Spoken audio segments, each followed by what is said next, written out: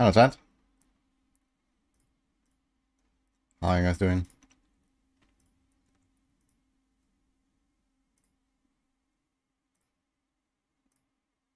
Log in.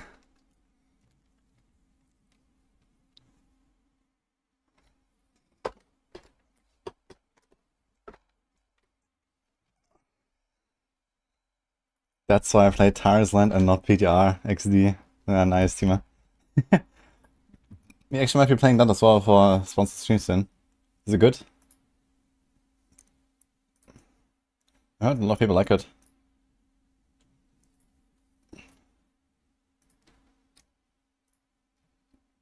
Alright.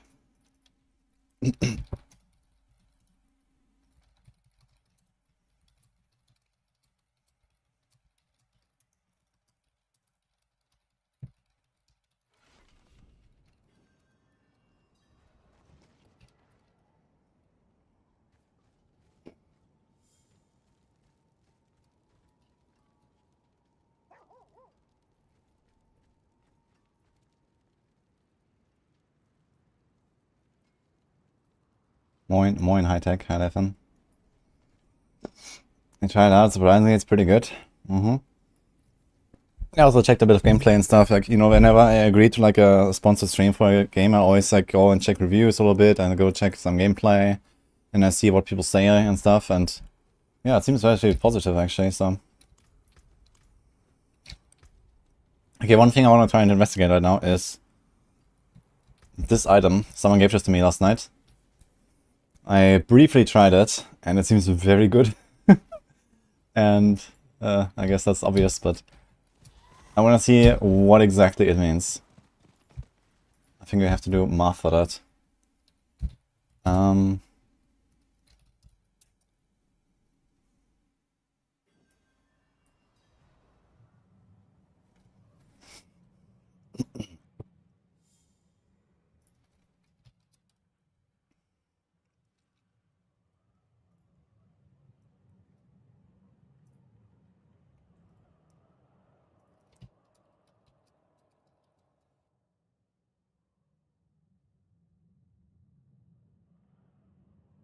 Oof, not sure. Any recap video for PTR? I have one already out for day 1. You can check it on YouTube. I will pin it, but we have a Star Forge pin today. Hashtag sponsored.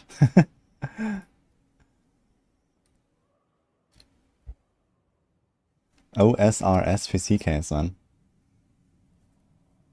Hello, yay. Thank you. Hey guys. Which hider is best? Direct damage and crits, and Firestarter, Inevitable Fate. Firestarter is like this new burning aspect thing, right? Let me check that. I have a Hydra Sorc here that I think... I think Hydra is generally based on burning. They also just buffed the burn on Hydra. And it's kind of easy to scale, right? I think it says it does 100%, yeah. 100% of its base damage. The thing is, if you crit, you only get a 50% bonus. So even if you crit all the time, you're far away from this burn. And I think burn just generally has better synergies than hit damage, for Sorc at least. So, you know, you have like Burning Instinct, which is pretty powerful. You have the Combustion, which is pretty powerful. You have a bunch of aspects that have a pretty good burning synergy. So I think you should go... I mean, there's also a bit of attack speed here, sure. So that kind of closes the gap, like, you know, on the default Hydra state, I guess. But I think burn is the way. But yeah, Firestarter is like this explosion aspect or something, right? Yeah, it's this one. You deal an additional... When newly burning an enemy, you deal an additional 5,000 fire damage to them. This is treated as a pyromancy skill. Now the thing is that newly burning an enemy, it probably sounds like it can only happen once on an enemy, right? Only on the first hit, basically, so... I think that is probably kind of bad. Especially with Hydras, where you get like 150 hits per second or something. If you try. Glyph. Crit has a nice glyph. Yeah, it's true, but I mean, the crit glyph is not like significantly stronger than Artless. So, yeah, sure, a few more percent or something, right? But, you know, if it's already started so far apart, I think you could try to make it a crit build and try to go with some proc stuff like this. But yeah, it's kind of an interesting idea about X-Files, because X-Files has pretty weird behavior. So let's say you combine Hydras with crit damage and crit scaling, and I don't know, lucky hit and stuff, and then you include Firebolt enchant, right? Instead of this Ice Blade stuff or whatever. So this would potentially introduce a lot of individual sources of burn, right? Because every Hydra head will hit and then will burn, and then the Firebolt from the enchant has a lucky hit, and that can proc X-Files. And that could be interesting, so maybe that actually works out pretty well. And maybe you don't even necessarily have to go for the Firebolt enchant, you can actually just go summon Hydra. I mean, an enchant slot might be better than the first and crit chance here anyway. Because it only says your Hydra's getting crit, and not, for example, the X-Files or whatever, so this doesn't actually apply to all of your damage in that case. So maybe just go to burn anyway, save the Firebolt enchant, and you can do some shenanigans with Firestarter and X-Files. Yeah, maybe it works. Can try.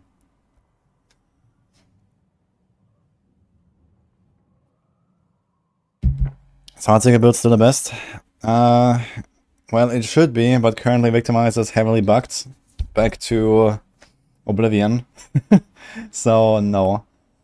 If you see any good Heartseeker clips, it's probably based on the Umber Crux dagger, which is bugged to the moon. So, you know, one is up here, the other one is down here with the bugs. And it probably leads to a net gain. But, yeah, like, both of them seem like pretty broken. So...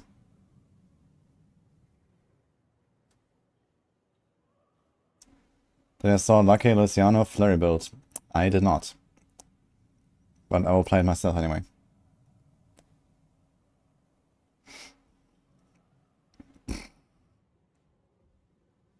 Which Diablos need to farm for new Sorc stuff? Well, as far as I know, they come from the Infernal Horde, and that is extremely slow to farm. But maybe if you make a party of 4 players, it's kind of okay. I might try this today, actually, to do like a party and try to farm the new items a little bit.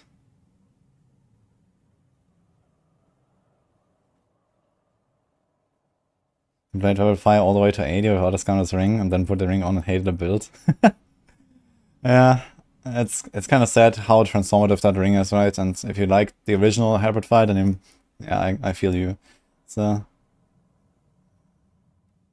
I haven't done Main of Errors yet.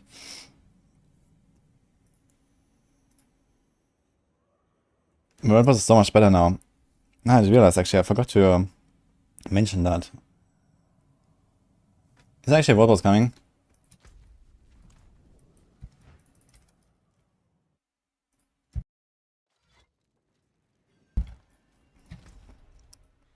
Or did I miss it? But the animated World Boss is really tanky, it's kind of nice. Wait, Heartseeker is not based on live?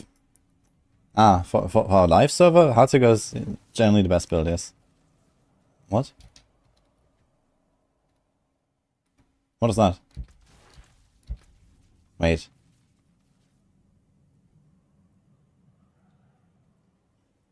Is this a Sorc aspect or what? What is going on here?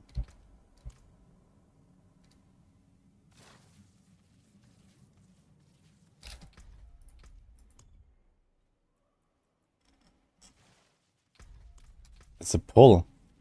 Ah, this is the Wild Bolt. I thought this was like the shock aspect from the Sorc or something. I was like, where's the damage number? Ah, so it has an animation. That's actually kind of cool. I guess it goes with the name. Okay. Yeah, I need to try this thing as well today. Distant enemies are pulled into you and take damage and increase damage for 3 seconds. Which is also kind of cool because it can tell you very easily how far is distant. It should be around here, I think. Ah. So it's pretty much on point. Look. It doesn't proc? Yeah, it procs. That's distant, guys. In case you ever wondered. So that's really nice. Very easy to see. I can almost reach him. Actually, with Bash Cleave, Can I reach him with Bash Cleave? I don't know. It pulls one by one. Yeah, so apparently... I heard it pulls a couple. I guess you have to try this in action. Not on dummy. I was here for something else, but we can check this out.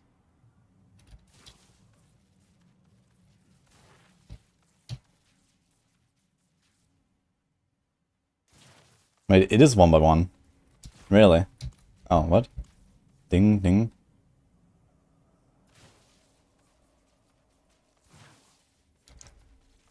Like, the timing doesn't really check out, yeah?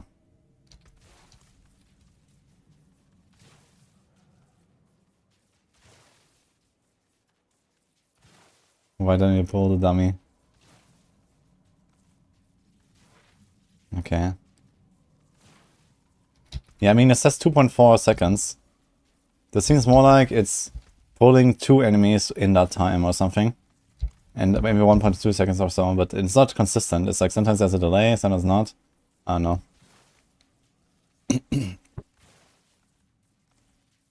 It's not each enemy has its own time, because we would see a lot more. We would see like 1 every half second on average, right? Because there's 5 dummies. It would be 1, 2, 3, 4, 5, 1, 2, 3, 4, 5, 1, 2, 3, 4, 5, and so on. Hey, Pierce. Do you review people's builds on Maxwell? I mean, in Planner? I mean, you can do Planner reviews and stuff like that, but I mean, we have only 7 days of PTR right now. I don't really wanna do that too much, because I need to do the testing. After PTR, I'm for that.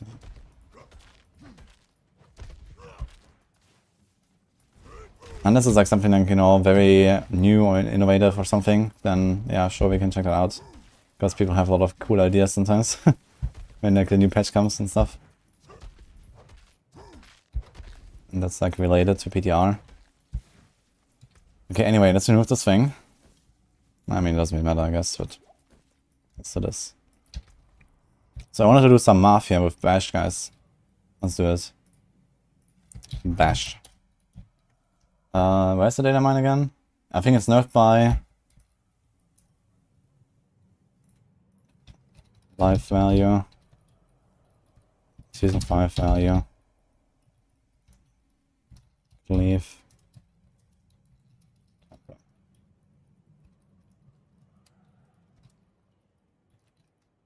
So I think it's 105 and then 20, right?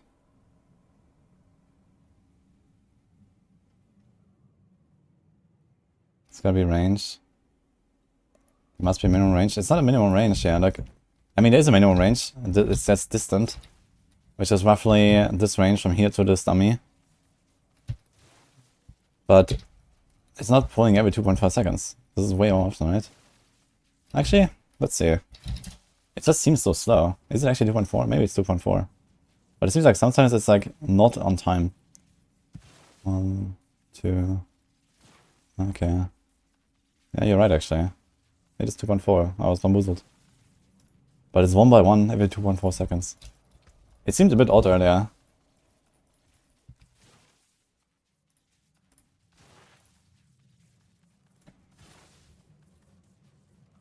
Okay, Bash. Bash cleaves for 20%. Life. Bash cleaves for... What?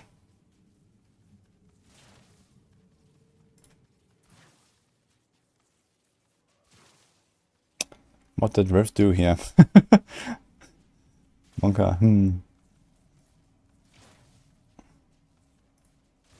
Okay. I guess I can check my old build.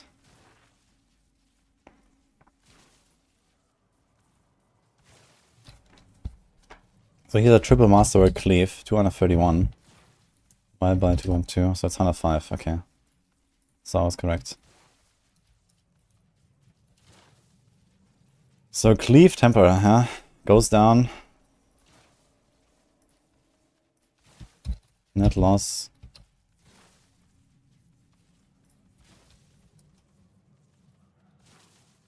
Is 1 minus this. Times 100. So 81% loss, huh? If you have this property temper just like before in every slot and so on. And apparently these changes are being applied retroactively as well. So like people that logged into PTR with their existing characters also had a lower value, which is kind of interesting.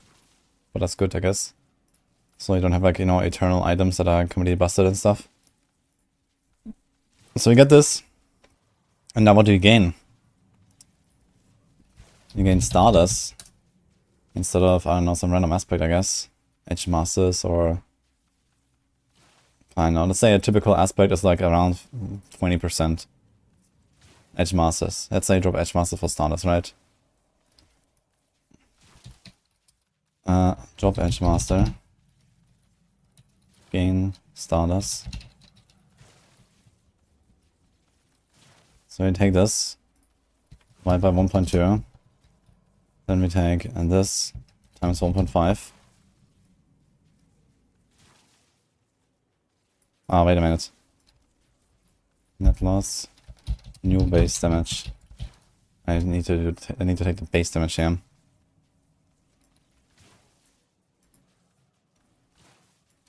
So it's this basically.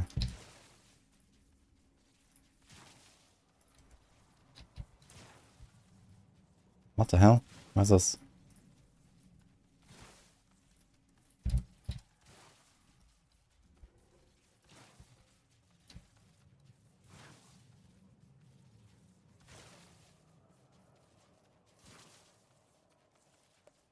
Okay, now we do this.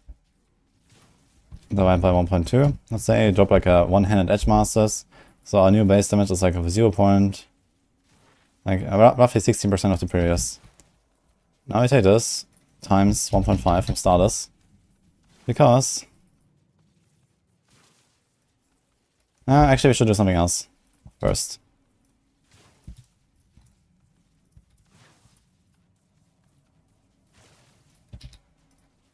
Show, test, rogue, new unique.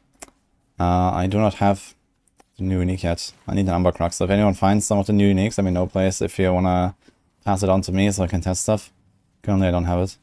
Otherwise I'm gonna do like Infernal Horde session probably later with a party or something. But there's a lot of stuff you have to grind on a PTR before you can do real testing, so that's a bit of a problem.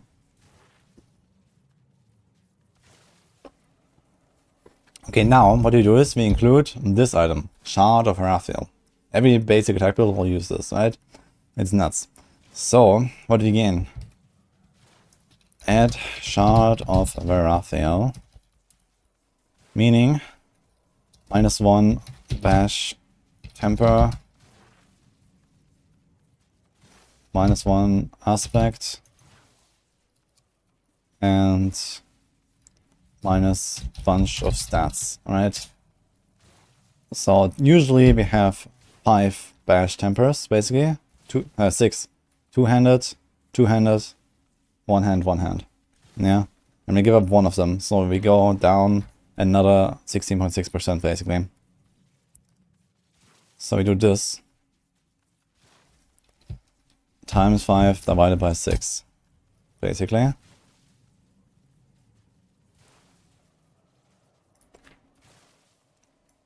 Maybe we can actually do this like 1 by 1. Funny enough, that's the same as stopping the Edge Masters. Same number down there. -1 aspect. In that case, let's just do the Edge Master calculation here. We do this.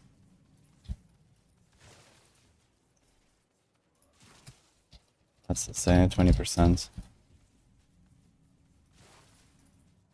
Okay. And then minus bunch of small stats. Now, how bad are the stats on this thing? Basic attack speed is actually really good stat on this. You get a bunch of all stats, which is alright. Again, basic skill ranks. This might actually be a gain over a typical weapon, to be honest, for Barbs. Like if you master this thing up, you gain 3 skill ranks.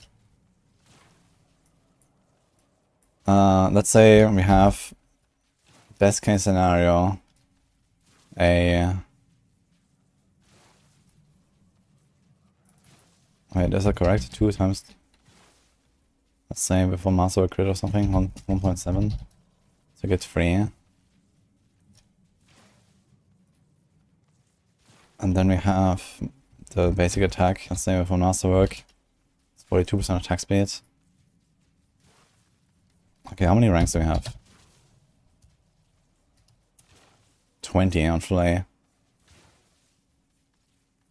If I'm not forgetting something.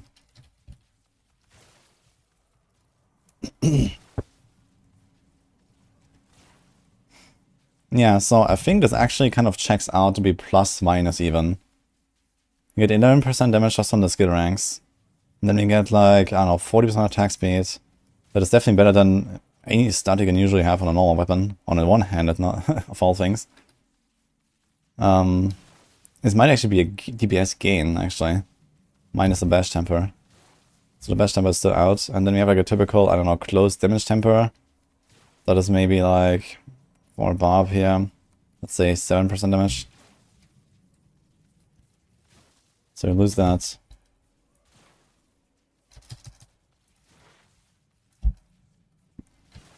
Again, the attack speed, let's say the attack speed is like worth 25%. You lose some strength. Let's say 5%, but you gain all stats, let's say 3%.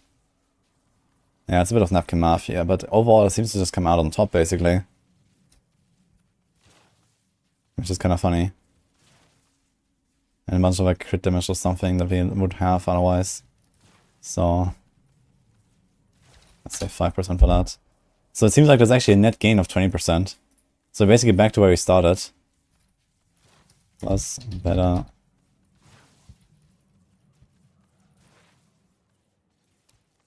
Stats.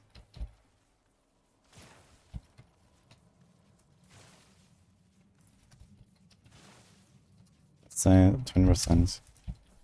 So basically back to where we started before we removed the edge monsters. That's kind of hilarious.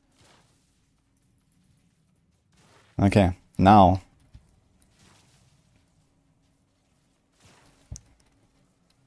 Equip starters. Minus 1 aspect.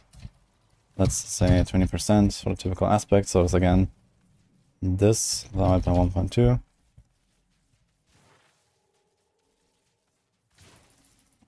Wait, I forgot to add the damage. Add plus 20% from effect. So it's this. Wait, it says plus 300%, right? Deal 300% increased. Holy shit. Okay, so times 4.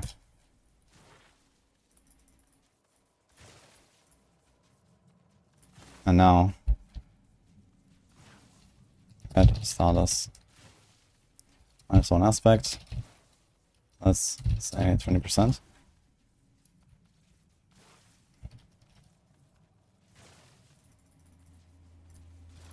And then plus 50% damage equals. Okay, so basically just by adding the Shard of Verathiel and the Starter Skies, first of all we also get a bunch of other benefits like, you know, for example, res on starters, which is actually very important for barbs and stuff like that, right? It also has decent stats. But yeah.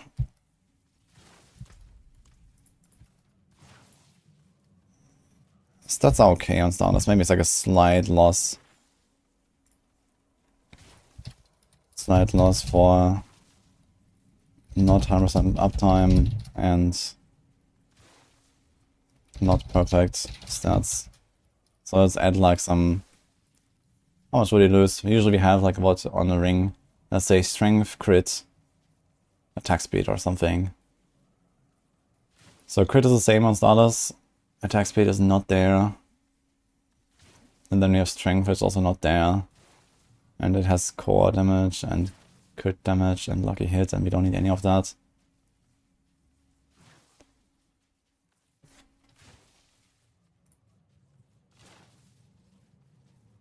It's not say uptime.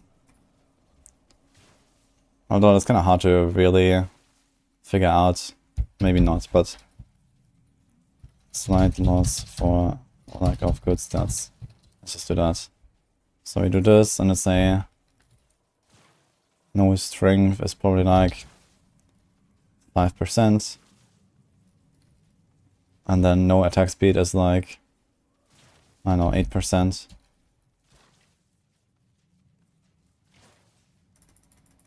Something like that.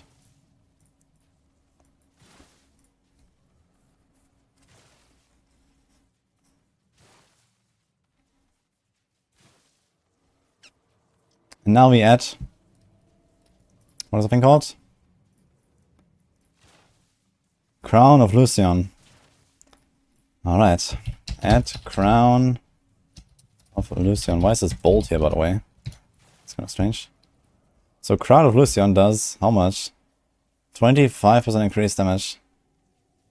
Times 5. Times 225.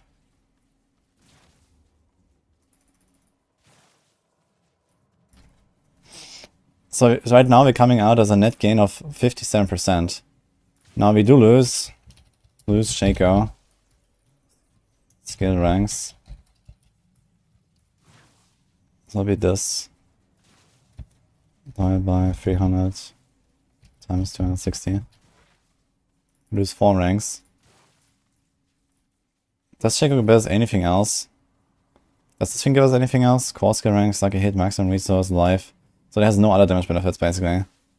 Wait.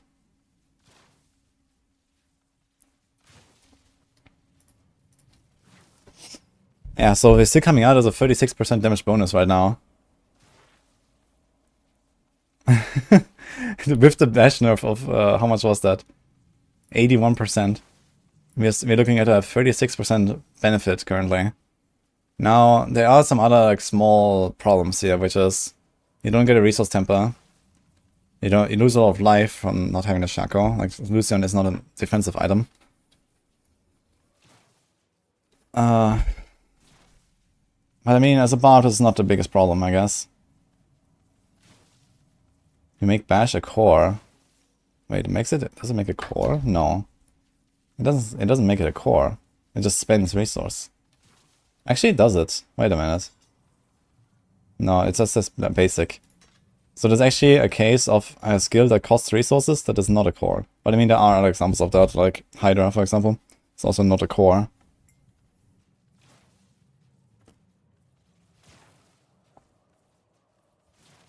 Yeah, the Mastery Sword is the one here that makes a core. Can you help me understand new unique amulet, Locran's Talisman?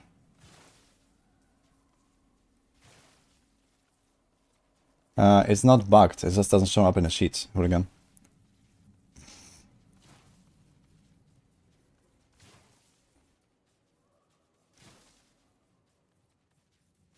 You can do this calculation with the open source T4 damage calculator as well. Sorry, I don't know which one you mean actually. Crown of Copium. Why is it Copium? I mean, it is quite defensive loss. But the damage is definitely there. You need to stack it down. Damage with no stacks. That would be kind of interesting. Before stacking ring crown. So this is this divided by 1.5 divided by 2.25. So even without stacking anything, we still do 40% of our original damage on the live server. One stack.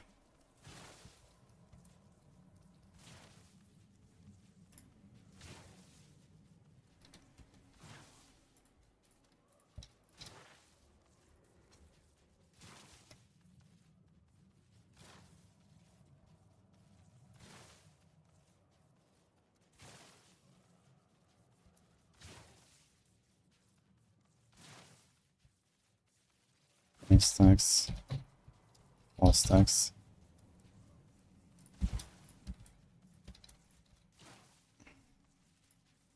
So it'll be divided by 1.3, divided by 1.75, divided by 1.2, divided by 1.5, and divided by 1.1, by 1.25. So with 4 stacks we are even. At 3 stacks we lose a quarter compared to life, at 2 stacks we lose 40% compared to life. At 1 stack we lose half of our damage, and at 0 stacks we lose 60% of our damage compared to life. Yeah, and at full stacks we have 36% extra damage.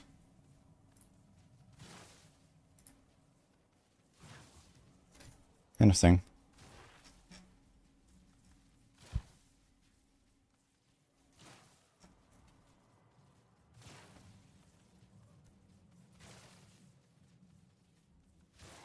If you link something, Florian, I don't see the link in my chat actually. For some reason, they don't show up for me.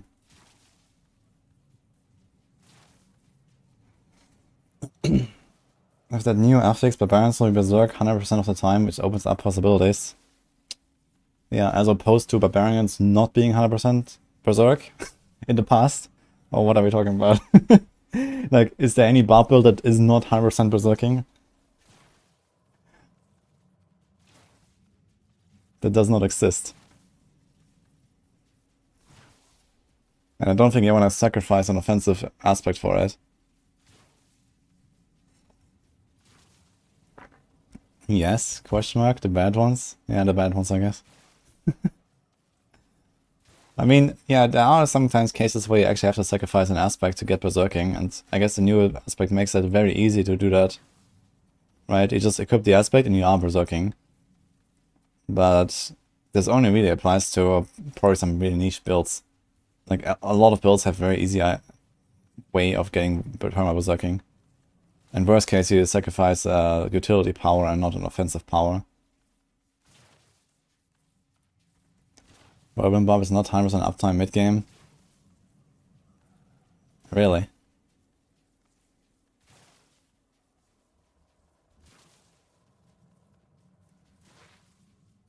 Test spheres on Sorc with a bunch of different schools of magic. Yeah, I heard there's like some stuff going on. I also saw like a Sorc critting with what, like 800 million or something. With the VS Mastery, like something's really wrong there. Hey, Symphony. You don't need to include triggers for Berserk now. Yeah, you don't have to. But is it really gonna be a net gain? I mean, in some builds, yeah. Like, triggers for Berserk usually means you have to give up, for example, like a few skill points here, right? So you can get those back and maybe you can convert them into some damage. And it would be okay to lose an offensive power and not run Battle Fervor or these kind of things. So it definitely opens up some possibilities. Like, I'm not saying that it's terrible, but I was just kind of like, you know, saying that, you know, there is no Barb build that is not perma Berserk already.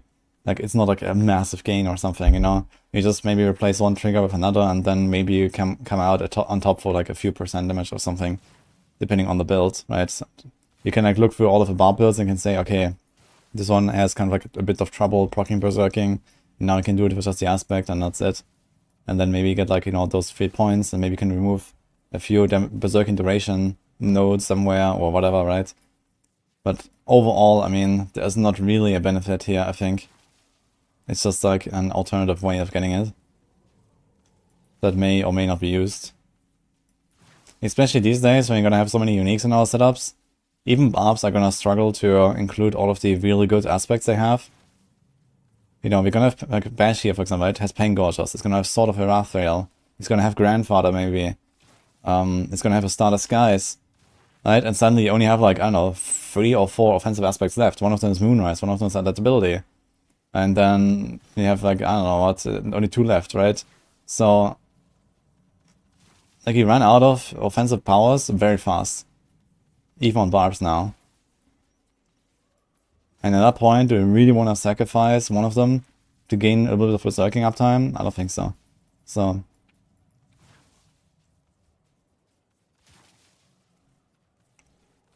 Poison Keeper is hitting for 1 Cordelian. Yeah, that's something fancy going on with Druids. Somehow, Poison Keeper is a bit buggy.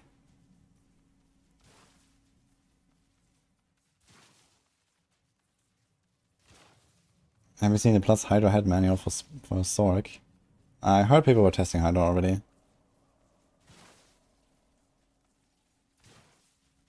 Rowan currently uses the aspect that has a lucky strike increase Berserk by 2 seconds. It's a bit unreliable, especially on bosses. Okay. Yeah, for Vermin, for example, this could be a thing. You just include it, you whirl around, you don't care about anything. Yeah, as I said, you know, there might be builds that use it. I'm not saying it's completely terrible. I'm just saying that I don't think this is as good of a benefit as some people may think.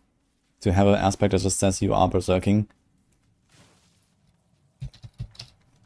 But if there is downtime, that's actually kind of important, right? For Whirlwind, if you're talking about the Tyrael's Whirlwind, you need to be Berserking for Berserk Ripping. Because if you're not Berserking, then you don't do any damage. You know, it's not like, okay, you just lose like 25% damage. You lose all of your damage when you're not Berserking, because all of the damage is on this aspect. So in that case, having the guaranteed Berserking is really useful.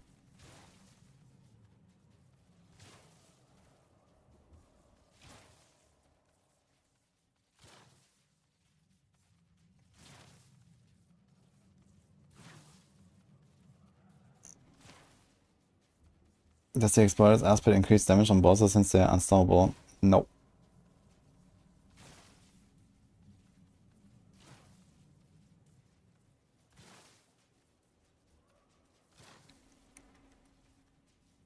You need 4 seconds cooldown on Warcry to be able to be able to be Berserk. Wait, but if you have like so much problem with uptime, like I didn't make a Whirlwind planner in season 4 yet. I still have to do that, but I mean there is Berserking duration, there's a weapon tempo. Like what else do you temper on your weapons, for example? Like it's a Whirlwind build. You don't care about like a weapon tempo for Whirlwind, do you? Like Whirlwind size, I guess doesn't matter. Maybe you can have like 1 or 2 of them anyway, but you can do like Berserking duration. Like one normal weapon here, for example, if you master this up, can be like double Berserking duration. You don't need to have like a 4-second Warcry to make this work. There's also Berserking duration you can pick up on the Paragons, right? So you just pick Berserking duration. There's a bunch of really good nodes on the Blood Rage board, and also here on the Carnage board. There's Berserking duration. Here's Berserking duration. You can easily get like, you know, 30, 40, 50% extra Berserking duration from a few points here that you kind of almost pick up anyway because you go there and because you go here. Okay, maybe on Whirlwind, on live server you don't do Carnage board, but even like this, you can just go to Carnage board, path to the glyph, get this, and path out here, even skipping Carnage, right? It's a good board. It has Berserking damage, it has close DR, it's very good. So you have the Dust Devil. True, you have to go for the Dust Devil stuff, I guess. It's like a Dust Devil plus Tyrael's build, right? So I guess you're right about this. But even so, like, even a little bit here. And then I guess you can do other stuff, like, you know, you could have like a, you know, leap or charge here, get Battle Over.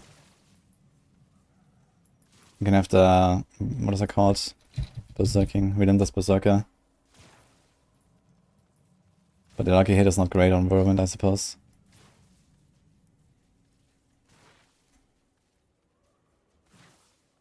I actually did a double swing planner so we can see what the weapons are like here. Because that should be pretty similar compared to the Whirlwind. Yeah, double swing bleed twister, so we have this.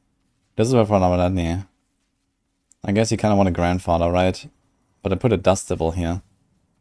So you have 1 Dust Devil size. Then you have 1 chance Dust Devil is cast twice.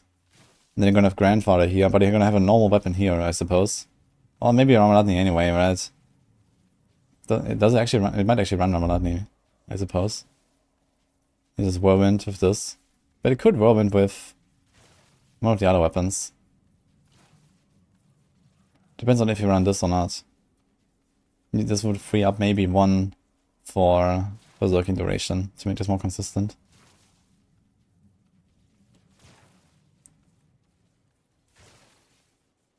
Triple Shout, Iron Skin, Whirlwind, Wrath of the Berserker, and I mean, Wrath of the Berserker is pretty optional, I'd say.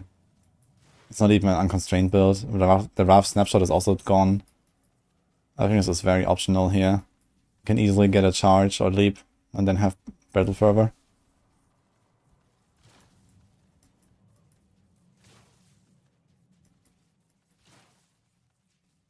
Sword spec is bugged. Honestly, I think that Berserk Ripping is bugged, not the sword spec. I think the sword spec not working with Tyrael's is probably how it was intended.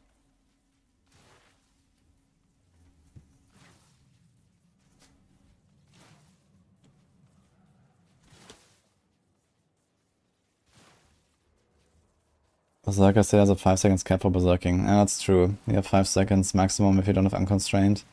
So you have to kind of reliably trigger it, so Berserking duration is not that crazy, you're right. Yeah, in that case, having something like, you know, a leap or a charge that you can use sometimes to get the passive proc is kind of helpful. But anyway, let's go back to this here. So looking at our numbers here, this definitely looks like we actually got a buff to bash.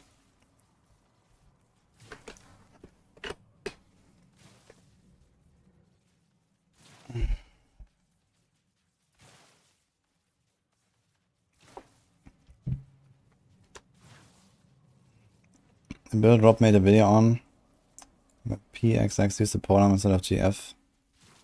Adoration tempered on 2-hander, cleared 140 pit. Wait, is that a whirlwind? Yeah, I don't think a grandfather is actually what you want to play, really. Anyway, like for some reason I want to go for grandfather.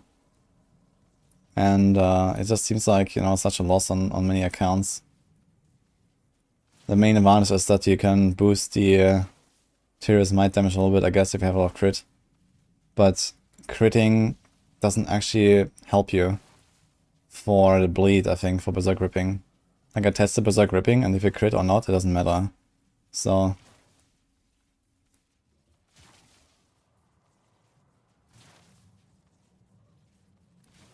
Bash Barb wasn't good, glad they buffed it.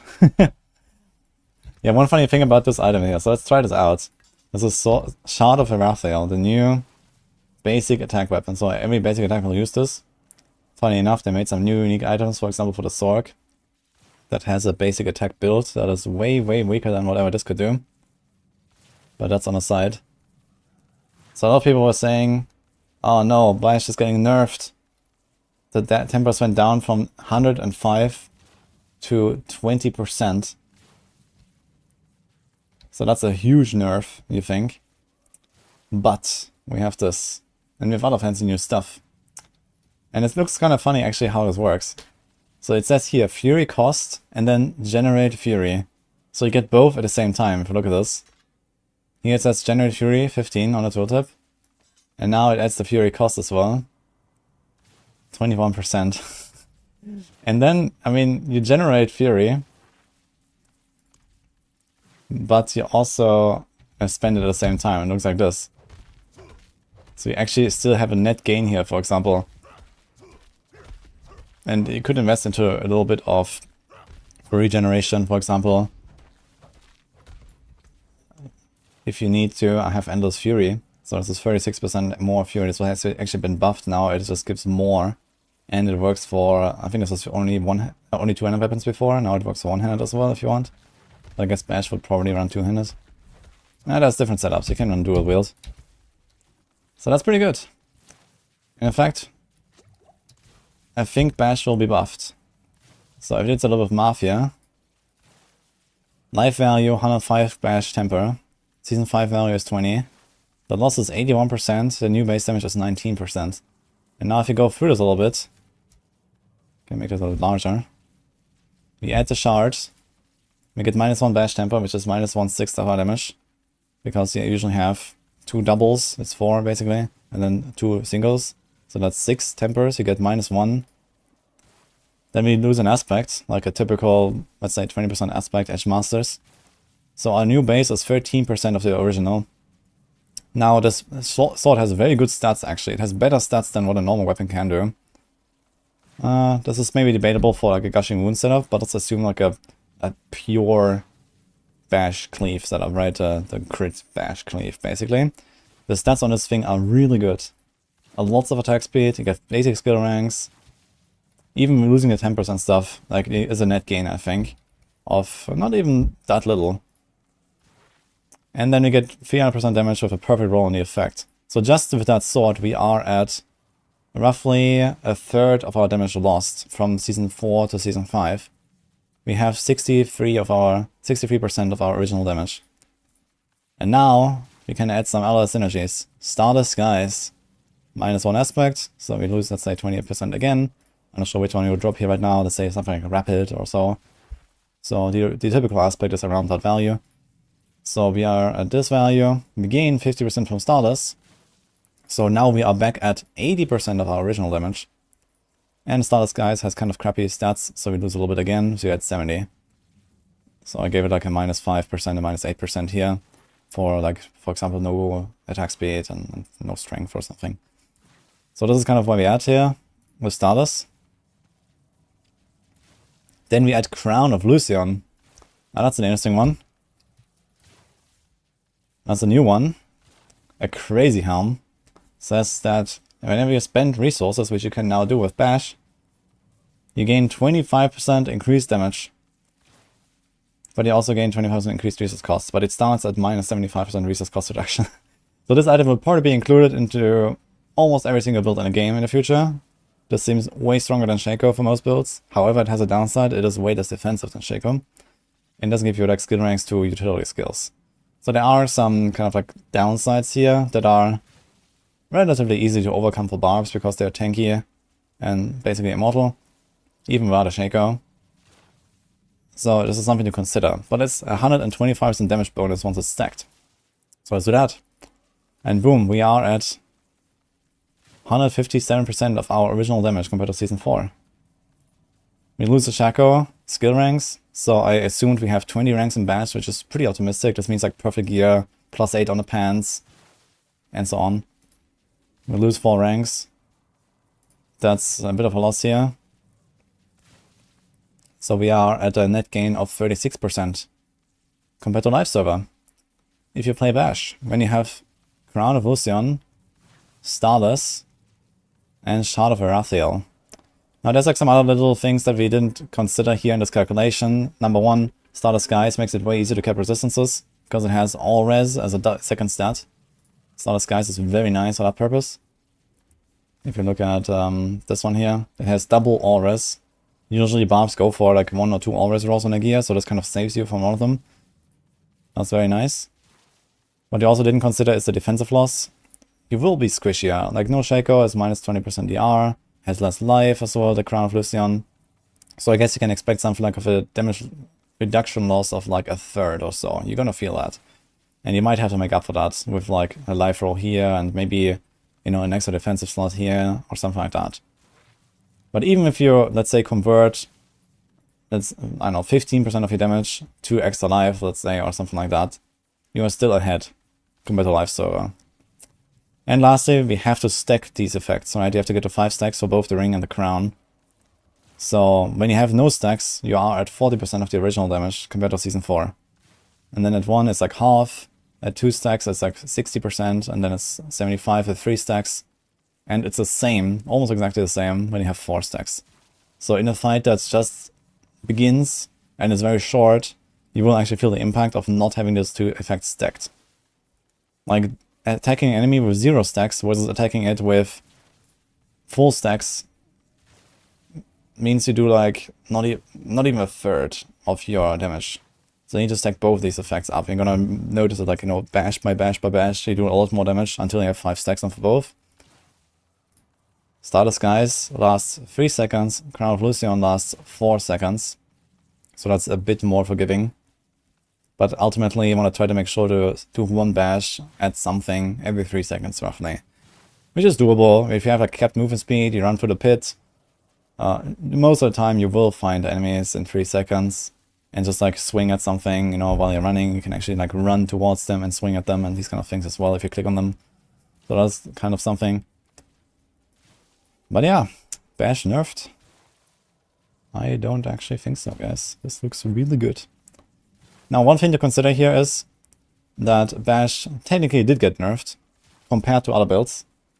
And a lot of other builds also will use Shard of Erathiel. And there will be a lot of other basic attack builds in the game that will suddenly become a lot more powerful because they didn't receive this Bash nerf. So Flay is an example, right? Flay currently is probably the strongest build in the game in Season 4. And that can also use Shard of Erathiel and the same combo that I just described and just gain a benefit. Now there's like some slight tweaks here because Flay Duration is now on utility tempers and it's not on weapon tempers anymore. So you will not necessarily get the same number of it, but not a huge loss compared to what you gain here. And then there's, for example, you know, all the other classes that also will run Shard of Erathiel. Heartseeker Rogues will run this. I guess maybe even Stormclaw Druids or something might try to include this. Firebolt Sorc will include this. Like basically everyone who runs a basic attack build will become stronger. Like noticeably more stronger than Bash Barb. But Bash Barb technically is still buffed. As long as you have those 2 new uniques and the starters, I guess, which is kind of late to come online. But yeah. And the good thing is that the resources kind of solves itself. You get like a lot of resource cost reduction from the Lucian crown. You get a lot of resource cost reduction from the Stardust. And you generate resources just from bashing. So I didn't do the resource calculation now, but it should be fairly easy to sustain the resources because Stardust kind of directly counteracts the downside of the Lucian crown. Like they both stack up to 5, and as you stack up one, you gain resource cost, and the other one gives you resource cost reduction. So it's gonna be very easy to sustain this, at least on a Barb. I don't have any worries about this. So yeah, there you got it, guys. 36% bonus. I mean, plus minus, there's a bit of napkin math here. Might be 30, might be 40, something like that. And then a bit of defensive loss.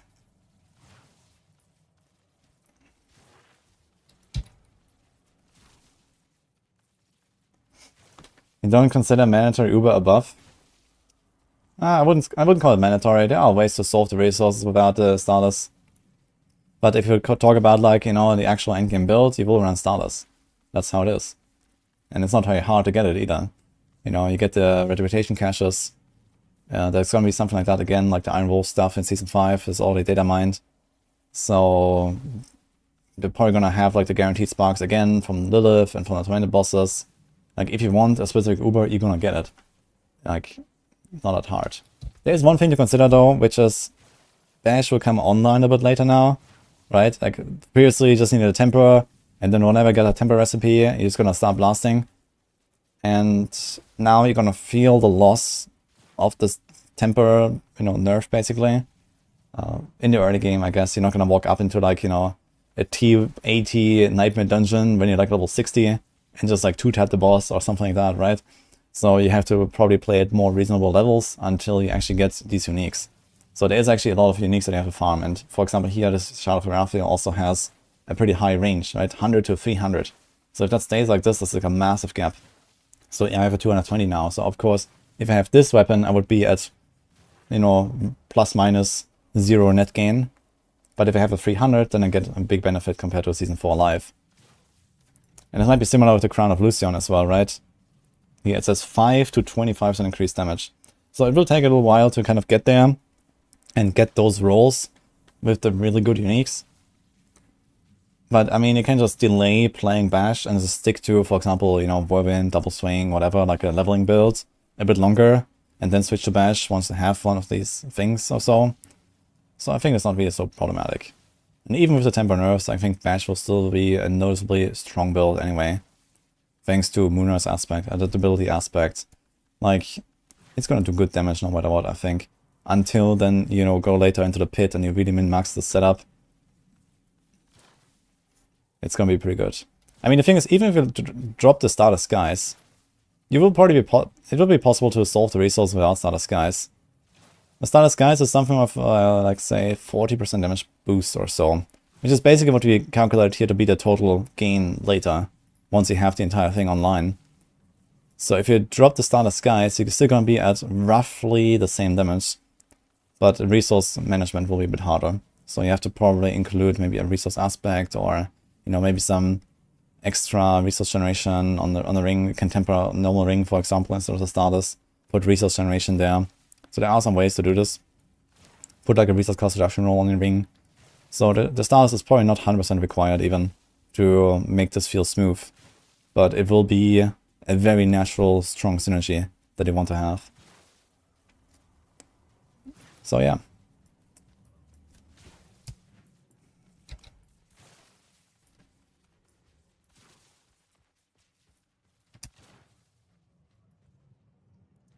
Hi, Yama Cookie.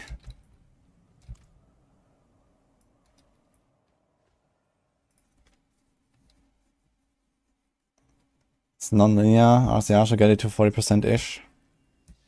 Actually, I'm not 100% sure about Starter Skies.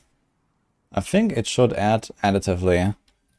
Because it's like the same buff. It's like 1, 2, 3, 4, 5 stacks of the same buff, right? The thing is, I don't know currently how Crown of Lucian will work. So my assumption is, to make it not completely broken, well, it is already completely broken, but to not make it more broken than that, this 75% resource cost reduction should stack additively with this 25% resource cost buff. So you go from minus 75 to minus 50 to minus 25 to 0 to plus 25 to plus 50. Because if they multiply, then even with this thing stacked, you still have a pretty massive resource cost reduction gain, right? Because you start at 0.25, and then you go times 2.25, you would have a resource cost reduction of 44%, even with 5 stacks. So that makes no sense, right? So I'm pretty sure that this is supposed to counteract this, to give you an overall increase in resource cost by 50%. But that is easily counteracted by starter skies, because if you have a 1.5 resource cost and then times 0.5 from starter skies, you get a net gain of 25% resource cost reduction. And you see here, I don't have any of this stuff, and I can still generate resources right now. Yeah, my resource is still going up with this Shard of Erathiel. And here we're gonna get this minus cost. I can also like remove this here. It will probably go slightly down now. Yeah, you see this? But I think once you get 25% resource cost reduction, you're probably fine. Here, Fury cost 21, generate 15. The 15 does not include what we gain from willpower, for example. So later on you're gonna have exactly the same cost as the gain, pretty much. If we have Lucian and Stardust stacked. So, very easy.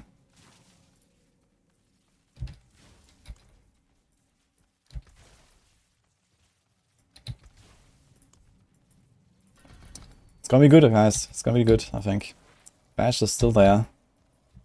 Now, it might not be like the, you know, top build or something anymore, because of what I explained with Shard of Erathiel also buffing a lot of other builds, and, well, other builds didn't receive these kind of nerfs. But Bash, in general, is technically buffed. Like, as long as they don't Omega nerf these uniques, which I don't know what will happen with them, Bash is buffed in Season 5. Can you believe it? I can't, but this is what it is.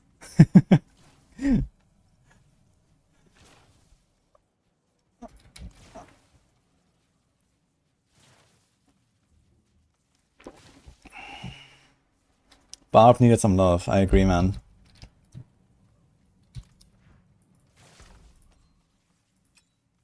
I mean, I'm actually very excited for Deathblow stuff. I hope that if anyone finds the Deathblow weapon, the new Barb weapon, I would really love to try it.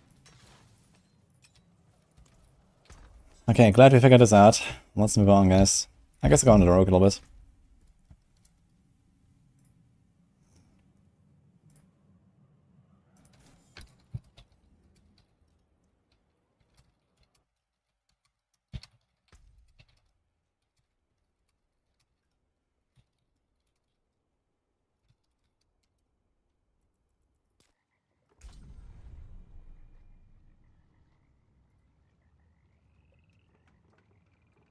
I'm curious about how rogue defense will end up playing out.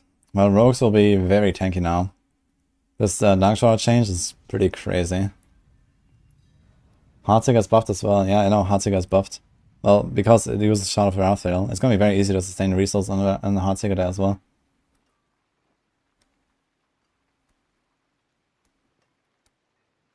But the reason why Heartseeker is really good on PTR right now is because of the Umber Crux, which is probably mega bugged. Like, Victimize has been bugged to shit again, that it does no damage. But Umber Crux is bugged to shit in the opposite way, and you can do like billions of damage with Umber Crux totems. How do you solve resources to Starless? Yeah, it's basically always the same thing. It's Shard of Erathiel, Crown of Lucian, and Starless. You do exactly that combo, and then you have to find some way of generating a bit of resources. On Heartseeker, you don't get any resources from attacking, but you get 2 arrows that hit twice with extremely high lucky hit. And you have Umber Crux. That gives you innovation ranks. So you get to the point where you proc this every single shot 4 times. Problem solved. Like, you don't even need Starless for that.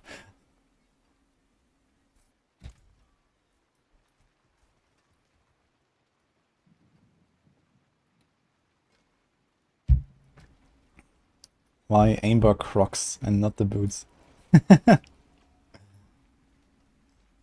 Is Frenzy Barb build alive? I mean, this new sword definitely allows...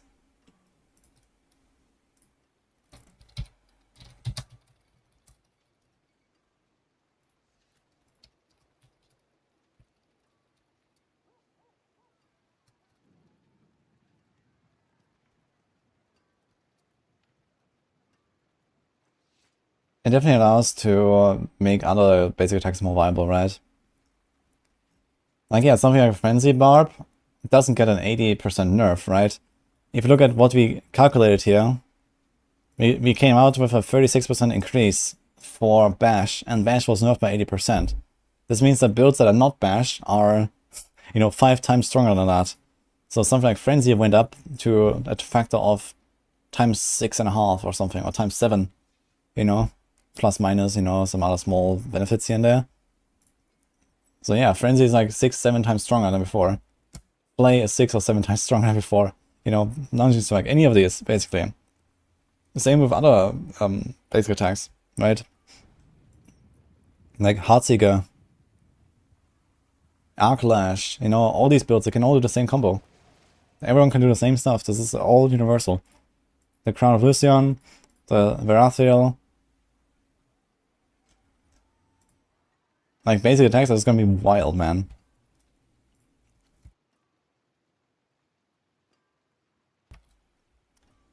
Barrage build still works, yeah.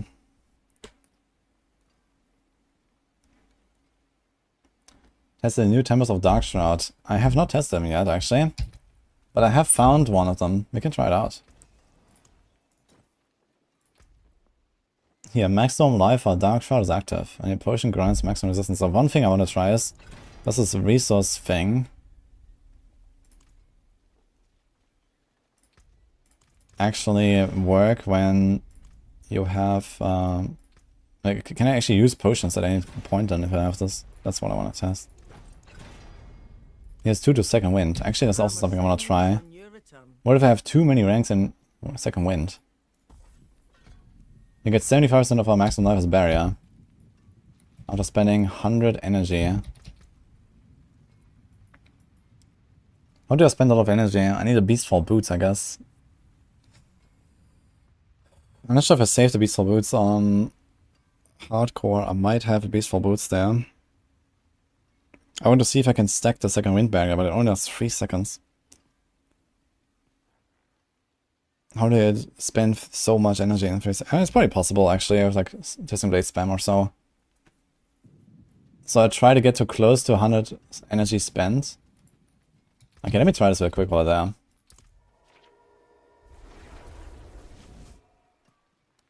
How is Andarius Puncture Rook on PTR? Busted. Mole Druid incoming, man. Let's go.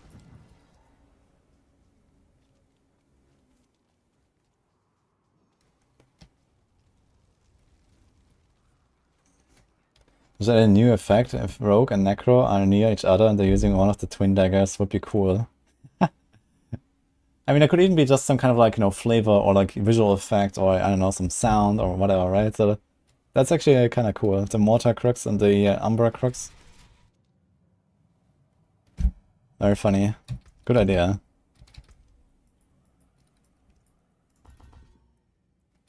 Okay, number 1. Let's see our life. Aha. I didn't actually check. Okay, 41787. Oh, we keep the Dark Shrouds.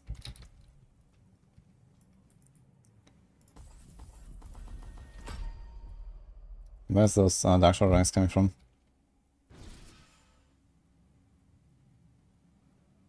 Oh wait, this is the aspect. Clandestine. Oh shit, I still have 5 Dark Shrouds, man.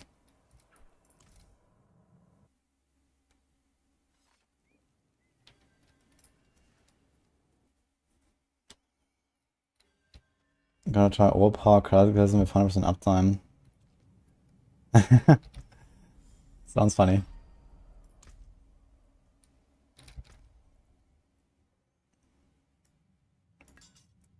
Okay.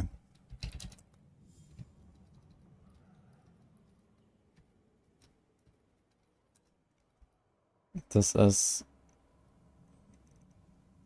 What?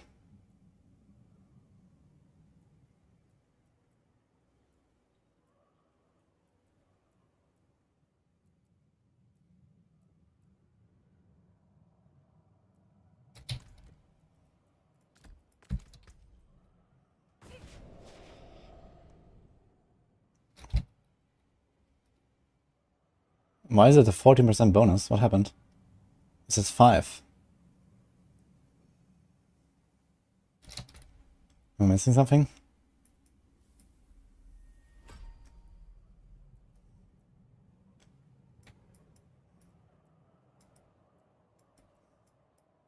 I don't get it. Where's it coming from?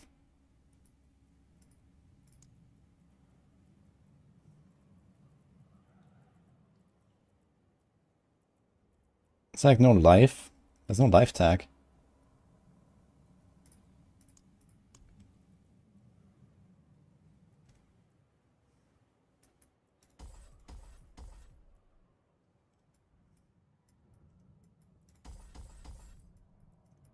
Okay. I'm gonna try this. I'm gonna try to remove some stuff.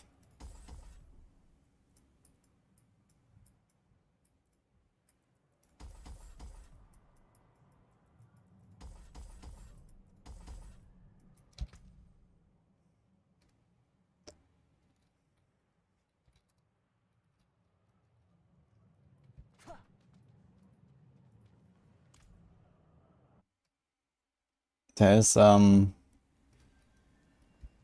it's not per shroud, it says while Dark Shroud is active. 5% maximum life while Dark Shroud is active.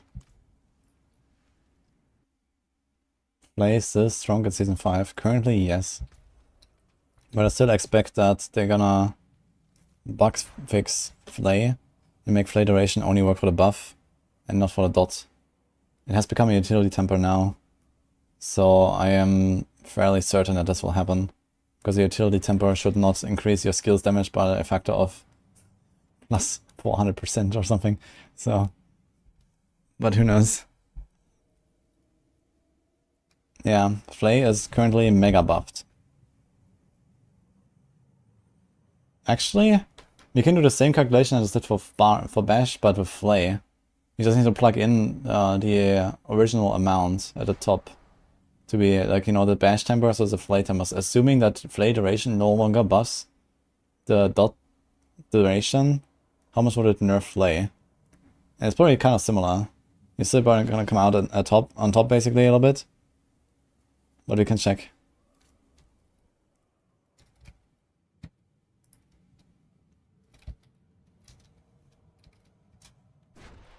Okay, what the fuck is going on? Why does it give me 14% life? I just get 40% life, no matter what.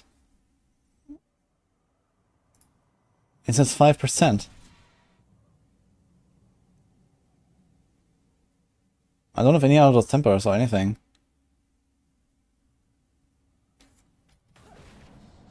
Wait, now it's less. 23,000. What? What was that before? 21759. 8.2. Okay, I have another idea. Yeah, I'm gonna remove the gems. Yeah, I have rubies. Yeah, it seems like this 5% bonus is multiplied by life bonuses, because I just removed all life bonuses from my paragons. Just fucking stupid. What? Okay, let's do this. I think I have like almost no life bonuses now. I should double check. So 14,162.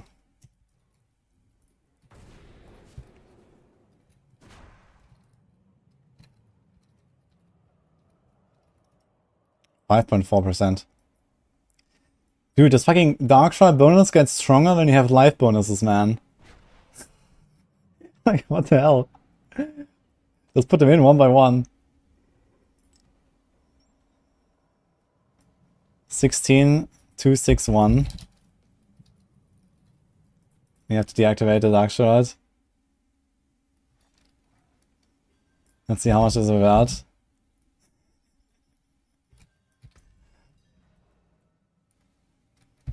$15, 437, 5.3.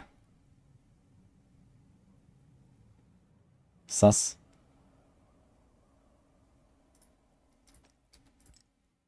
Okay, 16,821.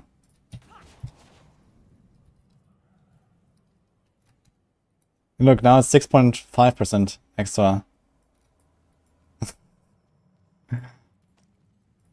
That's the next one. 1951.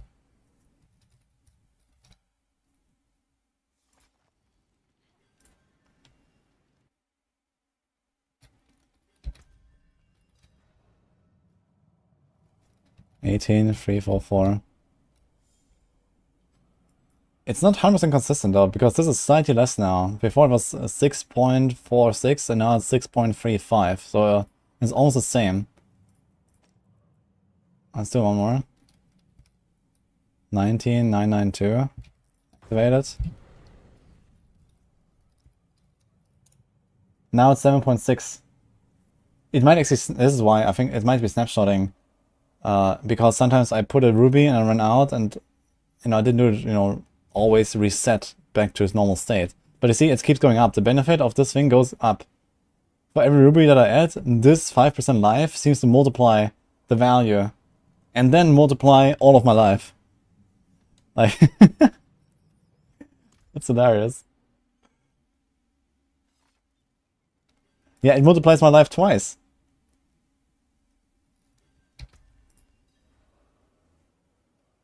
Look. 21795.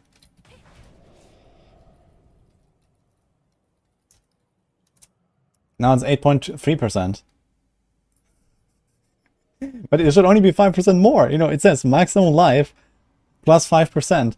It doesn't matter how many rubies I have. It shouldn't matter. This should be the equivalent of a 5% ruby, right? This is what you would expect.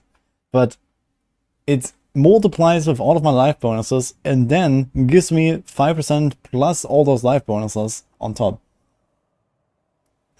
So this 5% effect here is actually like 14% on my build. When I have all these knife nodes, yeah. What the hell, man?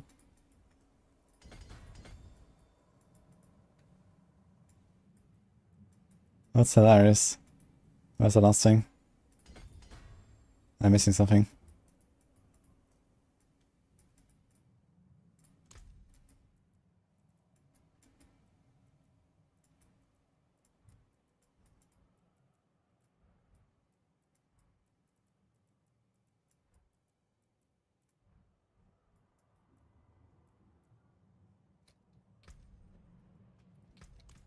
Put it on everything and master it to 100k life.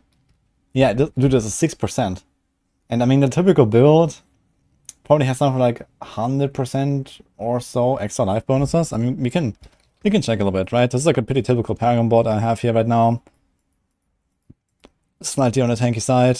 For some reason, I don't have the ambush right now, so I should have this. But either way, I'd say we drop like one life cluster.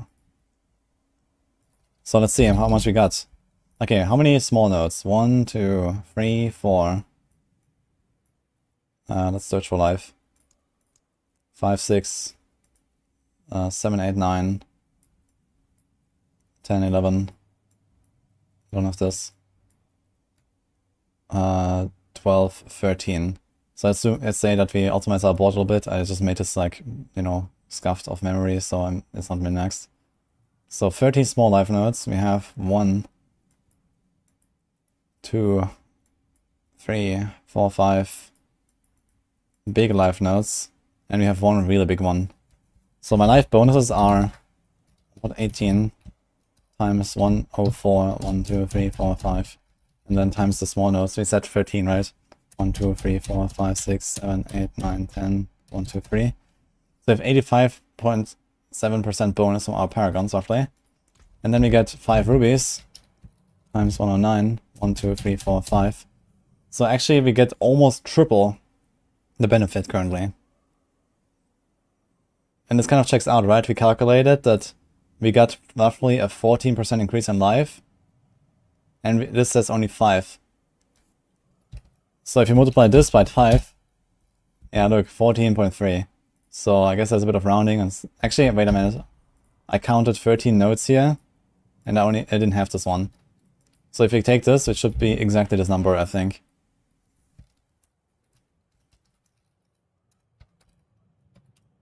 Look, I removed the one life node, it's exactly 14. That's exactly what I just had when I activated my Dark Shroud. Like, it just multiplies, you know. Like, you don't get a 5% bonus, you get all of your life bonuses multiplying this effect, and then you get that as a bonus. That's ridiculous. And you can put this on 1, 2, 3, 4 slots, and you can masterwork it. Like, if you really want, it goes to 6%, right? On 4 slots. So let's see, what is the best case scenario here? We have 6. Triple masterworked is times 2.2. We get 30 more 2. We have 4 of these. And then we multiply this by times 2.85. 7, I think it was. With my Paragon board. So we get 150% life bonus. So, yeah. Maybe they don't want 500k HP Barbs, but you will have 500k HP Rogues, if you want. Will it multiply off itself? Now that's a good question. Maybe it does. Then we're definitely gonna hit a million, man. Let me try. That's hilarious. I'm gonna try that. I need an item that has no life bonus. Let's take a helm, something. This thing here that has no life bonus. What will it be?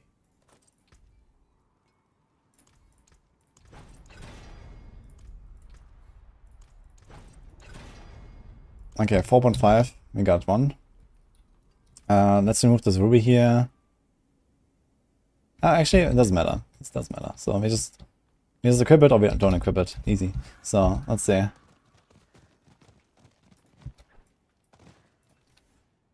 As opposed to opposing presence, this will get nerfed.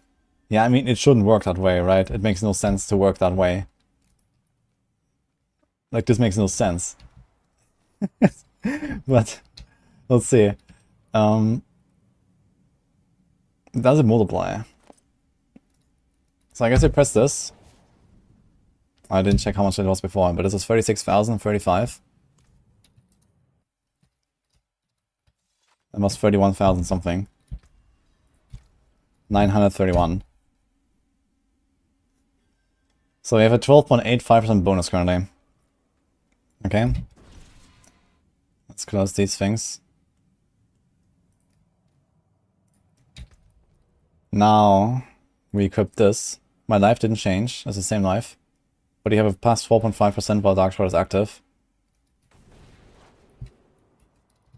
So now we have 39,735 divided by 31,931. So this is a 24.4% increase instead of a 12.8%. This is nearly double the gain. Now we have to do math though, because this is 5 and this is 4.5. So it could be that they just add each other.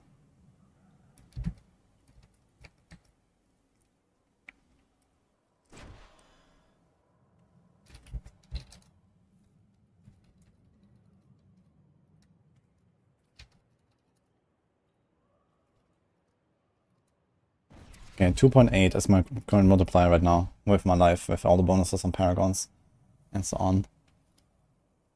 Actually, it's a bit less because we don't have the ruby in the helm. So it's this. That should kind of check out, I think. So if you multiply this by times 5, you get a 12.8% increase, which is what we see here, 12.85. Okay, so there's a slight rounding error. So we can use this. Now, divided by 5 times 9.5 is a 24.4% increase. And that's exactly what you see here. 24.4.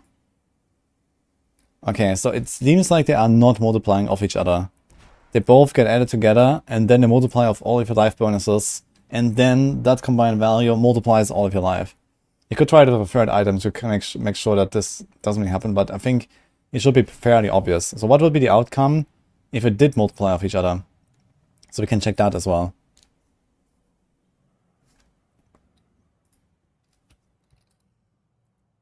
So the outcome would be, what did we say? It was 2.857 divided by this, divided by this. So we have a 2.57 multiplier currently. Times 5, this will be 12.8.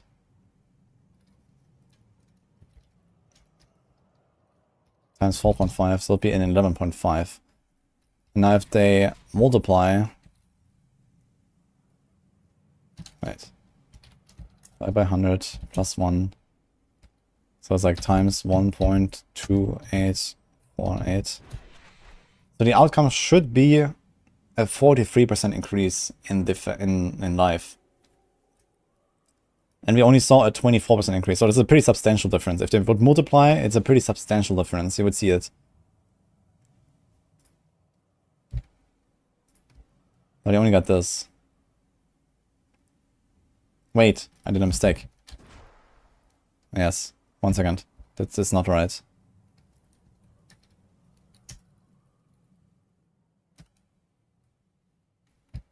It is times 1.12848. Okay, that was correct.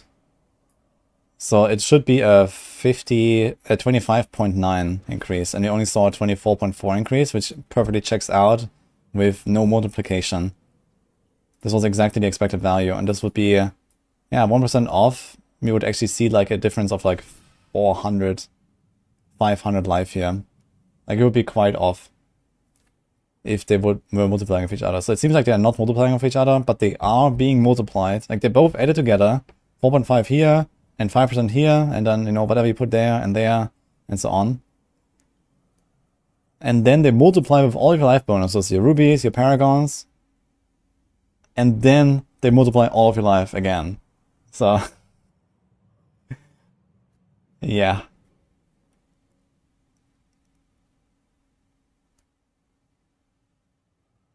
Kind of funny. Kind of funny. Kind of busted. It's good. Well, it's broken, yes.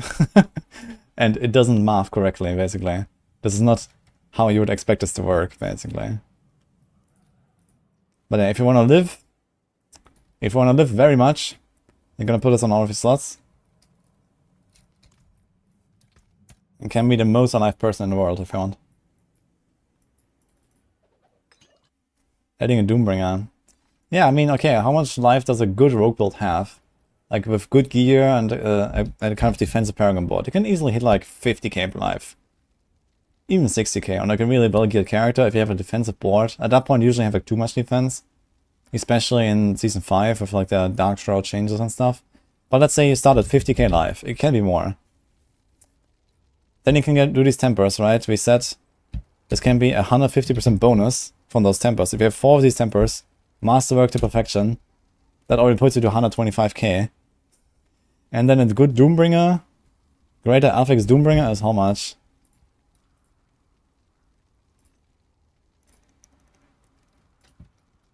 Ding, ding. Oh my god, dude. 86%. Wait a minute. This would also multiply the value of these shrouds, right? Oh no. So wait a minute. So we do this. So we had like a times 2.857 multiplier, and now we have another 1.866.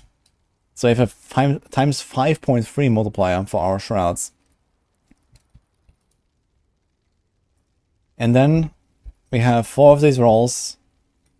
They are 6% baseline, and they can be masterworked to this. So 4 rolls fully masterworked. It means 52% extra life from Dark Shrouds. Now times this number on the right, our total life bonus. You get a 281% life bonus from those dark shrouds.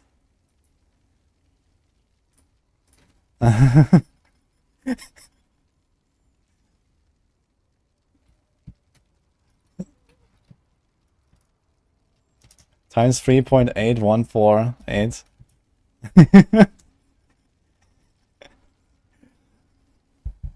Okay, so that's our life. If you start at 50k.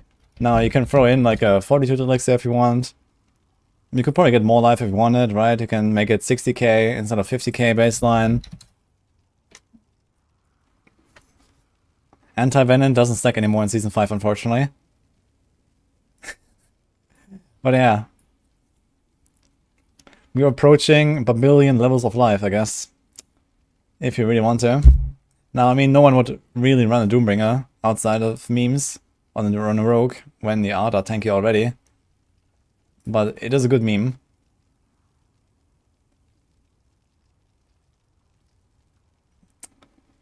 Now, of course, there are some downsides here, right? Doombringer, you cannot have any unique helmet, like no Lucian crown, no Dark Shroud chest, and no Tibalts, nothing, right? You have to put a defensive temper everywhere, you have to masterwork it to perfection, you know.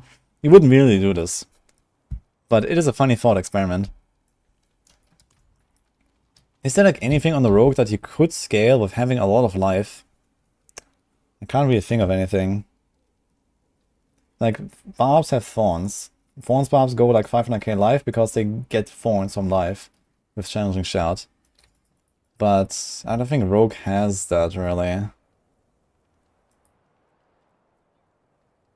So there could be like maybe something with like, you have a really large barrier. Can you do anything with a really large barrier that would be beneficial?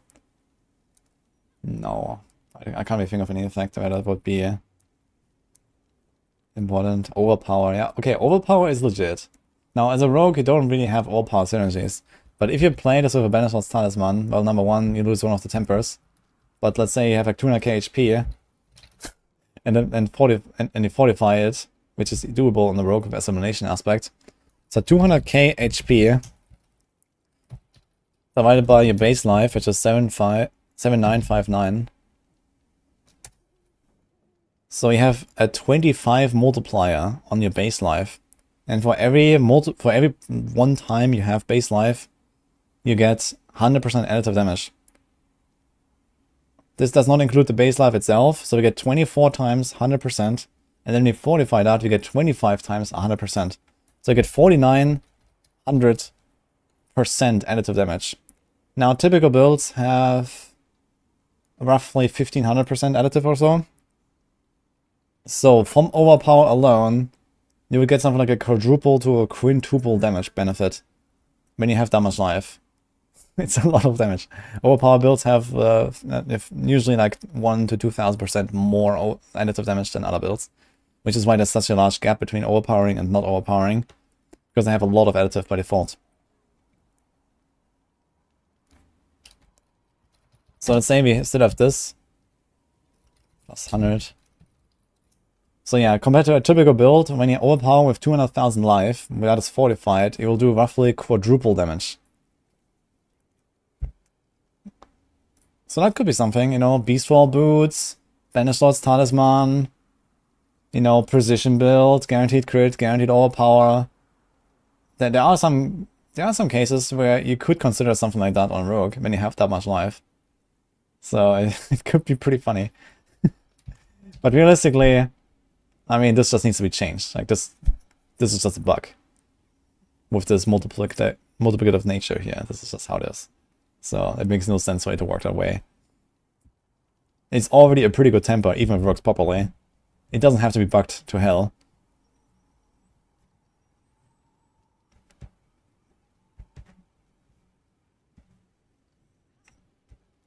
Imagine a YouTube TikTok preview pick for 270k live rogue. Yeah, it's certainly gonna be a nice clickbait video.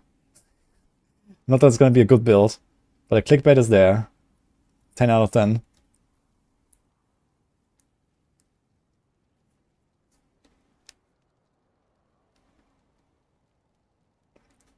This bow is a wind force.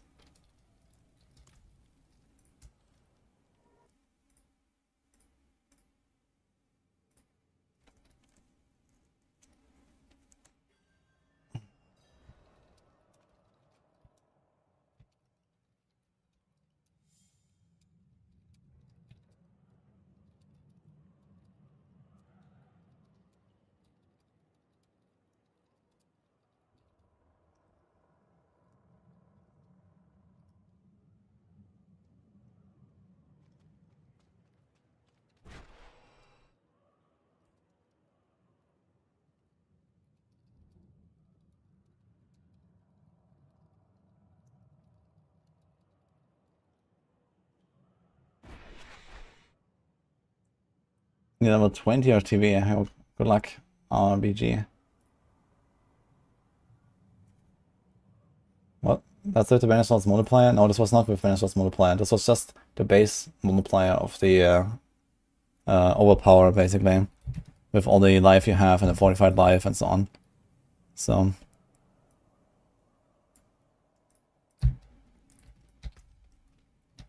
Anyway, I think I'm gonna start making some builds here. Should we try to make the grenade rogue? Let me just see if I have everything for it. I think I'm gonna start with a grenade rogue, guys.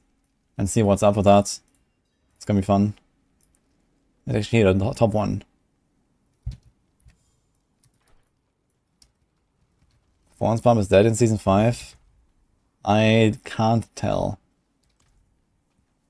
So they fixed a bug with Needle Flare that I have no idea how important that bug was.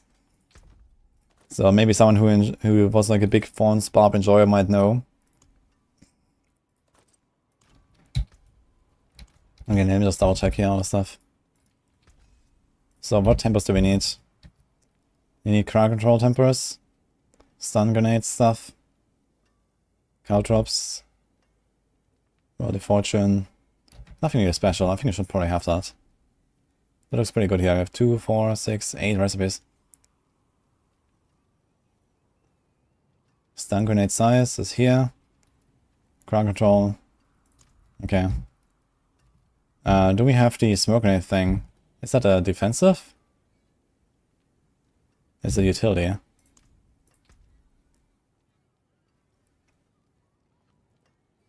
There's smoke grenade cooldown, okay. Alright, I think we have everything to make this work. Let me check the aspects. I will try Rain of Arrows, but not for the memes.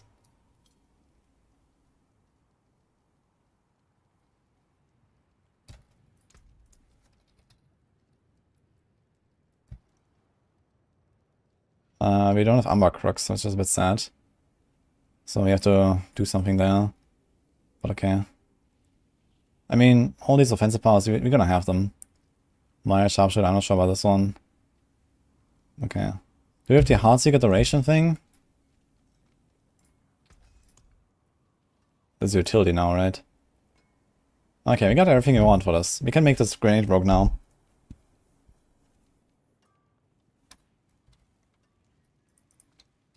Very good in Season 5. Very good, yeah. You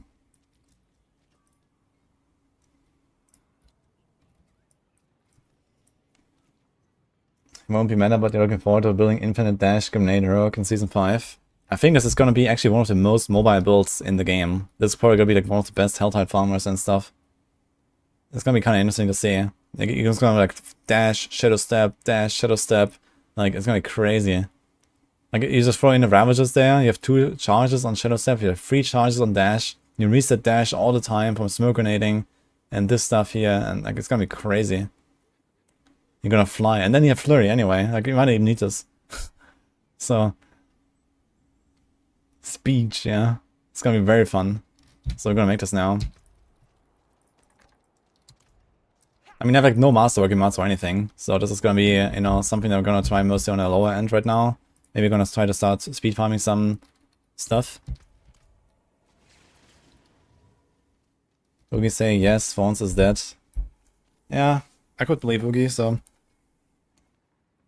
as I said, I don't know exactly how the Needle Flare bug fix affects the build. And I mean, the thing is that also a lot of other stuff gets a lot of benefits that Fawns is not getting, right? Like, Fawns doesn't have a shard of the Raphael now or something. What is Heartseeker duration? Crit chance, attack speed, crit damage.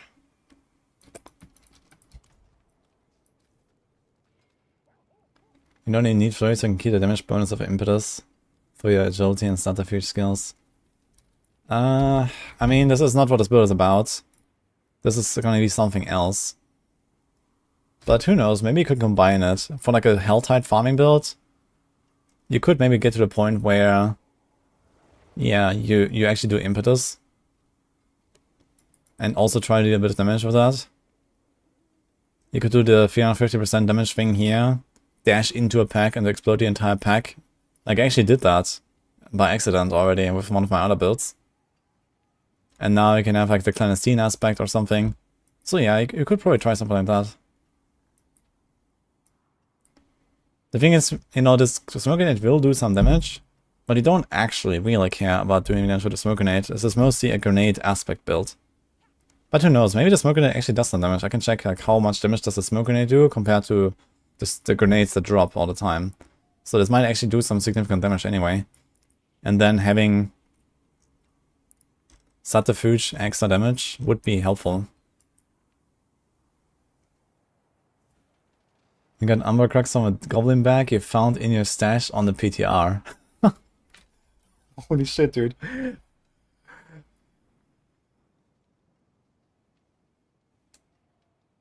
They actually added the Arrowstone function to Hakan.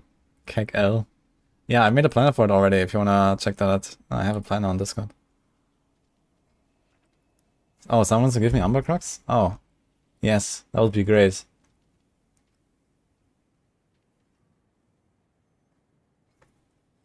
Can't you stay with permanent Tibbot's buff with the new Barb aspect of permanent Berserking? Berserking has not much to do with Tibbot's. And it's not like it's hard in any way to have permanent Tibbot's buff on the Barb anyway.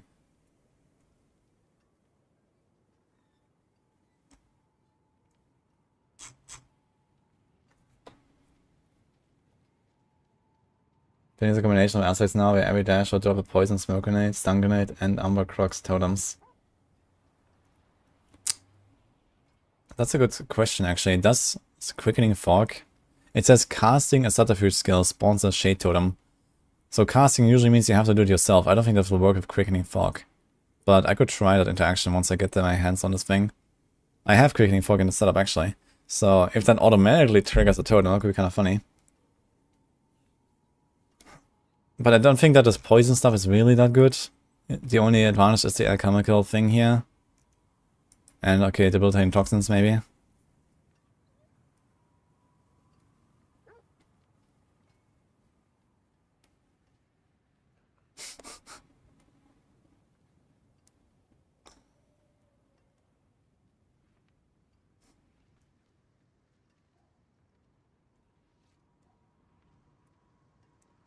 Berserk equals unstoppable. Where's that coming from? How does Berserk equal unstoppable? Hello, Sylvani.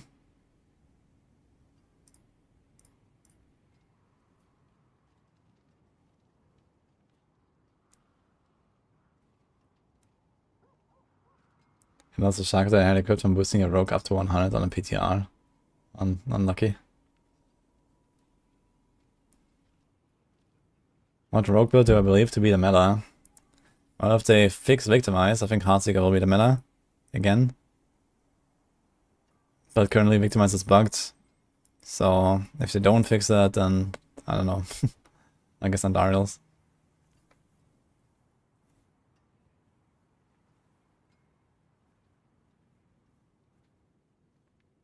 I'm going to suggest a change to the consuming Dark Shroud explodes aspect. Seems useless now that they only consume every couple of seconds. I mean, it's not like you're trying to constantly explode and lose all the Dark Shrouds. Like, the main reason to use the Volatile Shadows aspect is to just apply Shadow Imbuement around you, right? So you get the chain reactions when they die, when you get the vulnerable, you get the non-physical damage increase, you get a crits. Like, it's mostly a support tool. It's not like for the explosion itself. So I think that doesn't matter.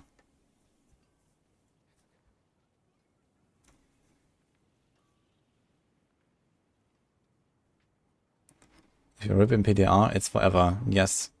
You can never create another hardcore character. Not on a PTR, not on a live server. So don't die. Okay, Phonomania.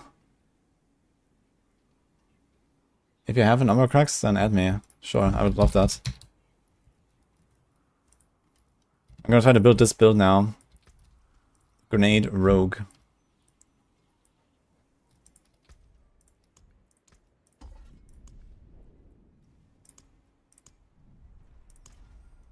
So I'm building it from the planner one by one.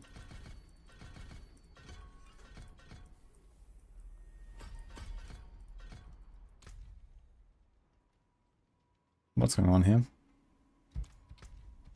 Okay, maybe I should relog once or something. I have this constant reconnection thing.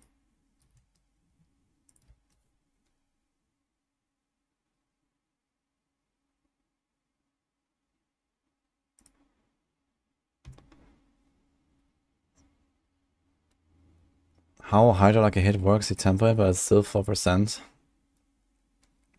Well, I mean, 4% is the base value, and then temper extra like a hit. And what is that temper? Like 5%, 6% or something? So, I mean, I'm not sure how the rounding works on this, but when in doubt, the rounding is, it just cuts off all decimals, so even with 4.9, it becomes 4.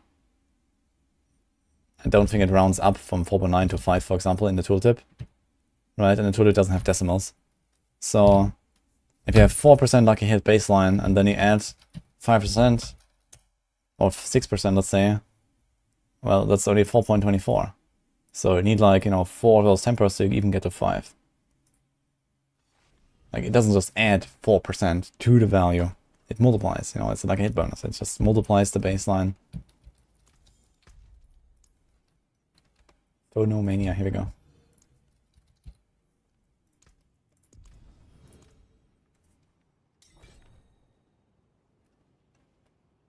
Dell's expecting us to pay $40 for an expansion that fixes all the problems they created in Season 5.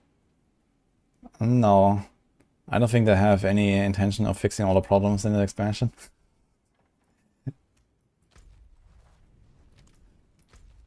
But it's gonna be lots of new ones. This is a feature.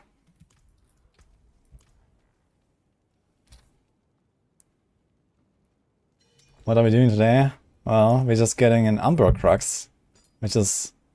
Oh shit, this thing has a greater innovation roll as well. Okay, thank you, man.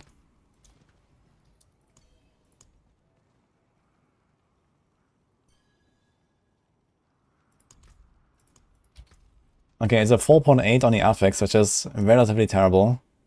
But it's an Umbra Crux, so we can work with that.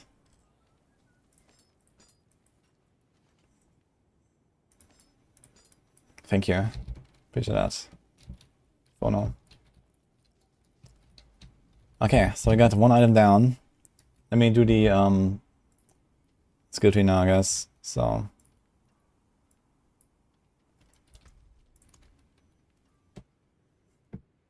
I'm seeing issues with the Gambler and Kmart. It's like a little bit laggy when you boost a character, and then later it gets better, I think.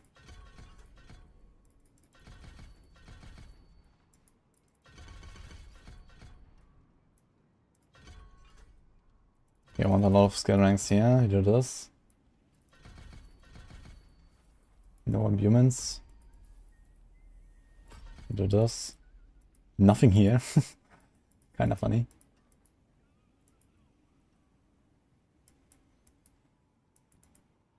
What am I missing?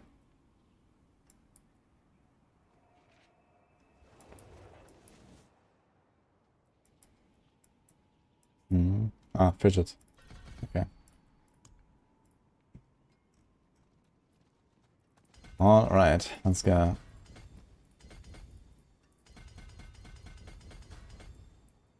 Now the thing is that with the Crown of Lucion and stuff, which currently I don't have, I would actually find a way to spend resources on this build as well, and then use Crown of Lucion and stuff, I suppose.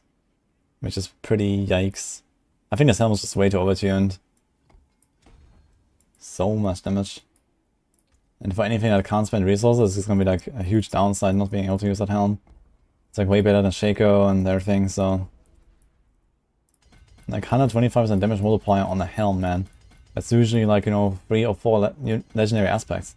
It's like more than some builds even have available to them. And you get that on the helm.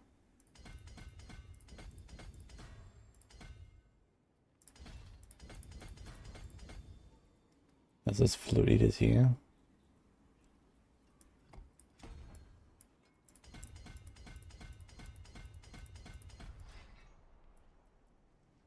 Okay, this is online. Here comes no witness.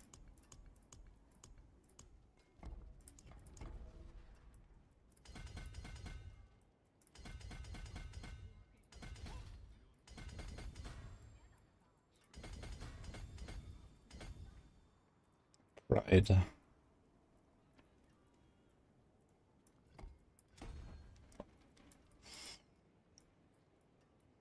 Comes exploit weakness.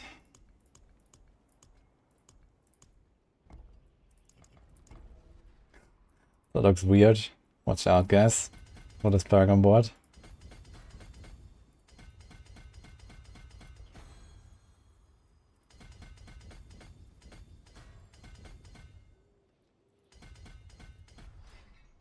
That's it. Wait, that's the wrong one.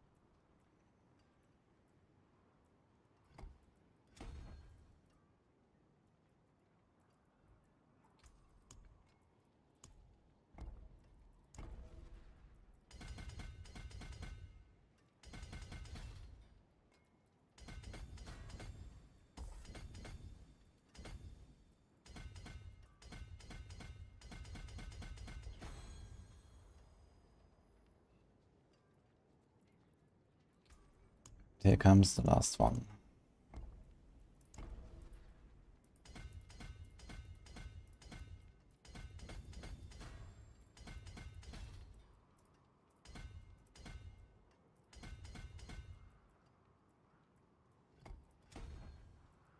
Okay, okay, okay, okay, okay. Right, easy. Now we have to make some items. Now, the thing is, we're not gonna masterwork anything, right? I have like no mats. Nothing. So, we need stun grenade size, and we have to temper it on 3 slots. That's gonna be painful, because then I have like almost no crowd control damage to buff our close quarters. But so be it.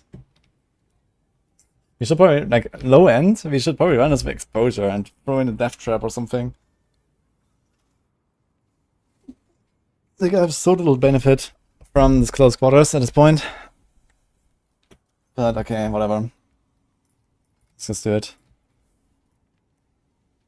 So, smoke grenade, proc Andariel. Yeah, of course it procs Andariel. It sounds like a hit chance now. That's not really anything. The sound effects is still annoying. Wait, I hear myself in this video. It has a sound effect?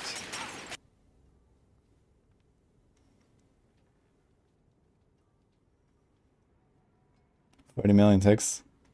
It's not gonna be anywhere close to what you do with puncture, so it's not really a reason, I guess, to do this over puncture. But yeah, it's kind of funny.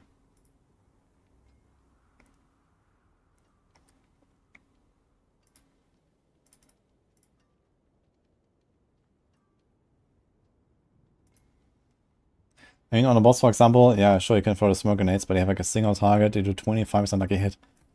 Like, maybe you can throw like 2 smoke grenades per second or so. They have 25% base lucky hit, let's say double that with lucky hit bonuses. So it's like 50% lucky hit times 2 is like 100% lucky hit per second. Like, compared to puncture. Puncture, you have like, let's say 2.5 attacks per second. It has 105% lucky hit times 2 is 210 times 2.5. It's like 500% already or so. And then you have a chance to cast twice.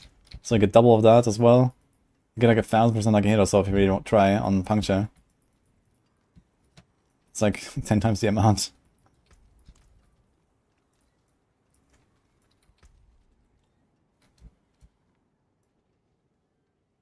Did I not forget to put a glyph? Ah, maybe. No, we have glyph here. Glyph here. There's nothing. Oh, here is missing. Okay, missing, I suppose, ambush.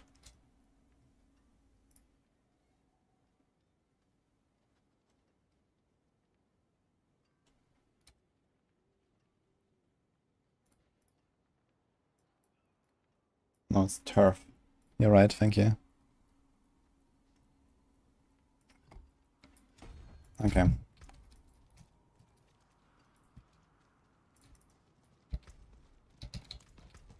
Let's try to make some gear. So what do we need here? We need a bunch of cooldown. I have to make sure that I get my cooldown low enough for my smoke grenade. Speaking of cooldown, we had this other helm. Where did that go, by the way? Dark Shroud.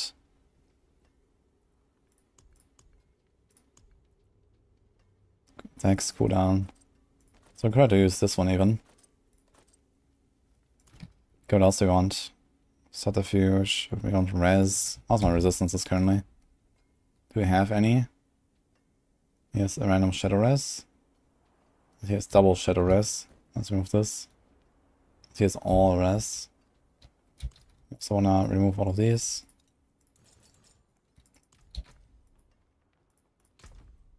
We're gonna put like a fire, a cold, and a poison.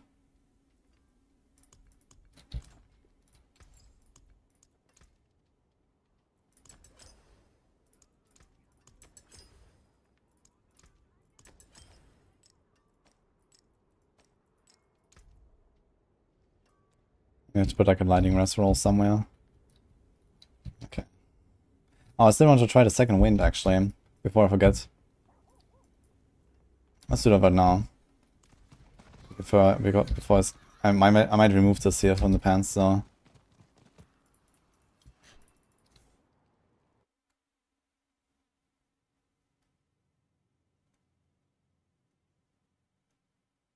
In place I can provoke finding new uniques. Not really. Just the Infernal Hordes, so try to do like Infernal Hordes with 4 people, I guess.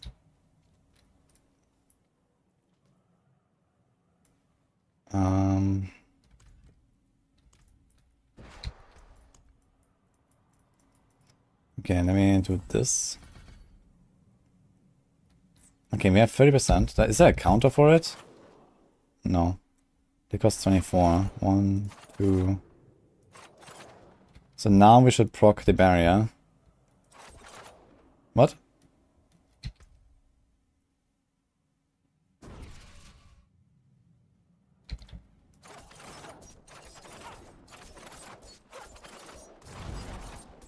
Oh no, inner side procs. Wait, what happened? That's 24. And we're not spending 20. How much resource cost we actually have?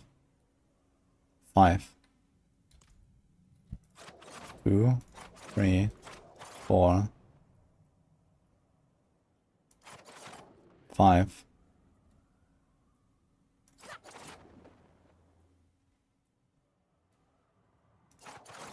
Hello?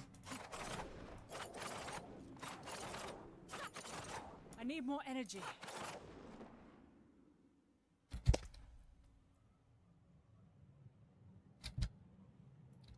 Really? Wait.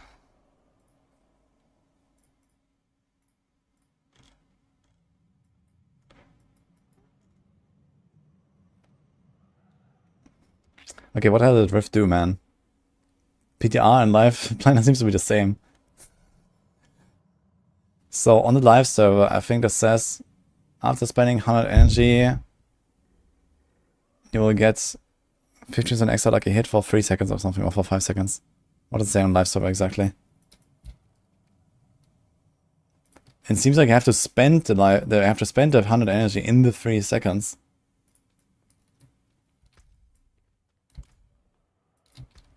Like, look, you can do like 1 flurry here, 1 flurry there. It should proc after 5 flurries. This is 3. This is 4. Now it triggered. 1, 2, 3. What? Wait. Where's my PTR line? It just closed. What? It just closed.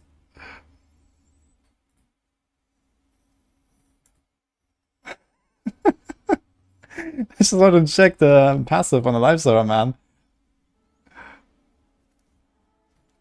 Goodbye, I guess. Okay, so what is going on here with this? Every 100 energy you spend grants a 50% increase like hit chance for 5 seconds. So out of curiosity, I'm just gonna shoot a few times and see if I can stagger it over like half a minute or something, and then get a buff. It felt betrayed. How come I took ambush cliff? One Heartseeker pairing on board. My expectation is that the Umber Crux counts as affected by traps, so you're gonna proc it all the time easily. Alright, so let's see. Like a hit chance bonus 0%. 10%. Okay, so I can watch it here. 1, 2. We should need 4 or maybe 5 casts. 3.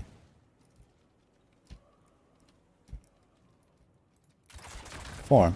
Okay, it works. So it counts no matter what duration basically. Let's try this more slowly.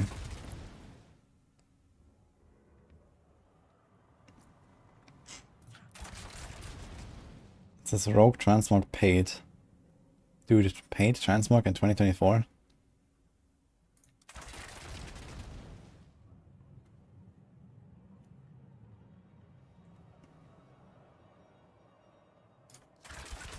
Okay, so it doesn't matter how slow I do it, I get my bonus. So that's cool. Okay, out of order shit. Let's go back.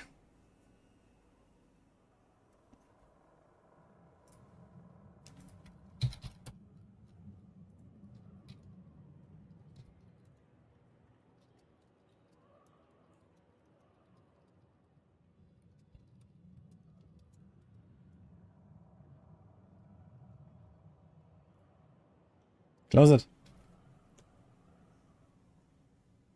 Yeah, Minecraft is a season 4 thing apparently, it's not coming back. It's a conjuration weapon, 1 to 2 Hydra heads on cast tempo on PTR, I think so.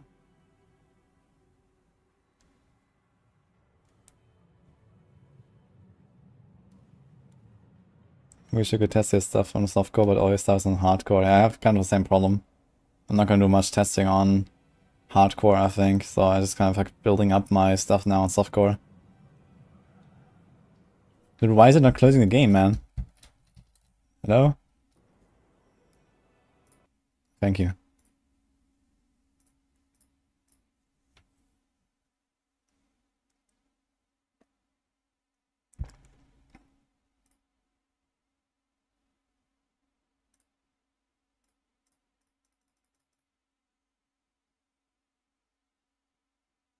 Where did Raphael drop for me? In Twitch chat, actually.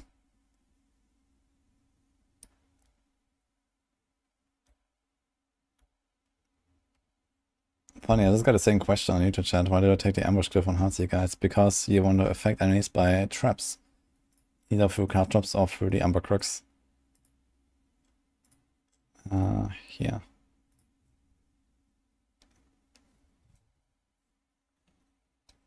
Yeah, I mean, fluidity is something that you don't necessarily always activate. And if Umber Crux works to activate ambush, it's just like more consistent. And you don't have to like scuff up your stagger phase, for example, by using an agility skill.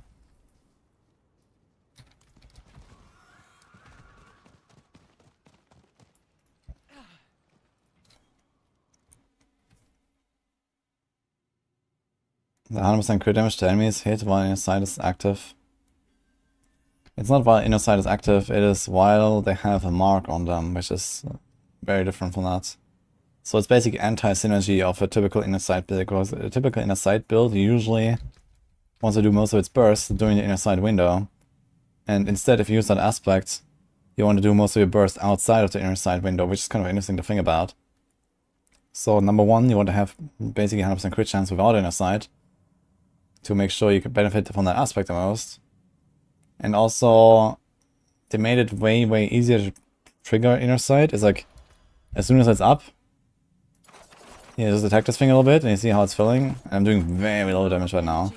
But in most builds, you will actually basically insta-fill this thing. Even high pits. When you do enough damage, as it goes boom, full. And then this thing disappears. So I'm not really sure what's the purpose of this aspect, because it will have very low uptime. Because for the inner sight window and for 4 seconds after that, you will not have a mark. However, it is very powerful for that purpose. So you could maybe think about some kind of one-shot builds that not use combo points. And you go inner sight and get this extra benefit. And it's, I mean, on 200 weapon, it's 200% extra damage. It's like the strongest aspect that is offered to rogues. But it is like very clunky to actually use. What size are the displays? These are L. M. I have an M here. M is like roughly like this or so.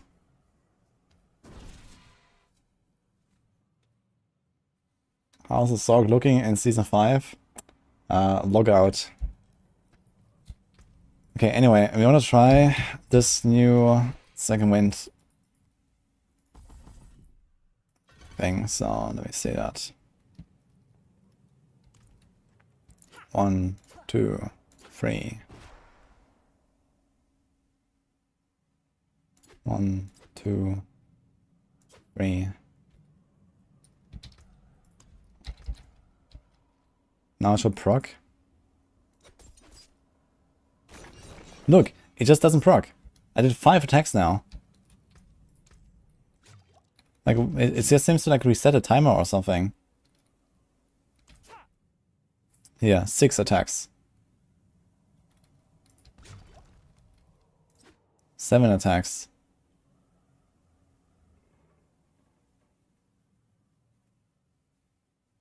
8. So there's like some hidden timer for this barrier thing. So I think it actually wants you to spend this energy in 3 seconds, for example. I can try this. Yeah, 9 attacks. Look, it just doesn't work. Now we triggered it. After like 10 attacks.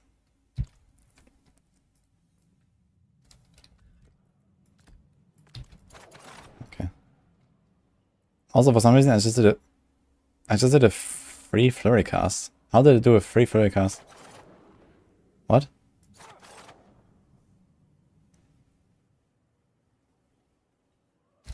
Oh.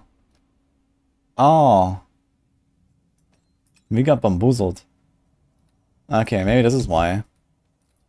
Alright, let me see this again. 1. 2. Okay, here's a proc. Let's start a timer. 1. This is like 5 seconds between every attack. 2.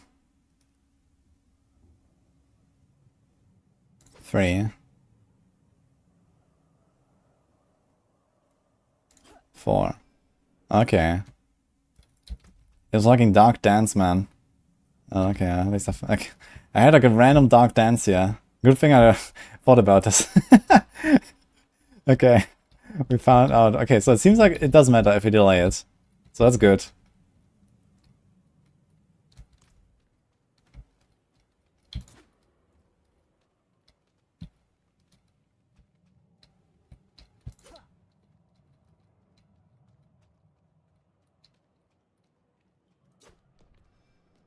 Alright. So let's try to prepare 3. 1, 2, 3. What? Oh. It doesn't reset to 0. Because I only did 3 hits that cost 90 total. 1, 2, 3. Okay. So next time we'll proc it and we're gonna be at like 20 over. So I'm gonna try to do 1 attack and then 4 more. No, 3 more. Should be enough. I want to see if the barrier stacks. 1, 2, 3, 4. No, it doesn't seem to stack. Look. Damn it. I'm out of energy. So now we should have 2 attacks stacked. I should proc after 1 or 2 more. So that works. Seems fine. So it seems like you can reproc it, but you cannot stack it. It's like the protection passive from Sorcs. I think it works exactly the same way. You can reproc it, but you cannot stack it.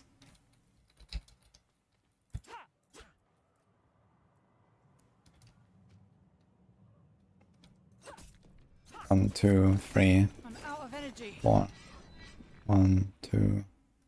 Yeah, okay. Let's see this again. How long does the berry last?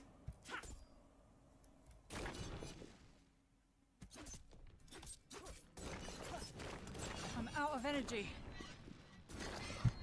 Yeah, this was like a, you see, 5 point something seconds barrier. But it only says 3. So you just reproc it. Okay. Now the question is, if I have more than 6 ranks, I will go to 105% maximum life of barrier. That should not work. So let's see that. Need one more temper. It's 75% now. So let's see if that is actually checking out. 18,000. Okay, that seems good.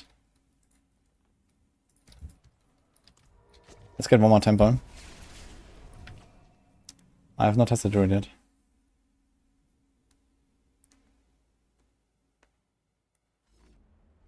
Yeah, it was the Dark Dance. I saw my life going down, it was Dark Dance.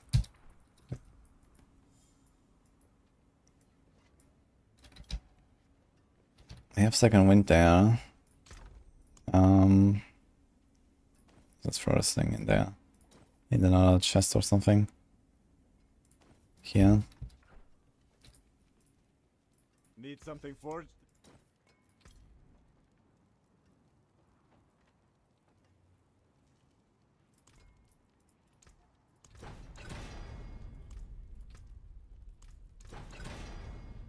Okay, here we go. Is that enough? 105% of your maximum life is barrier. Okay, let's see. It should not give me more than 100. Like, barrier is usually hard capped at 100% life. But we can get 105 apparently, so... I don't have enough energy. No, okay, it's hard capped. So more than 7 ranks is useless. You get 4 from item. So basically if your masterwork is up, it will already go to 6 ranks. If you invest 3, and you have 1 item masterworked up without any crits, it's already 90%. And you can get 1 crit on it and you have 100% barrier. I know that's really powerful, man. Like honestly, you're not even investing the 3 points there. If you have like a double masterworked item, that can be 6 ranks, no, 5 ranks. So that's 75% barrier. And if you have consistent like energy consumption for a preparation build, for example, you're gonna be very tanky with that. That's a wall of barrier. It's really powerful. But it needs the right build. It doesn't really work well with combo points, for example. It doesn't really work well with inner sight. It needs to be a preparation thing, basically. It needs to be a preparation, no inner sight. And you can't really benefit much from stuff like Starless Skies and so on, which is another downside here. I mean, you can get to the point where you actually run Starless Skies and you have a very high energy consumption anyway, thanks to the Crown of Lucion, for example, or very high attack speed. But yeah, you basically need to generate a lot of resources. Innovation, for example. Here's a totem. I'm out of energy. So we could try to see what happens if we do this. There's only procs from Subterfuge skills, right?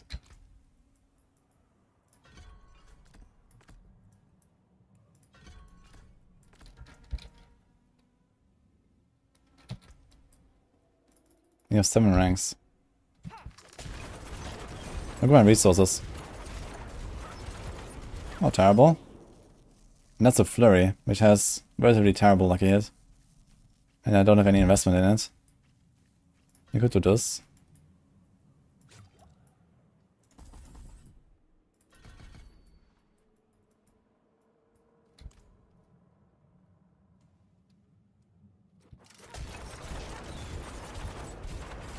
I'm out of energy.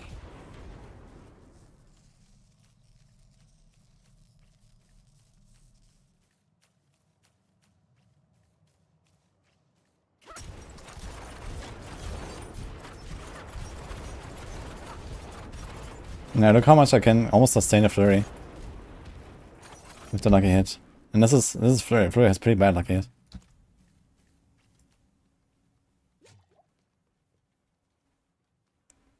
Rob is reporting Quadrillion Druid build because this Barb can't do it. Yeah, I mean it's just a bug on the Druids. It's just like some poison killer stuff that is like buggy. It does like ridiculous amounts of damage. I'm not sure what's going on there exactly, but yeah. It should be reported.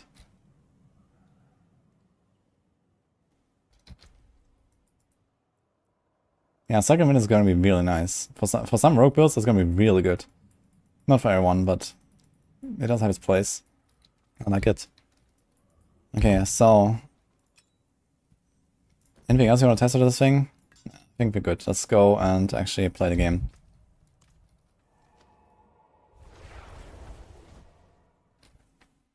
Ice armor regenerating barrier is too strong.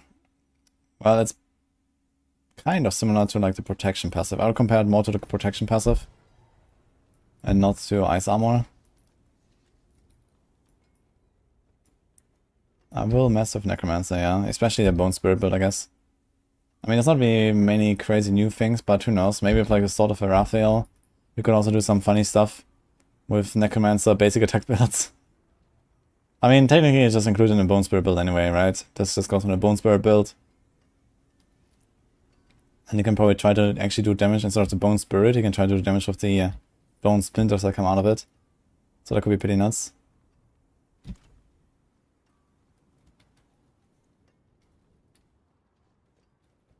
Meanwhile, Gushing Wounds intact. As far as I know, Gushing Wounds is not bugged. It's just like massively imbalanced. But yeah, I've been giving feedback about Gushing Wounds plenty, so I need to find like all the stuff that I used here. To move this stuff again, we have to move this stuff again. We do this, we do this. Smoke grenade is there, dark shot is there. Okay. I think we reset everything. Here's some stuff. Okay. Are we supposed to run flurry? I think so. Do this. Do this. Do this. Do this. Right click smoke grenade. Let's go. Okay, so I think this was the setup that we wanted to do. Let's finish the rest, guys. So let's go and put this here. So we want like a bunch of cooldown, crit attack speed, bone, life, dex. Okay.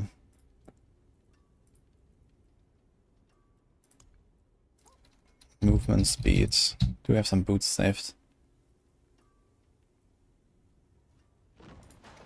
Something like that.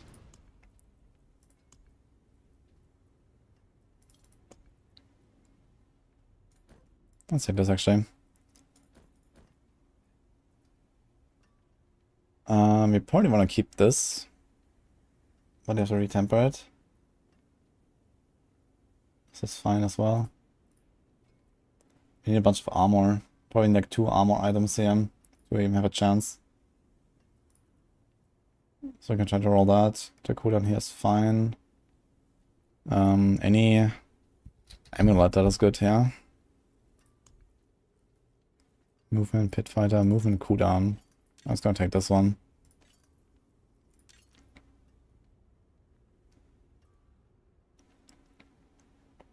This is also not needed. What do we got for rings?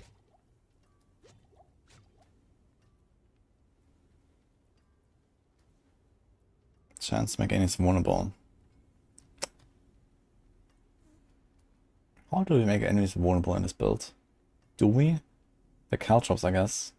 Caltrops makes them vulnerable. Okay. So let's assume Caltrops is fine. Do we have exploit in this build?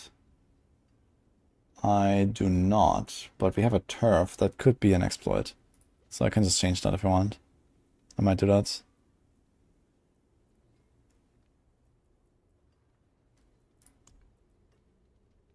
Okay, let's take this thing. This is fine. I guess you want a dagger though. daggers. Let's take this one. And a crossbow. Let's take this one. So let's hope we don't break this. Father bless. What do you need? So this thing has 4 timbers left. You want to get lightning rest, best case. Okay. Now what do we do here? Do we do this dark shroud thing? I mean, dark shroud thing is kind of busted right now, but I mean... Oh, wait a minute, we also need... Concealment, cooldown? No. I might need armor percent actually. Because I don't master anything. No, I need a lot of armor. here. Only honest magics. Until So I get some move speed on this thing.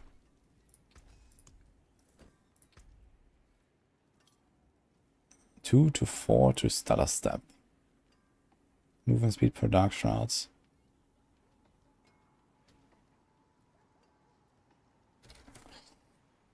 I mean, movement speed per dark shroud is actually better than normal movement speed now, right? Wait a minute, plus 80% movement speed from blade shift. That means the buff itself, right? It doesn't mean like a flat AD. That'd be kind of wild.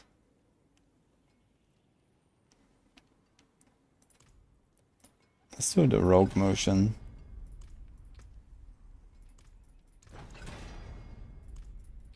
Shadow step duration. Okay, 4 to stutter step. Okay.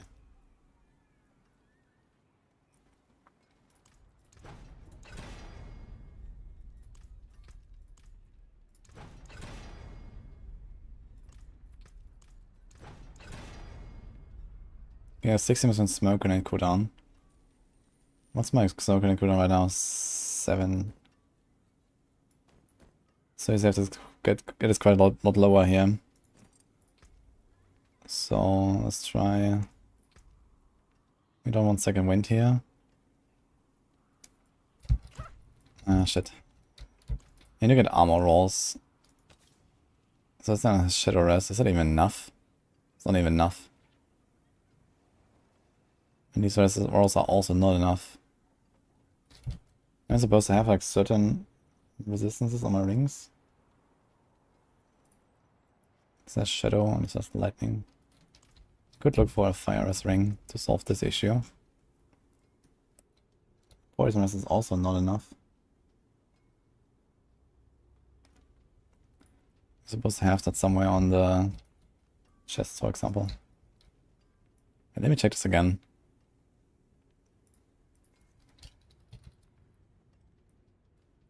We do not actually have any poison rest in Paragons. Interesting. Because I didn't puff in here. Usually I puff in here and pick up this poison rest. And I still would like to do so, actually. I wonder if I can.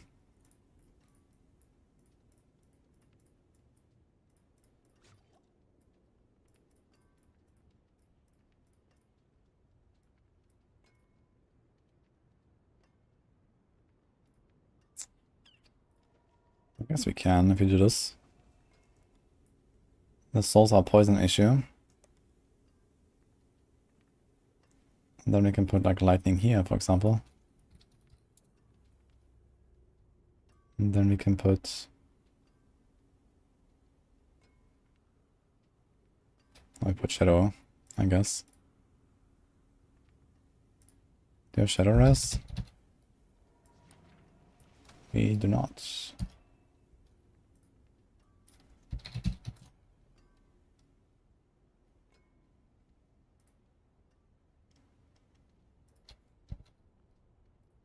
So do this.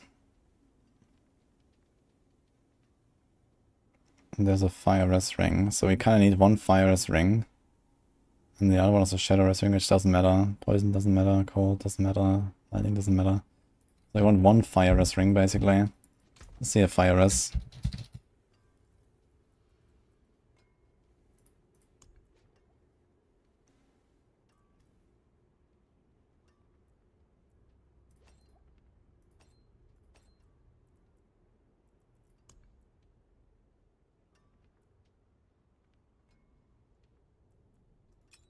Just take this here.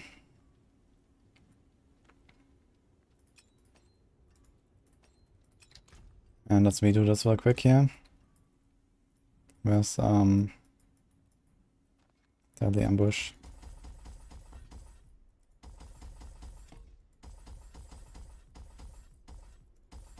Also a nice extra HP buff here.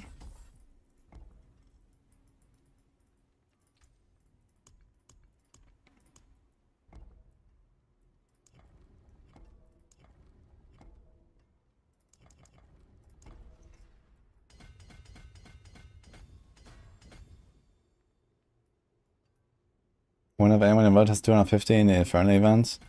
Yeah, we saw that yesterday. It's possible.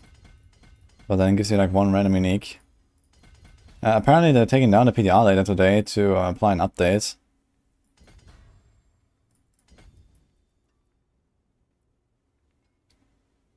Let's do exploitative for now. And we need one. Did I do a mistake?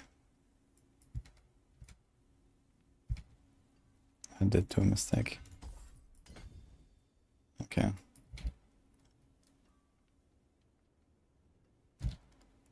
So that's fine. One poison gem, one fire gem, one. Yeah, okay, this is fine. Lightning rest here, shadow rest there. I mean, shadow rest is a bit undercapped now because it's just like a roll and it's not masterwork, but it would be capped later. Let's do this.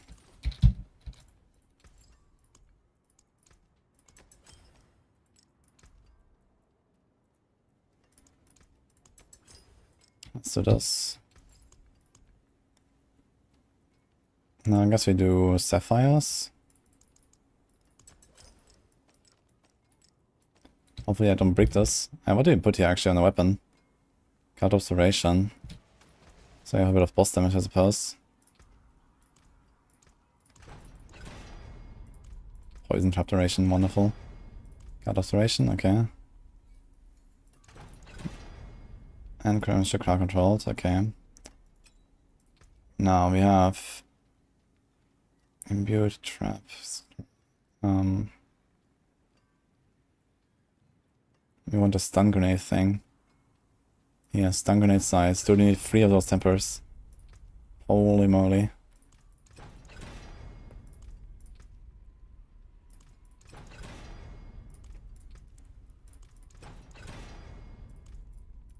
Don't do that to me.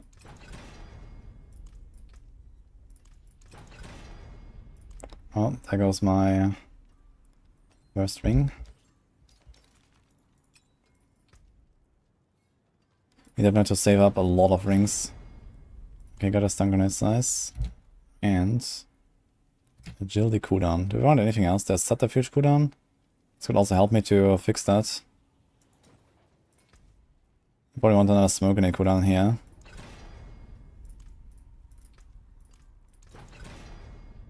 Okay, now it is 5.7. Do you have any other subterfuge skills? We just hit a smoke grenade anyway. So I suppose we take this and we try to do more smoke grenade cooldown. Okay, now we have perma smoke grenade. Do we want something else for defense?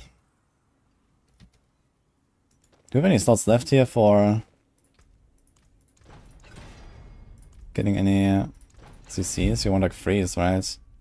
One chance of freeze. You have none of it right now. Tempering is fun, Pog.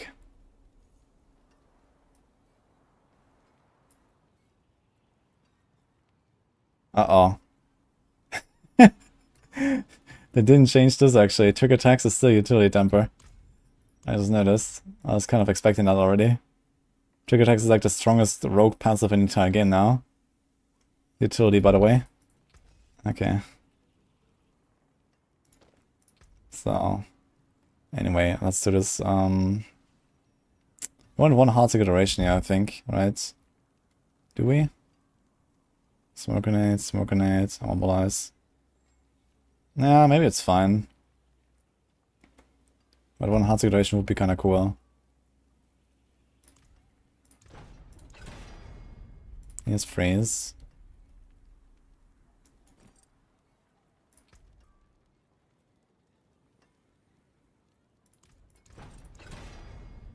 There's another freeze. Actually, with frostbitten aspect, we won't need freeze that badly, I just realized. So we're gonna do this Heartseeker thing. So I'm gonna spam more smoke grenades and don't do Heartseeker that often.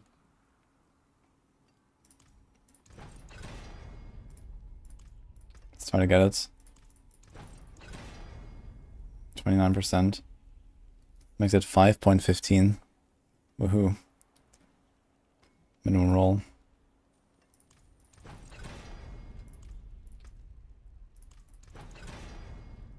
Got immobilized there. And I realize now we have no heart acceleration. How much crit chance we got? Should probably have like a decent enough crit chance to freeze enemies anyway with frostbitten, right? So it might be fine. We can roll crit here. Okay, so I think I'm gonna change this freeze to try to get the Heartseeker here. If I can only one attempt. Nope. So let's do Worldly Fortune here. Back to immobilize. Now we have double immobilize, man. Holy. Alright. I don't like this, but okay. I also need another ring. Something with crit here.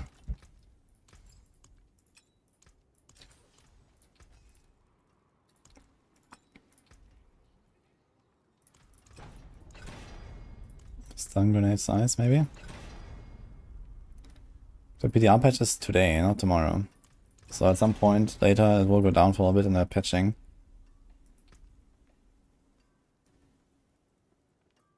Dark Shroud cooldown reduction. There's a lot of Dark Shroud cooldown reduction. You can get down to like 5 seconds.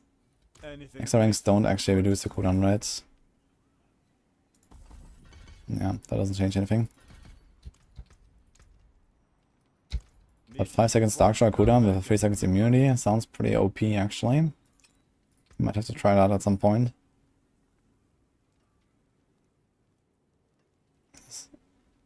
So just do agility cooldown if you can.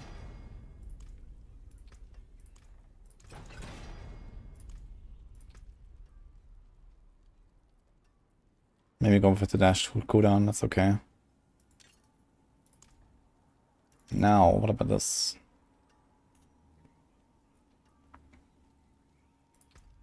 I guess he wants some damage here, let's try.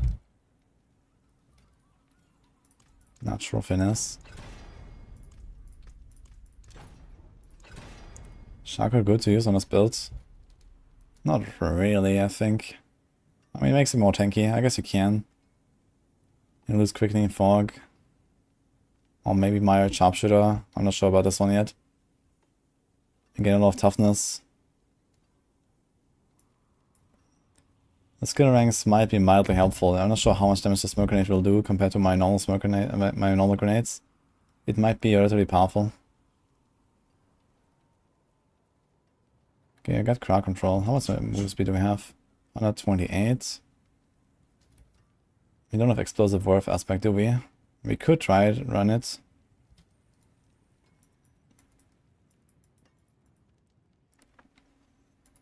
I'd have to test if Amber Crux actually counts as affected by traps. How would I test this the best? I guess you can test it with exposure very easily. That would be kind of interesting.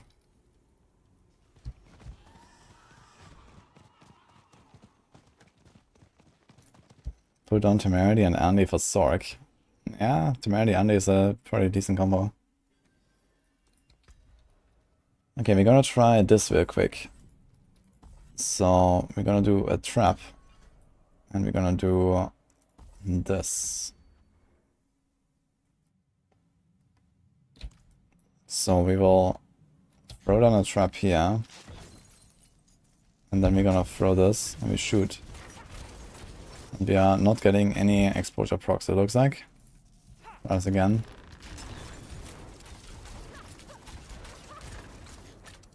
It does not work, it looks like.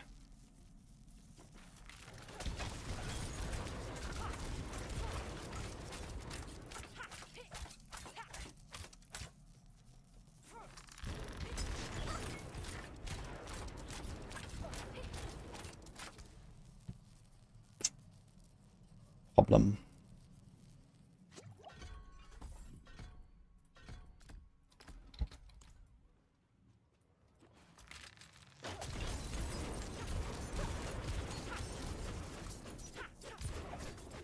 Yeah, I haven't seen a single exposure proc yet.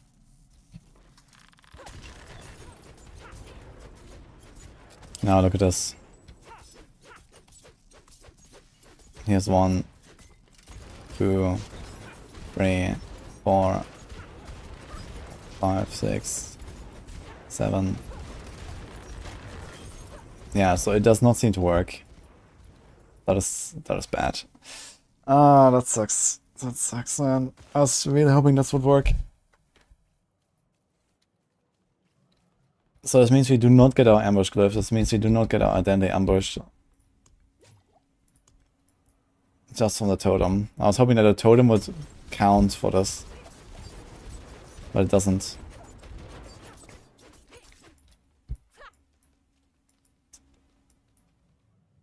How do you farm Armor Crux? From Infernal Hordes.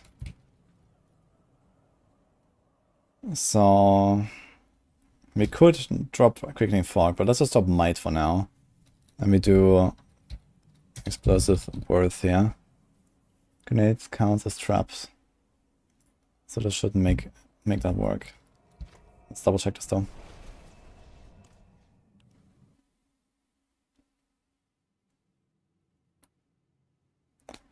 You don't get all these affixes, Prudent Heart, Firebird, etc. You take X damage and the shielded affixes, Melons and prevent one-shots. What's the point? Well, the point is that you don't get one-shot and then you live through a big hit. So try to make a character tanky enough to not get one-shot. I think they've actually, most of them are pretty good aspects.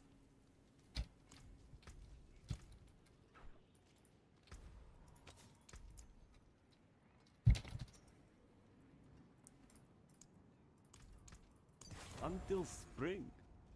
Hello, Homunculus, I'm good, and you? Think they'll ever include a DPS meter instead of training area? Yeah, it could happen, I don't know.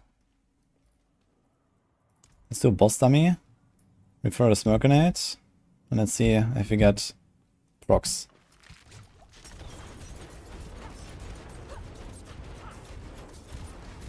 I see procs there. Look. It does work. But unfortunately without us... nothing. So the totem does not work, man. This is sad. Sad story.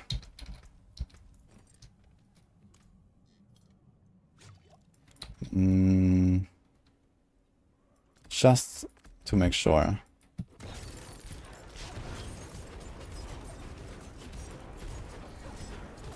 No.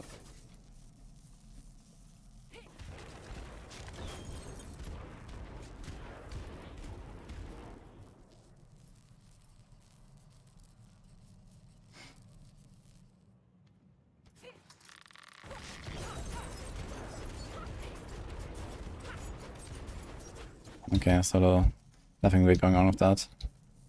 Okay, let's go with Explosive Worth for now. Fine. I'll take it.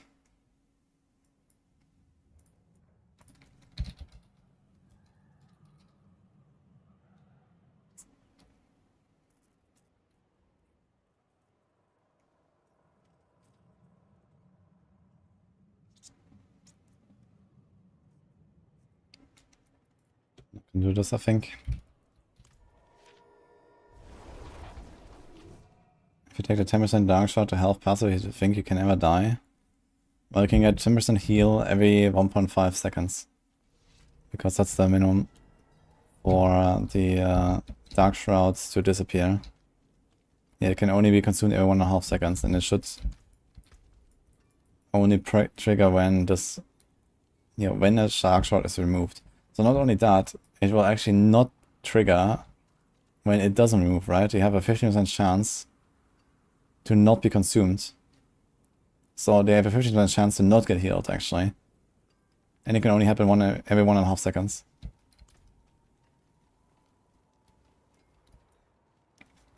So that's strategy behind speed farming pits. Yeah, try to stay below 4 minutes. That's it. Father bless. What do you need? There's no like tier jumps or something that I have recognized so far.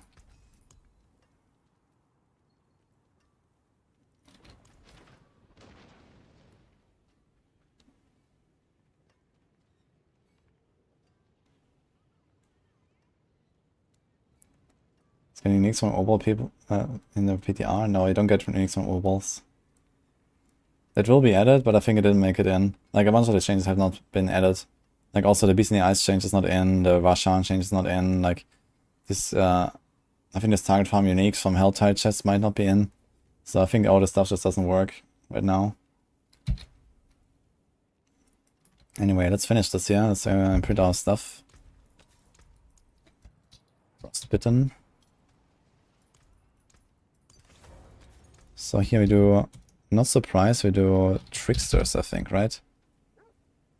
Caltrops and Smoke Grenade receive stun grenade benefits. So I do this. And we do Surprise on the neck. And we do Artful Initiative. Good fortune. Opportunist, Retribution.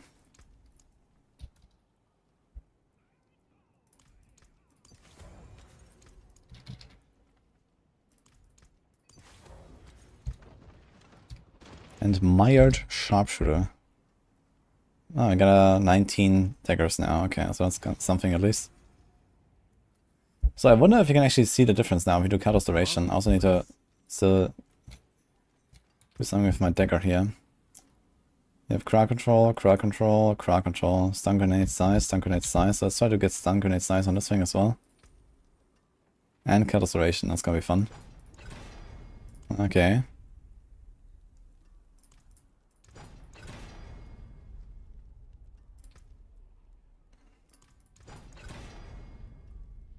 Free stun grenade size. Dude, we have like so little masterworking and everything. We need actually 4 items to hit 100% stun grenade size, which is hilarious. Okay, first of all, let's see if this grenade is actually bigger. Let's start with that.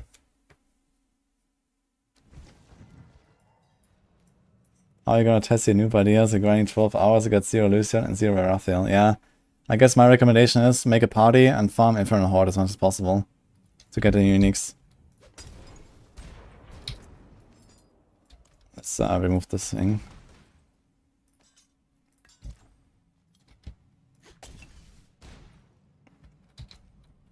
Is it really larger? It seems so, right?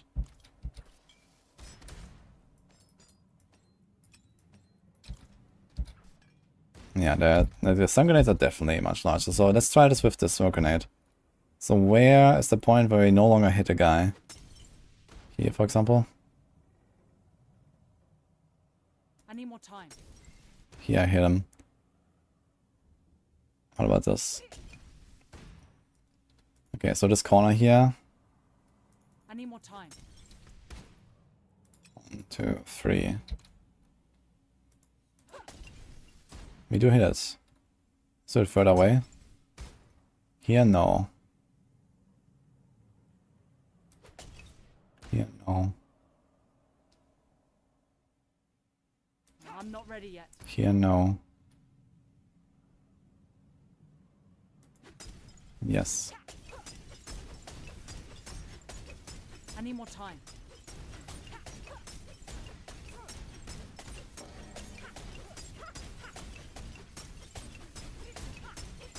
Jonathan says the skill is not ready. It's kind of interesting.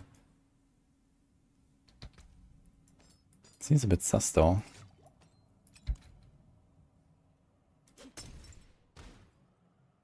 I don't think it's actually working. It's like the same spot. Look.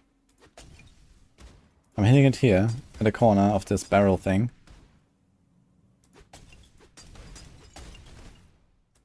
And here I stop hitting. This is not working. I need more time.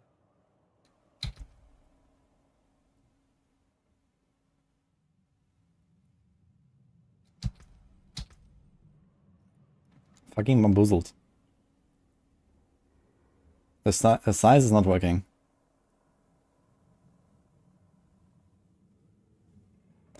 I mean, the size doesn't matter too much, I think, but the size is not working. So first of all, there's a bug. Because it literally says, smoke grenade receives the stun grenade benefits. And benefits doesn't just mean damage, it means the size too. You still go for the stun grenade size because most of the damage is supposed to be the stun grenades anyway. We want to overlap them as much as possible. Oh, wait a minute. It only drops 2 grenades. Is that correct? They throw stun grenades that deal 7,000 physical damage. I guess it's just the combined value of all the grenades. Because in the past we used to do concealment stuff.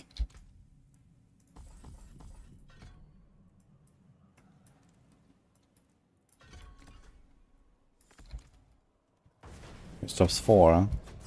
And 4 again.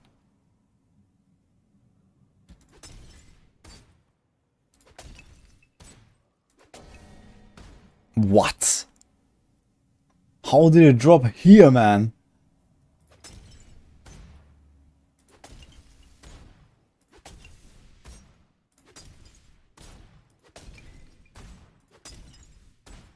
I'm not ready yet. So the damage seems pretty high on the smoke grenade though, so it seems like that is at least working. I wonder what happens if I take out all of these aspects here, plus 33% stun grenade damage, for example. It says 58,000, 43,000. So that seems to kind of check out. 57,000, 36,000. So yeah, at least those aspects even show up in the sheet damage, and they also seem to make the damage relatively high. So if I take these off,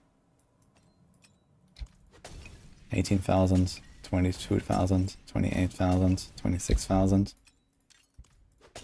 38. These are crits. Here's 57, 42, 53, 52. So that kind of checks out, I'd say. Without testing every single one now.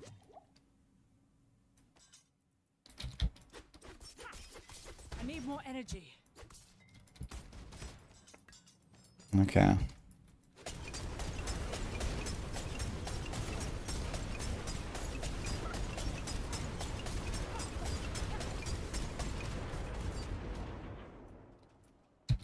Okay.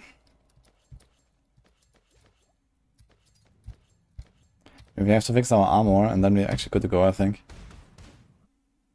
Size doesn't matter too much. Kappa, yes.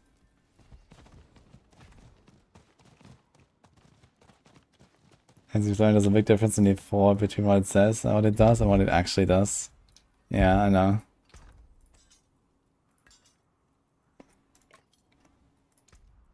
Okay, do I call this gem?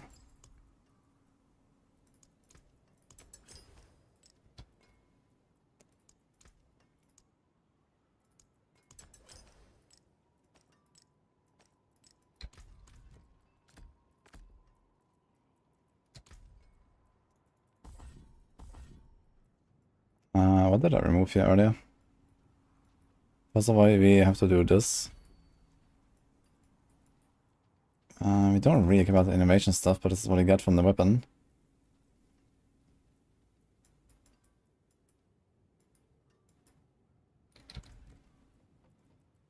I think Flurry is what we removed. But you could go for like a mega advantage, debilitating toxins, and poison trap if you wanted. Oh, they buffed us, the 40% chance to reset.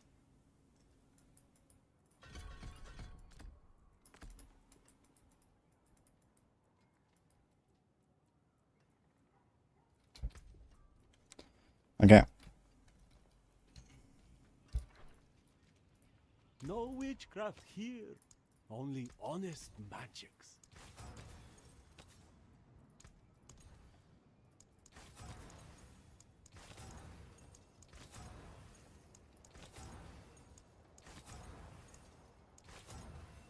I need some armor or something.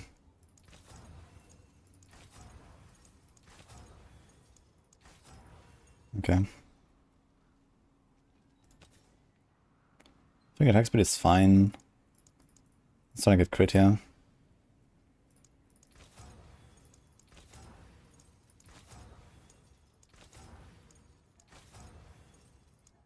That's armor. Nah. Let's get crit, man. I've like nothing. Read a pen shot.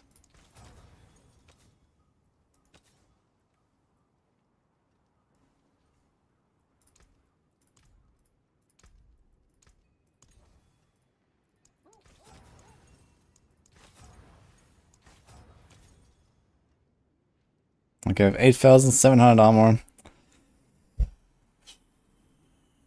Let's just say this is enough, whatever. So... okay. I think I can play the video game, guys. Almost. We have to... change I this. can take common, turn it special. Wait a minute. I have a 2 seconds might aspect. Oh my god. Fuck. Oh no. Okay, can I do something else?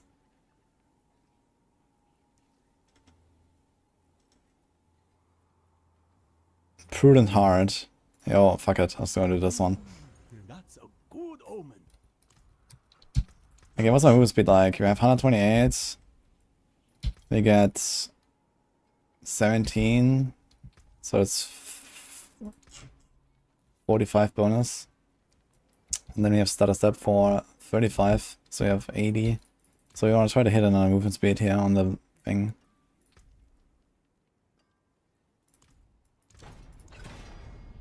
Oh my god. 11 ranks in stutter step. Alright, I'll take it. Okay. So it's this thing. We go inner sight. Anything else we're missing? Nope, nothing else to set up. 0 masterwork, by the way. Dodge is insane. Yeah, we don't really have like any dodge chance right now. We could like, invest a little bit in dodge chance. If we had better gear, we could get to the point. But right now I'm missing armor. I have barely cut my res. I have 40k life, which is okay. I'm gonna get a bit more here. We don't have any dark shard ranks. So that's like a really potato character. Also I can roll my neck. Alright, traveler. We don't need like a hit chance. Ah, here's armor. I guess we can go for that. A bit overkill maybe. We also don't want this here. Let's do attack speed.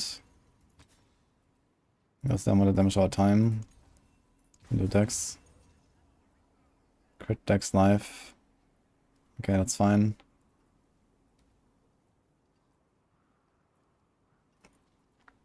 And also damage our time here.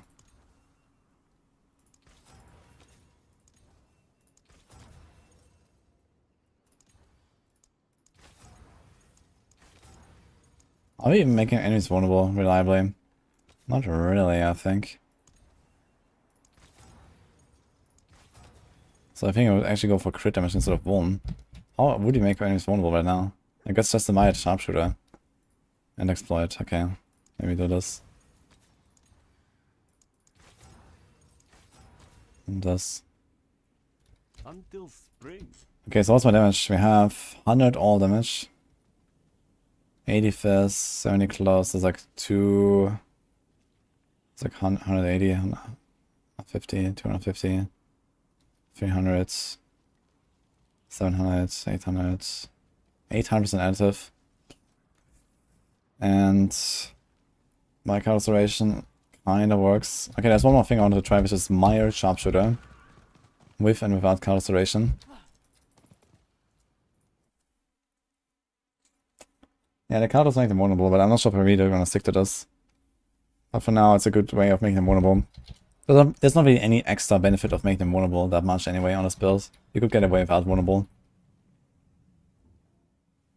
In fact, I talked about this yesterday.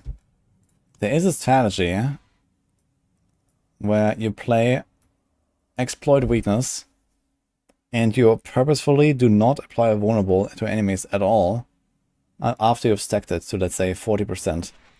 You get a 25-second timer of a 40% buff. And then, at one point, near the end of the buff, you apply vulnerable and you get one more stack, refreshing the duration.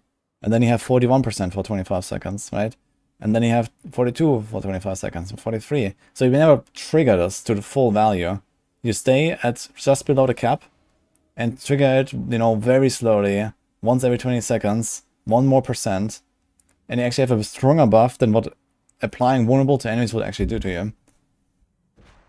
So that's actually kind of an interesting strategy, and I might even use it on this build. For example, instead of the Heartseeker, we could do that with Puncture. We just like very slowly stack it up. Like we ramp it up to like say 35 or 40 or something, and then after that you just like slow roll it. You know, 1 more stack every 20 seconds.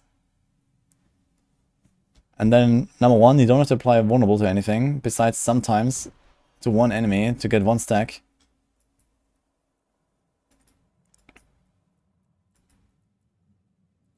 And you have a bigger damage buff. It's like double of the normal.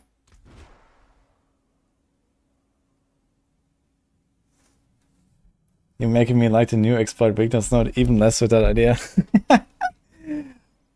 Yeah, I'm not sure if this is really gonna be the meta for anything, but there could be a possible build where this is actually the strategy.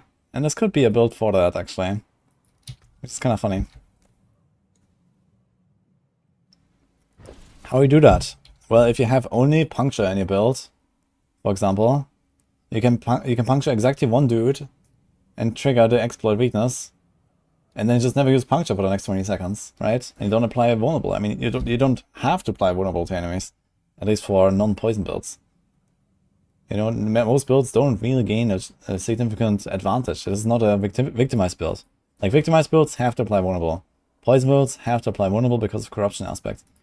But any other build on Rogue, you don't have to have vulnerable for any reason. You can also do it with Shadow Step, for example, right? You just Shadow Step a guy every once in a while, and apply the vulnerable, and then shoot at the guy, and you get 1 stack. Right? Yeah, if you do this. So you do this, here's our stack, 1% increased damage, and now we wait, you know? Now we wait, and you wait. This is our exploit weakness stack here. Now imagine this was like 40, for example, right? We have a bigger damage buff. Now we Shadow Step again, shoot at the guy, get it to 2. Ah, here, got it to 3 now. So I was looking at the wrong buff. And now we wait. Right, and okay, fast forward. We do this again. We shoot at the guy, boom, we have 4 stacks. So this is very easy to do. You have a guaranteed vulnerable from the Shadow Step. Shadow Step is a nice skill to include in any rogue build. And you just don't Shadow Step anything, or you can Shadow Step stuff, you can just run away from them afterwards, right? You don't have to attack them after the Shadow Step if you're just running through a map or something. But now it's about to run out, we Shadow Step the guy, we shoot, boom, you get an extra stack. And you just slow roll your vulnerable applications and your stacking of exploit weakness. Now currently in the PTR, this is obviously a stupid strategy, because exploit weakness is bugged, and it executes everything from 100%, including elites, which, number 1, I guess it should only execute low HP stuff, and number 2, it should only execute non-elites. So currently people are just running through a pit to 100 with this, and proc this every 10 seconds, the entire screen dies, you move on, and then you log out at the boss. So that's what people do for the loads, I guess. But for like a real build, after this has been fixed, this is actually a viable strategy, I think. You use Shadow Step to apply the one. You know, at the start of the run, you actually just make some stuff vulnerable, you know, shoot a little bit. It takes a little bit to stack it up, right? Now, this is not exactly the right way to stack it up. You know, I have actually trouble. But if you had a build that actually has better vulnerable uptime, and, or not better vulnerable uptime, better lucky hit, right? Something that actually produces a bit of lucky hit. I don't know, pen shot, let's say, or something. barrage, right? You can shoot into the guy and get a lot of stacks really fast while they are vulnerable. Let's try this, yeah. I'm not ready yet. So basically at the start of the run, you're gonna stack this up to, let's say, 30 or 40. And then throughout the rest of the pit run, you're gonna keep your 40% damage buff, 41%, 42%, 43%. You just slowly ramp it up and make sure that you basically never reach 50 until the end of the run. And you have a pretty big damage buff on this. And this applies to everything, no stacking required. You know, in the past you had to stack up 25 hits on each target in order to get the full benefit of 25% damage bonus. Now you can just run around and you have the buff on your character. You don't have to do anything to the enemies. So this is a very interesting strategy, and it is actually doable. As long as you ignore this execute mechanic entirely, there are builds that can use this, I think. So it sounds very funny.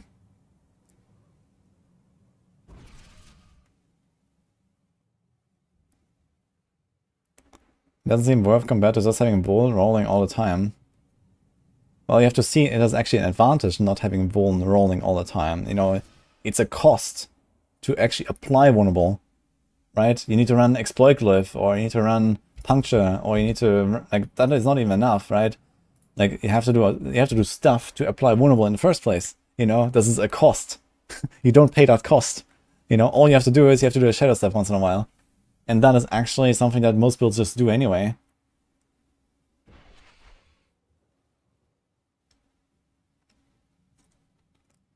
If you just apply Vuln all the time, you get on average 22.5 on exploit weakness, and then 20 from Vuln. Yeah, that is correct. So the benefit is not that large. Because, yeah, you have either, you know, 0 or 2 or 3 or whatever. Like, if you just like continuously stack it and reset and stack and reset, it goes up, it's at 25% actually. So you go from 0 to 50, the average is 25. If you assume that you just constantly go up and down, basically ebb and flow, right? And then you get the vulnerable on top. So if you apply the vulnerable anyway, I guess it's a benefit no matter what. But if you actually have real trouble applying vulnerable, and you don't really want to like sacrifice an offensive aspect for a cursed touch, let's say, then you get an extra offensive power.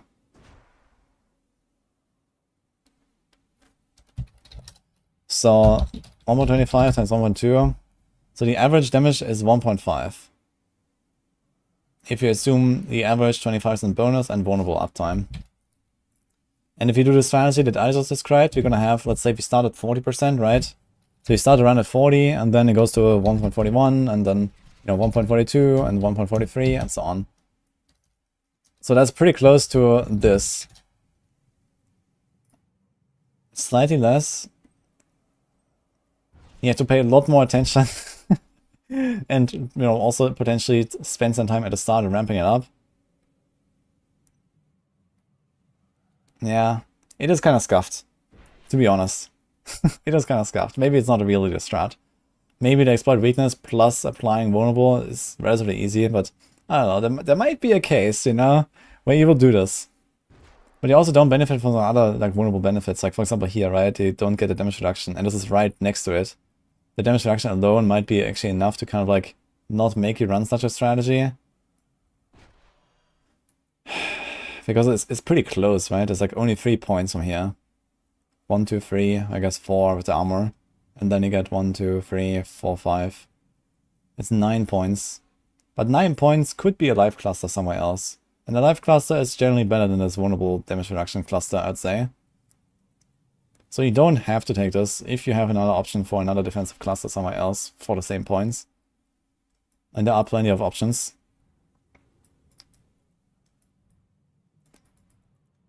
So you would have to like path in here, take this, not go to this side. And for example, go over here, go to the glyph and out here. That is thinkable. That is conceivable of a setup, I think. So there would be a world where you don't have to take the vulnerable damage reduction cluster and you could play this strategy that I just explained. I hope I never have to experience that case. Yeah, I guess realistically the strat will be me Smork. And you just ignore all the stuff I just explained in the last 10 minutes. But it's an interesting scenario.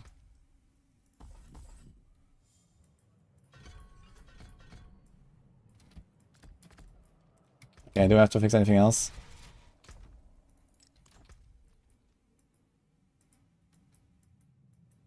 How damage works a flurry dash? What do you mean with that? How the damage works? It doesn't even dash me. Like, why does it sometimes just not dash me? Look. The first one just didn't dash me. Now it works. What was the difference?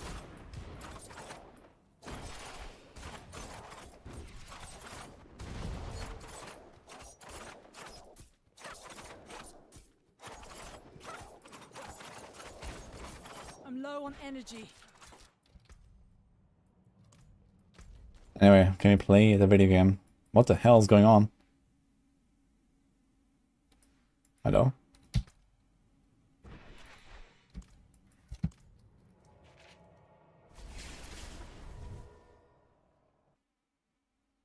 Nah, I noticed it yesterday. I was playing with the flurry stuff already, and it was like... Sometimes it just does not dash you, and he just attacks in the mid-air. And it cannot attack mid-air. If you don't have a target, you do not do flurry, unless you press shift. And I certainly wasn't pressing shift. Sometimes it just attacks mid-air and doesn't dash you. And other times, when there's another enemy close to you, it just attacks this random enemy that he did not target. Like, I can target a far away enemy, and my character turns around and hits another guy next to me, instead of dashing to the guy. So it's also kind of stupid. Need something forged? Row key passive for 6 to play. For example, you want Doombringer, work with Victimize. Yeah, I mean, that has not much to do with... Yeah, I mean, I guess it does have something to do with Victimize, because it requires Lucky Hit. I mean, if you want to do a proc build, you can do a Close Quarters build. Doombringer is not really used for its damage though these days, so... Dude, what is going on? Is the servers down or something? Can I walk out here? Like, hello?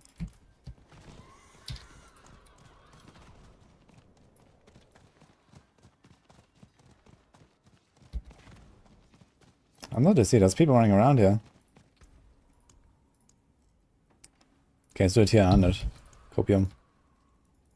I cannot click decision. Okay.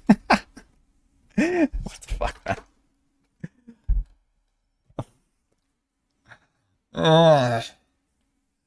Okay.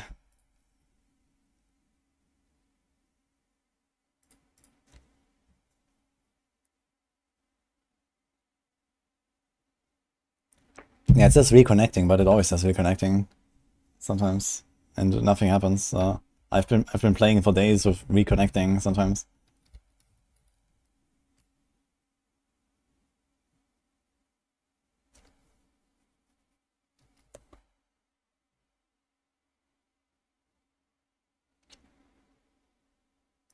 Has anyone figured out what these exclamation marks mean here? What is that? Ah, does it mean like it's a legacy character or eternal character or something? I don't know.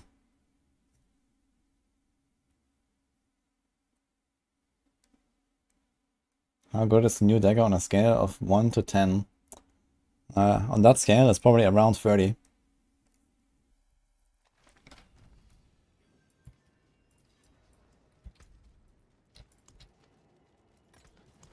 Okay.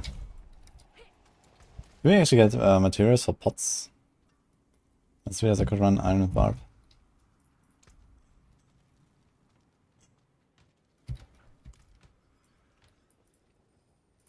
Well, you certainly Great. light. Wait, I got the quest for upgrade my healing potion, and I cannot upgrade my healing potion because it's fully ranked up. That's kind of funny.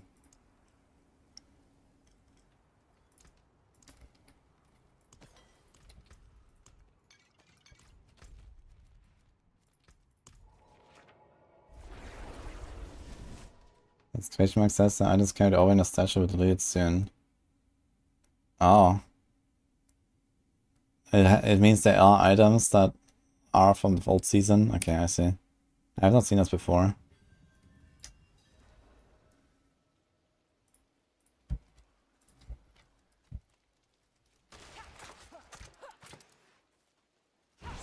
Wait, why do I have 3 instance buffs? Did someone just do that? I'm not ready yet.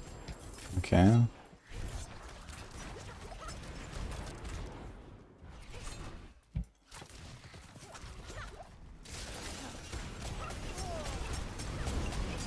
I'm not ready yet.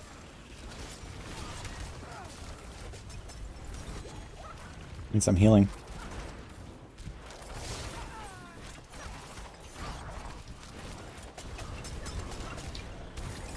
Wait, where did the bear come from? Do I still have second wind? Oh, I have 2 points of second wind. Okay, interesting. I need more time.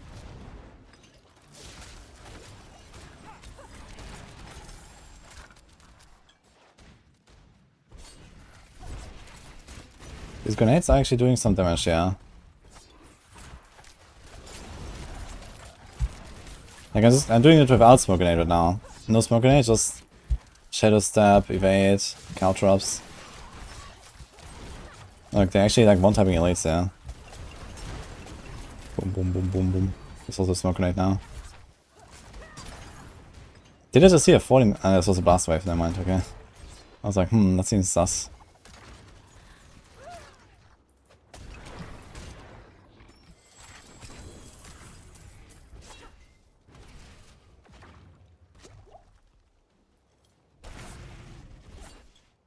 I'm not ready yet.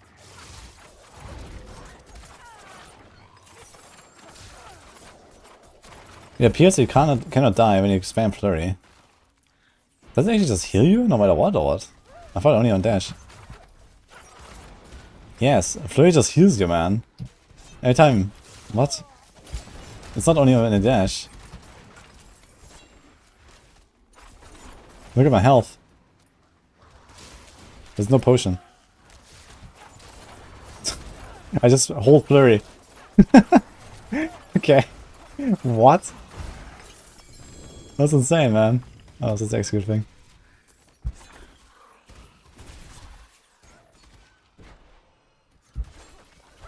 Interesting.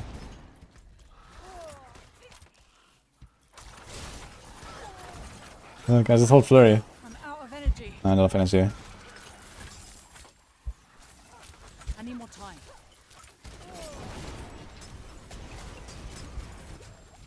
Oh, good question. Does the smoke grenade actually drop the grenades where I am or where the target is? Oh, it seems to drop on the target. Let's try this again. Nice. Okay, so we can actually throw the smoke grenade and we get the stun grenades there too. Let's see the boss. I'm not ready yet.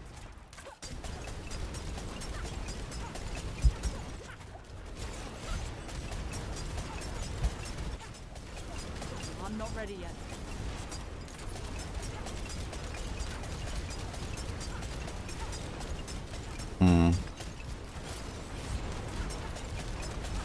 I need more time.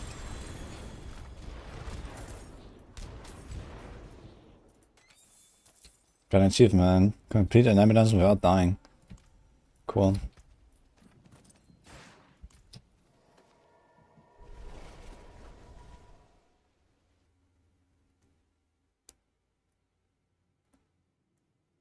Looking better than most soapbirds. That's not very difficult. It's not a pit.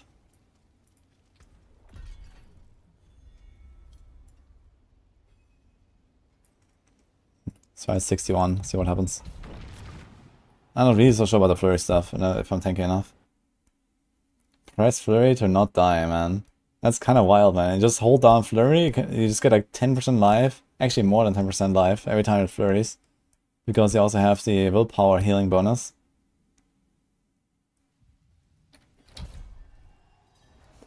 So I've only 300 willpower, I usually have like 400, 450 or so. So it's like 14-15% life per flurry. 2 flurries per second. You can get like 30% life just pressing flurry here, look. I'm just holding down flurry. Stunned.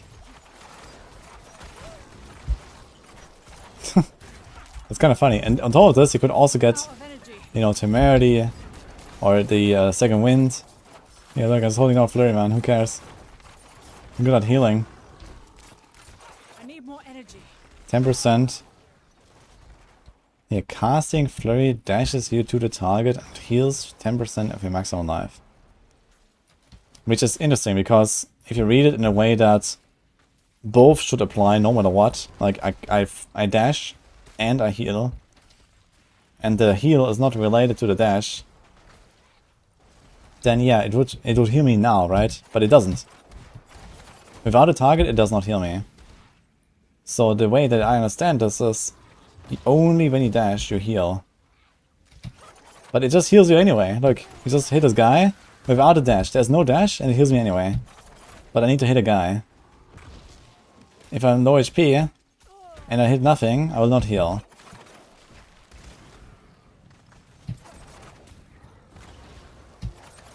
So there's one other interesting part here, which is it auto-targets around me. Look, I'm looking to the bottom now. And he just dashes in there. You saw that? My mouse was at the bottom. What if I also turn around my character? For example, like this. Then it doesn't do it, I think.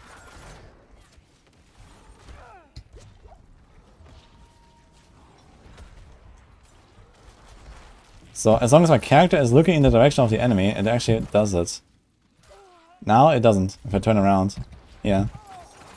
That's interesting. So it counts the direction my character is facing, man. That is so scuffed. Like, why is it doing that? You know, if I look to the left, it doesn't.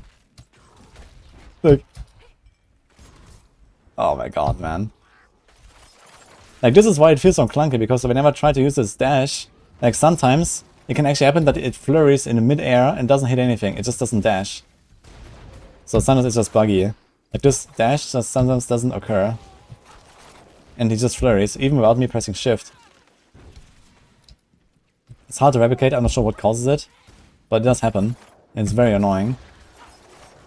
Now it seems to work just fine, but sometimes your character just doesn't dash. And other times your character turns around and hits the guy next to you instead of the guy I'm targeting with my mouse. Like, that's even worse. Yeah, if I pull like something else and I try to dash to the guy on top right. This worked. And look, I targeted the guy on the top and he went down and left. You saw that? Like, this is ridiculous, man. I hate it.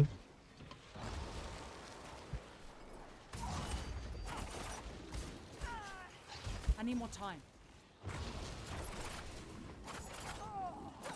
Look here, he just walks in. Instead of dashing to the guy on the top right, he just walks in and hits the guy. No dash. And he hits not the guy I wanted to hit. I need more time. Like, it's so weird.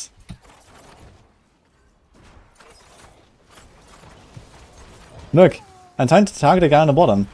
Like, you can watch this in slow motion if you want. But they definitely have to do some work on this flurry, man. Like, the fact that sometimes it just flurries in mid-air and doesn't dash me is already stupid. But then it targets a random guy next to me that is not my target is even worse, man. Like, it makes it feel like really inconsistent and really clunky. Because you never know if you actually arrive there or not. Like, I press flurry and I have no idea, will I be there or not? You know, sometimes it works, sometimes it doesn't. Like, I tried this yesterday doing some night missions and it was really bad. The inconsistency was really turning me off, man.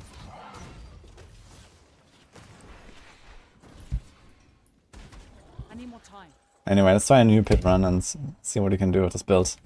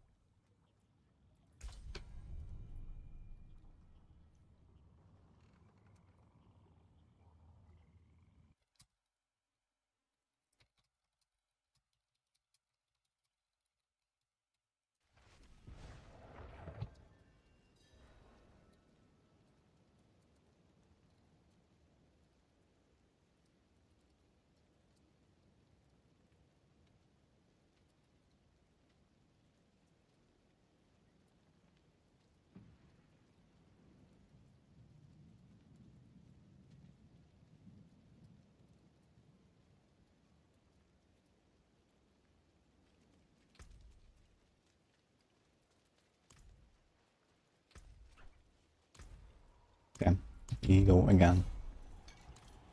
Did I just log out actually?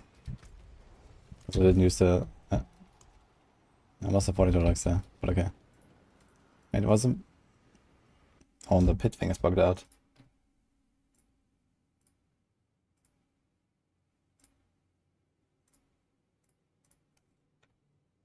It's for controllers to feel good.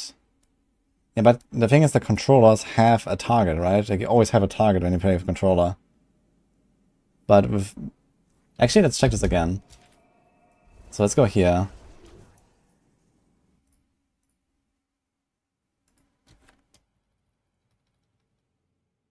Let's try to find that spot again.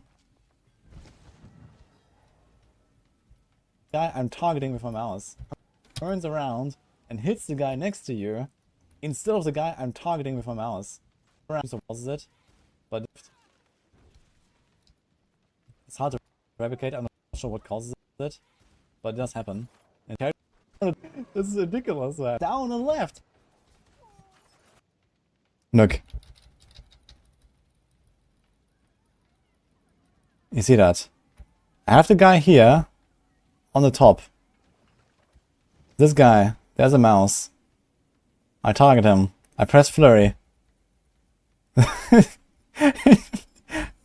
What?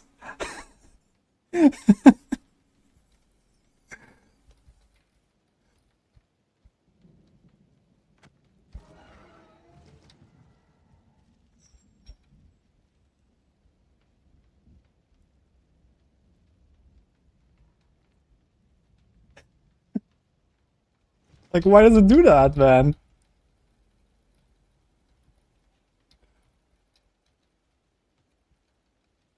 Just targets, it goes to this guy next to me, man. And look, I targeted the guy on the top. Yeah. It's insane.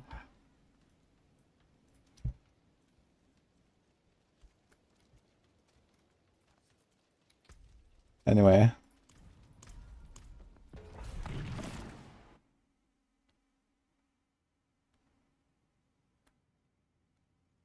Hi, Holly.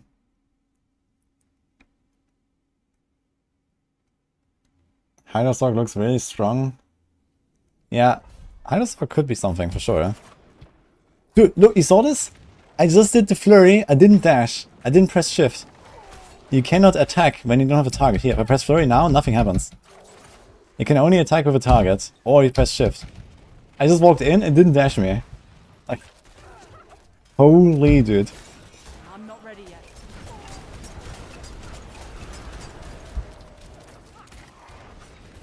You have to make sure you don't accidentally run out of elites to kill. I'm not ready yet. Oh, interesting. Champions do not count as elites. Uh-oh.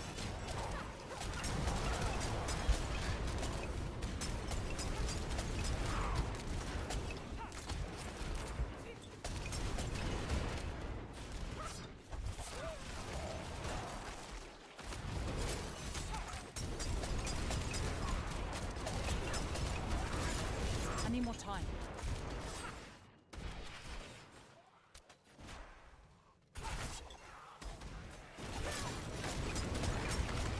I need more time.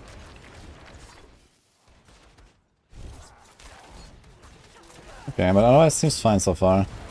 But champions not counting as elites is kind of stupid. Because I think elite damage actually does work against them.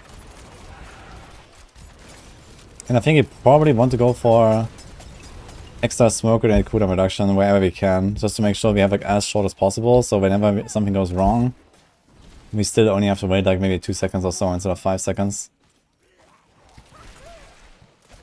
Especially with this champion stuff, yeah. I wonder if I'm spawning totems so fast that I'm actually losing damage procs on them. That might actually be the case, yeah. Because they might not instantly explode. And I spawn a new one while an old one despawns. So maybe there's like something going on with that as well.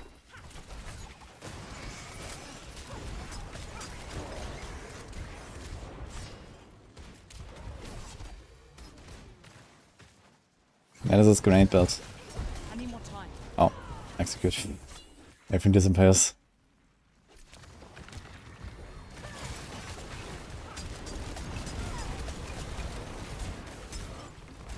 It also does not seem to work with minions, which is kind of bad.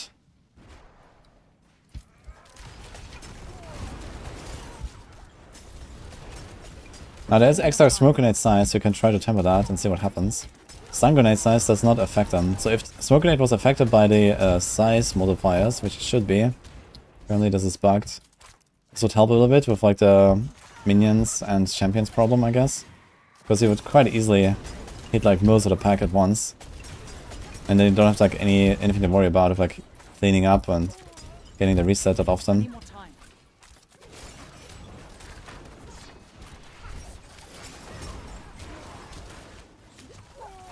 Somehow I managed to run out of cooldown.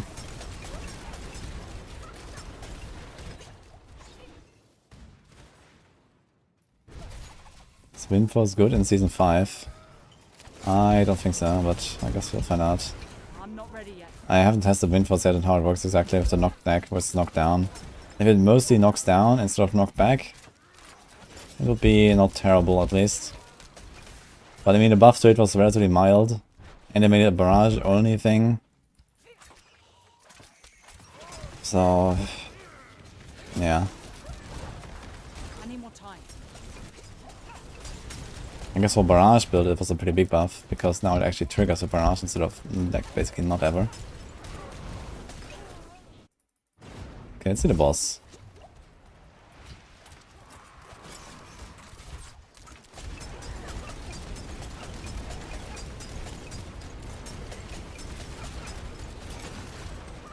Okay, I did not get a tormented stack from Elias, yeah, for some reason. Interesting. I need more time.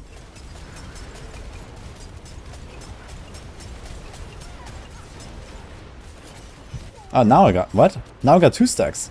I need Wait. more time. But before I got nothing.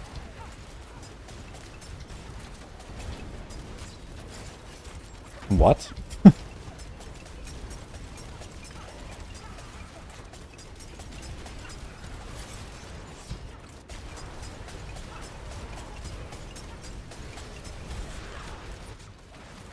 Ah, immune. Ah, maybe this is why actually. I need more time. Might have proc the immune thing.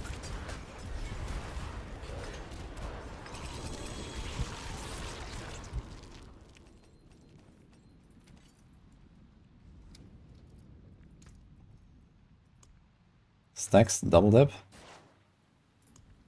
You mean the tormented stacks or what? I'm not sure how much extra damage tormented stack actually applies. Yeah, they added tormented stacks to pit bosses. When you get hit by the shadow bosses, you get stacks now. Boss health is bugged. Yeah. I mean, you can look at the numbers, right? And you have damage numbers turned on, so we can investigate it later. It's 265. You can also try to die once at the boss. People think that when you die once, it resets to normal. Which is not what it says in the known issues list. In known issues list, it says dying to a boss lowers their HP. So it kind of sounds like this is the normal. But yeah.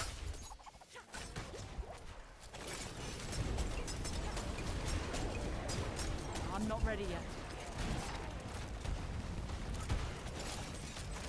And it felt relatively normal.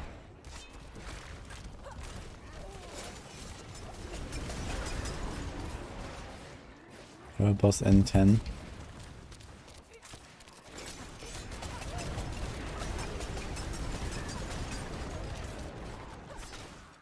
Okay, so how realistic is it for me to master my stuff to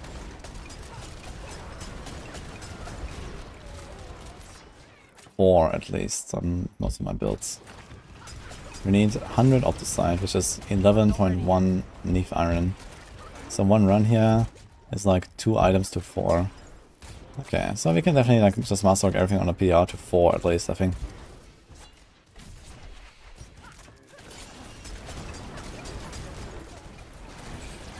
I'm not ready. You have to try this later without the Umber Crux. Because it might be that this is just carried by the dagger. Because there's definitely some shenanigans going on, but it might be like victimized related or something. I have not really investigated yet what is really bugged with the totem.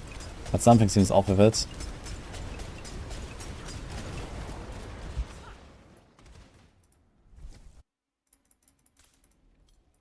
Shaco, we got CDR and 4 more skills. Yeah, I could run a Shaco. Bit more of the base cooldown. I need more time. I mean, it is like extremely scuffed, you know. I have 0 masterwork right now and all that, so.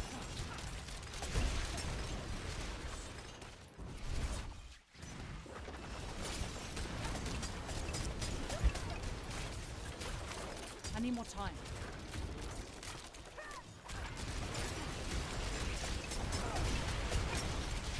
Actually, for the smoke grenades really fast, we could also try to evade in between to do some extra damage. It might be better than throwing another smoke. I need more time. Especially once we have higher stacks of exploit weakness. So we get like less lucky hit basically. I need more time. And you can kind of like get a bit more of a benefit.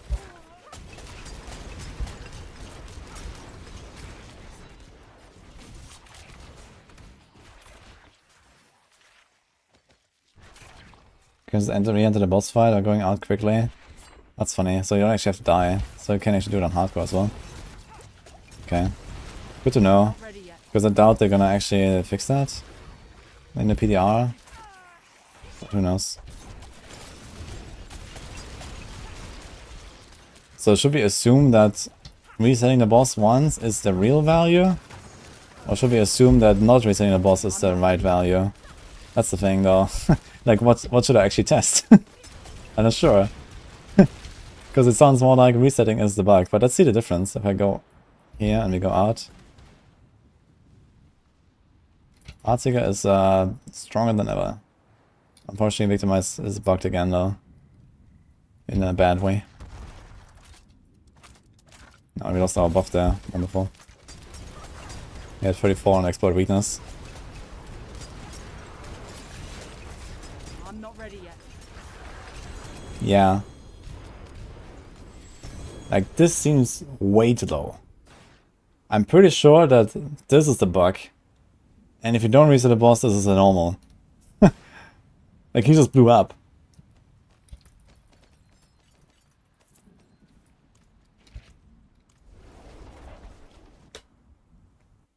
Nah, it's not 50 new uniques. It's 50 new uniques and aspects.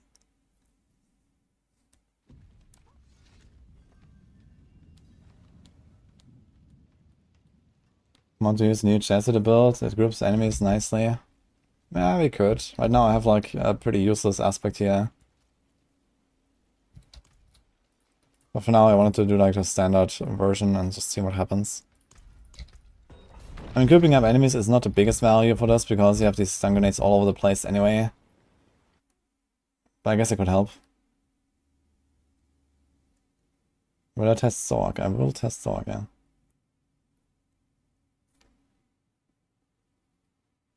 Should try them on another class, that would be painful. I'm not saying that long boss fights are not painful. I am saying that I think that the lower HP the lower HP value for the bosses is probably unintended. And this is also what it says on the known issues list on the the official blue post. That resetting a boss lowers the HP, and that's a known issue. I'm not ready Like, yet. they are supposed to be that tanky, I think. And this kind of checks out with what we know from live server.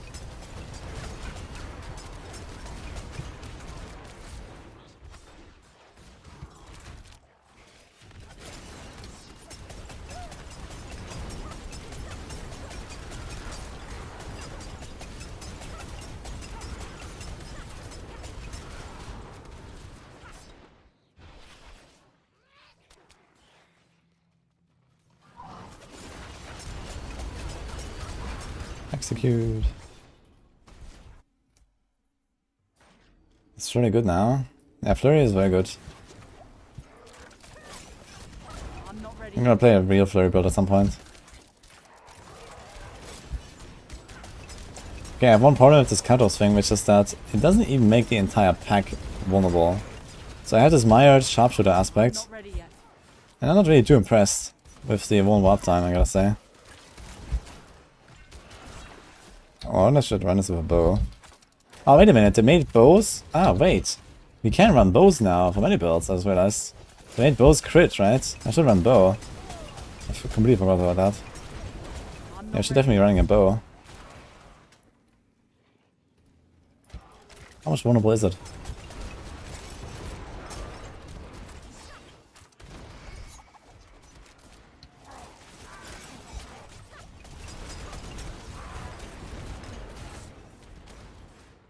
Oh, I just realized another perk here, which is that when you play with Umbercrux, you're always gonna have a target next to you to shadow step to. So if you get CC'd in an explosion of a dead enemy and there's no other enemy left, then you might just die. But with this, you can actually shadow step your totem and live. It's kind of big.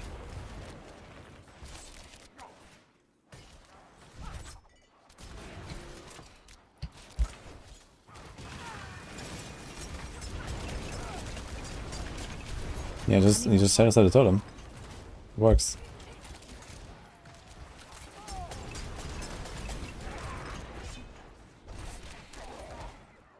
Rob isn't free. I guess we should go there. I need more time. You could try another like shorter boss.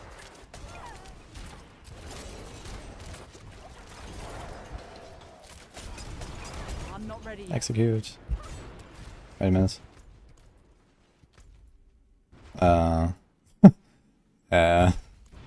This is not looking good.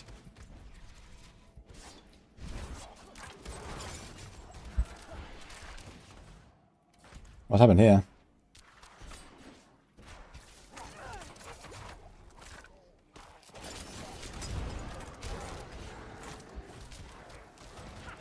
Okay, like a bunch of small trash. Vertex, thanks for up, man.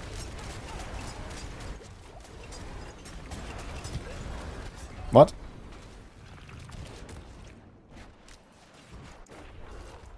Oh my god, okay, we have a problem now. We get crowd losing from a goblin, congrats. Okay, we have 1 minute, man. That's a disaster. I'm not ready yet. Do you go world boss or do you finish the run? That's the question. Do you need anything for world boss, to be honest? I mean, there's a bit of a chance for a unique, I guess, but... Nah. Okay, fuck it.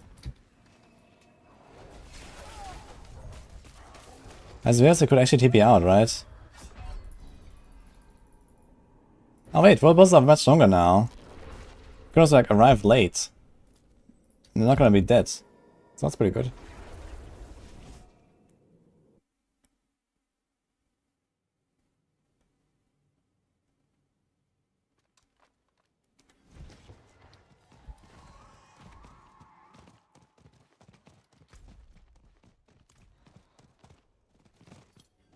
Keep getting dodge chance almost always on temper.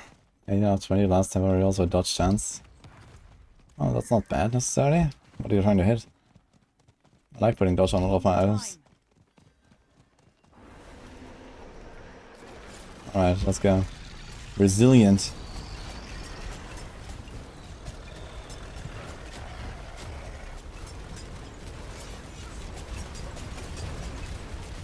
I need more time.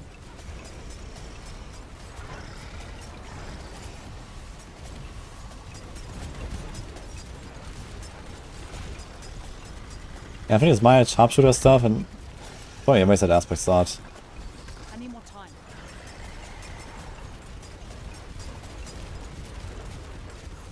Since you wanna keep out the Heartseeker buff anyway.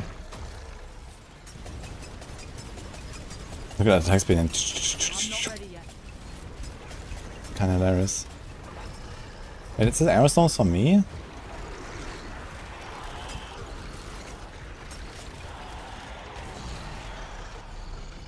No, right?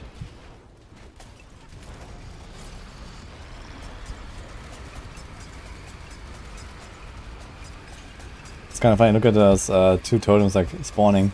You see the health bars inside the boss? Ding ding ding ding ding. This guy's dead. How did he die? Oh, he's level 78. He's leveling. Interesting. Where's them? Enough arrows rock? He's using enough arrows? I need more time. This guy's playing a poison rapid fire there, but he's playing it from range and not from melee. So he's spawning poison puddles under the boss and he can't reset his poison immune. It's a bit unfortunate. I'm not ready yet.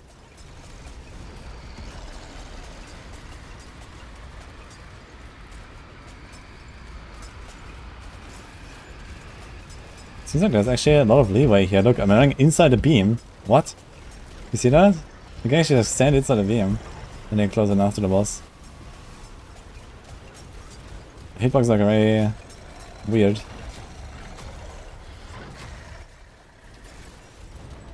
I was smacked. I need more time. I'll res him again. Yeah, Barb was actually tanky. Now what happens if I run out of this instance and come back?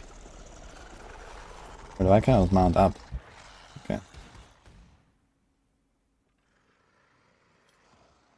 So I'm 2.5 minutes in now. We run here again. So is it the same instance? No, it's a different instance. Okay. I'm not ready yet. So it seems like it's very easier to potentially join late on a world boss now, because they last so long. I think a lot of people is gonna leech it. I'm not ready yet.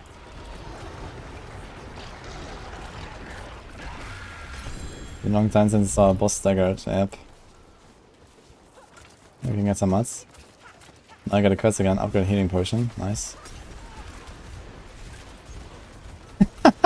everyone is attacking the totem. Bamboozled, man. But it looks like they can proc it, man. Look, they're hitting the totem. Wait, for real, dude? They can hit it? I'm not ready. That's insane, man. Look, the auto attack.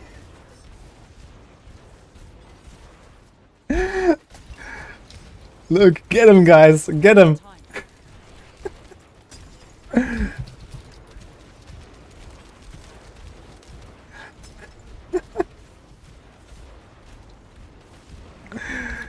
Oh, man. Time. That's wonderful. Yeah, that's ridiculous, man. Like, if that actually works for other players, that's insane. Like, rogues are nuts at this.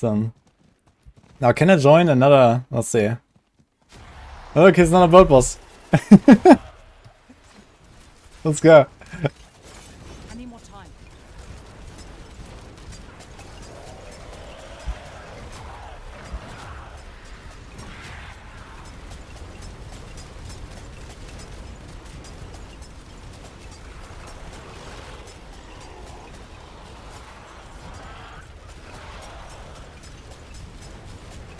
I'm not ready yet.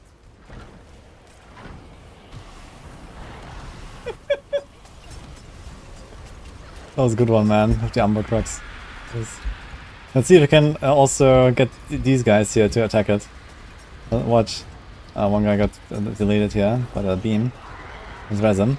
I like to hit him. They're hitting the totem. Let's go. Attack. I need more time. Guys, this guy's gonna drop a million hearts. Don't worry. Kill it.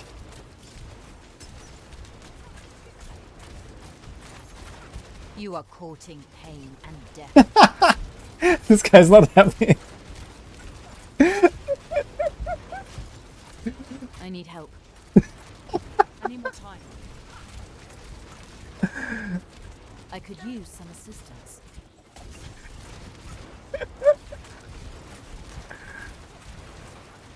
I could use some Damn. assistance. No heart drop. Follow me. Unlucky. Well done. Greetings. I need more time. Okay. Too bad, man. Let's see if I can join another world boss instance. Dude, softcore experience is something else, dude. You just walk in. Okay, here's another team. I need time. time to do Let's that. see, we're like 6 minutes after the spawn now. Let's try it again.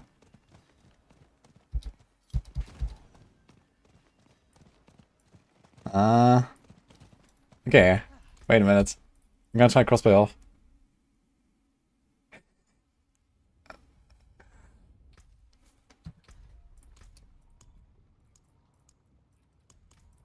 He joined another instance, but the boss was already dead.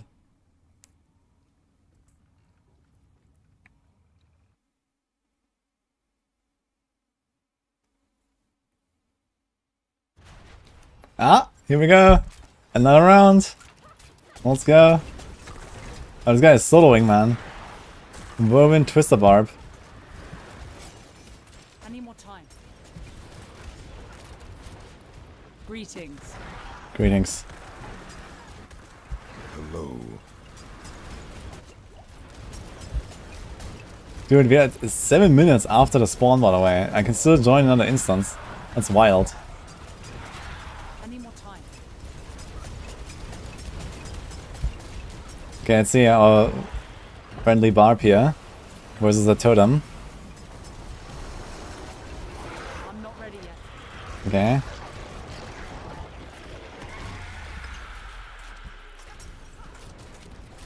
Get it? Come on. I'm not ready yet. Ah, he's not attacking. Damn it. Ah, man. He can see through me. Unlucky. He says I'm watching YouTube. Ah, nice.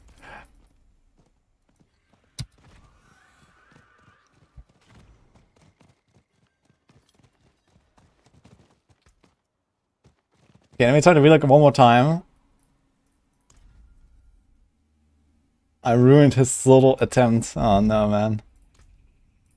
He's gonna be angry at me. Okay, let's see if there's another instance. Oh man, why? We need more people there. Like, if there's more chaos and there's like, 5 characters standing on top of this, no one sees what's going on. Like, there was only me and this guy. Okay, that's it.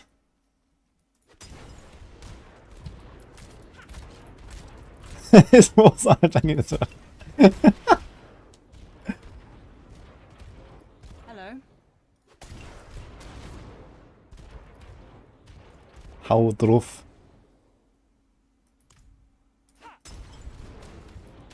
Okay. Anyway, enough of World Boss for now. Was fun though.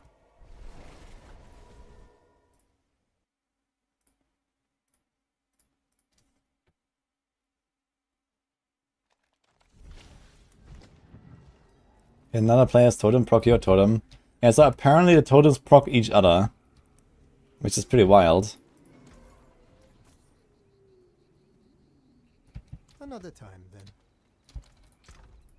Nice, look at this illustrious ring here. Cold resistance, poison resistance, shadow resistance. You like it?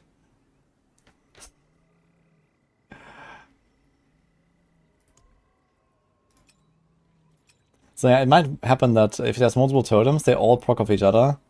And things can get really crazy, because they can hit each other for some reason. But they don't produce an infinite loop. So one totem hits the other totem and that produces an extra explosion. But yeah, maybe if there's more totems, then it would like, hit this guy, this one, and they kind of like, they chain like 5 times or something. Or who knows. I haven't tried it yet with multiple.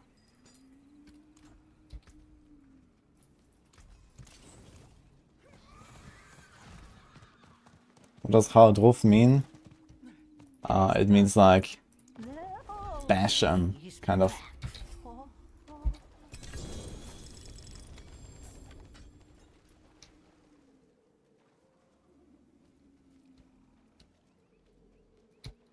Got an Asheroth in this.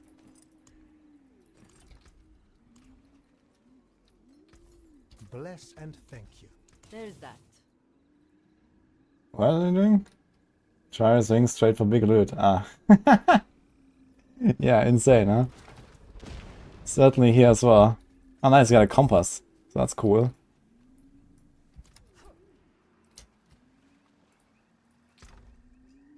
Let's put this here. Thanks, Valros, by the way. I want to do more pit, right? So let's do more pit. Now I'm playing a grenade rogue.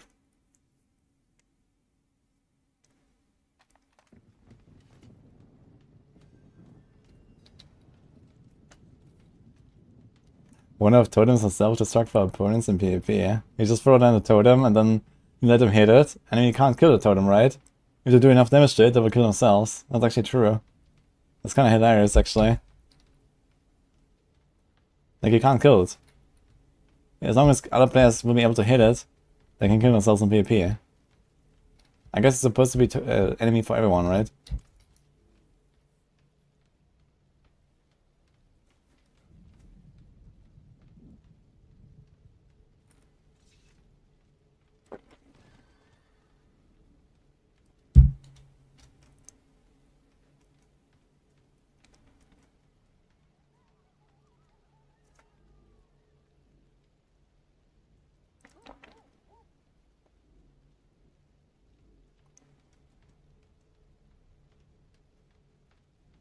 Group play advantage once more again.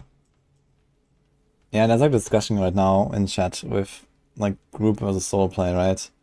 I mean, I think no one is complaining that groups have an advantage. It's more like, you know, how large of an advantage should I have? And it's just too much. And it keeps getting more, right? That's the problem. You have boss rotas that are ridiculously powerful for groups and shit for solo.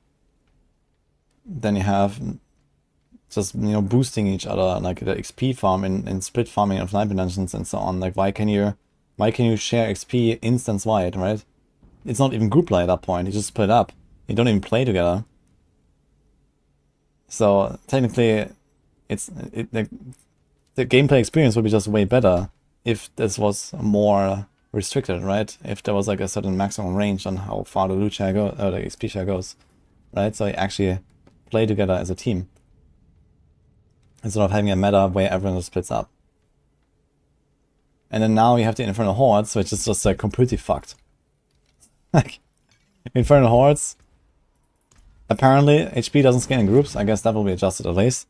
But then you get 4 times the amount of keys, and out of each key you get 4 runs, so you get 16 times the runs.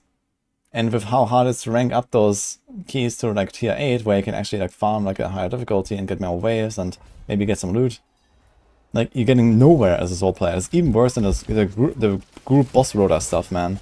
Like you have no help to get anywhere as a solo player. So the problem is not that groups have an advantage, the problem is that the groups are like 10 times better. You know, 50% better or 2 times better would be fine as well. But why is it 10 times or 20 times or something like that? Like, it's insane. Especially with the Infernal Horde stuff, it's crazy. Like, you literally cannot do this as a solo player. Unless you spend like an entire day grinding out like 1 key and then do like 1 run at tier 8.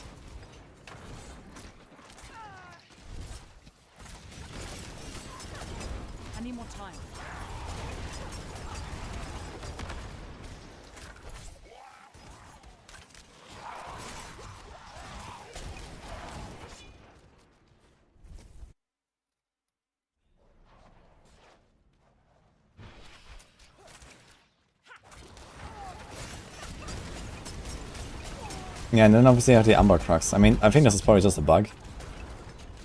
I mean, it doesn't specifically say that only you can hit it, but it also doesn't even make much sense that other players can hit it. I'm not sure if they want rogues to be like a support now. I'm not ready yet. But yeah, you just like throw a rogue into any team and you're gonna multiply the DPS output of that team by just having this dagger.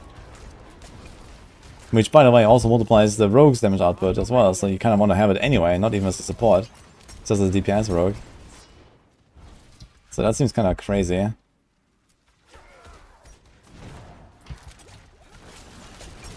mean, with the imbalance between builds in this game, it's very likely that you very easily get degraded to a support role with an item like this. You know, even if you don't even do like, let's say, half the damage of the Barb in the team or so, then you're basically just gonna go full support at that point. You're not even gonna try to do damage yourself. It's gonna try to put the totems down and support them as much as possible with every little thing. the builds have to be pretty well balanced for something like a no support meta team play I'm not ready. combo to exist. They have to be pretty close in their actual damage output. And let's say that Barb build X does like 10 billion DPS and then Rogue build does like 5 billion. Well, that's already a pretty large gap. But you could say, okay, the Rogue is actually contributing at least something. But then the Rogue is also buffing the Barb, so there's 10 billion from the Barb actually goes to like, you know, 16 billion. And suddenly the Barb is way ahead of the Rogue I'm not ready yet. because of this thing.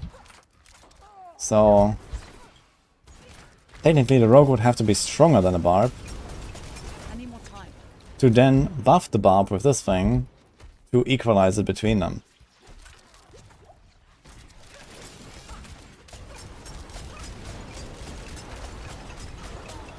So it's like a pretty dangerous scenario here, I'd say, of what is gonna happen if this remains a thing, with the buffing the party with the totem.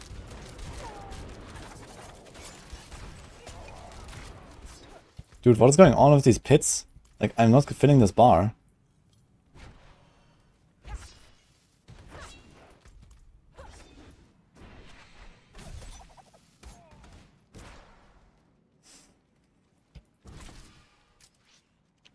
Fusion of T4, Z Rogue, Z Druid, AoE, Sorc, Nuke, and Boss Killer Barb. And that Sorc thing sounds like a bit copium, but who knows. I need more time. I guess the Sorc is definitely suited for that role.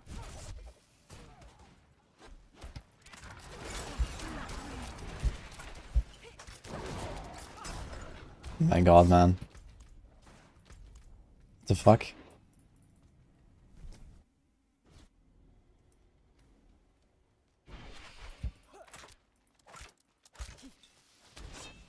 Woohoo, we found a pack. I killed nothing of it. Can't use that. Pit feels like it requires 99.57% clear for monsters to open the boss portal. Yeah, I mean, that's really I think that changed something there. That's really shit, though. I'm not Oh, ready shit. yet. Wait a minute. I swear, we can't tank the Alliance ring anymore. You get stacks now. Like, usually the strategy is you just run on top of Elias and eat all the projectiles. But now you just get stacks for it, man. I didn't have to test the aspect of True Sight yet, but I don't think it's that good. But there might be some scenarios where you could use it. It's not gonna be like a very like general useful aspect though. Because the uptime is really low on it.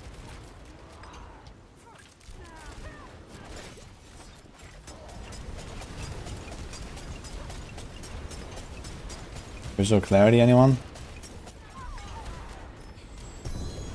Dude, 100% this boss HP is bugged.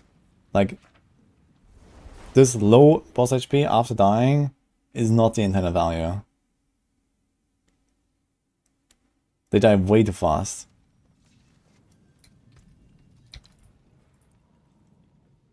So 75. Hydra Sorc is Pog. I don't know, as I expected. Let's see it. I mean, the question is he using VS Mastery? He's using Tyrrells. Interesting. Hey, do the Hydras proc Tyrrells? What is he spamming? Like, what is this? What ability is he spamming? Wait, every time he casts Hydra, he spams the Tyrrells. Shaco, Starless, Tyrrells. So this Shaco could be a Lucian, which will make this a lot more powerful.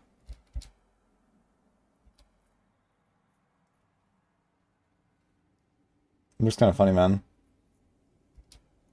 It's actually even funnier because look how large the circle is of the Hydras. So it doesn't just like add random heads around it, it actually makes the circle larger to fit them all. That's kind of funny.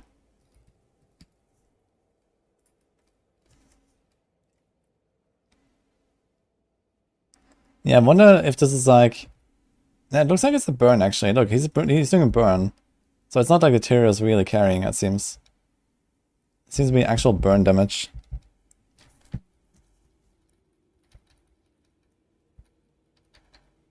I just can't really see.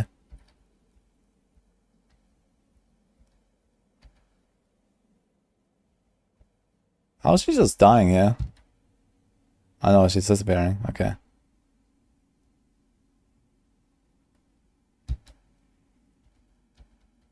There's 13.7 million tick.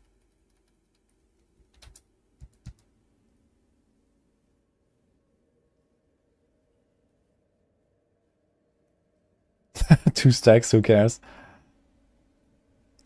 So he tanked the second wave. Did he have ice armor up? No. The ice armor got, well, probably mostly deleted here. Actually, ice armor fell off here, so he only had protection up. And it did not break his protection. That's kind of crazy, actually. Okay.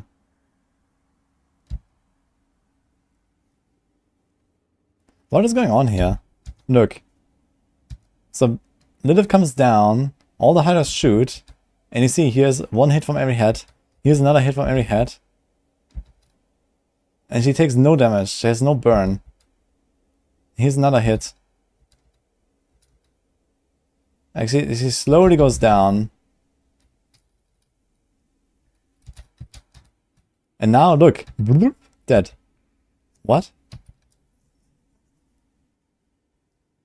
Oh, maybe it's because he was like teleporting away or something. But they are shooting at her there, up there, on the top. The author really says it's only decent for boss.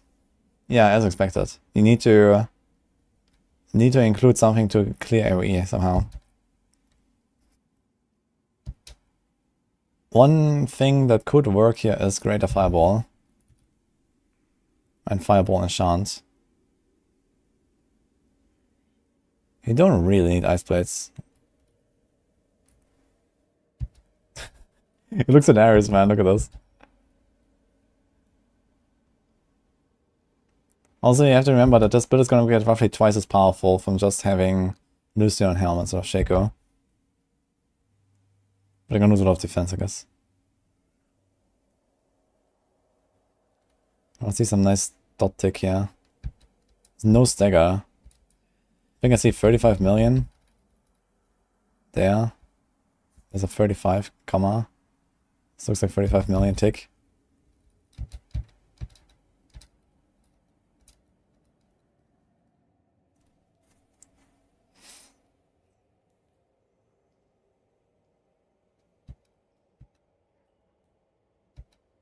Why do these hiders stop attacking?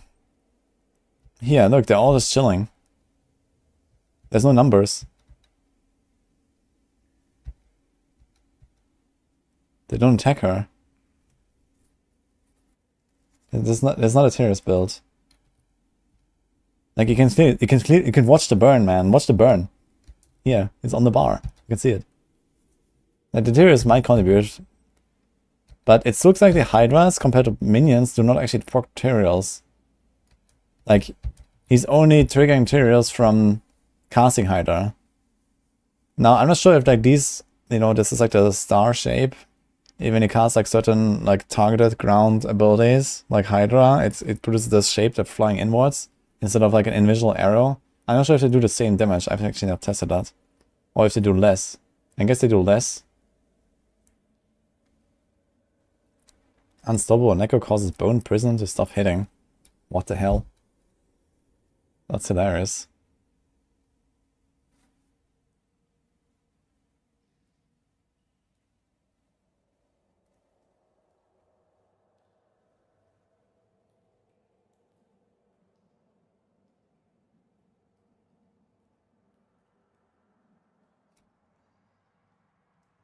I'm trying, Jonas. Protection we apply on each mana spent cast. Wood? It's on each cooldown, I mean. Dude, he has 5 stacks. This guy's actually pretty tanky, man. He has 5 stacks. He started to just teleport into the ground effect. Which interestingly didn't give him a stack. So I think the ground effect only gives you a stack at the start. If you're like on it while it starts, you get a stack. But if you teleport into it while it's still going, you don't get a stack, it seems. Interesting.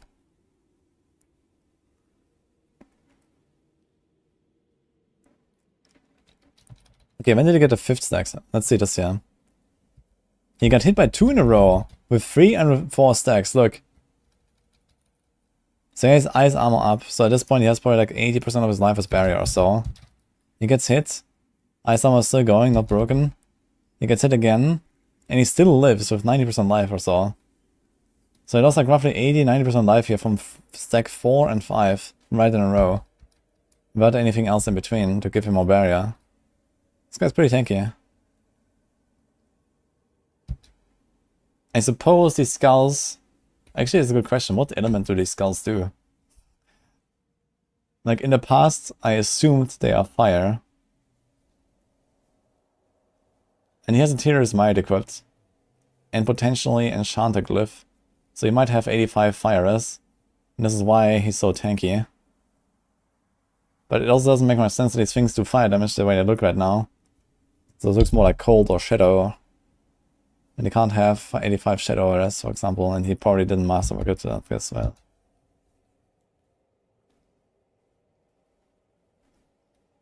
So it might be he has 85 fire res, that's why he's so tanky against these skulls. Because he does really fast when he teleports into the ground out here, right? Yeah, he does almost instantly. He just got lucky that it was just about to expire. Like another 200 milliseconds, you'll be dead here.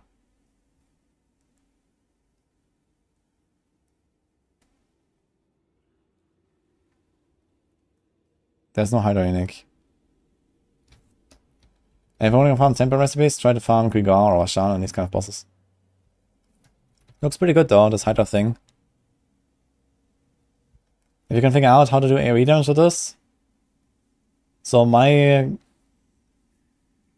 choice here would be try to make something work with Greater Fireball.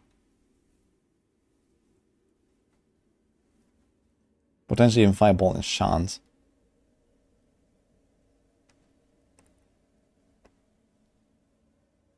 Now, okay, how many Hydra heads does he spawn from one cast? He's spamming it. Okay, let's do this in phase 2. He has like a few ways. He just casted one here, one there. Sorry, zoom down, man. Is he like a clean cast? Okay. 1, 2, 3, 4, 5, 6. Wait. We start here, right next to the left. 1, 2, 3, 4, 5, 6, 7, 8, 9, 10, 11, 12, 13, 14. So one cast is 14 heads. So it sounds to me like the Hydra head's temper. You can have it on 2 slots, right? So the Hydra head's temper seems to scale with masterworking like skills. So you can go from 2 to 6. And he probably masterworked like most of it almost perfect. Right, you have 4 heads. If you can only go +4 +4, that would be 12. If you can go +6 +6, it would be 16. How much did you count? 1, 2, 3, 4, 5, 6, 7, 8, 9, 10, 11, 12, 13, 14. Yeah. He has 14 heads.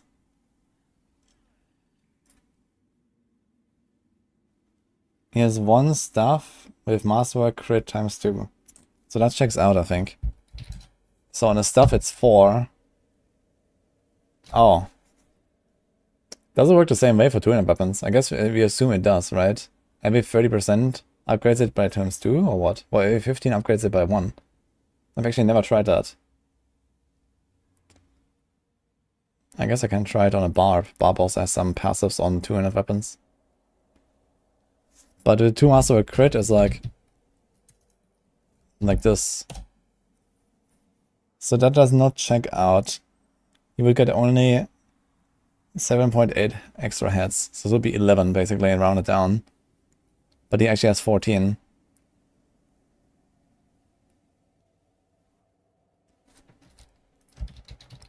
Yeah, the planner might not be correct here. We have to make like a special rule for this. This has a special rule. So let's see it. What happens here if we do like rank 7. It does go to 3.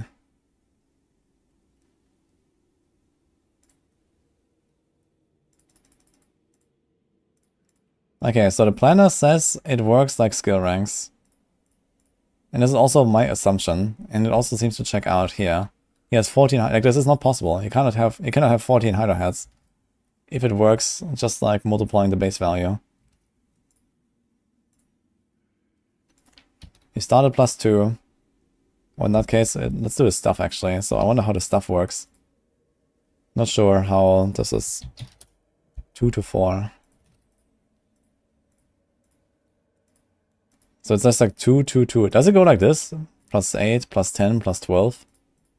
So it's just like the same values, just times 2. No, the maximum heads you can have is 16. One Hydra cast. You can have 3 Hydras, that's 48. And then you can have, I guess if you try something like 2 Hydra enchantments that are 15 heads each. So like 78 Hydra heads.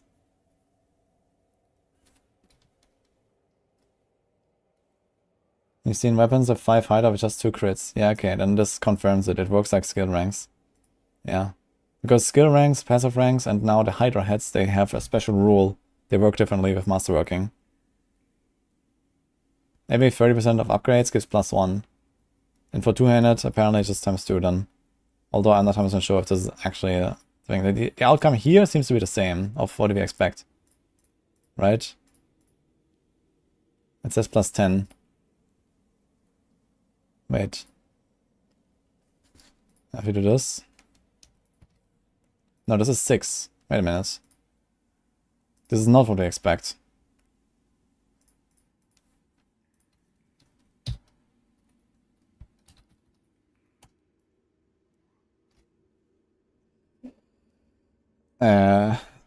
Something is weird.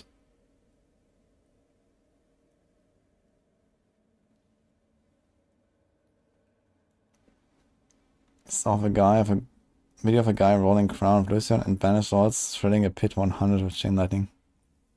Well, if banished lord's talisman triggers from the drain mana of the pants, that would be pretty good actually. Or you just like try to activate it and then shoot out 1 chain lightning and let it like overpower all the time. I think I discussed this in my video as well. It says 10 to 12. Oh, this is just like, okay. Okay, then everything's fine. Yeah, that's the expected number. That's a lot of Hydra heads. Huge bug. What's that, Xayo?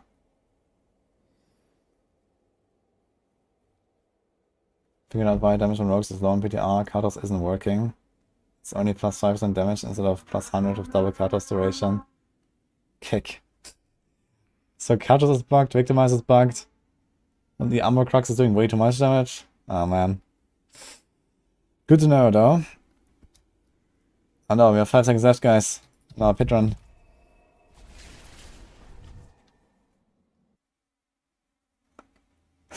Really trying to do Blizzard map. Dude, Blizzard map is difficult, man. Like you have to, you know, you have to understand Blizzard. You know, and you have to put yourselves in their shoes. Like you have to imagine what are they thinking when they made that calculation. Like Blizzard math is no joke, okay?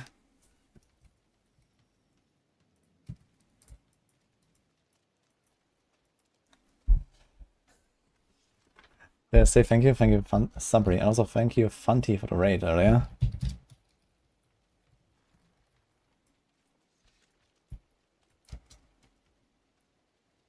$22 billion Hydra hits.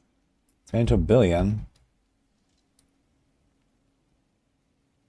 Okay, I think he's using... Okay, this must be a bug. Like 22 billion sounds way too high. And I think he's probably using Virus Mastery. He actually does look very charged.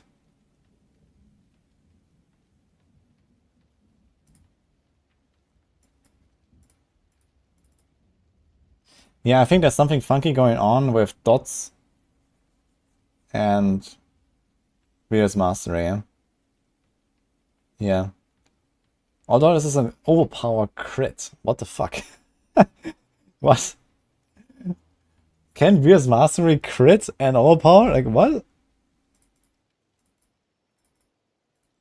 What are they doing?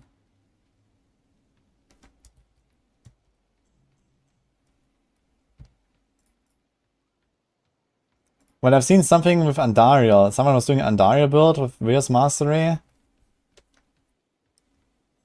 He has a Doombringer equipped. What the hell? Banish Swords, Chain Lightning, Stardust.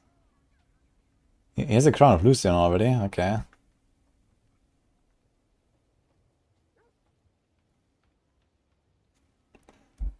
He has 2 crowns actually, what the hell? Gamer.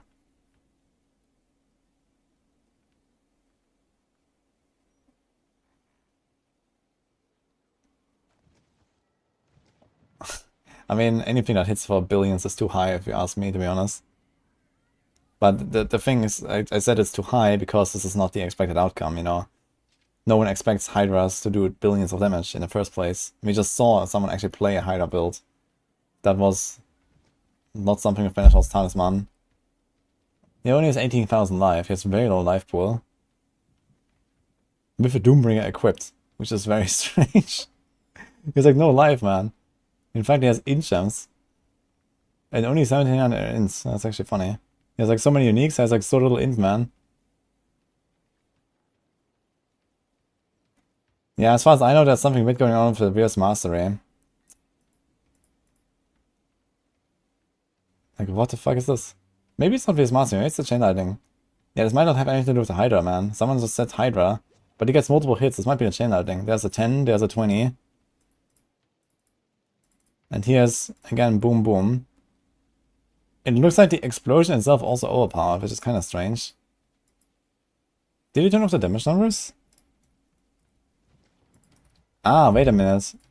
You can like fine-tune the damage numbers now, right? So he probably turned off the normal damage numbers, so the explosion probably didn't matter. He's just doing like a Banishor's Talisman build. Okay, now I want to see on his bar, Banishor's Talisman plus the Chain Lightning Pants. Does it stack up the Banishor's Talisman? No. Well, it might be here, like as a 9th buff or something, but you don't see it. The clip's too short.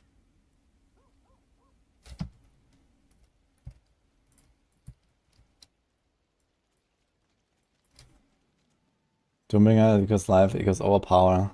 Yeah, but he has 18,000 life. You know, he has like no life to scale.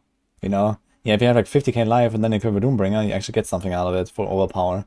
But he had like 12,000 and equipped the Doombringer. Then it gives him like basically nothing.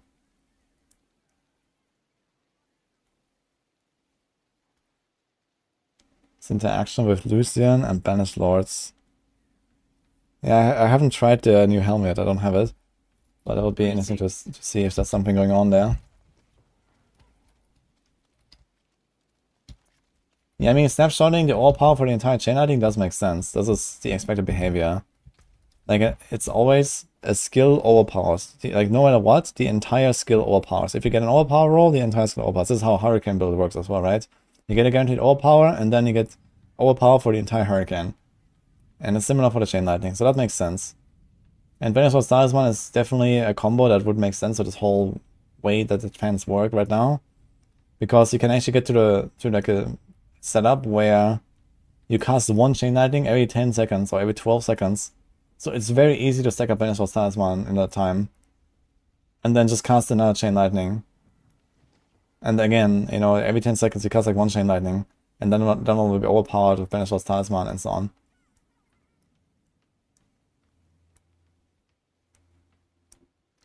Yeah, Doombringer for Shadow Damage Source, I guess it's an extra stack. So Doombringer is not a terrible case if you go for all power and you get the extra stack, and maybe there's like no other really powerful aspect. I mean, there's not many powerful aspects for this chain lightning build. You don't run either of the two chain lightning aspects, which is kind of hilarious. I don't think you want to. So you have like, I don't know, Tarasha ring, Starless Skies ring, you have like a Vanishal's Talisman.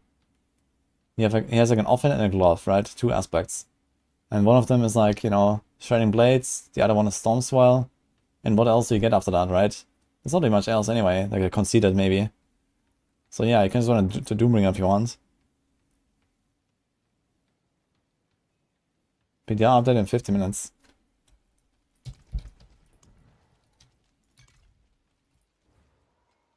He just did his 75, right? It's doing 80.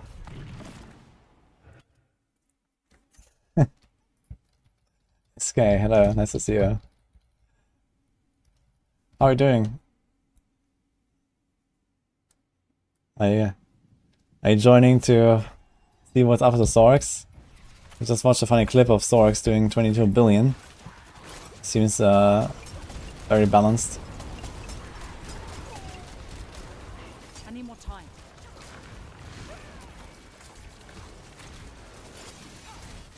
You've got 85 Sorc. Yeah, I remember you were playing one. I'm not ready yet. Yeah, there's a lot of WTF stuff going on here on this PTR, so 20 billion is nothing compared to what the Druids do. Of all things, companion Druids are currently the strongest build in the game on this PTR. I'm not ready yet. Because somehow they managed to do like, I don't know, 13 quadrillion damage or something. There's like some weird wonky stuff going on. Yeah, we have to figure out what is actually bugged and what is actually working as intended, and then we have to estimate the RNG of which of those fixes will happen and which won't. Then we will understand which is a good class. For now, it's Wild West, man. I don't have any potions. I love potions, what?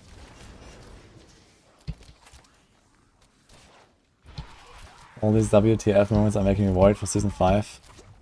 I mean, to be fair, it wasn't that much different on Season 4 PTR. We also had like infinite damage bugs, and we had like, you know, dust devils and whatever, right? So, lots of weird, crazy stuff going on.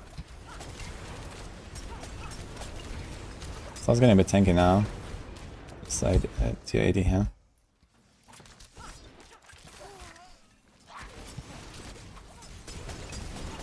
So anyway, if cutoffs actually don't really buff our damage.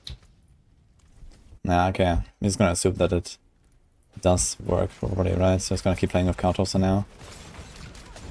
Xari just told us on YouTube chat that cutoffs doesn't buff our damage beyond 10%. There's no stacking effect at all. So cut duration is useless. Cutoffs in general are pretty useless.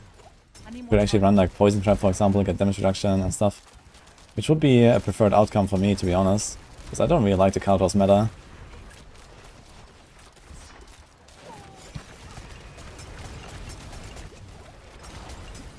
But you also have to see that rogues are very weak. I died one shot to one of the explosions. And I spawned in floor 1. What is that? I'm not ready yet.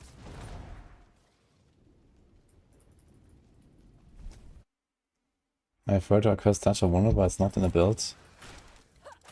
I think it's in a side version. But yeah, maybe there's like a mention of a cursed touch somewhere that I should remove. Because I realized you don't really need to go exploit glyph and puncture, and that is kind of enough for most scenarios. But the inner side version has it.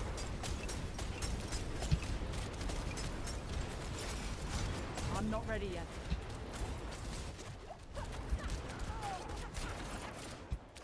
I'm gonna say this kind of like breaks down really fast and higher tippets, especially with the fact that I have to kind of like clean up most of the small shit here, because else you don't have enough progression to spawn the boss. That makes this build kind of clunky, because I can't get the reset without hitting elites. So I can get the perma smoke grenades here on these elites, but then once the elites are dead, I have to move I need on. more time.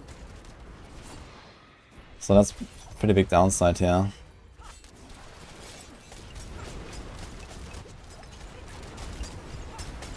Oh my god, numbers.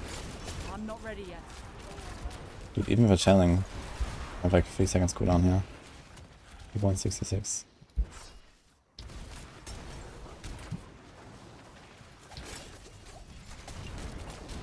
Deadly ambush Need and more time. ambush both work.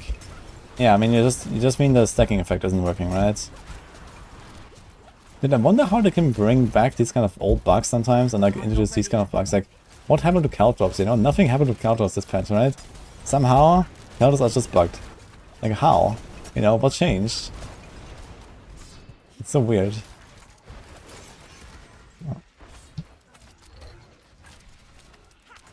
I need more time. Yeah, it would be nice if like Caltrops had like one of the upgrade choices, maybe to not have a back jump. Or if it had something like an aspect, you know? I mean, it literally just made an aspect for it, right? I'm not ready yet. Which is an interesting one, but not really what I was hoping to see here.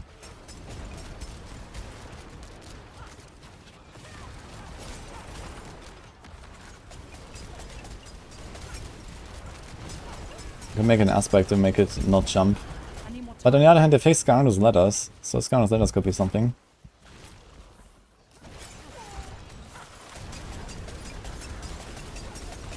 I need more time. Oh no. I have briefly tried to pull aspect. It seems pretty bad. But I didn't actually try it in a real build so far. For rogues, you can't really use it because rogues... Like, you don't have slots for utility aspects. You have Frostbitten and Noxious Eyes and these kind of things that they put into your builds. So these are utility aspects. They're just damage. So you can't really use the utility aspects as rogues most of the time.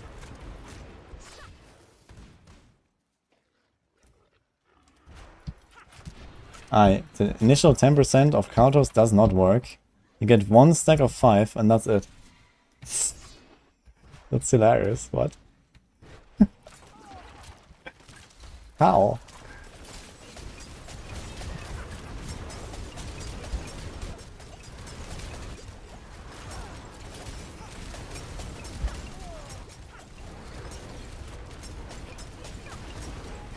Okay, we made it. See the boss. I'm not gonna reset.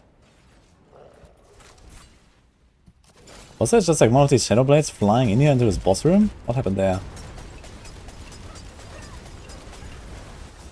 Ah, shit. Wait, did I have a stack already? Does he give me stacks or was he just doing too much damage to me? I should kill him. Ah, shit, now he's actually easier, right? I wanted to test how it is when I try to kill him properly. I guess not this time.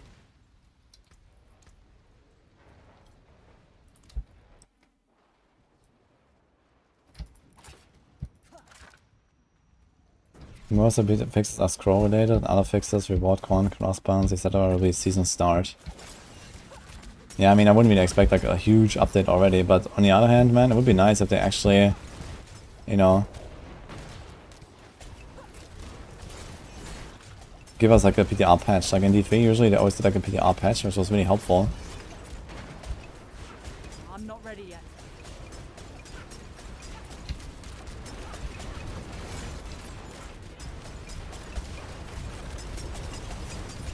I need more time.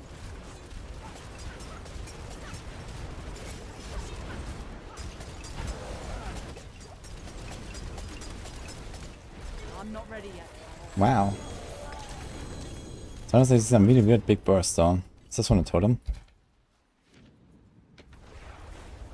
The shadow is the new Umbar Crux. Where the 3 PTRs as buggy is this one. I mean, D3 is a way less complicated game, I guess. So there's not that many things to bug out. But yeah, typically new stuff there was also either completely imbalanced, broken, buggy, whatever. So that happened pretty frequently. Despite the low complexity of the game.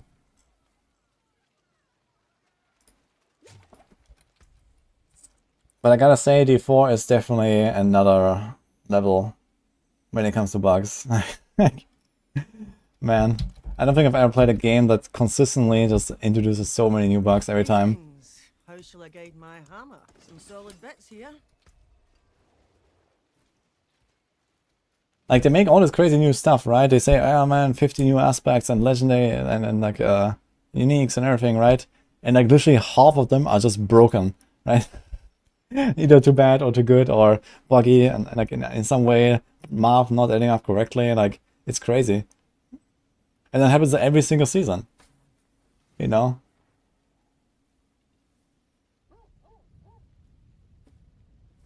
That's a great build, yes. It's 285. Never played Warzone, the game will be broken for weeks. Imagine a battle royale with an invincible bug. Oh man. Now the PTR patch is in half an hour apparently.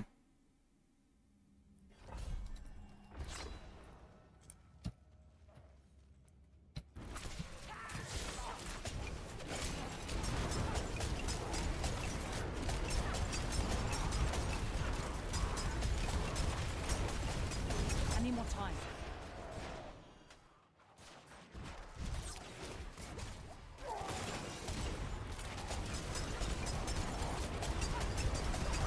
Ding ding ding ding ding ding. I need more The time. high attack speed seems kind of funny.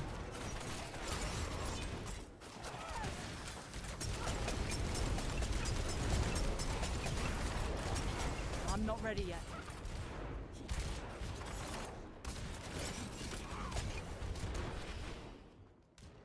That's a grenade rogue.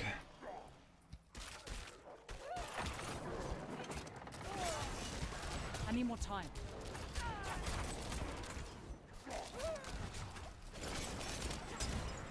Dude, killing these champion packs is really annoying. I need more time.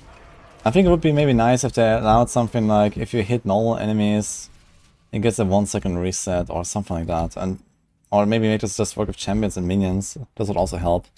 Like just elites and bosses, like elites usually includes minions and champions, but not in this case for some reason. And that's very annoying. Yeah, like I can't kill these champion packs. I need more time.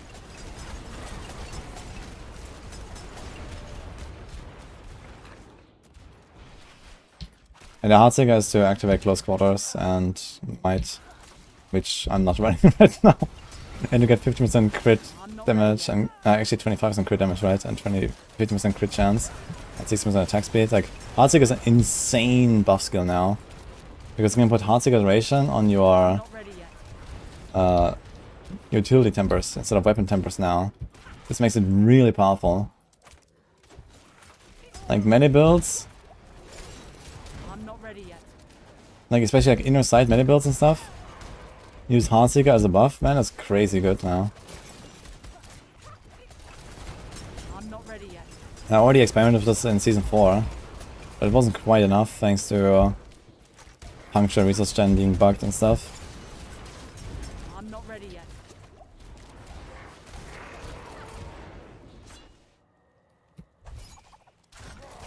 So I think after this run, I'm gonna try to replace my weapon, the Umber Crux, and just see what happens if I don't have it. And see how much I'm hard carried by this thing. I need more time.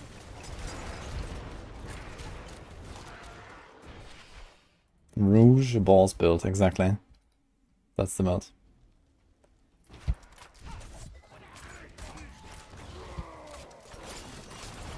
I'm not ready yet.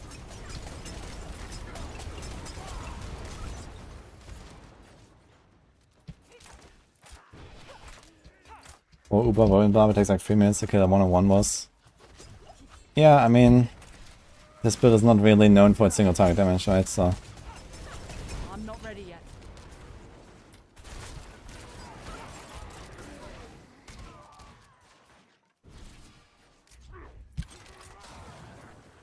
did it fix the compass and scroll drops? In half an hour they will. I need more time.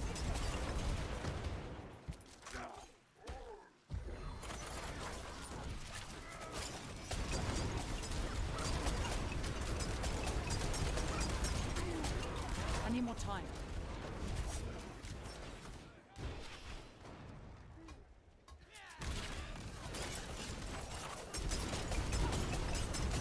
I need more time. Execute.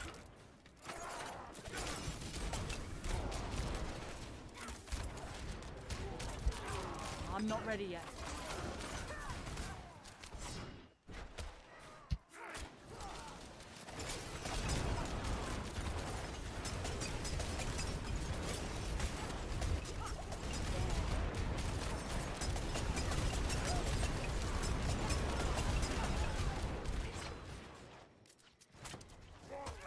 I'm using a new dagger right now. Let's see it. Someone gave it to me. Ah, so many minions here, I wanna get them.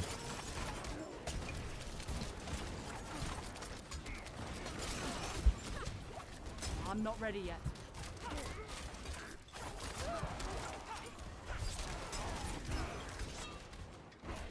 Uh-oh. There might be one more pack, let's go down here.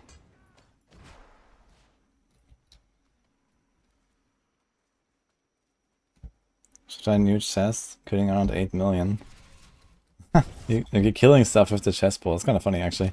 Like this chest has like so many effects, man. This dark shroud thing, that could be an item on its own. And then this pull from the evade, that could be also be another item. And then it also does damage. Like what?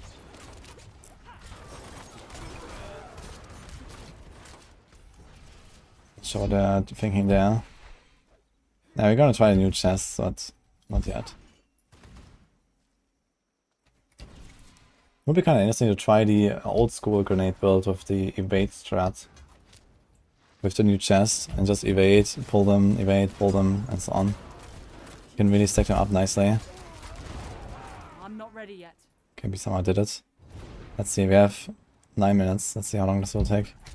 Try not to die.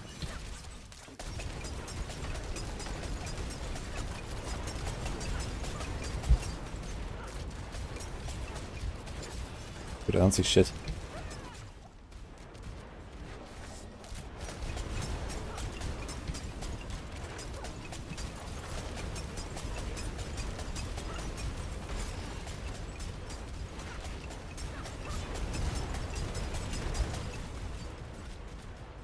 I'm not ready yet.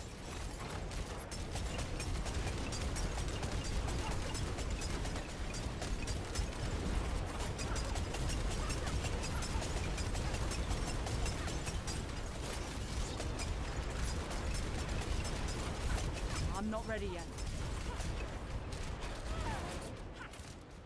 Somehow I missed.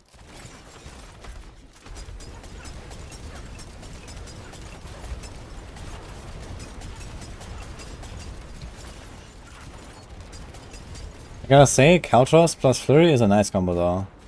Just got us away.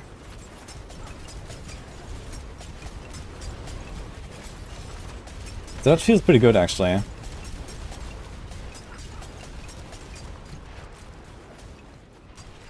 I'm not ready yet. Yeah, bam, you're right there.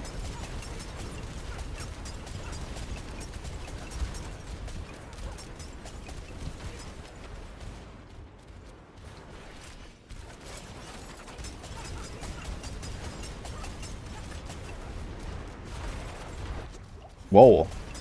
This dot? Did it beef it up? I'm not ready yet.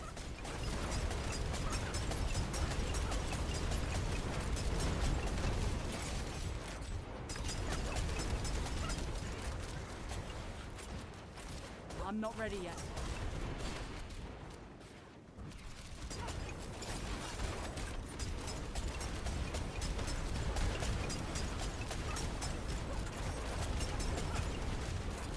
I'm not ready yet.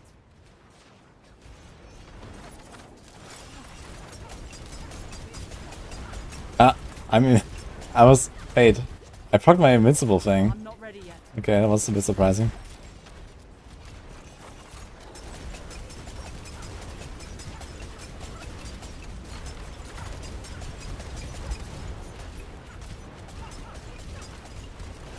I need more time.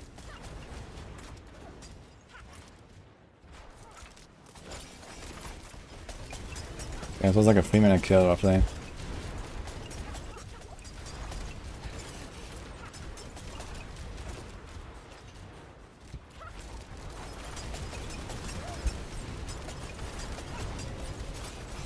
I need more time. Actually, I need to check. You can probably see it here, right? Increase attack speed and cutthroat skills. So if I do this.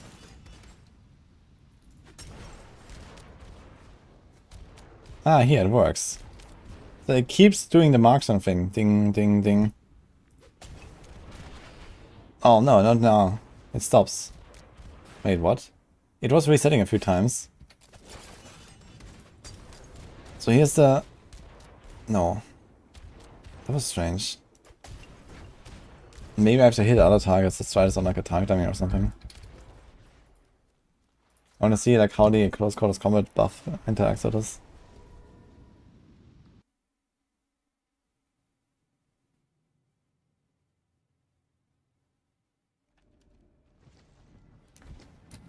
It's gonna be how tanky the bosses should be on at 85 of season 5. Yeah, apparently they're gonna rebalance it or something. But I mean, this is like not a current. That's not a very strong build currently. You know, it took me 6 minutes to even get to the boss, so it's not very surprising at this point. You know, this build is like probably like a B tier build or C tier build. I have 0 masterworks. I have like basically no greater affixes that really do anything. Scuffed setup, not even like full tempers or full like aspects like maxed out and so on, right? There's like at least a times 10 damage multiplier missing or something from this point here. Plus the counters are bugged. Yeah, it's like a lot of shit here. My close quarters combat right now is 41%. That should be like 70 or something, or 80 I guess. And so on, so...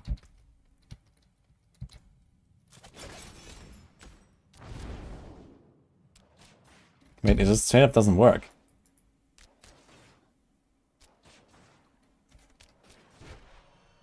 Ah, damaging a close enemy with a marksman or cutthroat skill. Wait, is that what it says? I never realized you have to be close for this.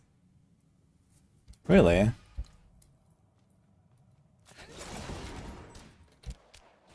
Yes. So it does reproc it all the time, but you have to be close. Okay.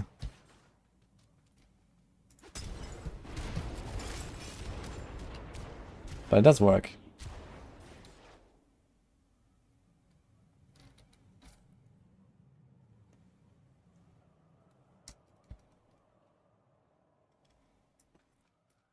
Yeah. I never realized that actually. I mean, usually it's not a problem, right? Usually you play melee builds with this. But yeah, I was not aware of this. It has to be close.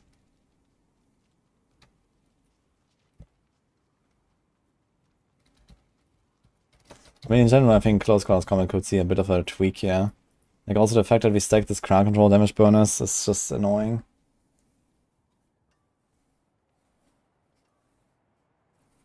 But who knows?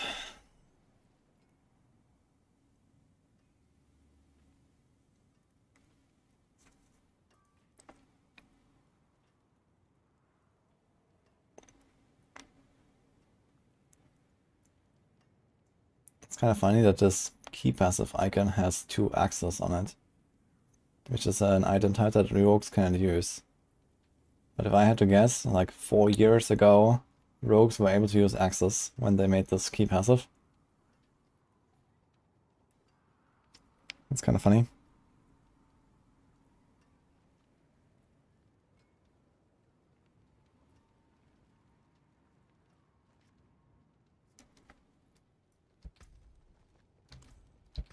It says close quarters combat. Yeah, it's fine. I mean, it's not a downside really. It's just something to be aware of.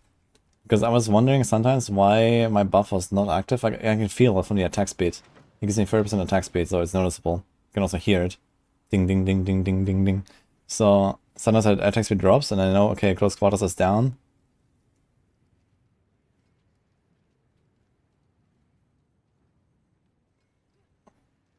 You need to change it to make it second close instead of damage versus CC. Yeah, you can like double down on the whole close thing, right? This would help a lot with like boss damage and stuff. I would really love that as well. Father bless. What do you need? It also makes more thematic sense. Like, they only gave it this crowd control scaling because it used to have this crowd control effect, right? Which was already kind of strange whenever they came out with the game and designed it that way. Like, you got 30% extra damage multiplier against crowd controlled enemies. It was relatively strong, but they couldn't scale it. And then they changed it to a scaling thing, and they made it, you have to stack damage to crowd controlled enemies to get a damage multiplier. But the target doesn't have to be crowd controlled anymore. It's kind of weird.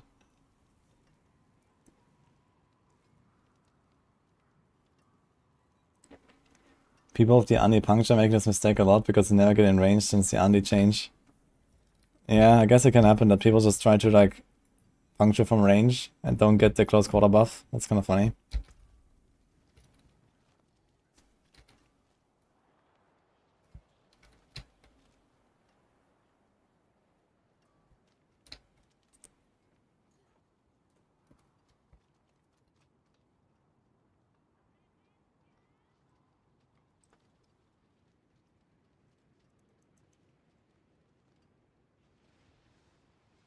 The multiple character boosts for temporary recipes work? No, you get a bunch of recipes and that's it.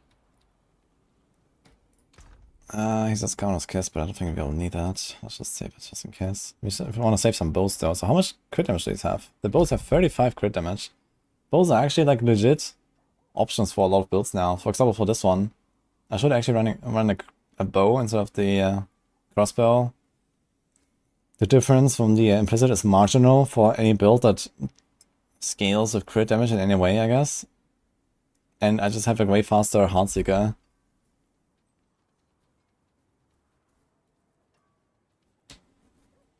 Here's another bow. Here's another bow. And here's another bow.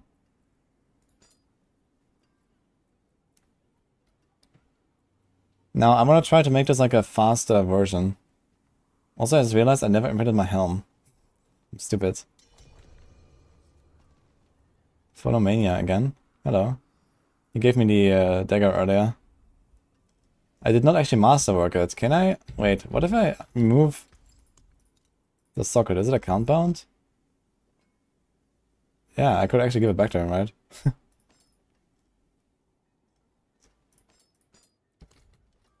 What's going on now? Why can't you rush through Pit 100 if your Heartseeker work on PTR? Because there's like at least 7 new bugs. One of which is victimize scaling is broken. Oh, we're getting some gear here.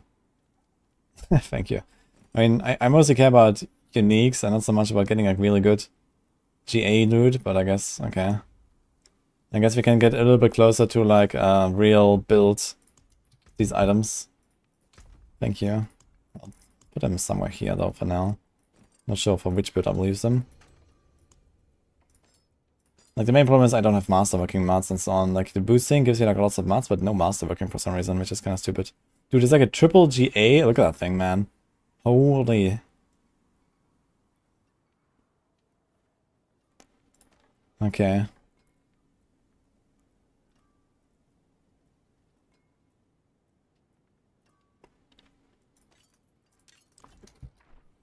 What will it be? You can take what's left.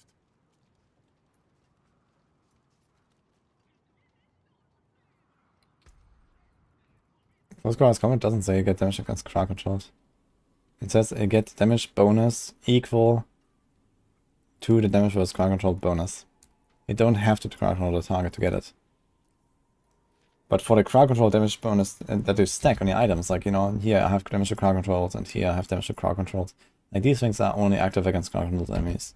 The passive is always active as long as you have the 2 buffs.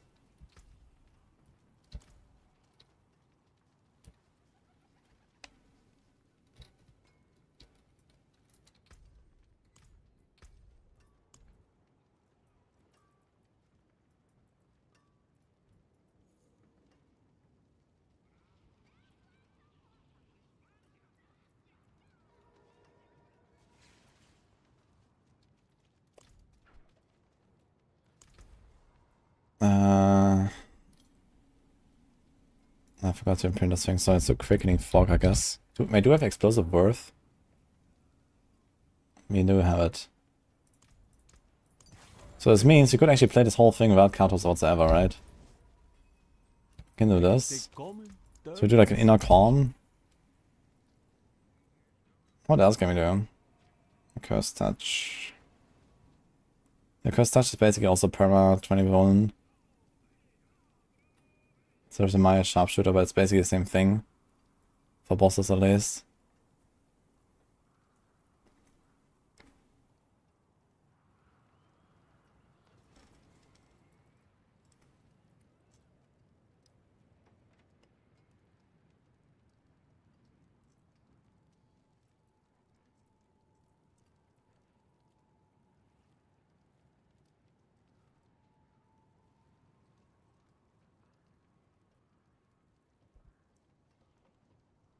There's 2 spaces, man. You see that?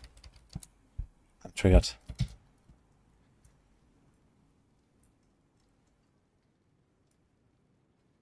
Look. This versus this.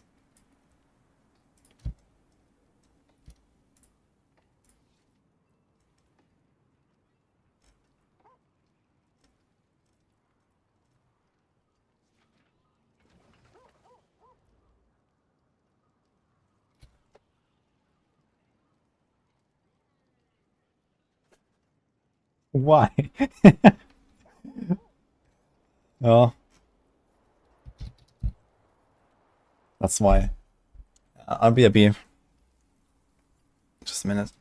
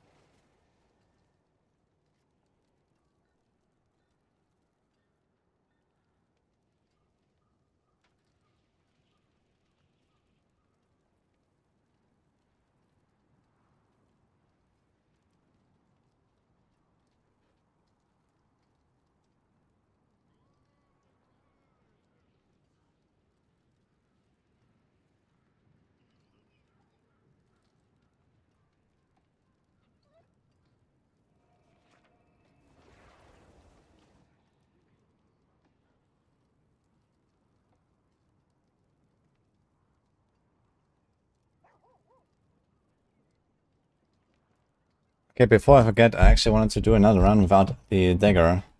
Father bless. So I wanted to try to do like a speedrun setup for this and see how that feels like doing Helltide, for example. But I also want to do a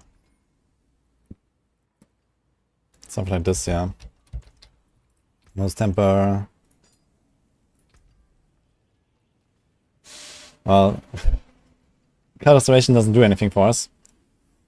So nothing does anything for us. I guess for the rules we can do the Heartseeker.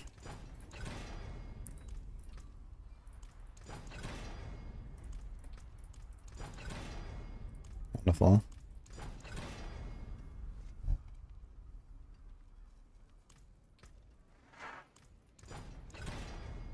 Milchbubi, thanks man, appreciate the sub.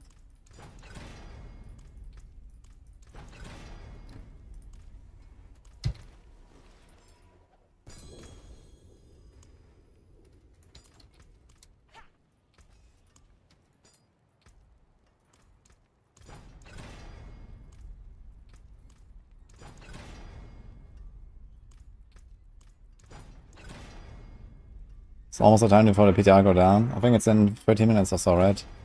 So let's finish this here until then. See what happens. Okay, we got a crowd control. Let's go. Replaces the wrong dagger, of course.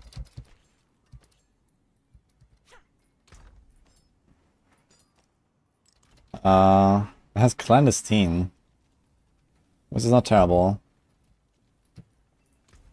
Let's go to inner calm. So let's say we actually put like a real damage aspect here. 28 there. Oh, you've caught a rare one. For some reason inner calm has only 6 different values, but actually 11 different outcomes. So I guess there's like a 0.5. I have 7. So I'm at exactly 8.0.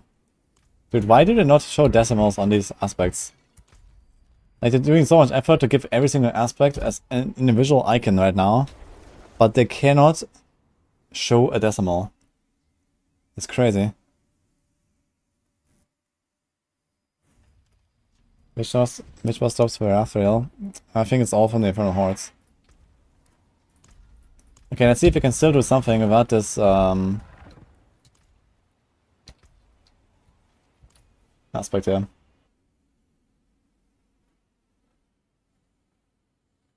Oh, it's no downtime. Oh, nice.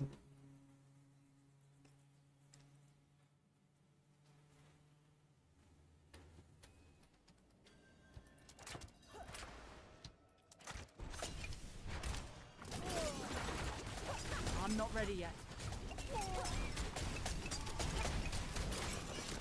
So let's see if we can still kill stuff in like a similar time to before.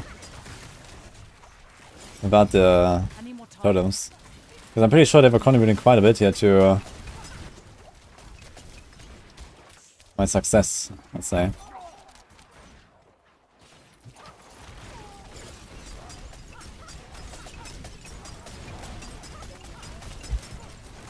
I'm not ready yet.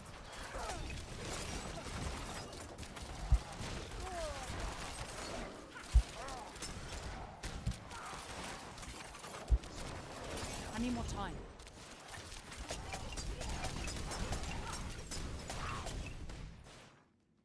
Really clunky so far. Also, like the explosion rate, there's like one advantage of the totems is it actually spreads the grenade damage to a bigger area that I don't do right now. Also, what happened here with my... What's my cooldown? 5.28. Oh shit, wait a minute. I don't have enough cooldown. This thing has such a huge cooldown reduction, right? It's actually not coming back fast enough. That's funny. Let me reset this.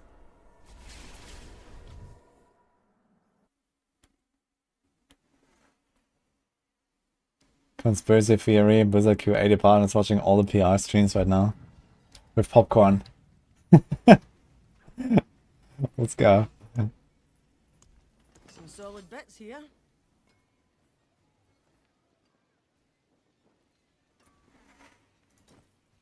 Okay, need Opticide. I can cure what ails The you. glove on landslide is the new glove.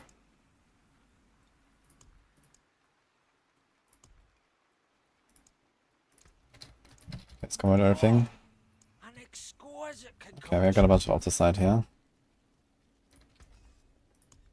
This should solve that issue. 5.1. Let's do a little bit here. More fair than I thought. Okay, 4.9. More things on your return.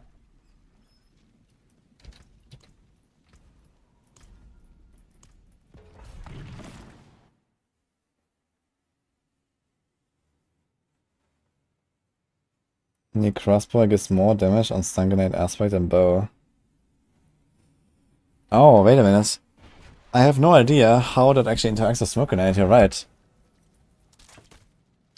So I guess you need to do a Heartseeker shot to then deal more damage with your follow-up smoke grenades, right? So I should always do Flurry and then Heartseeker, and not Heartseeker and then Flurry, to have my crossbow in hand. I think you're right about this, actually. I need more time. The same should apply to the grenades. Yeah, that's fine. That's a good point, actually. I need more time. So do Flurry, Heartseeker.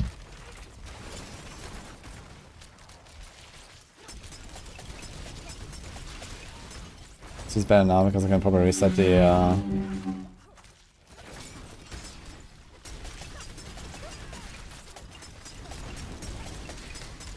Now if only the smoke grenade did like had like a higher radius, as it should.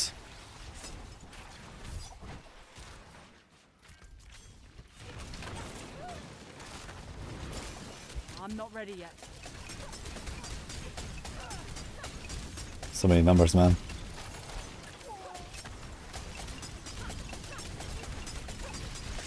I need more time. Okay, I will check that post in a second. Thank you. Actually, we can try to do it now. I need more time.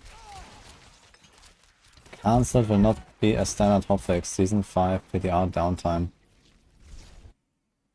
Hello all, we will taking down Season 5 PTR. We are expecting downtime to be around half an hour. The team has decided to keep Season 5 PTR up. We roll this hotfix out as things aren't live. As we roll into the new servers. Okay. I need more time. Once the hotfix is out, they will have the patch notes. Oh boy, okay. Good. I guess.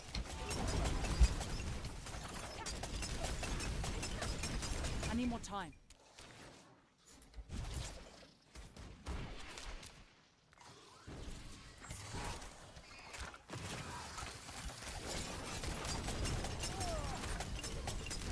Okay, I need to double check this with the crossbow versus bow versus like daggers in hand. I guess it should be pretty obvious. I can actually, can I somehow get like a low level? Yeah, I can go to like rotate 2 and get like a dagger from the vendor, right? I'm not ready yet. I wanna try this, like a low level dagger. Yo, Tingler. Thanks man, what's up?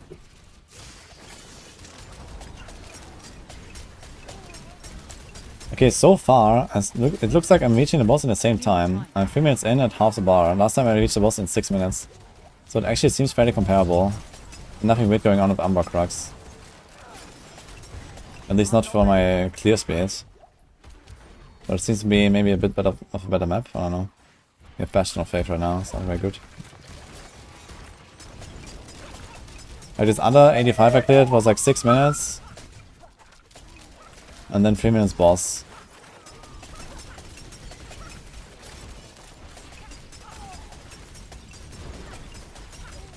I'm not ready yet. Man, it's gonna teleport out of my smoke grenade, it doesn't reset.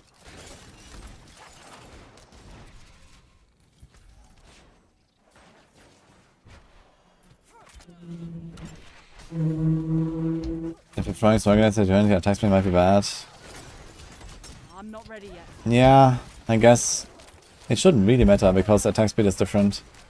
If that works that way. I'm not sure if like smoke grenade has its own attack speed value or if it's also scaling off your weapons. If it scales the damage of the weapons, then the attack speed should also scale off your weapons, but you don't actually use a weapon for it, so... Like for example, I think Steel Grass on a Barb, I have no idea how that works with the damage, because it does like no damage whatsoever, but a tiny bit. But for example for Steel Grass, you use no weapon for it. So it has always the same attack speed. I need more time. And it should be the same here. But maybe you can scale the damage without scaling the attack speed and the crossbow would win.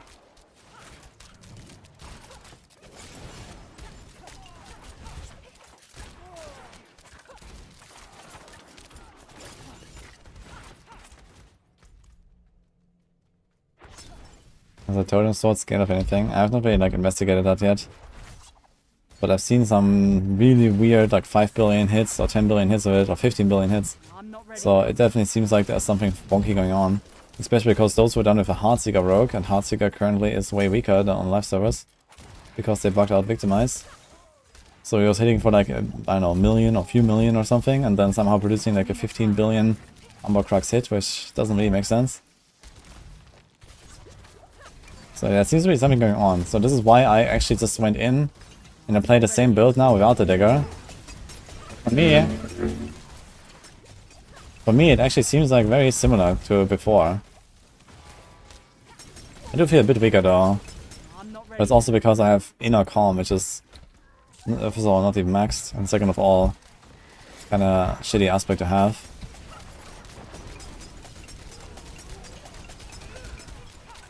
So I think I'm gonna really see it on the boss. And so we have like a comparable boss. But yeah, we're reaching the boss at the same time as before. It was 6 minutes last time as well.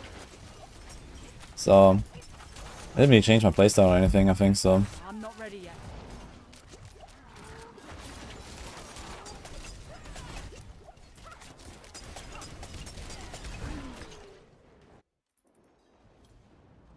Some health pots would be nice. Okay, Bramble is a very tanky boss. Scourge is a pretty squishy boss, and Bramble's a very tanky boss, so this should be more like a 4 or 5 minute kill. Because they're not gonna do so much damage in the stagger phases to him compared to before.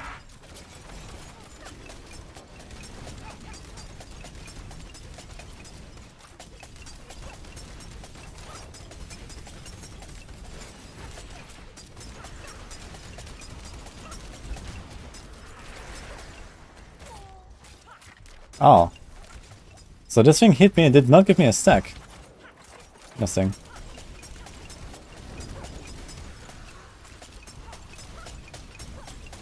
I need more time. Now it gives me a stack. Okay. Ah shit, I don't wanna die. I was just testing it. So the stack is negated by the immunity. That's wild. Like the hit gave me the immunity. I'm taking too much damage now, I don't have sustain. I'm gonna die. I'm not ready yet. But this boss fight already seems horrible. And this is expected, because if you can properly do damage to the boss with Umber Crux while he's not staggered, then this makes perfect sense. I need more energy.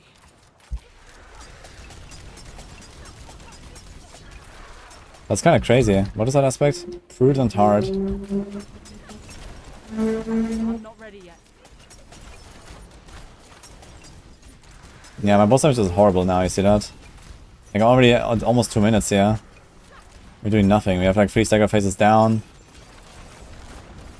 I need more energy. So Umber Crux is doing a lot on the boss.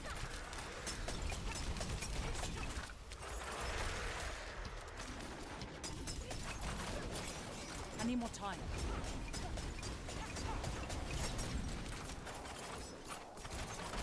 Okay, let's just die. Actually, one thing I want to try is these bones exploding, they will not actually do damage.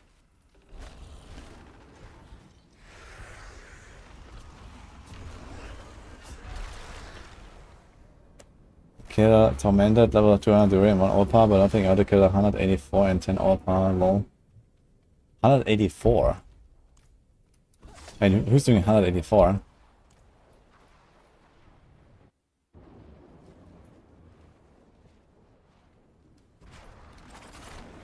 Yeah. It didn't teleport me, man. I walked up to him, I wanted to flurry to him, and he just didn't flurry.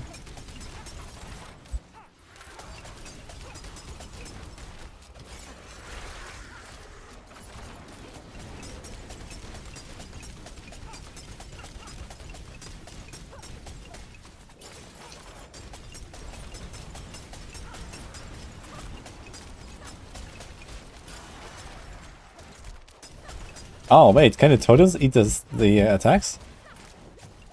Actually, what happens if I... It kind of looked like the totem ate the attack. I'll try this. I'm not ready yet. Ah, let's put on. And I just lost my stagger phase there. Oops. Should have probably kept nuking.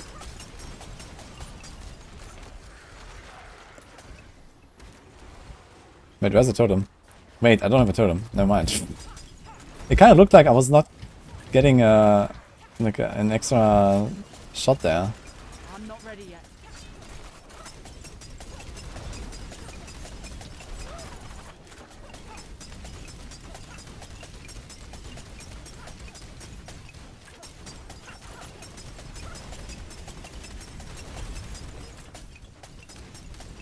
Ah, wait a minute. it does affect the attack speed. You can see it. Like, this is why it goes so fast sometimes. Ding, ding, ding, ding, ding, ding. This is when I have my daggers in hand, and instead of a crossbow. So the bow is actually fine. It does scale with the attack speed. Like even when I have both close quarters boss up. Look how slow it is.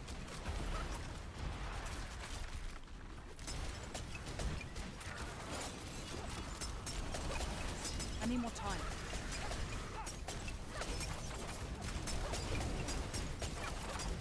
And switching to flurry, how fast it is.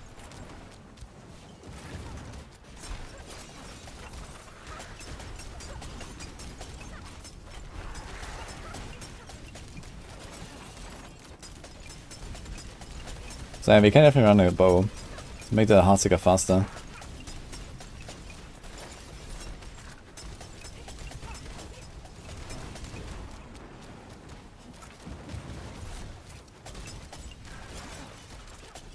He spawned the wall. Kick. He's bonking me, man. I have 0 stacks, dude.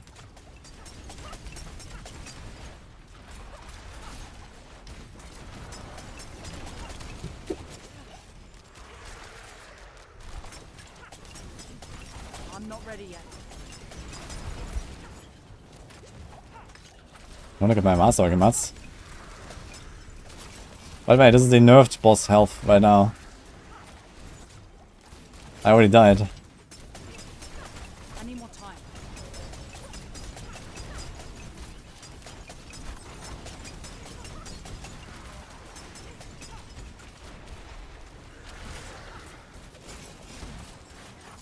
I need more time.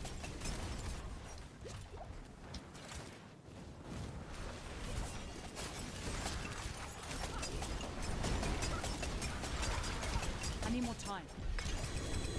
Siege and Stone! Let's go. Okay, there's no downtime this set, right? So we can just keep blasting. Okay, this is... Ooh.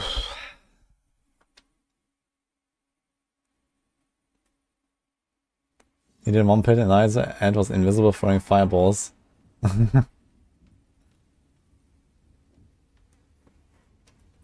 Yeah, we can go to the target dummy and see real quick. But I think it's gonna be pretty obvious. Then I switch to weapons, it will be faster, but more damage. Or less damage. 0.9 is a really bad base weapon speed. Yeah, I mean, if everything just scales up properly, then it's fine. Like, the DPS is the same. And the grenades, like, you get more grenades, but they do less damage, or you get less grenades to do more damage. Like, with this kind of attack speed I have here, it doesn't really matter. You know, ding, ding, ding, ding, ding. I guess one thing that matters is, like, lucky hits.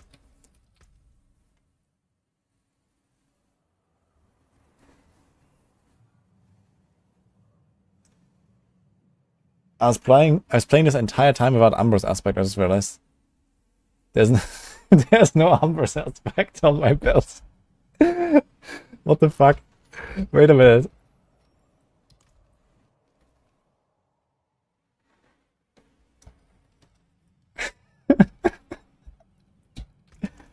I found the Umber Crux in Twitch chat. So someone gave it to me. Where to get it from the Infernal Horns. You said it 3 times, smile. Yeah, nice. I might have missed that, huh? It's fine, guys. Okay, let's see. So this says 81,000 damage. Should we have the okay, let's take a random dagger that's not in our column. So 75,000 damage. Now if I Heartseeker, it still says 75,000 though, which is a bit odd.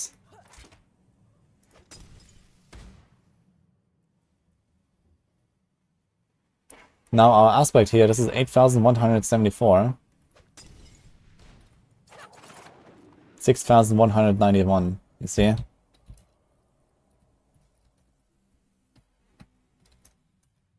This is 24% difference.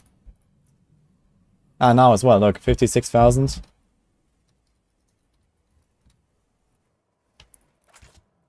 And 74.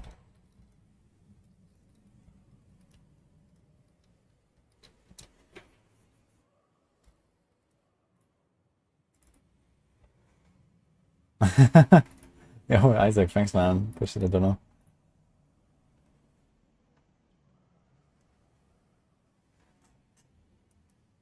But you see here, the damage is 24% lower when I have my daggers. Which makes sense, they have 1.2 attacks per second. If you look at this, it's 25% less attacks per second. Basically, for if you have a crossbow. You can also see the difference. Like if I shoot now, I will have the crossbow in hand and I start smoke grenading. Ding. Not ready yet. Oh, it's not a elite. So look at the attacks per second. We can count them for like 10 seconds.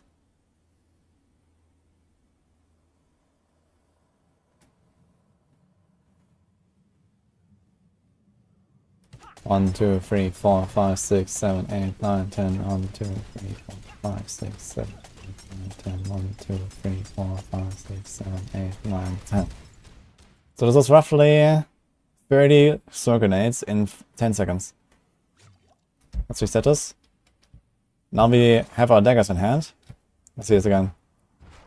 1, 2, 3, 4, 5, 6, 7, 8, 9, 10. 1, 2, 3, 4, 5, 6, 7, 8, 9, 10. 1, 2, 3, 4, 5, 6, 7, 8, 9, 10. Yeah, you see? It's like minus 3 seconds almost. So yeah, it all checks out. So you can run bow. And the advantage of running a bow is that your heartseeker will be faster. So it's going to be more fluid. But the DPS is kind of like whatever. In fact, you know, attacking faster is usually beneficial on a skill that doesn't cost anything. Because you get more lucky hits. So this means more lucky hits, more Umbers procs, more Siphoning Strikes procs, more Freeze procs, whatever, right? So you generally want to attack faster if you can. No, the damage is not really different. Like, daggers combined have the same DPS as this. If I were to add up the damage value of these 30 hits and then the other 30 hits, I would probably come out to be pretty similar.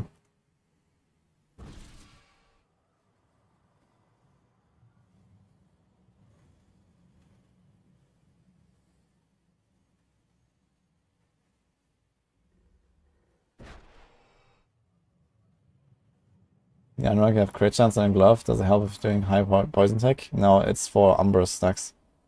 And for Siphoning Strikes and these kind of things. There's like some effects on rogues where you want to crit. So you want to have a little bit of crit, even on a puncture Andariel rogue.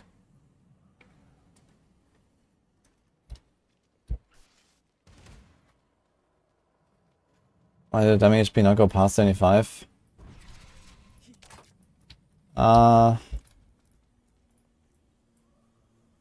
I mean, 30 hits is not necessarily like a really big sample.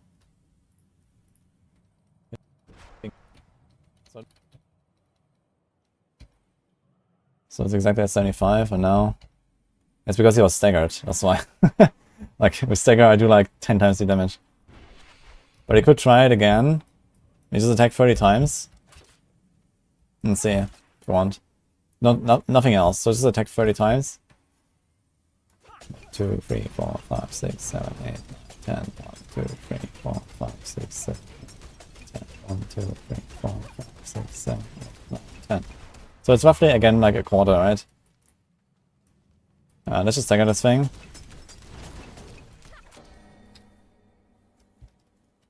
We can go with the daggers. It should be similar damage. Okay, reset.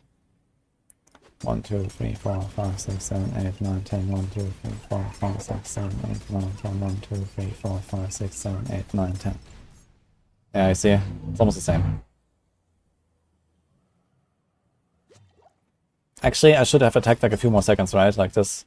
Because we do the attacks faster now. I need to attack for the same amount of time, actually. So I attacked like for around 2 seconds less now. So I had to throw like a few more because of the faster attack speed. Like I need to do actually like 36 or something. We can try this. Let's do like 30... 40. I'm not sure if the math is 100% correct on this. Maybe like 38. 1, 2, 3, 4, 5, 6, 7, 8, 9, 10. 1, 2, 3, 4, 5, 6, 7, 8, 9, 10. 1, 2, 3, 4, 5, 6, 7, 8, 9, 10. 1, 2. Oh my god. Anyway, it comes out to be pretty similar. So you see that, right? With like 30 something hits, it was like around a quarter gone, so. So this is all as it should be. So it doesn't matter which weapon you have in hand. One is faster, one is slower, one does more damage, one does less damage.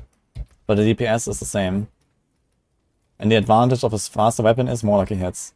And the skill doesn't cost anything, so there's no downside to attacking too fast. Actually, there's a small downside you have to consider, which is you have to hit something to get a reset. And there is actually a scenario where you have so much attack speed that even this relatively fast projectile from Smoke Grenade does not hit in time before your next attack is ready, and then you have a gap. So that can happen if you're far away from the enemy. Let's see it.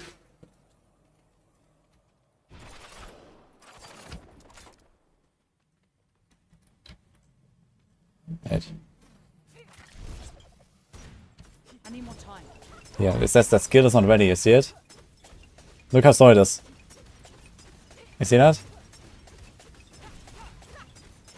I need more time. Let's go closer. I didn't do anything else. Ding ding ding ding ding ding ding ding ding ding ding. I need more time. Look how slow it is. Because it doesn't hit in time to get a reset.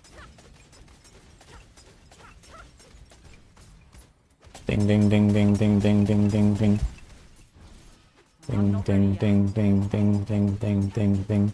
So yeah, you can see it there. So this is where faster attack speed can have a downside, and even like maybe you get to the point where even standing in melee range like this, it will not reset fast enough if you have very high attack speed. I'm not sure if you can get there. It doesn't seem so though. I have pretty high attack speed and I don't see any error message. Maybe you could try if you like, you know, include more attack speed on gear and accelerating and I don't know what. I guess you can do combo points. I'm not ready yet. Yeah, look, the skill is not ready, you see it? So somewhere here I'm capping out and it gives me the error message. I'm not Even standing in melee range.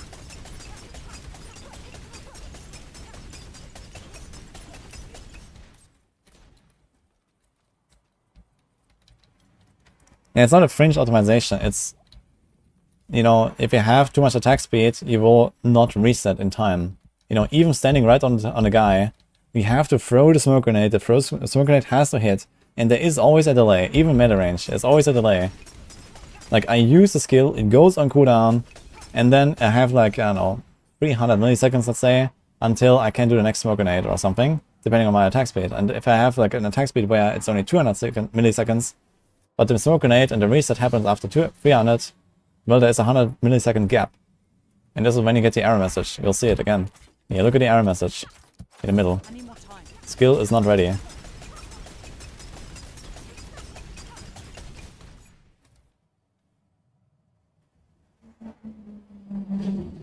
Before he broke the attack to the blind. Yeah, exactly. But yeah, I mean, in realistic scenarios, I don't think you're gonna have too much attack speed for this. Like Flurry is a pretty big buff, for example, so you wouldn't really go for this. Just go in your sight, you throw your smokes, you get a crit, you're chilling.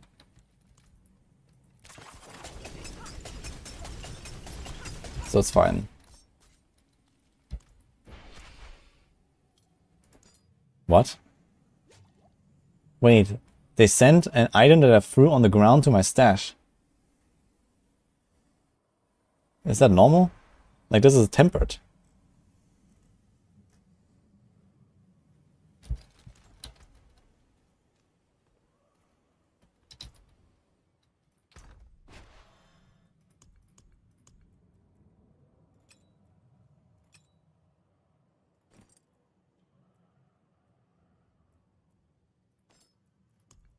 Okay, there's like one more thing here I just want to try, which is a speedrun setup. Let's do this. Let's do this.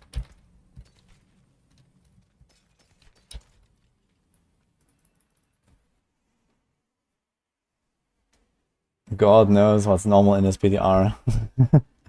Yeah, I mean, this is like always, you just try to like, you know, test as much as you can, understand mechanics, and then when the patch notes come, you will understand, okay, like this is what they fixed, or, I mean, not always, right? Because sometimes there's shadow fixes, new bugs, and whatever, right? So we don't know always exactly, but at least you're gonna get a better picture. Okay, number one, let's finally get our umbers, which for some reason I completely forgot about.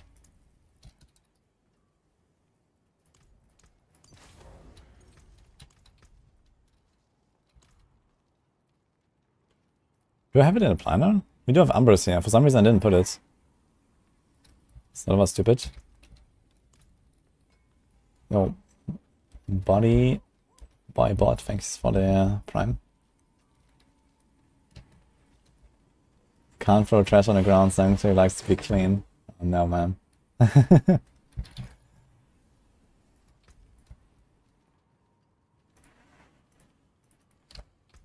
Okay, I wanted to try, let's not do Meyer Sharpshooter. Fuck that. Let's do Clandestine. Do I have like a 3 out of 3? Hell yeah. In fact, we could put it here. So give us 5 ranks. What? Look.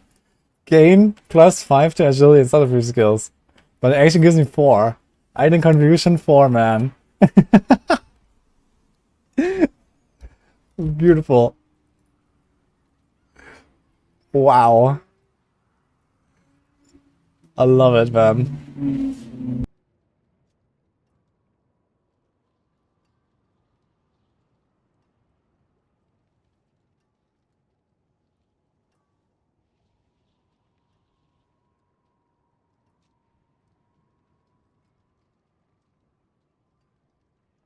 You can't be surprised. Yeah, this is why I double checked it, man.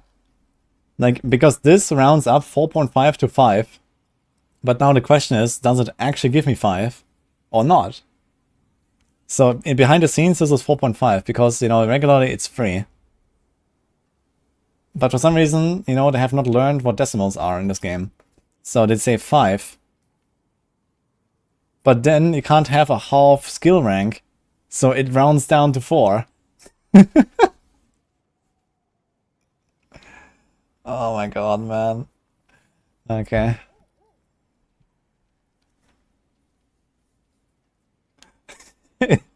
You round up and round down at the same time, so that's... Dude, only in Diablo 4. Okay. Well, good thing that we know about this now. Now, let's put it here. Which grade was this, actually? I think surprise. Yes.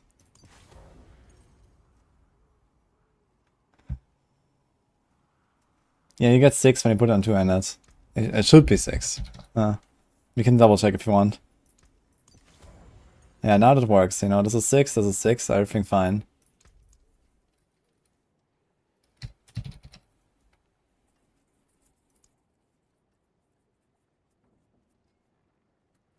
Actually, I just realized we could run Iron Rain aspect for the vulnerable as well, instead of a Cursed Touch or some other bullshit. We can do this one.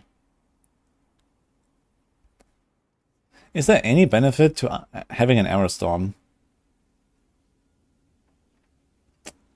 Disobedience aspect, I suppose, but we don't really run that. I can't even think of anything.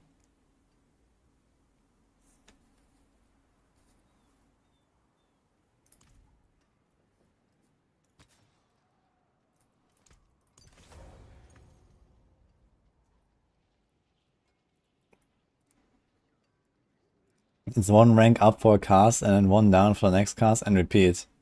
Yeah, sure. To be honest, we better make sure that this is not what happens. I'm gonna try that. Just to make sure.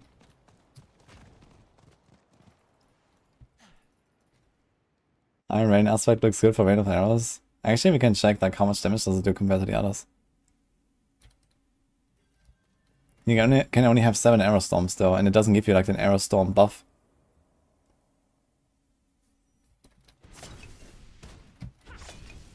Okay. There's no per cast.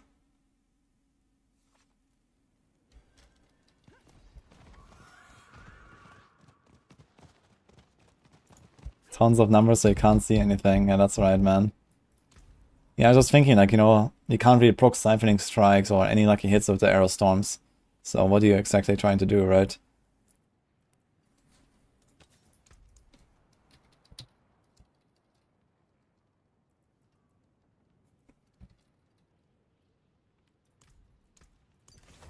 Okay, I have quickening fog. We don't really have like all the cooldown reduction that we want. We have a dash cooldown reduction though, which makes this here 5 seconds. And then we can get 1.95 off. It's pretty good. So I don't know, let's see. Just want to see like what I can do with like a Helltide version of this basically. Hey, boiler. One of the airstones aspect should give it a base like a hit. That would be kind of nice actually. I mean, if done this with the grenades, could do it with that as well. I guess you... Do you want to do this, yeah? You have 8 ranks. How much damage does this thing do? We just like dash into a pack. 250k. I need more time.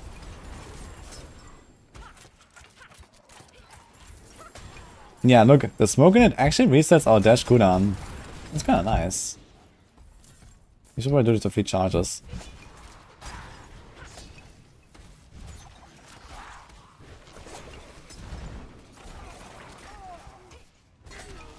I need more time. So you have to like, okay, remember, evade, shadow step, smoke grenade itself, they all drop grenades. We should actually run like concealment, for example. We don't do this trap stuff now. So I also drop grenades on that.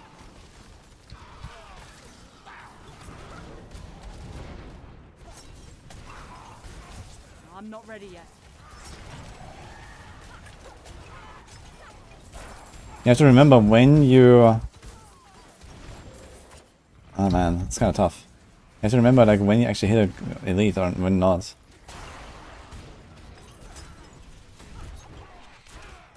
But it is pretty mobile. It kills almost all of the small stuff. I need more As you time. just run through.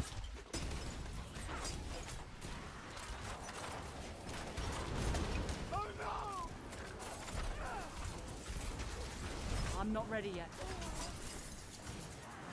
So the dash also drops the grenades, right? It does. But it didn't kill anything.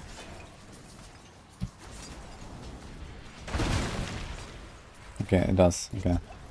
Yeah, so I can dash into a pack to also deal damage, which is nice. Yo.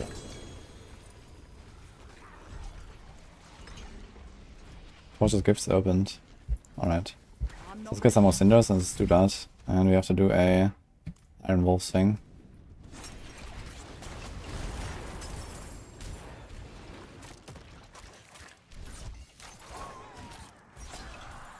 I'm not ready yet. You have to remember the evading, man. I keep forgetting the evade. And one last thing I need to test is the smoke grenade size tempers. So stun grenade doesn't work for it. I'm not ready yet.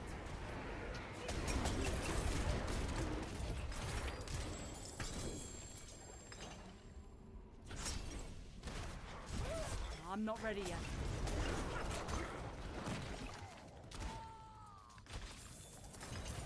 Man, where's my mind cage?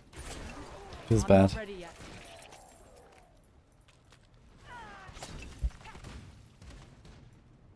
Is the Shade Totem OP? It seems pretty OP, yeah. Not just that, but apparently it works for other players. And on top of it, it also may have some weird calculation bugs to do way more damage than it should. And apparently they can hit each other I'm too. not ready yet. So yeah, it's mildly busted. Actually, I've not tested the mechanics of it exactly yet. I should probably check that out as well while we add it. To understand what's going on there. Because I need to understand if we can actually like CC it and stuff.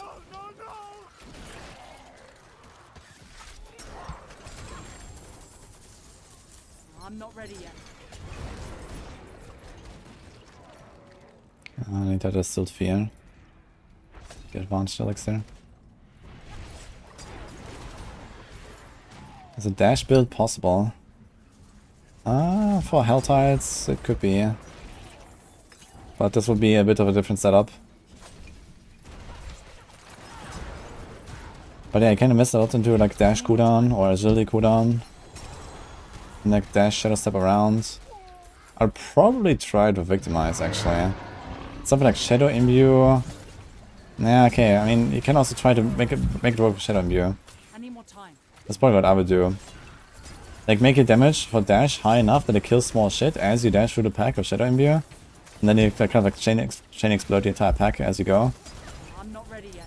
So that could be kind of nice.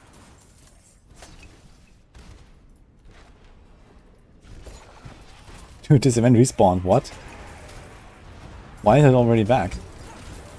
That's insane.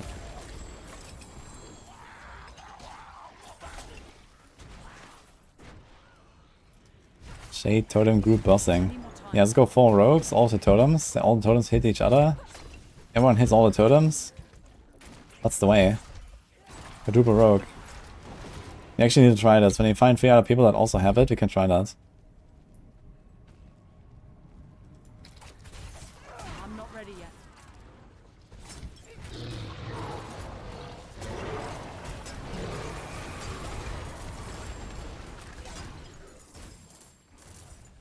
I mean, this is actually kind of working. It's not like the craziest Helltide build.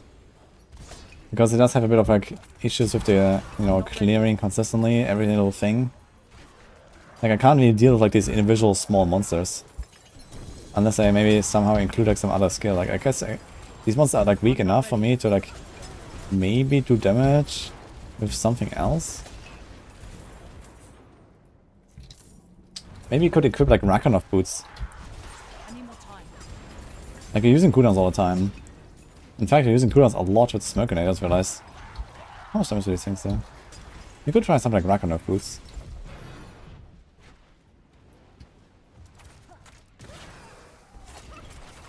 I've actually not checked how big the explosion is.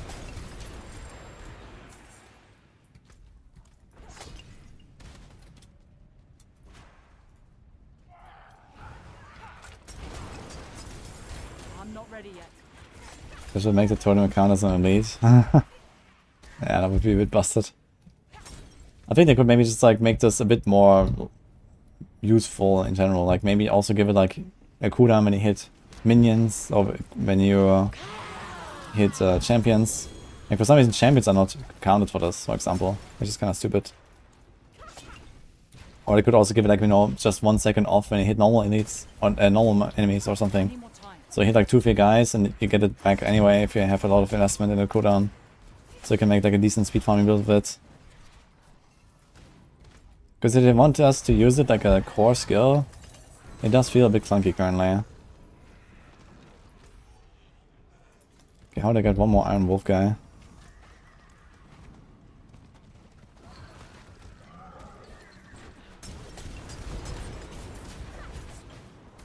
I'm not ready yet.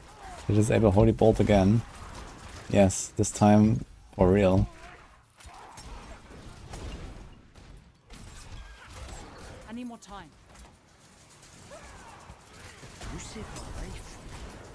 Wait, I didn't actually finish channeling on this guy. I channeled on him. Okay, we have a turn in. Nice. I'm not ready yet.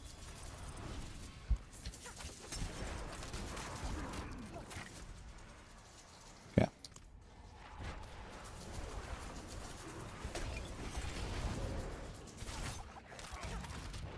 Yeah, to be honest, it's not really my choice of a Helltide build. But I can do it if you really like this. It just feels a bit clunky because honestly I just can't kill everything. Which makes it a bit annoying.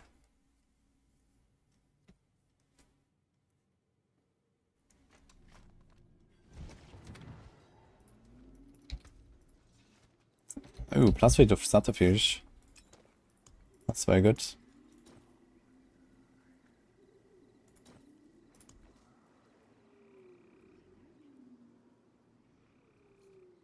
Cold and boots, I'm not sure about that.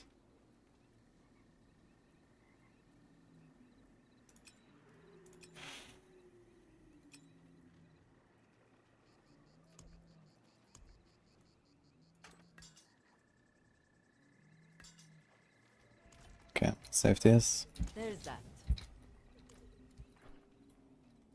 Maybe we are saving a bit too much stuff.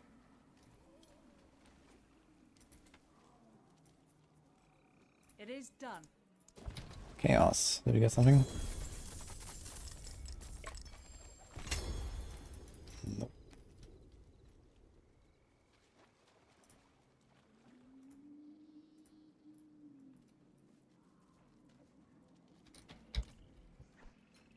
That looks worn. I can fix it.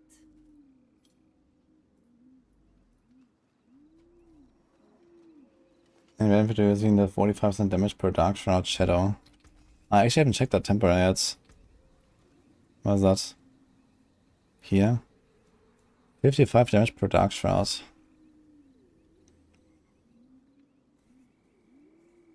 So that's 35% damage per combo point. And then there's 55 per Dark Shroud. That's actually hilarious. Yeah, this is really strong.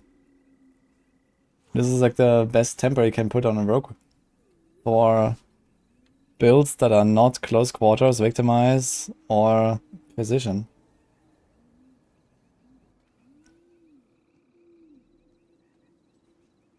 This might be part of the way to make exposure and momentum builds more playable. I mean, how much additive can we expect on this? 55. Let's say we hit it like once with Master World Crit. It's 93.5. And we have Amulet, Ring, Weapon, Glove, and Crossbow of 8 times this. Which actually does not seem like crazy. Oh, wait. Times 5. So...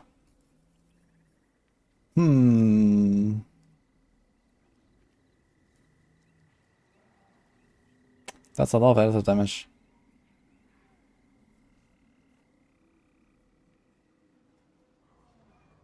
Yeah, I think this thing just single-handedly makes exposure and momentum builds viable. That is a lot of additive. I mean, this is a bit optimistic because this assumes we have no uniques in any of the slots. So most likely we'll run Umber Crux on every single build. But gloves is fine, weapon is fine. This is, well, for a non-Heartseeker build, this is fine. Heartseeker is victimized anyway.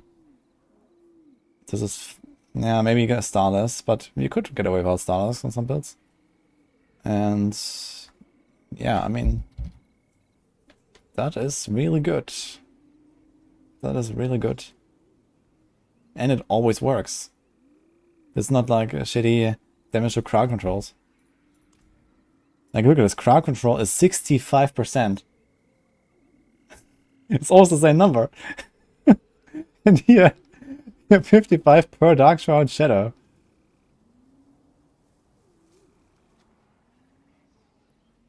It's nuts.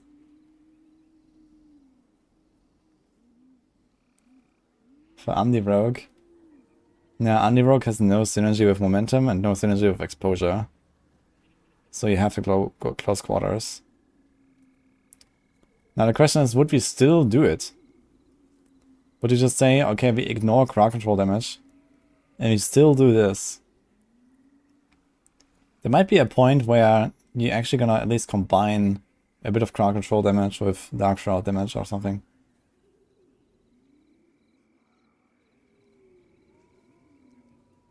Now you have to remember that this likely does not work. I mean, it's gonna be very easy to test actually, if it works or not. It's a large enough number to be easily testable. Yeah, it should be 110 on a crossbow. On a crossbow it's doubled. I didn't realize it's such a high number. That's pretty good. I also like this thing on the damage on next attack after entering stealth. I wonder if that would work with the grenades that come out of it, but I don't think so. You also want to try the smoke grenade size. How does the smoke grenade look when it actually functions properly? That would be interesting. I need some pants. And boots or something. Let's get some from the vendor. Might be viable for Andy when most mobs are stunned or frozen. No, that's exactly the opposite of when it's viable. The only reason to rent on a Darius rogue is to do more damage against the boss.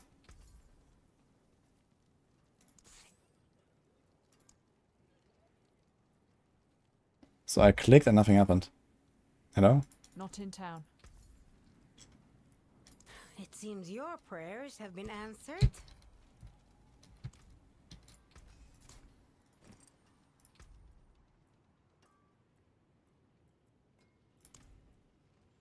Wait, what did I just want to test?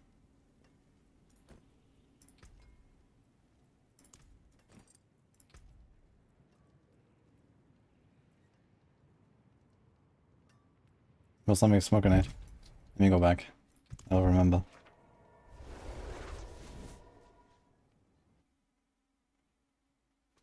Good damage, any good now? I've called aspect or basics. Yeah, it's pretty broken. What were we looking at?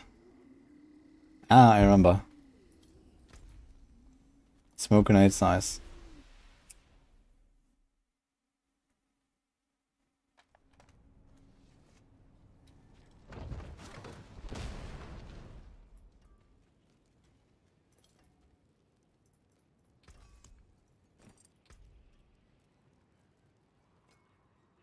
Wait, where the hell is it?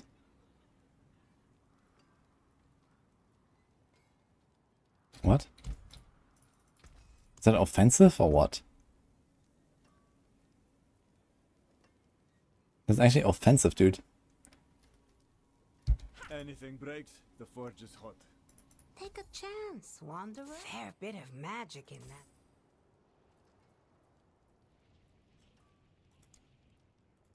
Until next time.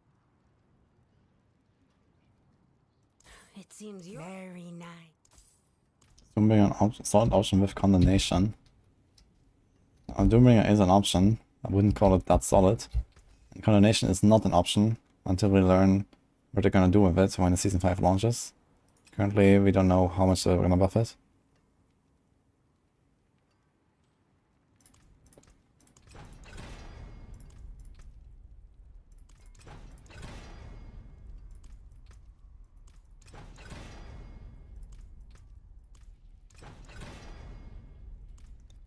Okay, some smoke grenade size.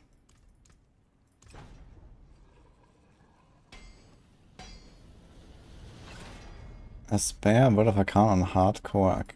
I know I have one there. That's a greater word of account with cooldown. And someone actually gave me a word of account here on softcore, so I could do the softcore word of account test. And I can give you that one maybe. I'm not sure if it's account bound though. I can check.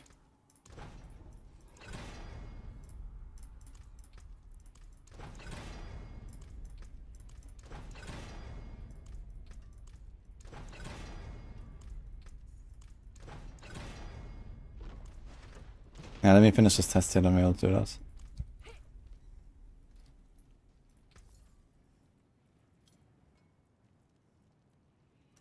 It seems your prayers have been answered. Dude, res, man, let's go.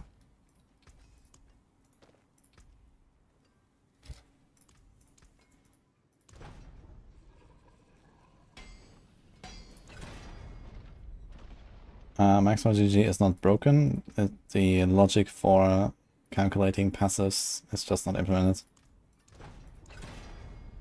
So if you're talking about, like, for example, the all-res passive on the Druid or something. Okay, 34, 40. Okay, we have 100% size. Size matters sometimes. Let's see how big it is. A 4GL Soul brand is worth probably like around 180k gold on a vendor.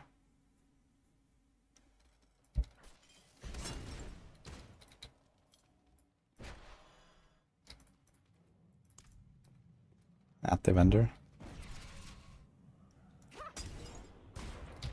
That's a pretty big smoke grenade. I'm not ready yet.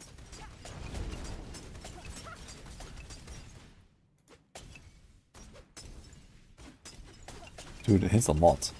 I'm not ready. So this is what the size of the smoke grenade should be, without me tempering smoke grenade size on it.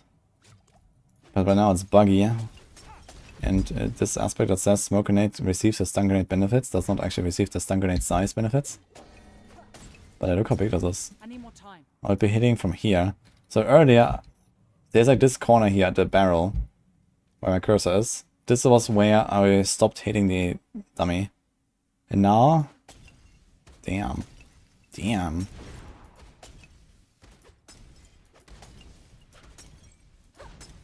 That's not gonna work. What? This skill requires a line of sight.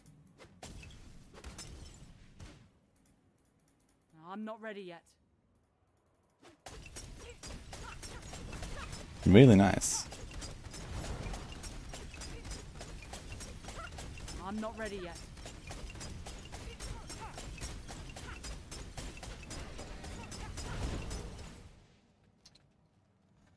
Does size matter? Yeah, it does. Oh. Wait, I didn't equip the other ring. I only equipped one of them. We actually have more. But wait, there's more.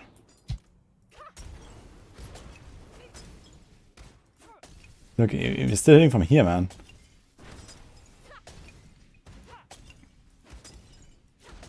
Damn. Damn. Here it stops. I need more time. That's pretty big.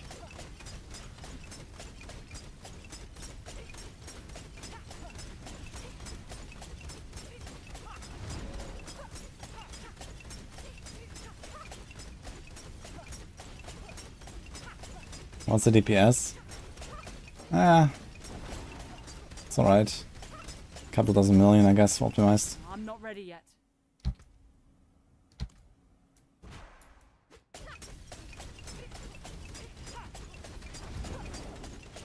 I need more time.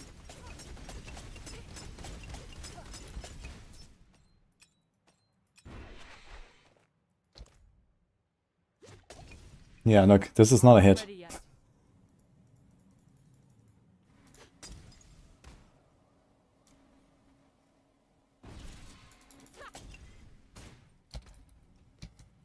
Okay. I think that concludes our grenade rogue testing for now.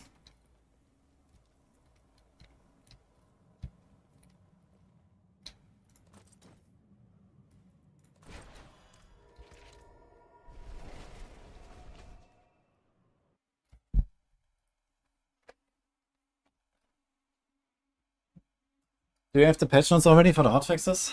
Something out there?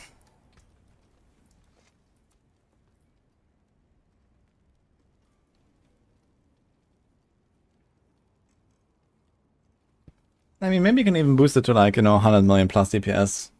To be honest, like, it's kind of hard to predict exactly how this will go with spamming the grenades instead of the evades. Like, the way this grenade rogue used to be played was you puncture, evade, puncture, evade, puncture, evade. Every time you do that combo, you get stealth and go out of stealth and get 2 times the opportunist aspect procs. The opportunist grenades are slightly better than the tricksters. Not even that slightly. They're a bit stronger, but you can do this way faster. So I think the real way to play this is with the smoke grenade, and the smoke grenade itself does a bit of damage. So this should be better than the Season 4 grenade rogue, basically, is what I'm saying. And Season 4 grenade rogue definitely reached a point where like a single grenade sometimes did like 10 million damage or something. And you get 8 of them per combo. So something like 50 million plus DPS on a staggered boss is definitely achievable in Season 4, I'd say.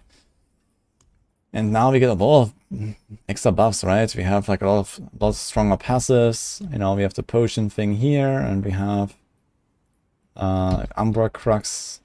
So those 2 things alone are probably like nearly double damage. Boosts against staggered bosses. So yeah, could be pretty nice.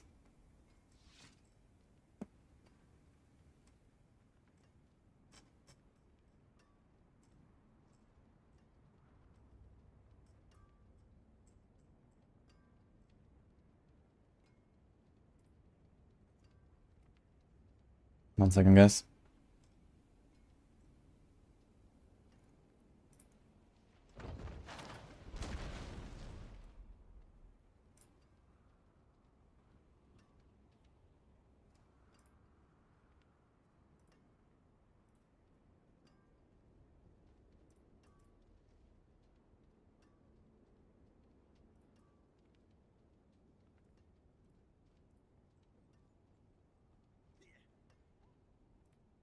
Okay.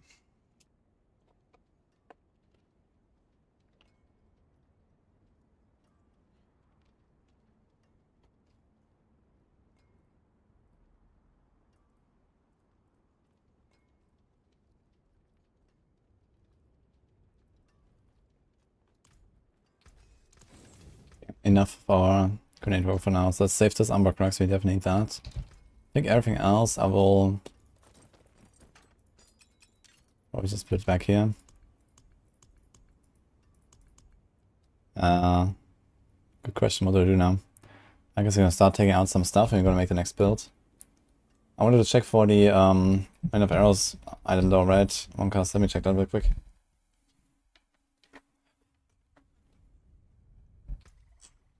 Maybe here.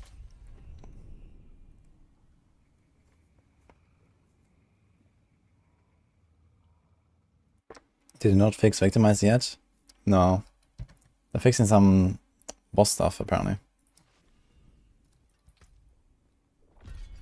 Alright. What was that name again? Yeah.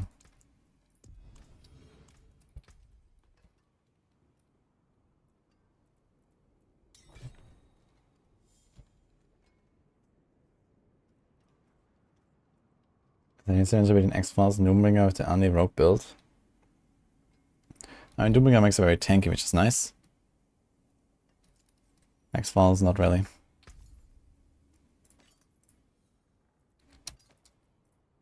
It's kind of funny that it cannot trade favorited items. Is there anyone who doesn't favorite the items they want to trade? Oh. Enjoy.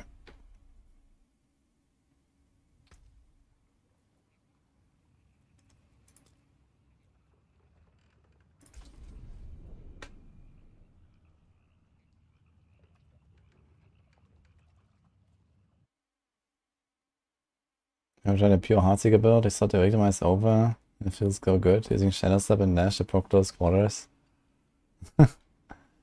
Yeah, I mean, it feels good because if you use the new uniques and stuff, then Heartseeker is much improved. But realistically, I mean, victimize is the way. Victimize is very powerful. It's just that it's bugged right now again. It's like bugged, but like in season 3 or something, I believe. Okay, what rogue build next? Should we try some flurry action, actually? Maybe. How about flurry? Should do some stuff there. Should we do some math on like flurry and see what happens if we do like momentum build? That could be interesting. Do we call shadow flurry or poison flurry? I'll fix notes up, you connect them.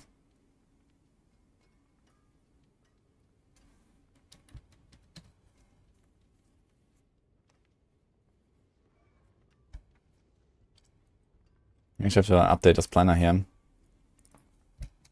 think it's supposed to be a flurry aspect. Deals 60% increased damage, has a 20% chance to stun. Did it buff this thing?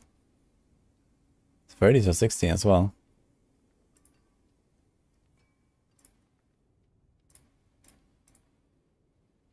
The Umber Crux.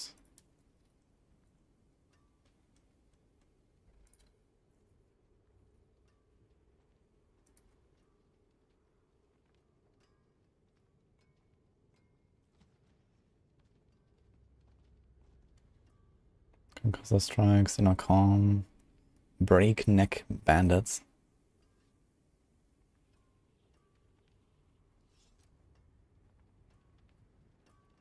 We have combo points, man. And accelerating. I'm not sure if I really want to accelerating here.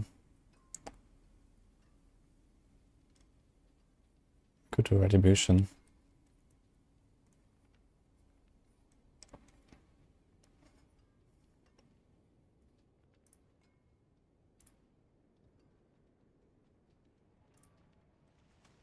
This is a cold clip, right? 20% increased damage to enemies that chilled or frozen.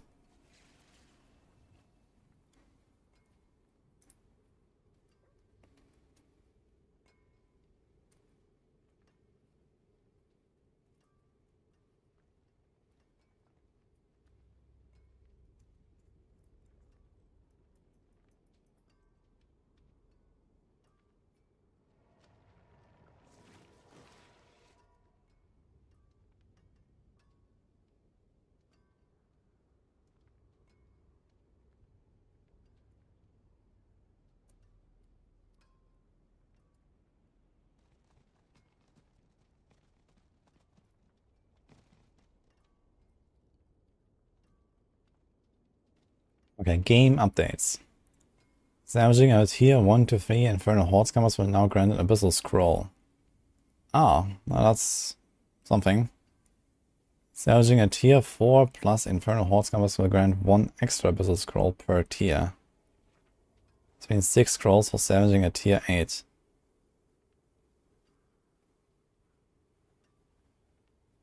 Completing 9 dungeons, opening Helter chests, and opening Whisper caches now grant a guaranteed Infernal Hordes compass.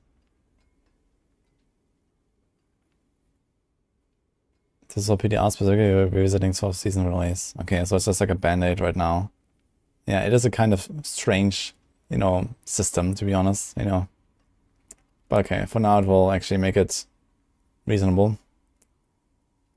Fixed an issue where episode scrolls could be lost. They will now stay in inventory unless you use, sell, or manually drop them. Separately, we do not want to note that we are seeing a plethora of feedback regarding other items tied to Infernal Hordes, such as rewards, experience, encounters, and more. We are noting this and make sure we address feedback as much as possible. This goes for the feedback on class bands as well, and some of the bug interactions they are experiencing. Okay. So that's something.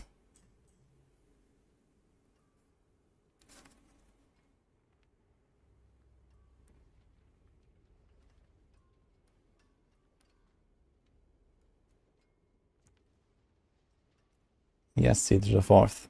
That's kind of the main reason to the cold clip aspect. You take the upgrade that gives you extra damage in the vulnerable.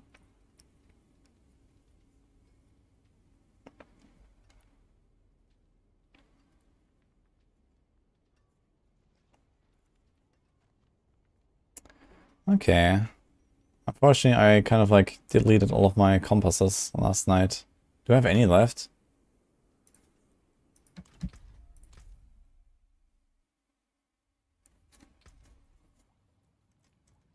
Let's see.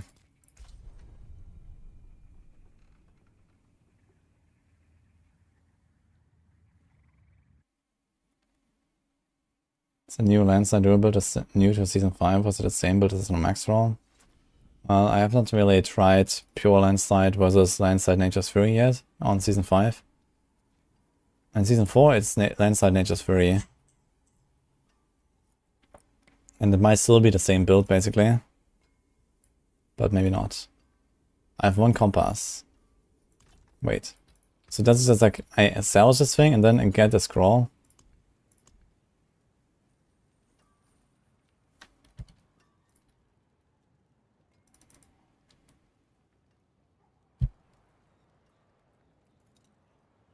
Okay. Thank you. Oh god. Now they specifically said that they post the hotfix patch notes once it's rolled out to everywhere.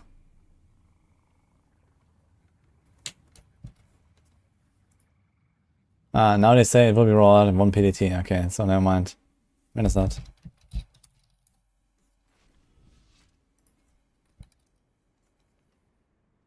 It's in 1 hour. I got sigil powder. Sick.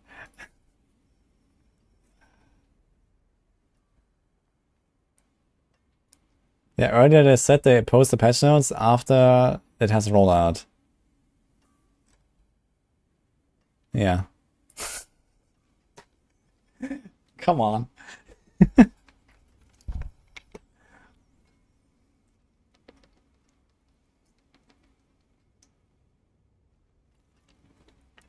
They round up the time to roll out and rounded down the patch notes release.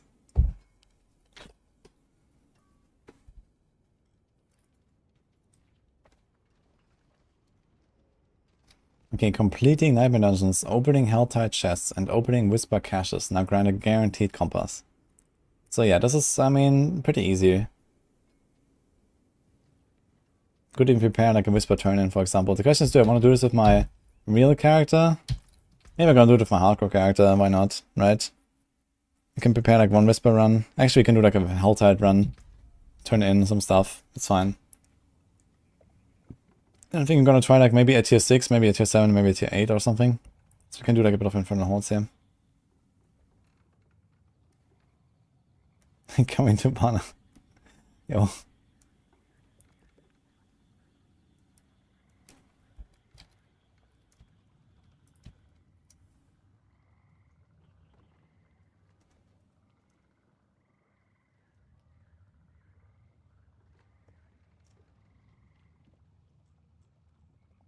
Now we know where you live. Uh-oh. Uh-oh. Okay, I want to make a flurry rogue, right? So let's do it. We need crit, life, dex. Crit or bone, I guess. So I can use pretty much similar items on most of these. So I need to put like flurry, size. Size matters, remember? So we do that. We do that. Got phrase.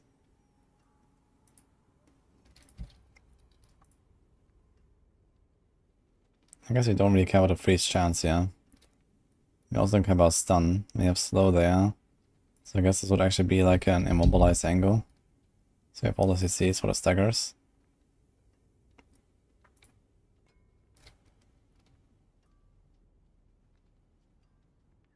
Plus 0 life. What the fuck happened there?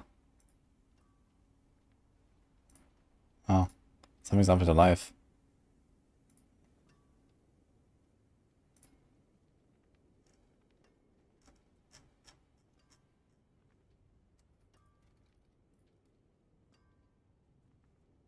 Okay. You should not put Fury Size on the helm, because it's gonna be like a Lucian or a Harlequin.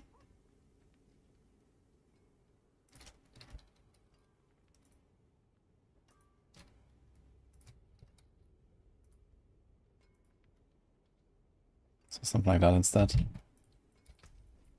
Alright, let's go. Can I like repurpose some of these things? Smoke grenade cooldown. We don't care that much about it, but I mean, you could just use this again. In the flare glove though. There's also smoke grenade cooldown. This is count observation. This is also kind of the same thing that we want here. Stun grenade size is definitely not something I want, or this. Maybe we're gonna use the same thing again here.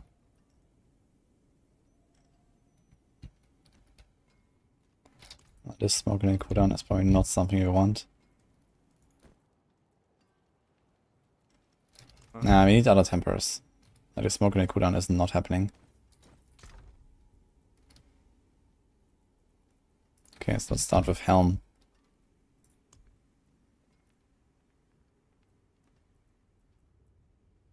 This is int.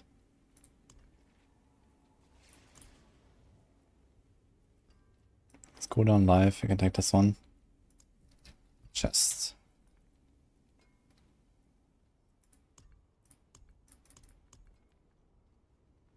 Do we care about energy per second? We should have plenty of energy, I think.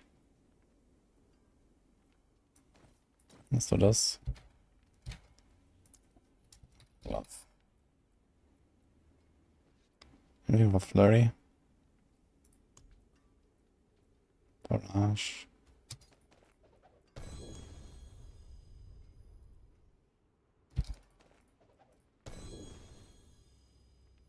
Got everything but flurry, man.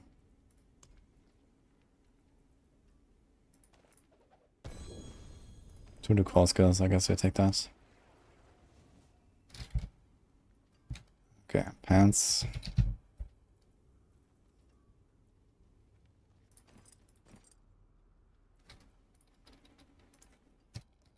Boots.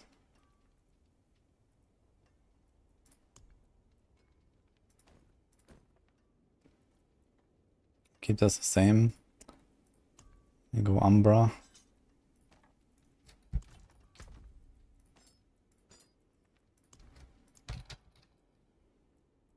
Any daggers?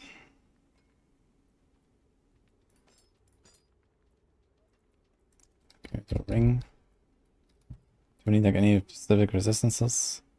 This is fine. Okay, we don't need anything.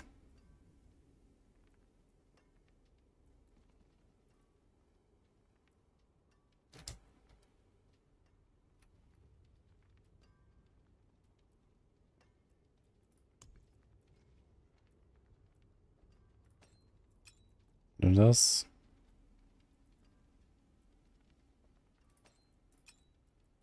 Okay.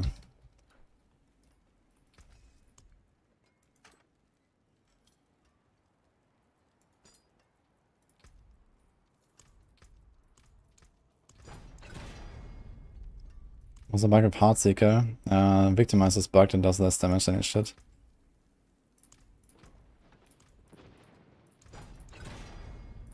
So since they just bugged out counters as well, maybe don't care that much about getting the counters, but kind of want to do like the proper playstyle, right? So I do counter restoration. Let's do it. Okay, we need cold imbuement ranks. Casts.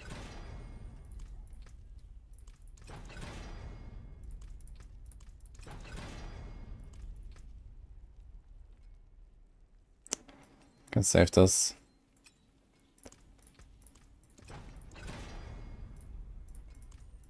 Greetings.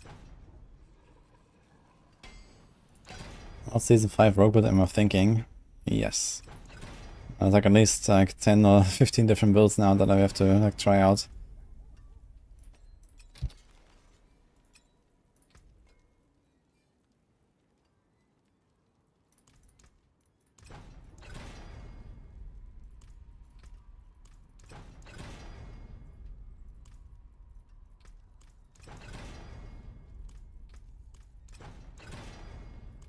I guess you could also keep some of the shadow rings around.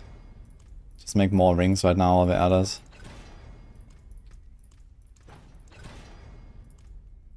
Great, both my rings bricked. Alright.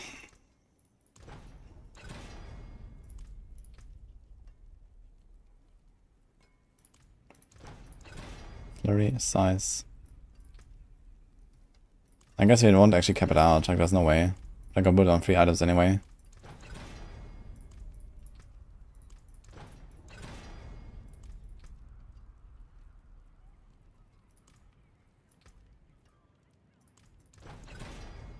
Oh my god. Well, we got freeze, but I don't really want that. Okay, maybe we can do something else, yeah.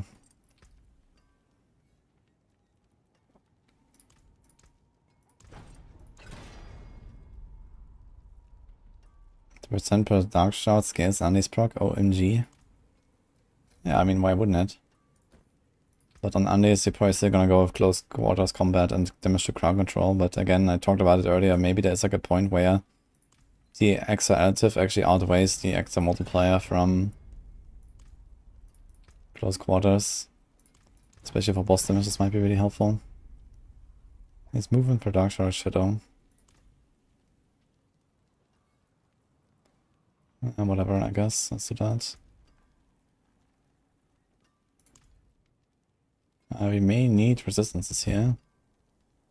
Lightning res, fire res.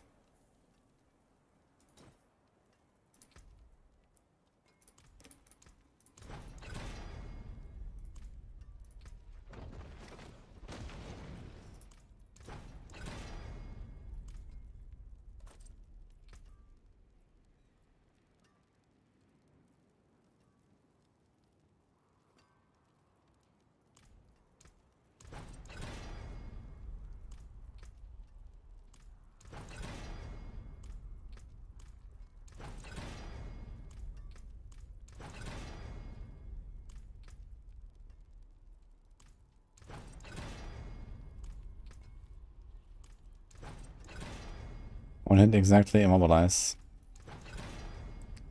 Get a stun. Ah, well. Need new rings.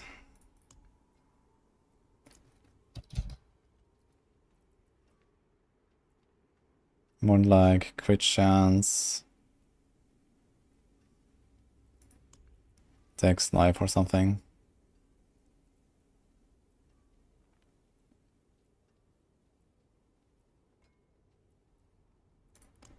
Holy shit.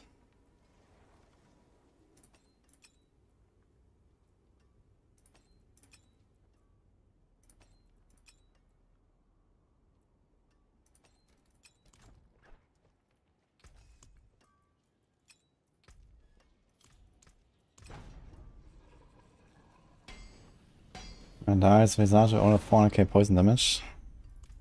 On the tooltip? No, that can't be right.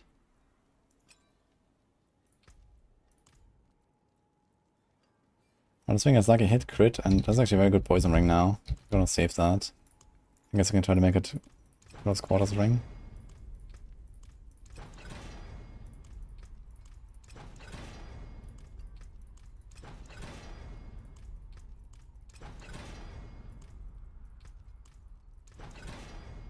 And goodbye.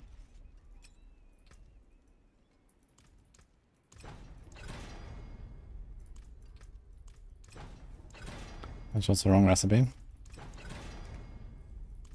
Poison lasts for 2. Keep getting poison. Cold. Mending is now giving you extra life on Druid. You have to be a bear. It only works when you're in bear form. For me it works in season 4.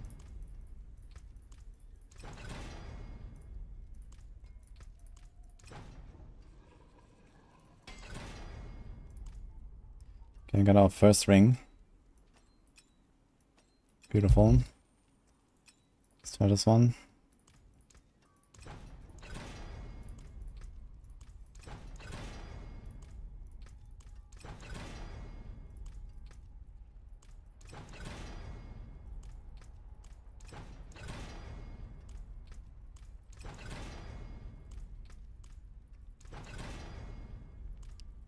Got Shadow +2. Okay, I need more rings. Let's try to gamble some. Throw some stuff in here. 1, 2, 3.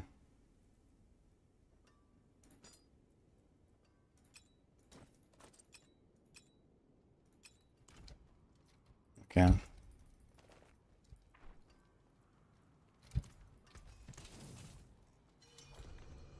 I'm doing cold fury right now. That's yay. Hello. Not much. Very nice. What's going on now? But could be better. Oh. Mana on kill. Sure, thank you. I don't really want to pick them for this build right now, but I think I'm gonna keep some of these better items around in case I actually want to try to min-max that build later in the PTR. When you have more mods and we have kind of figure out if there's like anything that I would like to try with some better gear, for example. Thank you.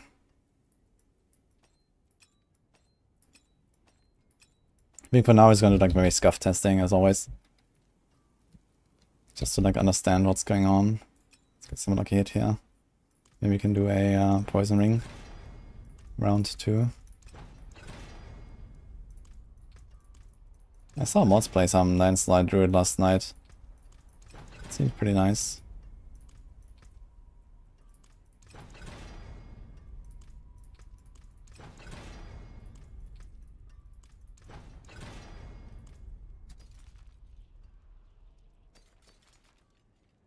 That's nice.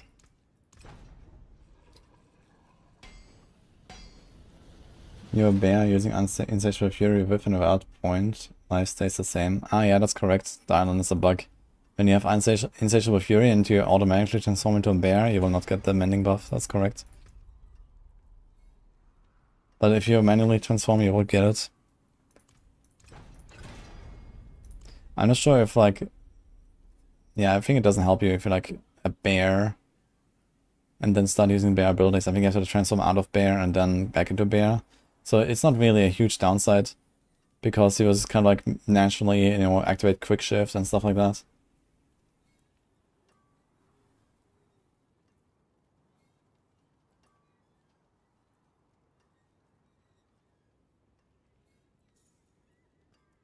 tried landslide, you had to dump earth and might. What are you doing instead, Sebby? Like, did you try the planner that I made or something similar?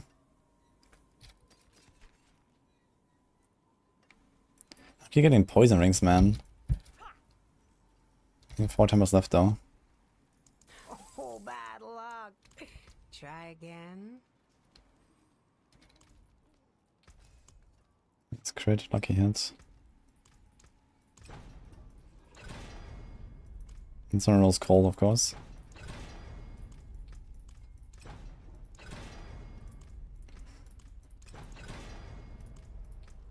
So if you dump Earth Might, then what do you do?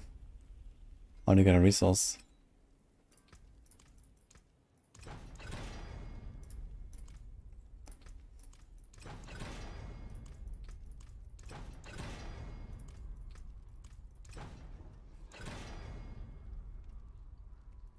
Earth Might didn't block enough, felt better with Nature's Fury.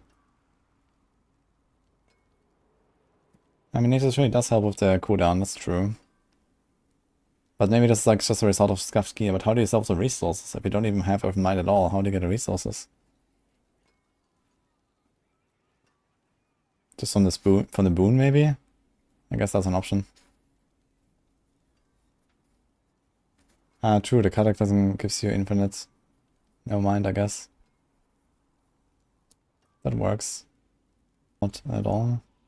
So this can become a cold ring, maybe?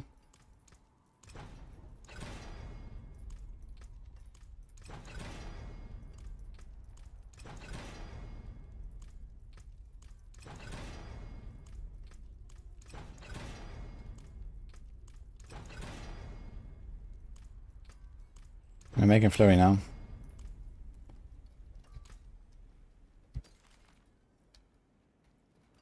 Need something forged?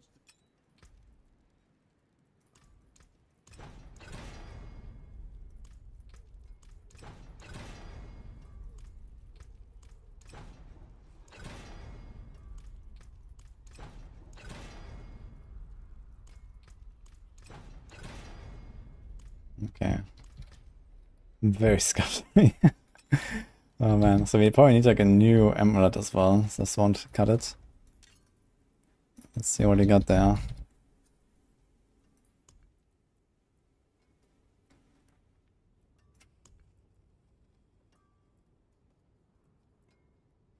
Here's one of Malice, but it has lucky hits.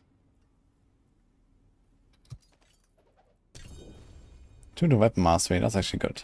I'm gonna try this one. Dude, this 817 item power. Father bless. What do you need?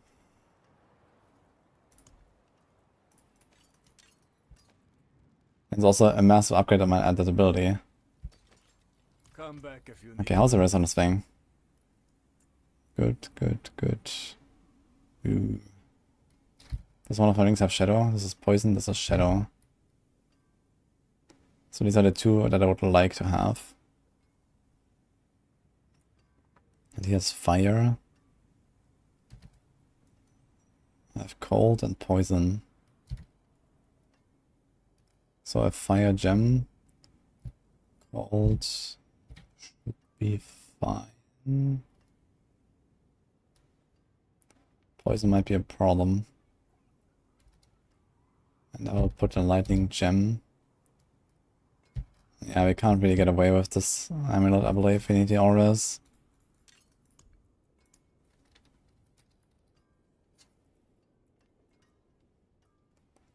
He has life and malice. I guess we can take that. It's an exploit, but it has attack speed, and I don't want the attack speed really.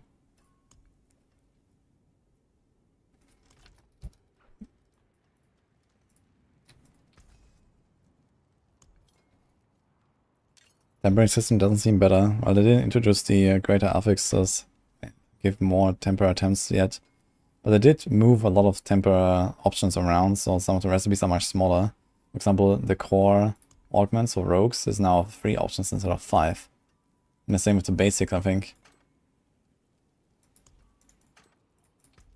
Yeah, basic augments is 3 options instead of 5. Core augments is 3 options instead of 5.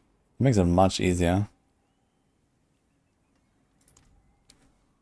I just finished the smoke grenade rogue. It is working. Slightly clunky, but playable. And I think it will scale, you know, decently enough if you want to play it at least. It's probably going to be some B tier build, I think. I think currently I have Grenade Rogue in B tier, actually.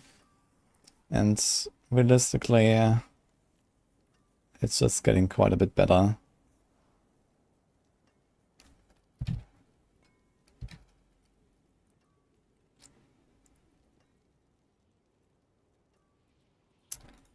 Alright, let's see what happens. Imbuement.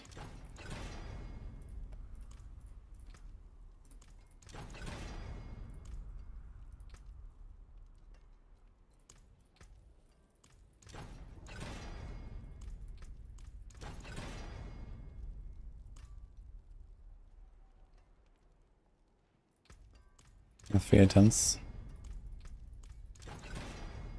Oh no. 1. Cold, +2. Okay, we got our neck. I think we got what we want here. Beautiful.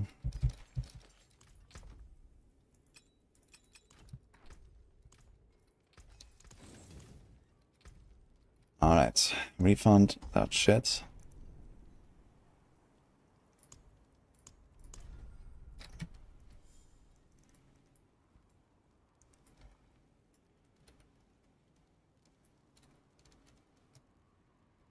Advanced flurry feels bad, he used no basic attack to make it work.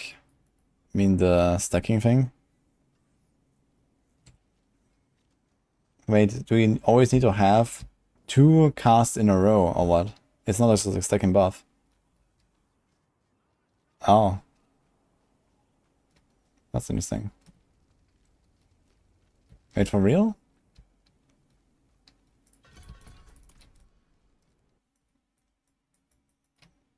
Okay, so it's like specifically a non-combat option.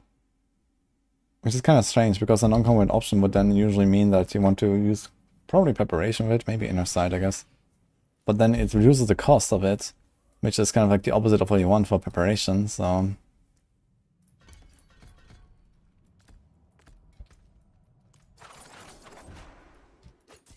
Yeah, it's gone.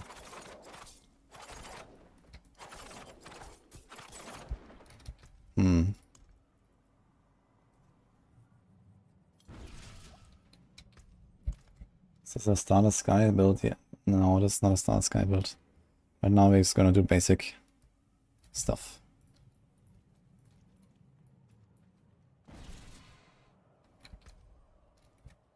Okay, anyway.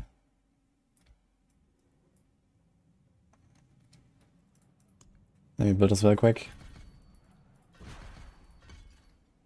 Oh. Problem identified. In my planner I actually do have Advanced Flurry.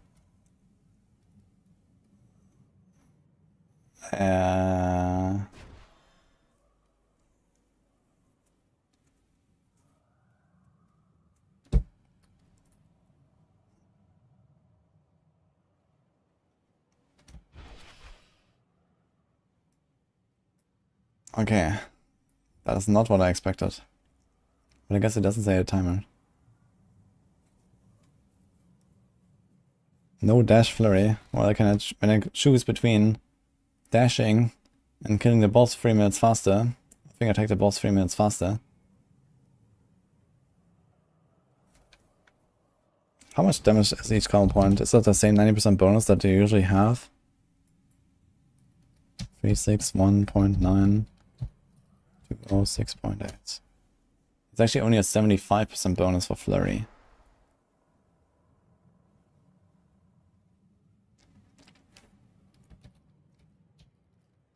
And only a 21% bonus when we have this fully stacked. So we have to play this as a non-combo point setup, but if you play this with a non-combo point setup, then we're absolutely gonna run out of imbuement casts, I think. But okay, we have... Actually, somehow I forgot to add expectant aspect. So that's kinda cool. We don't actually have it on anywhere. So we could just try it. No generator. Might be a bit greedy. Now what if we do something like this? Ding, ding. Nah, it's just like everything you do drops it. Oof.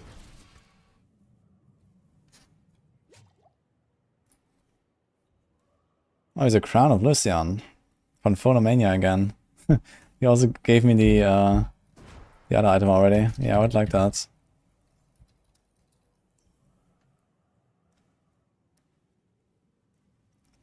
It would work with a grenade ring since you spam it so often. It's brr. Yeah, I mean, you spam a lot. But what's the upside? Like, what do you want to do with those grenades? This flurry already stuns on its own. The grenades do no damage without all the aspects. So what do you want to do with that?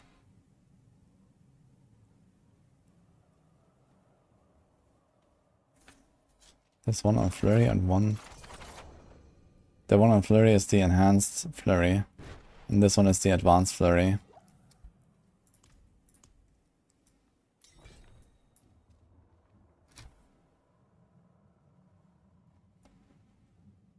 You get 7 wolves if you have a wolf army build. Wait, how do you get 7 wolves?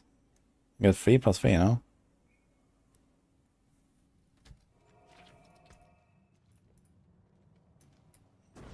Oh, he has it a compound. It's on a tree. Oh, I see. Okay, thank you anyway. You got it from the tree, man. That's sick. Okay, we actually have to think now. What do we do? Do we just try to play Advanced Flurry, I guess? Sure.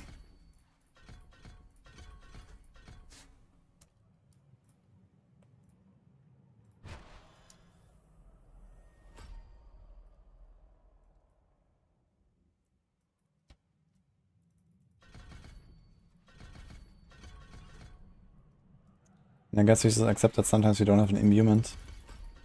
For now, at least.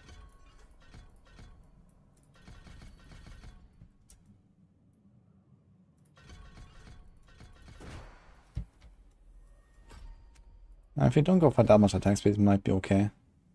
Wait, what the fuck?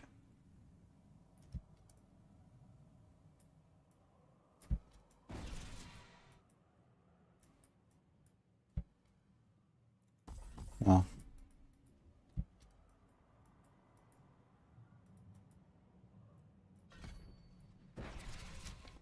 That's not a downside here, which is that every time we activate Close Quarters Combat, which is once every 8 seconds. Every time we throw the caltrops, like, oh my god, man, we're gonna lose this buff all the time. I'm not sure how much I like that.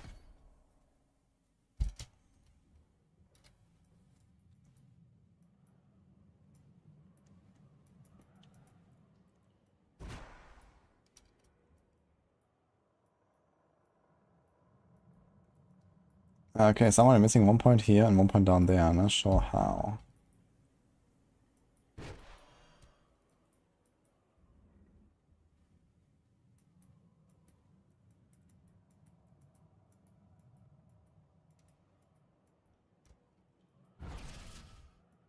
What?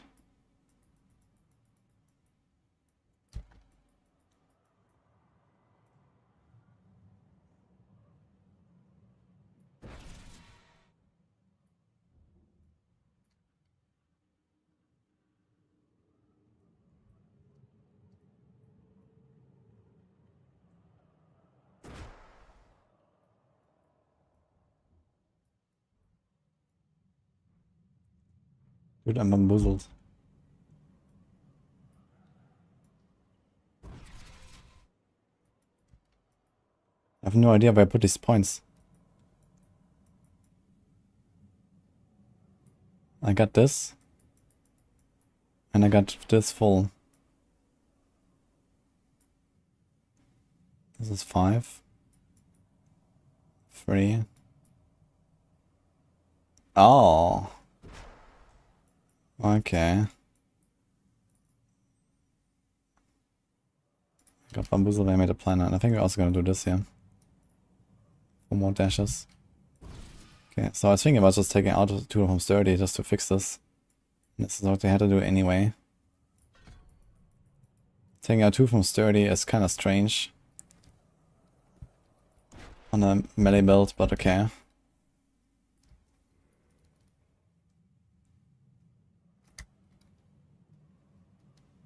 We can do the patch notes holiday, actually. I can make a command for it.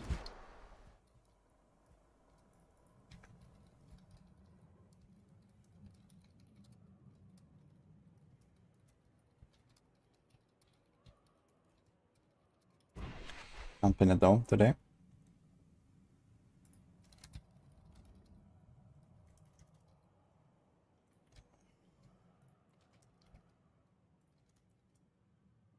Alright, Paragon, let's go. So I have an ambush glyph in there, which actually won't really function for the setup that I'm trying to do. So we might do another strength glyph there. Could do exploit or something. Could already make stuff vulnerable easily.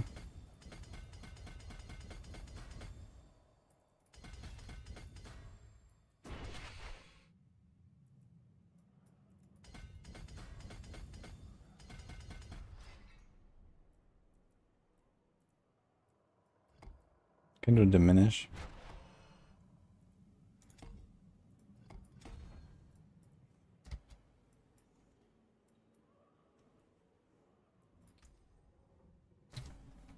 Having Dark Shot as an active is good if you use the new unique chest.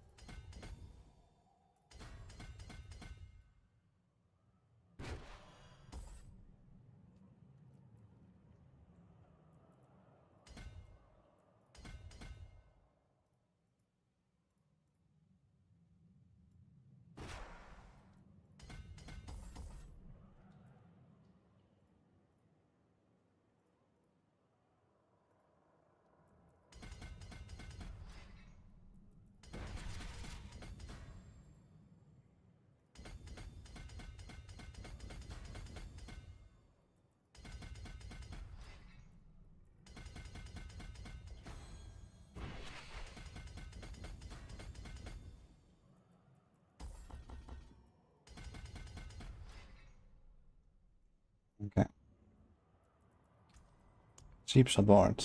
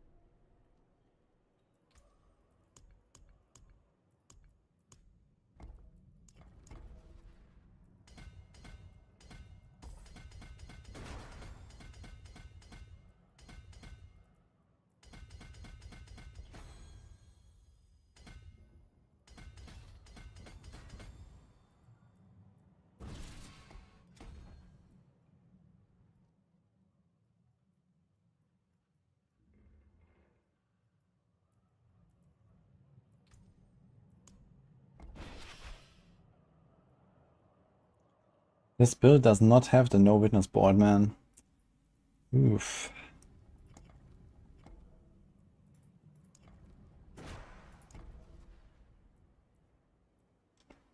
Wait, that's wrong.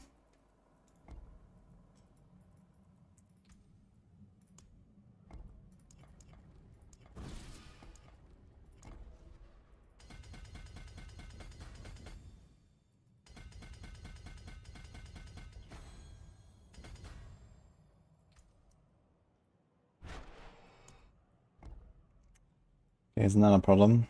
We have to go tricks out of trade for this. So he's gonna lose his buff regularly. Although this has the same time as close quarters combat. So I guess it's fine.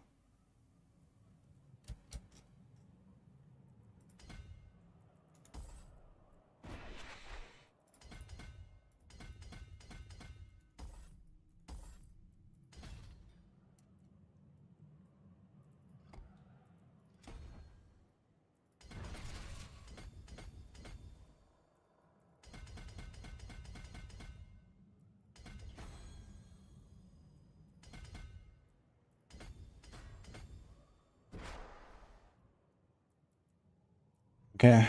Yes, yes, yes. Yes, everything's online. Get to this.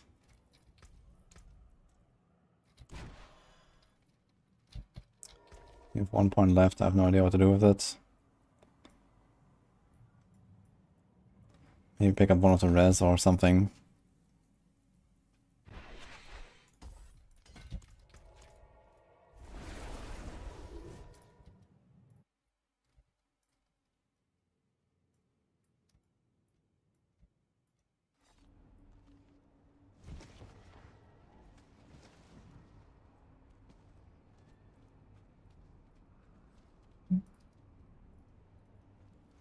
Second.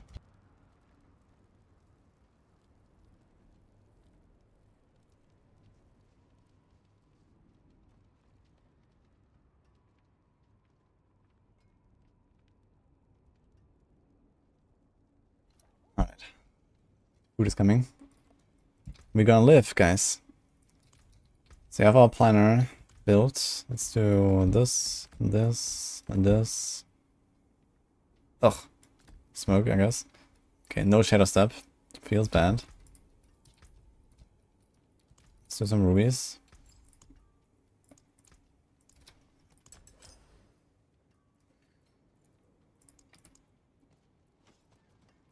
Sapphire.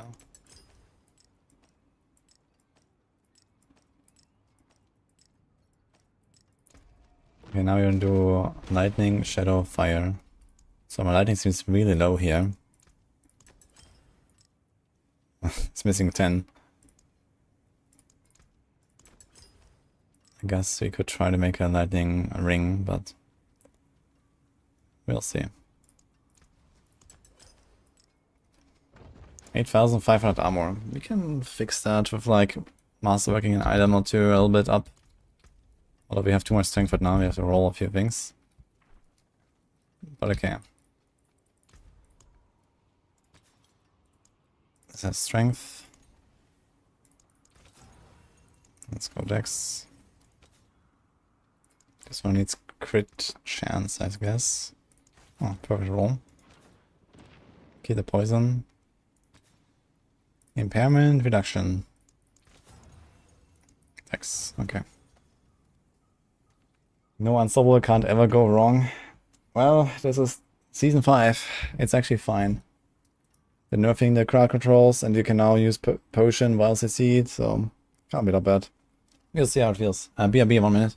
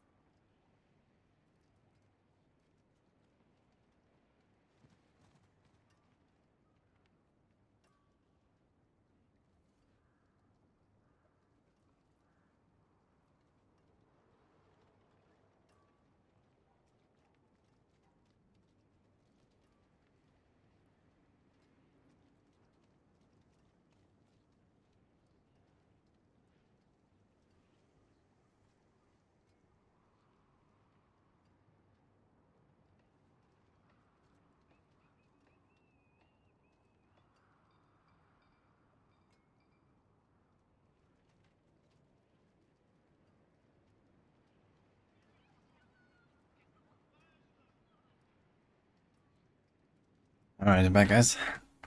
I got food. Do you have any other interesting builds and, I don't know, some videos or clips that people posted? Maybe you can check some out actually while we're chilling. And then we try to flurry afterwards. I do not have enough stash space here for these materials. And actually, because I don't really have to put them in the stash, right? You're playing softcore. What happened to my music?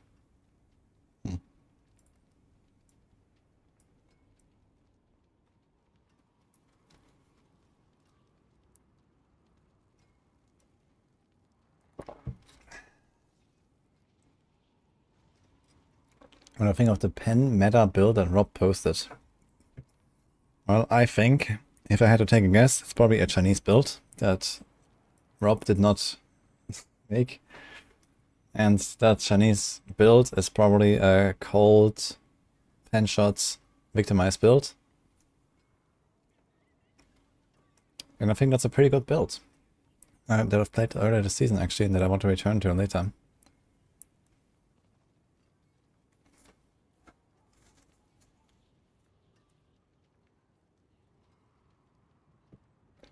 They're AFK, chain lightning Sorc farming Helltide. Wait, how can it be AFK with chain lightning?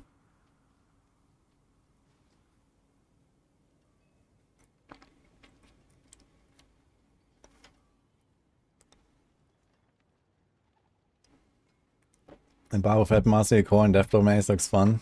Oh yeah, I'm really ready for that one.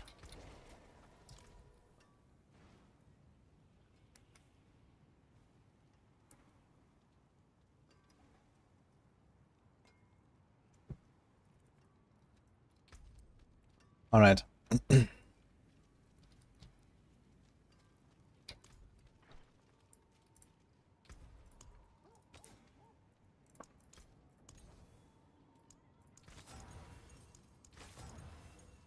Nice, crit. Making go of crit.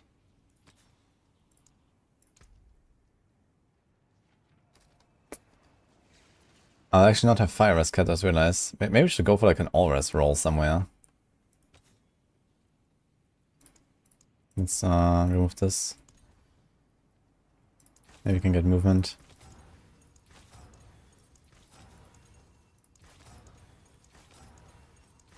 I wonder if I might need the energy per second as well. Maybe, yeah. If I don't go for call points, I think I might be running out of resources here.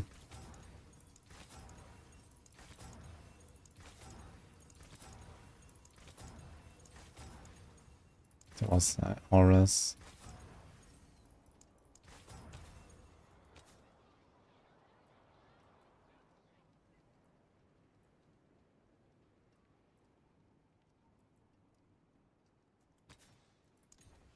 Here's auras.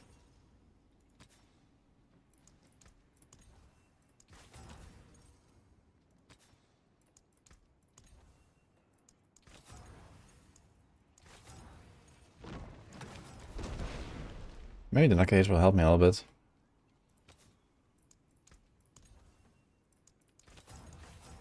Oops. Instead of one. Get one here. Okay, okay. Looks playable. But I've got no movement speed, man. Fucking kill me. We have some standard step ranks, I think, and we have movement speed with Dark Shroud, right? So wait, how much do we get? It's 8% per Dark Shroud now, right? So we're gonna have 40% from that. Alright. I need armor. Yeah. We're gonna master work a little bit, I guess, and try to hit an armor. Then it should be fine.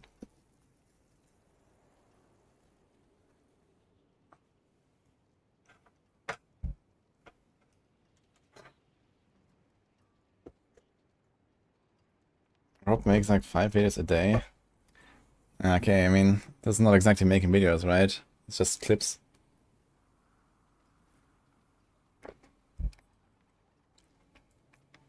Like, does Rob actually do any offline recordings? I don't think so. At least I've never seen one.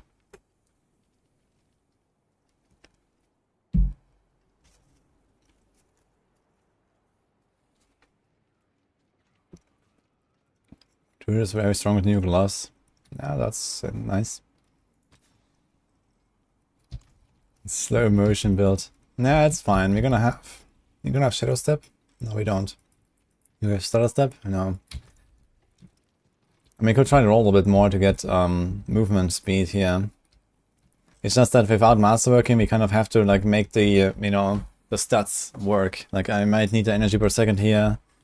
So if I had movement speed at least on a boost, it would feel much better already. But it's fine. Like to test the build, we are okay to just go with a kind of scuffed setup here.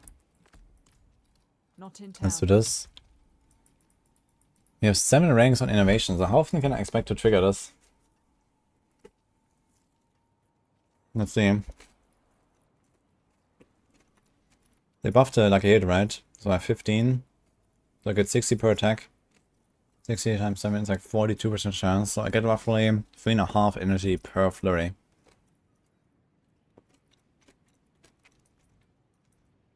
And it will cost only 70 of the original.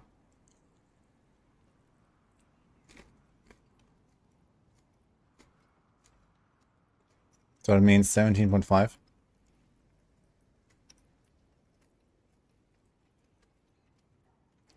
We have 12 regen, or 13.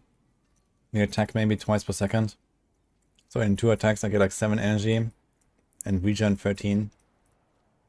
So I will run out of resources slowly.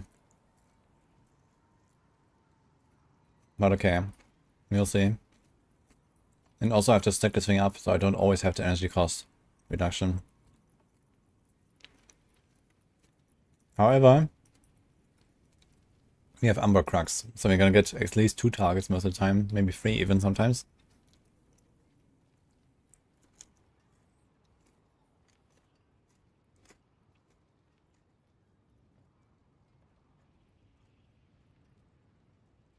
Hey, do you have the hotfix already? I don't have the hotfix yet.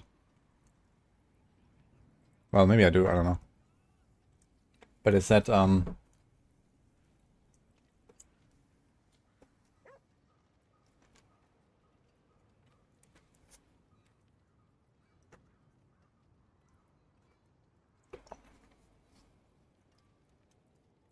we're sandwiching for scrolls, so the patch is out, I guess. Okay.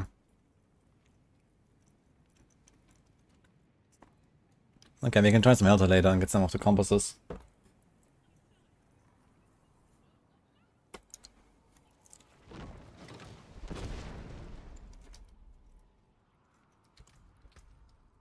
Okay, let's imprint some stuff. I guess let's imprint whatever is our best one here.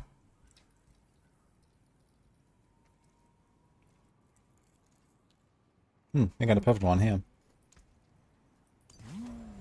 That's a good omen.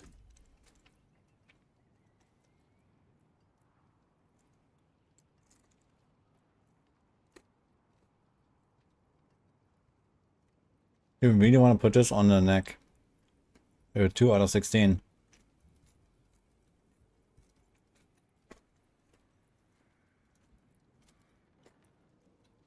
No.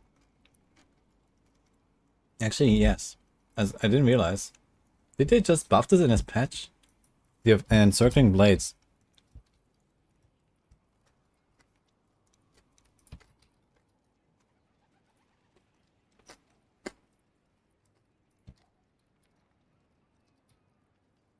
No.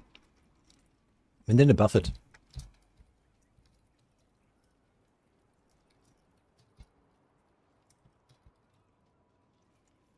Here. From 25 to 30. I didn't even realize I had 25. Like, I remember this as 15. So, when was the other buff? Yeah, from 15 to 22. And then it says 10 to 25 to 30. I guess this was like a buff from the Season 4 patch. But that increased a lot of affixes, right? Maybe. When did this one happen?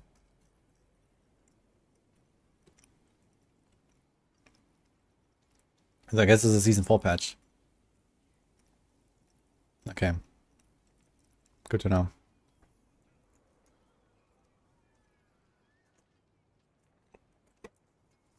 It has a totem of the unique ring that taunts enemies. I don't have the ring right now, but smoke grenade triggers it, yeah. If smoke grenade is the subterfuge skills, you can trigger it.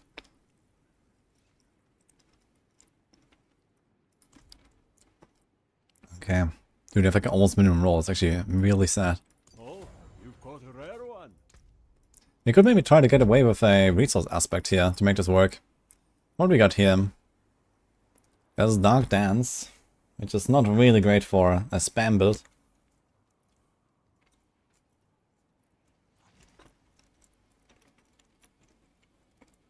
Okay. Damaging that indeed a basic skill.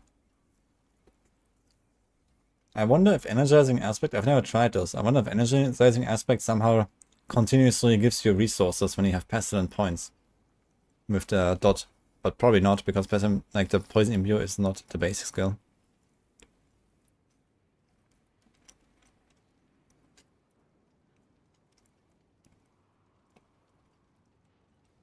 Oh, we can do this one. 35 primary resource for every 20% life heal. And apparently this works with overhealing now. Should actually try it. Just for science. I'm gonna do this right now.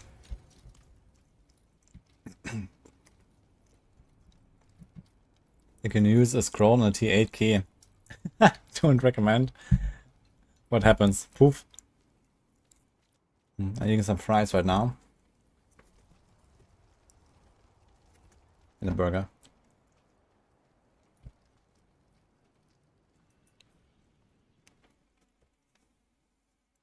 Anti-flurry, momentum, the new momentum aspect. Yeah, the momentum aspect is pretty good. It definitely helps. Like for a build like this, it might be better to actually go with momentum, I think. It gives us toughness, it solves our resources.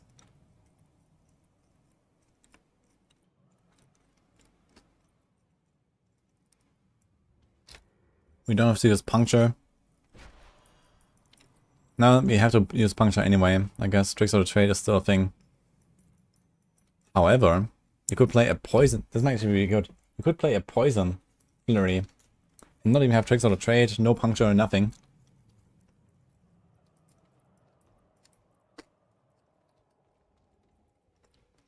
So that might be the way. Maybe I'll redo this.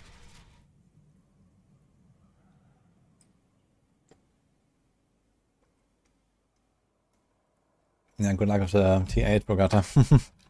Yeah, I'm gonna try Infernal Halls as well soon. How's the resources now? Let's see. Maybe on the side as well.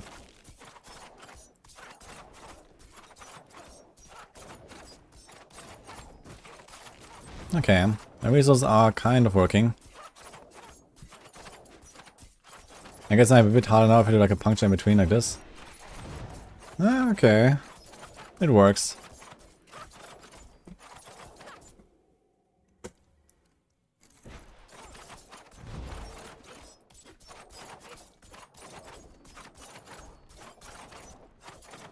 I didn't try tricks of the trade, but I don't think the functionality changed. I'll be surprised. Like poison imbue, basically you have to treat poison imbuement as like its own skill. The poison is the skill. You know, the flurry is just a carry. So this is kind of like a bit of a rule of thumb to understand which multipliers work, basically. Like anything that says like, you know, your core skills or your marksman skills or something, that usually does not carry over to the poison.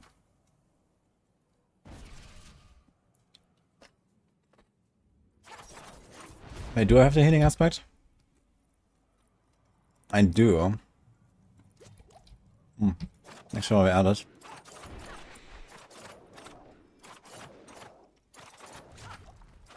You see? Dude, that looks so funky, man, what?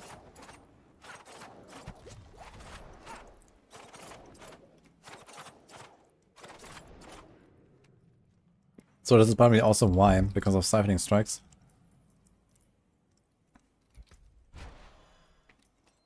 Let's see how this is when I don't have this. What else do we do? Nothing, basically. So, let's just try it.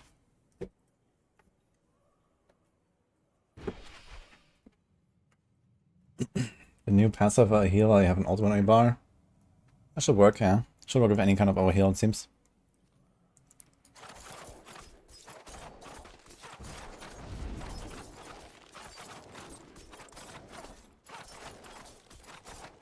Druid's gonna be good, yeah.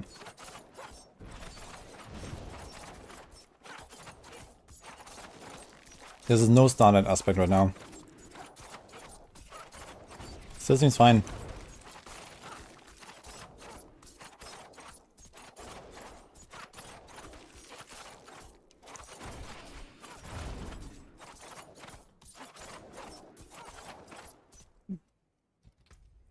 Let's try evaporation without the inner side refills. That might be a bit harder.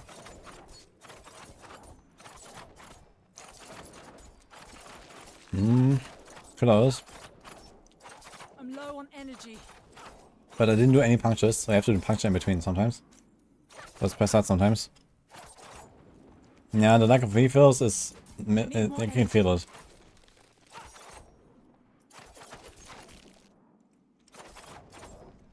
But okay. Big inner side of it is comfy, it's fine. And this is with only 4 energy per second, this could be masterworked. This is with 40 innovation, this could be higher. No starless skies. Starless skies alone will solve this. So yeah, we should be fine.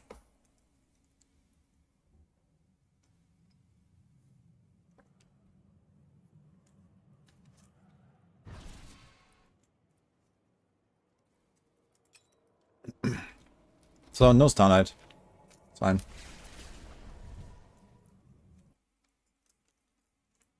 The new 50 stacks on Flurry is 1% extra damage per stack when you hit a vulnerable enemy. So it ramps up some damage over time.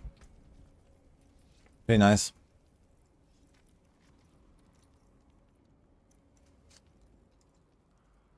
Each time Flurry hits an enemy has a 10% chance to apply vulnerable.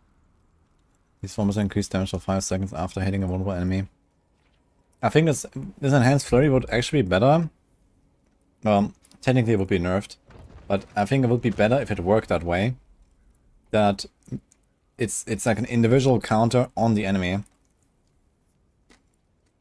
Because the reason why is because it would help you to kind of like not feel so bad on the boss, right? Like if like let's say, like right now it's very easy to ramp this up and you know they have like 50 stacks the entire run, right? And the Flurry is just stronger. The Flurry is just 50% stronger because of this, right? Compared to before. But what I really want is I want to have a baseline and then I want to have more damage on the boss. I think that would feel a lot better. Because that's really what's like the big issue of Flurry, right? You arrive at the boss and then... bleh. Yeah, basically like a mini Stricken, exactly. I would like this to be a stack on the target. And maybe go higher, you know, make it 100 or something. If you really want. Gold boss in 2. We can go there.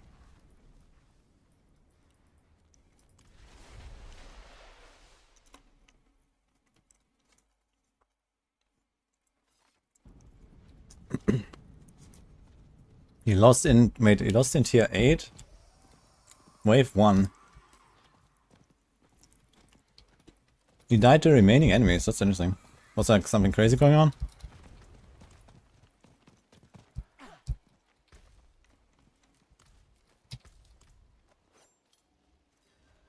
Yeah, Bulbos are really tanky now. I can watch these guys a little bit. It's a wandering death. Okay.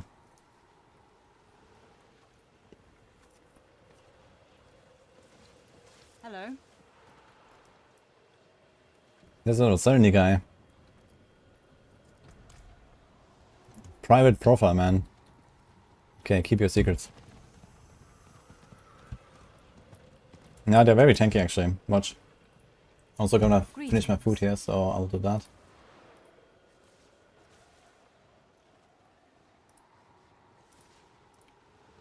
In 5 minutes we can blast with Flurry.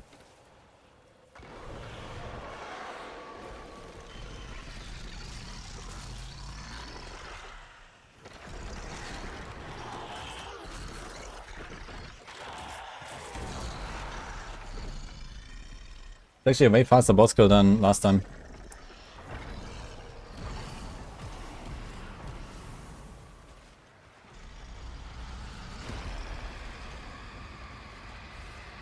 Ditch.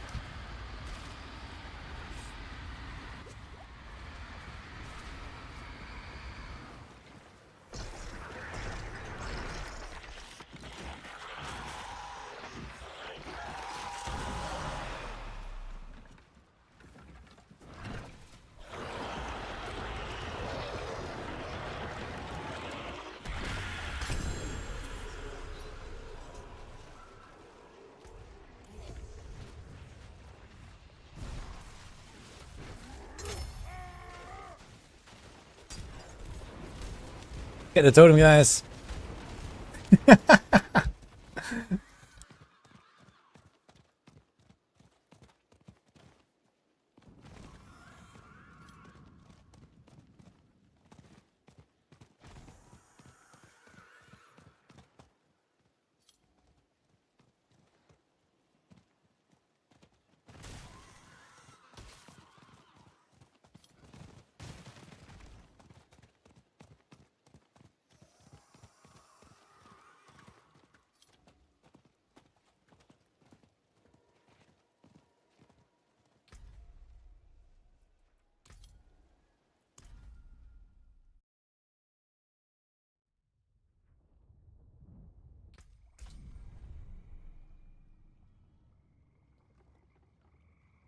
I'm eating right now.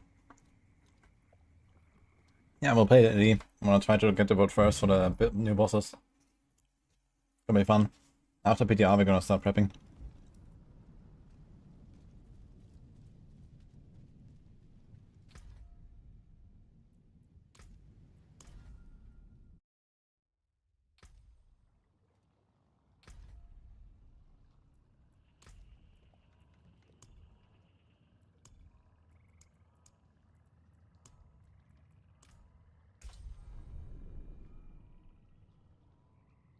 Resetting mods fixed? Wait, what? I didn't see anything about it in the patch notes. Why would that be fixed right now? Nope.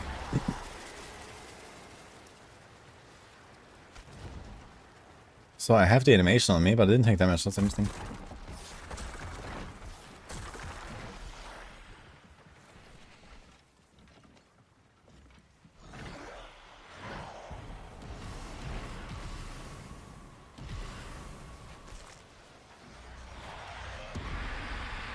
Will this damage me now? Oh, you got staggered.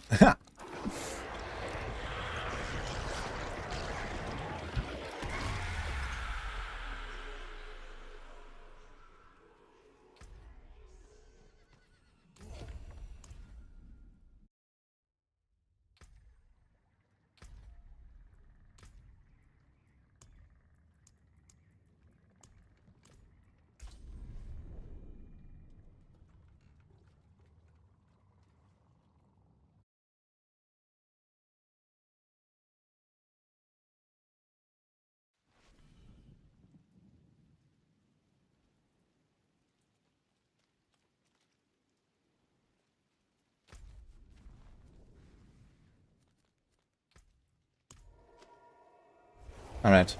Almost done with the food, guys.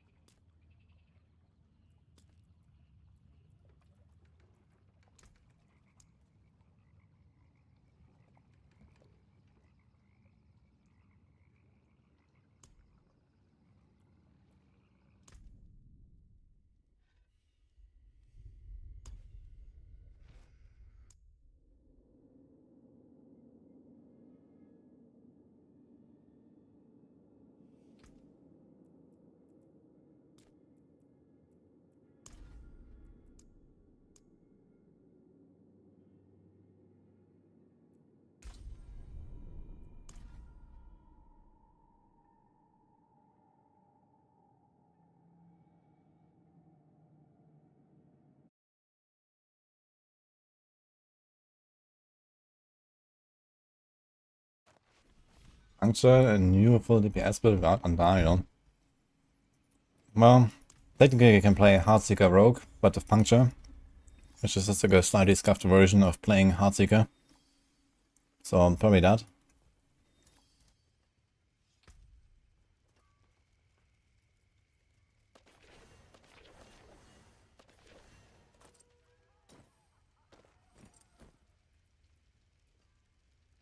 Oh shit, look at that. +4 chain lighting. Want to sell 2 billion.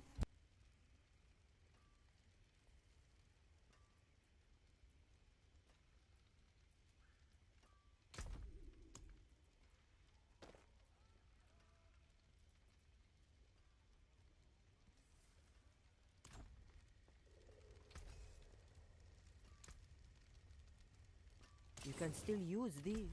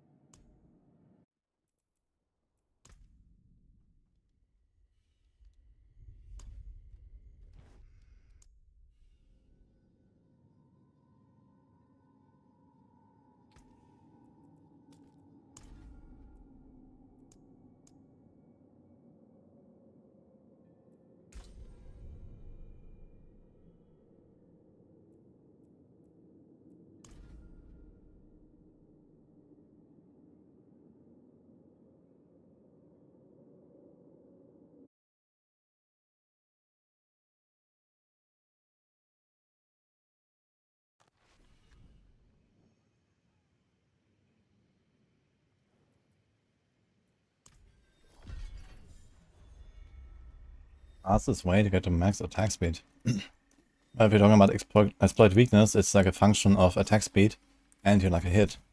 So you also have to think about how do you proc like a hits. I mean, in big packs you can proc it very fast with stuff like Combo Point, Rapid Fire, for example. And Scoundrel's Kiss.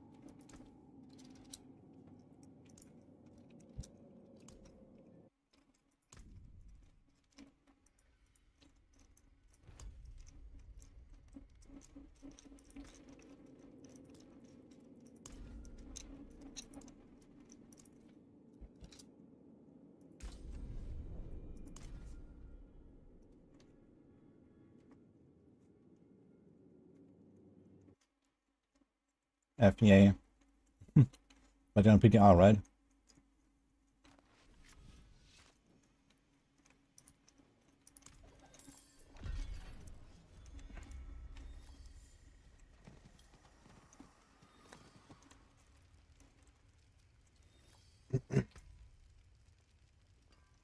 Yeah, it's a mistake with the planner right now. They changed it in Season 5. And the planner has Season 5 values right now. With the axles. Holy shit.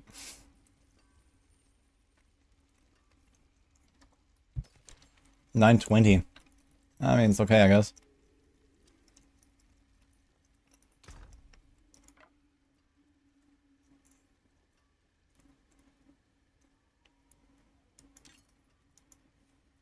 I need no space. Should probably drop like some random swords or some shit. I like way too many of these. I can get many more if I need to.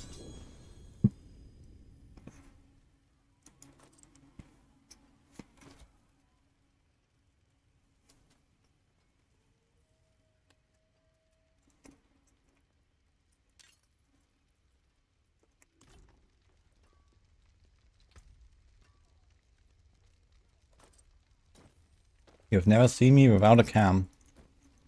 I mean, that would be very concerning, actually, if you had.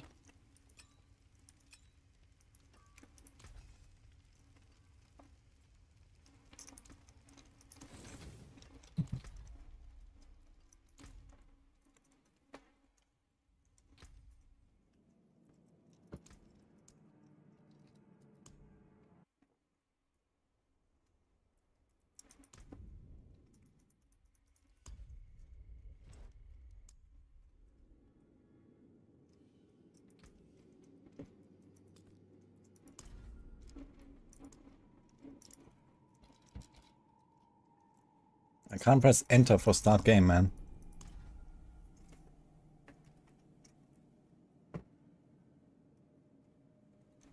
Okay, I'm done eating.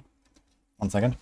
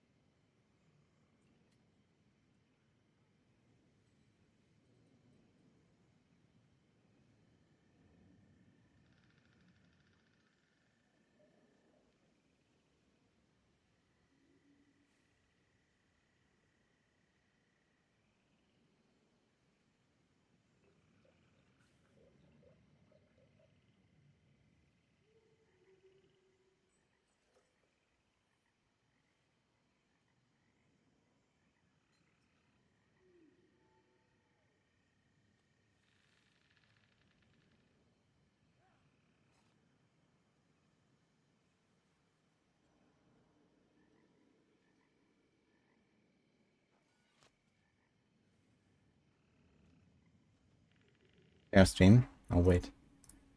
Okay. Wait, that's the wrong one. Okay, here we go.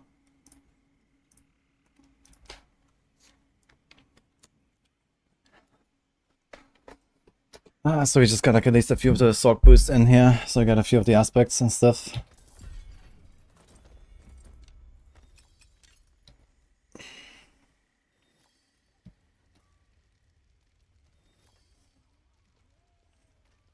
Oh, it's kind of funny. You cannot actually see how well the affix rolled if you don't have a weapon. And it's perfect. And has a good resource generation roll. I think that's the one I'm gonna save for now.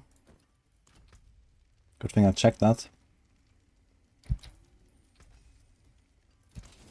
Don't ruin. We're done with testing existing hardcore characters? No. Actually, we're gonna do a bit of flurry now. And then we're gonna try Infernal Hordes again, since they just changed Infernal Hordes. I'm gonna go in with my real character here, so you can see how hard it is. Rapid Fire is a decent build, so we can try. But yeah, for now, let's do a bit of flurry. Let's see what happens.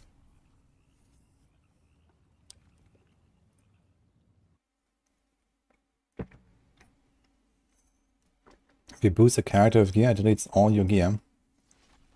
What does that mean? Ah, you mean it deletes your existing equipped items? Yeah, I mean, what do you expect? Why do you boost a character that already has gear equipped? You can take what's left. That's a Shaco, understand? Oh no. Okay, how many master arguments do we have? 1200 up the side. Unexpected. Oh, it's a little 50 and they boosted it. Okay, I see. Yeah, fair enough.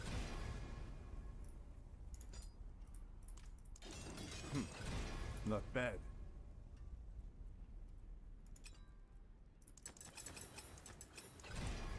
Wait a minute. So, how much do I need to get to 3 Cold Imbue?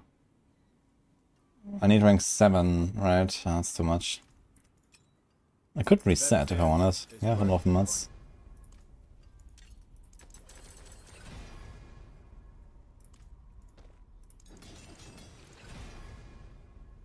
Free to call skills, poggers. That there is worth the coin. Flurry size. Okay.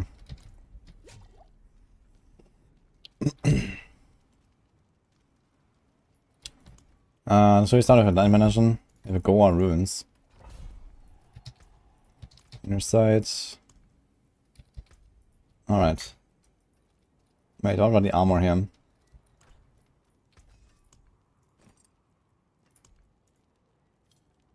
I never put a defensive... Okay, this is why. So we can get away without the armor. And the res. So we can do YOLO.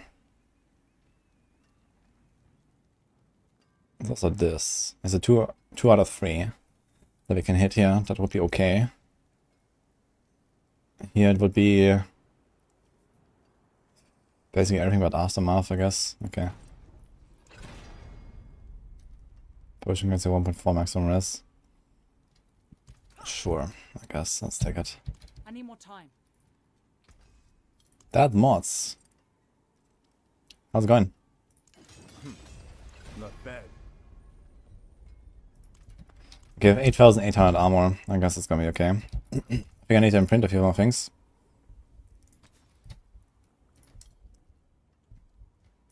What do you have here? Might. Oh man, I have a 2.0 might. Oh no, it's 3.5 now. Wow. You know what? Fuck this, we're gonna do assimilation.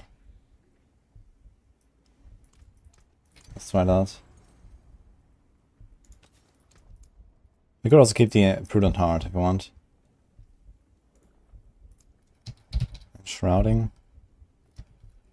Numbers.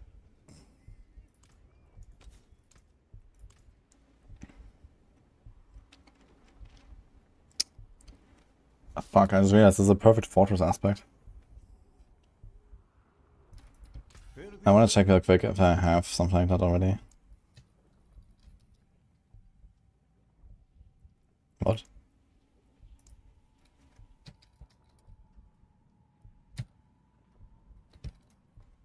Oh.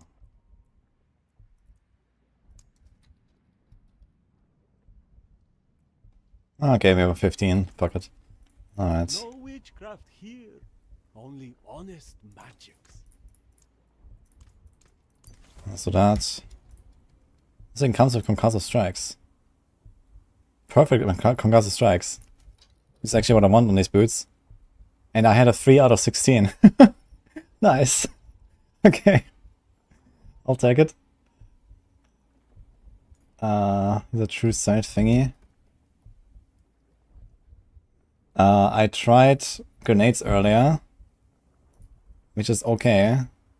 And now we're doing flurry. There's like different variations of flurry I need to try. We're doing a cold flurry right now, and then I want to try a poison flurry, and then you also want to try to play this without close quarters, but with momentum instead, potentially. So that'll be interesting. What else do we put here? Retribution, elements, circling blades. And Ledge Masters. What? Oh.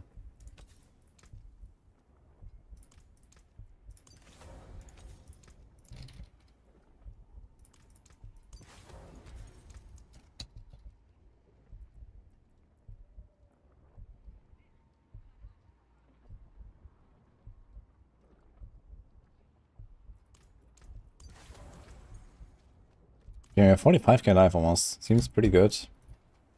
For how shit of a character this is. When you have life on the neck and stuff like that. I think I can play the video game, guys. Let's try Pit a little bit. May the Father's light heal you.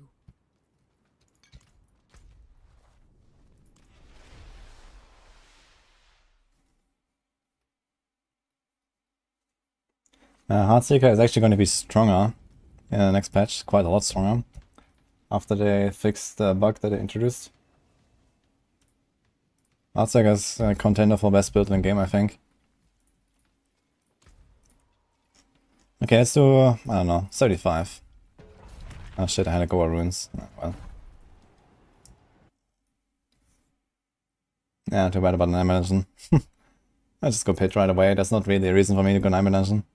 Besides, okay, each dungeon, it was actually Goa ruins, right? Fuck, it sort of gave me a compass. Momentum with Dark Shadow Tempers will be very good. Yeah, we did some math on that earlier. Seems very nice.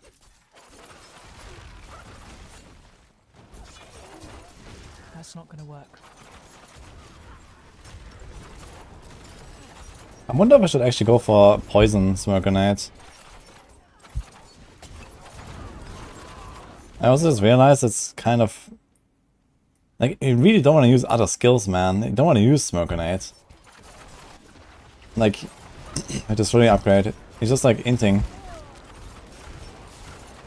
You can evade though, right? I don't see the buff. But this really seems so large, man. With the, how much flurry size do you have? 25? 17, 20, 37. It's 26, that's 57. They all just despawn, man. It looks so weird. They execute. Not ready yet. Boop, gone.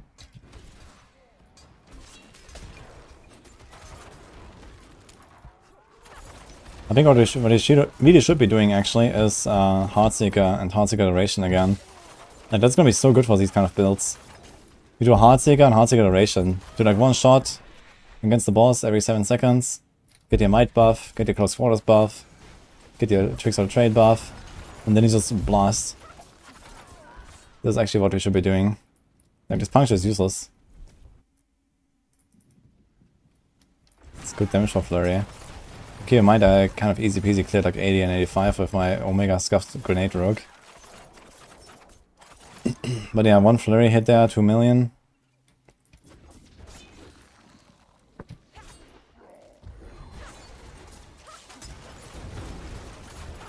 $5 million.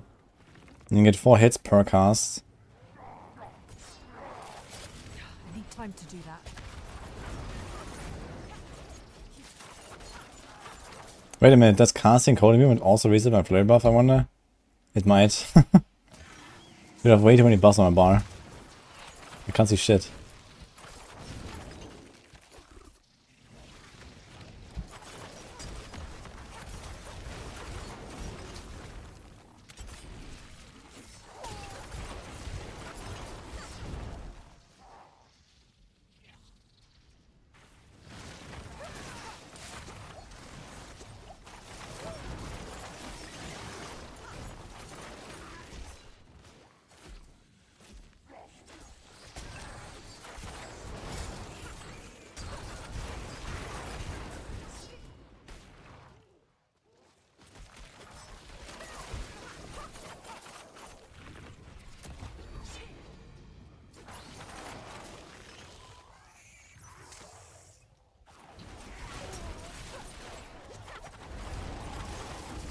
Something about the aspect of inner side, I guess damage to curse enemies of inner side.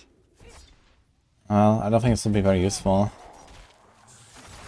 I mean, there's not many builds that want to run inner side. There's some.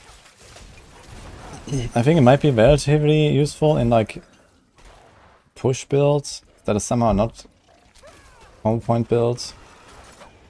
Because the higher you go in the pit, the tankier the monsters are, the less you fill the bar for inner side. But the problem is that it kind of works exactly in the opposite way of what you want to do. Because you usually try to proc inner side as fast as possible and then do damage during the inner side window. Because you get 25% extra crit. And this thing only gives you damage, crit damage of all things, if the target is, if you are not in inner side basically. And as soon as the inner side procs, it's gone. And for 4 seconds after that, it's also gone. So it has like anti-synergy with proccing inner side basically. You never want to proc it. So that's a big problem, yeah.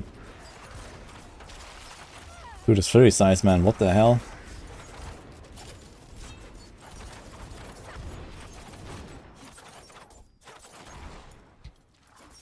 How did it do such a nice nuke there and then nothing? That was strange.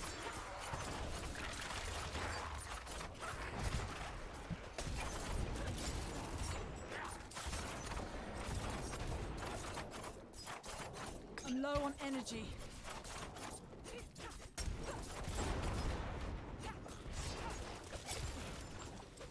Actually, to try at some point if the poison smoke grenade actually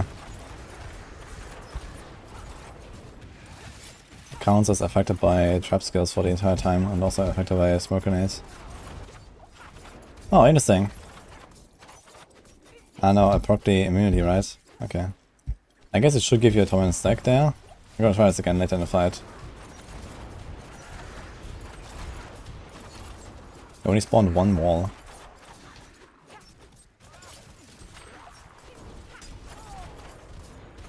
Not yet. Dude, he threw me through the wall. Wow.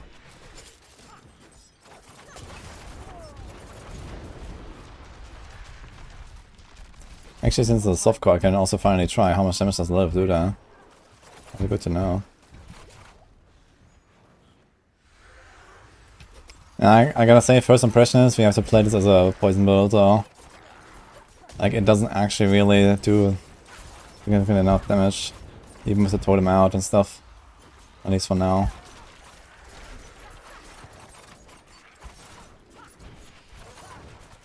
Also, I don't even have enough cold movement charges to really sustain us, even with my kind of lower attack speed.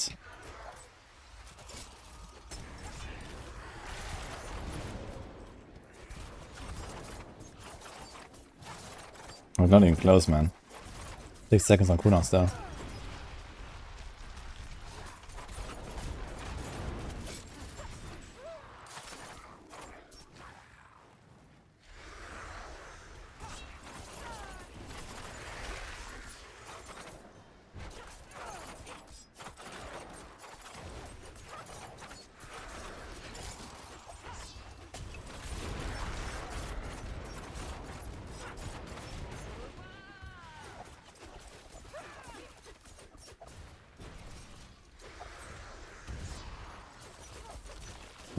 So here we got the prudence stack. Actually, I want to try a wave. Let's just tank a wave for science. I need more time. Oh, not even close to one-shotting me. Like 10-15% maybe. Okay, what about the tornado with one stack? We do get another stack.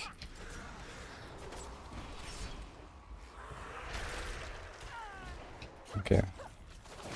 2 stacks now. It's very interesting, you can avoid getting a stack if you have the prudent hard power.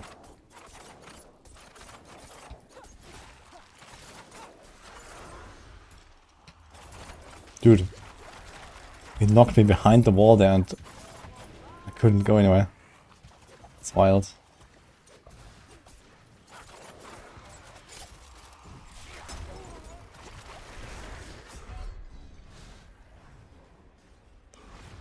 The wall should have been destroyed.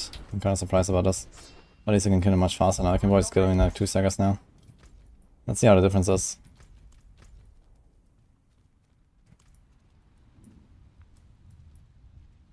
Keep getting one shot and fade from 100 to 0 by seemingly nothing. I know, like in the boss fight or before the boss fight? In the boss fight, you ramp now. You now ramp up the tremendous stacks. So maybe you missed that.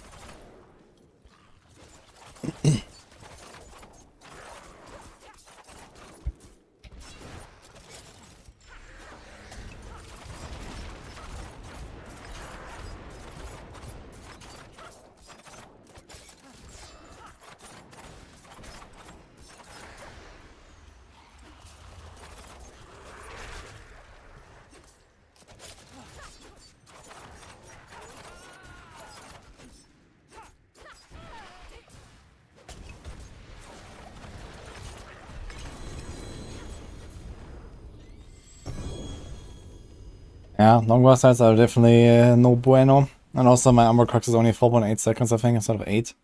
So I have basically only half the totems up what I should have.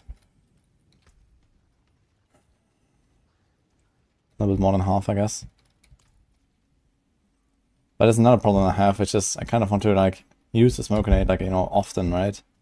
And every time I do that, it breaks the streak of flurry.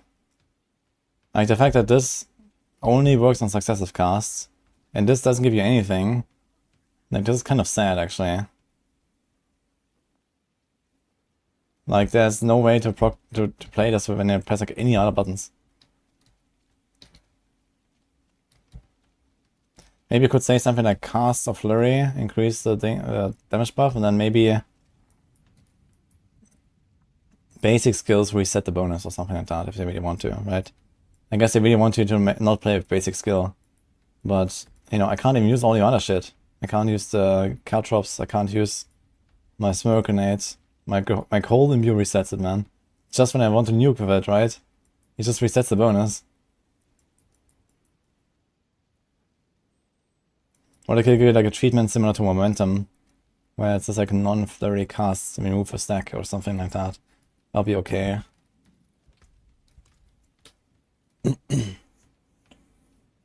So half deified, thank you, man. Between of reap fix and reap build will be possible. I mean, anything with basic attacks is gonna be pretty powerful the way it looks right now.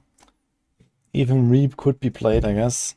It's not gonna be a good build if you compare it to like actual good basic attacks, but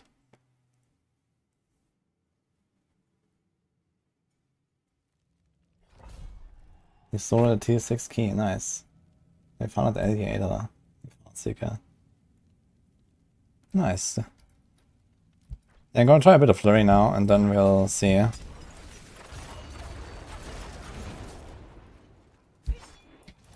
Gonna do Infernal Horde as well. Just do a bit of Helltide and maybe some fast diamond engines.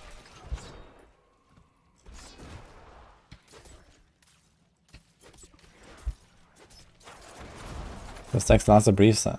Yeah, it wouldn't be so bad if the stacks lasted a little bit.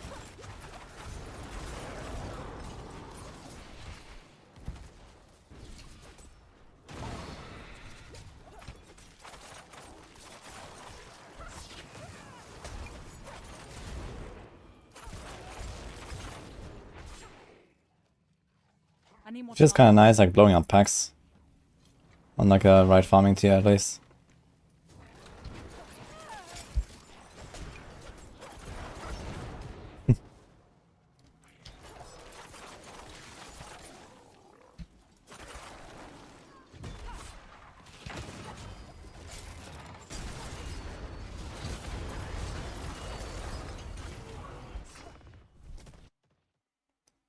Seeker is still good.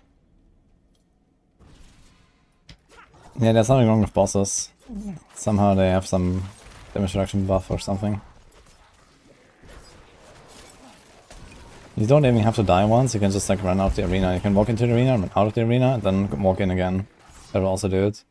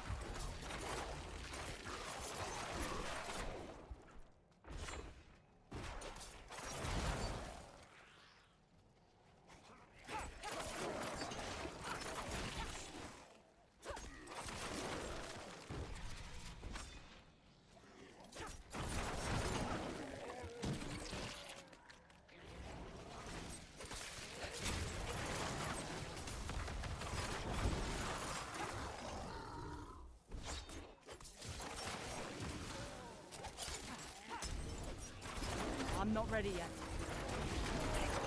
Like here, like, you know, I start attacking the pack, I get my close quarters buff, I throw my smoke grenade, I do flurries, I have like 2 free stacks, and then I'm like, oh, okay, Cold Imbuement is ready. Press Cold Imbuement, boom. I lose my 3 stacks again, like, it does feel kind of shitty. Yo, where can you farm unique sword? The Infernal Horde. They just made it so that you can actually kind of farm it now. So, good luck.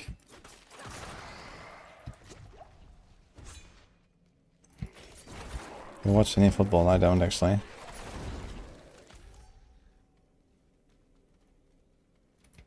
think Poison will earn in Season 5. Yeah, that will definitely be pretty good poison builds. I mean, Undial is technically a poison build, I guess, but if you're talking about imbuement, TB, very strong. Flurry of Poison is probably also better than this here.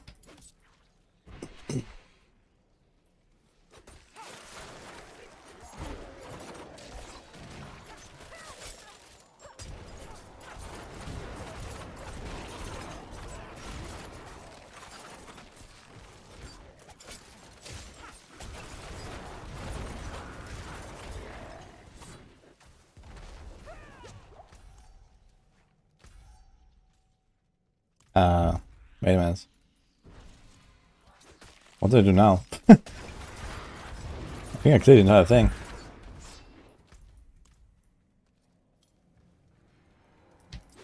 Here's some guys.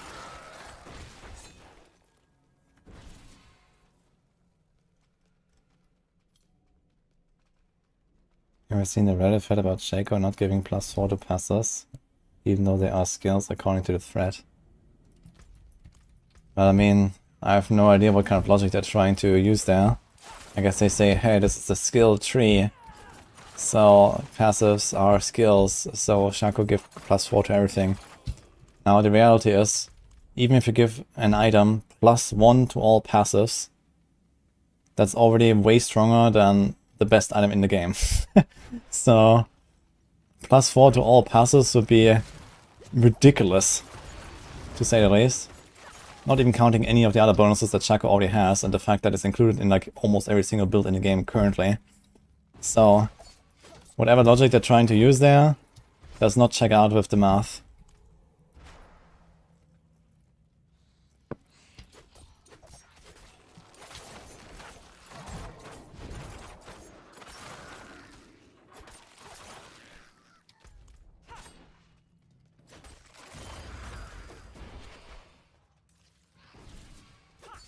Yeah, I literally cannot spawn a boss, guys. Like, what the fuck is this? Dude, I'm missing like 15% progression. What the fuck am I gonna do? This is it. I have to restart this fucking run, man. What?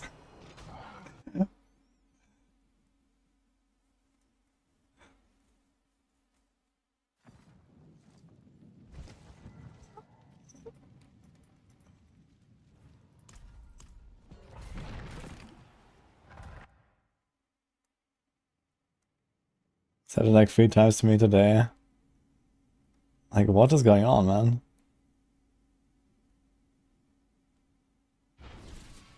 No, there's only 2 levels in the pit. There's no 3rd level. If you go to level 2, and then like, I just cleared level 2 entirely, and then I went back to floor 1 to check if there's anything I missed. There was like a few monsters here and there, and that was it. Like, I had not anywhere close to enough progression in this run.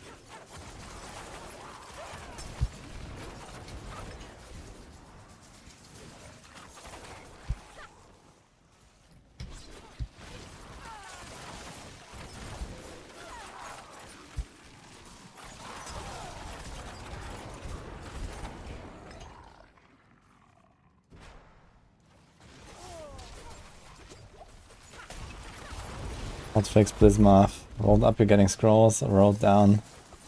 Chance to complete a dungeon. Yeah, it's just a bit of rounding errors, you know. Sometimes there's like, you know, 30% fewer monsters. It's a rounding error. It's fine.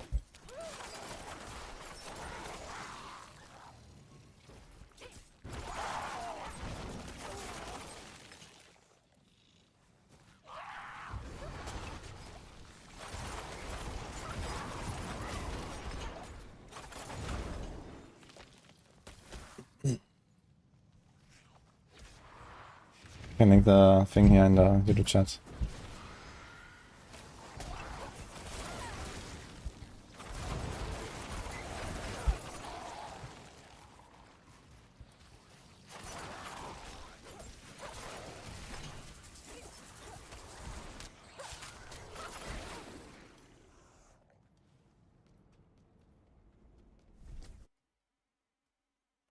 Does Water Shadow trigger Eldritch Bounty? I think it does, yes.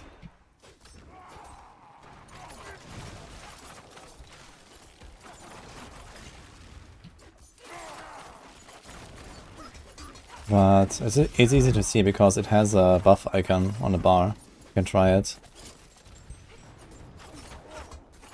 I guess I can try it really quick as well after this. Because I'm printed.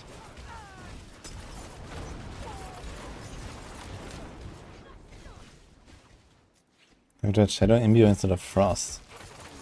The build already doesn't look super powerful, so I don't want to make it less powerful. Shadow Imbue is just the worst version of Cold Imbue for this, basically. I mean, for leveling, this is fine. You go Shadow and for like Hell Tides and stuff. But cold is a stronger imbue.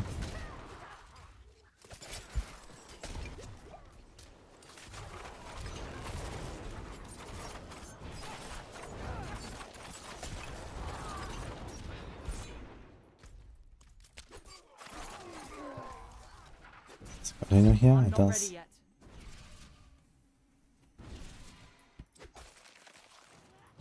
The coolest looking imbue is the worst. Well, I mean, they each have their purpose. You know, poison is usually like the boss killer. Old is usually like the elite killer. And shadow is usually like the AoE. So that's kind of what they do most of the time. I don't really need more AoE on this build.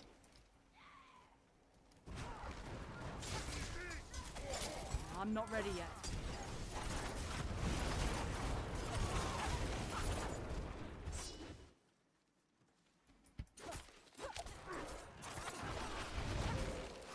What's the max points of frenzy? I don't know how much you can have on the amulet. You have an amulet, you have pants, you have Shaco. I need more time. Does the pain gorgeous also have extra? I don't know, I can probably get like 30 or something, but then you're playing frenzy, which is a bit problematic, I guess.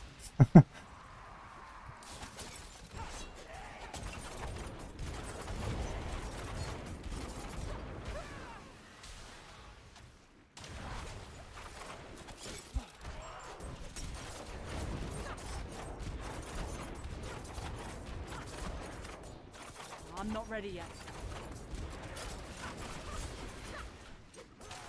But seems like the main boss does not actually give you that many stacks, that's only the shadow bosses.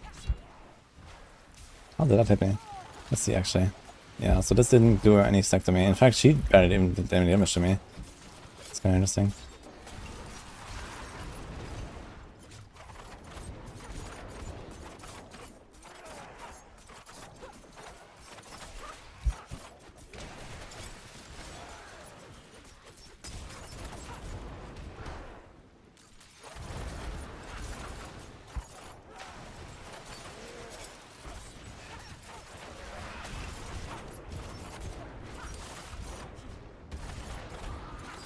It's really nice that you can like tank one of these things every 20 seconds and not get a stack. It's really helpful. Prudent Heart is very good for that. If they keep this in the if they keep this mechanic in the season, I think a lot of people will run Prudent Heart.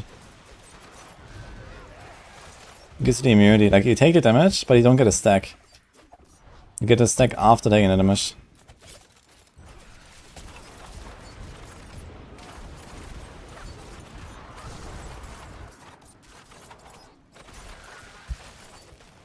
Boots, Uber idea.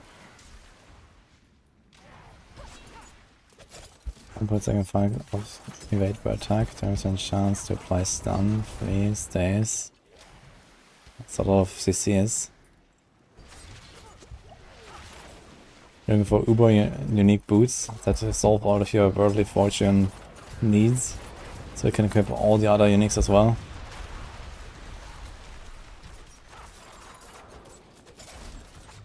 Oops. I'm not ready yet. There's a move speed, 4 stats. Uber power, shared misery, plus 40% damage to these enemies. And deleted temper that has chance to CC things. Okay, I see. I kind of like the idea actually. I think Worldly Fortune should be deleted anyway. I mean, there has become, and we have gotten a lot more competition, I guess, for Worldly Fortune temper. But I think it should still be removed anyway. I'll be on board with that actually. I'm not ready yet. If we have such a pair of boots as an Uber.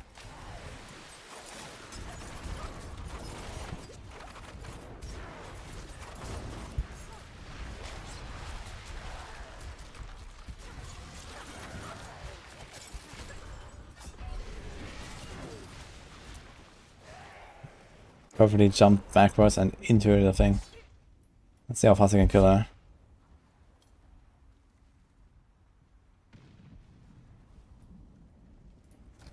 Got a 4G armor, madness. Oh, there are some builds that use it on life. But only if it has 0.4. If it has not 0.4, it's trash.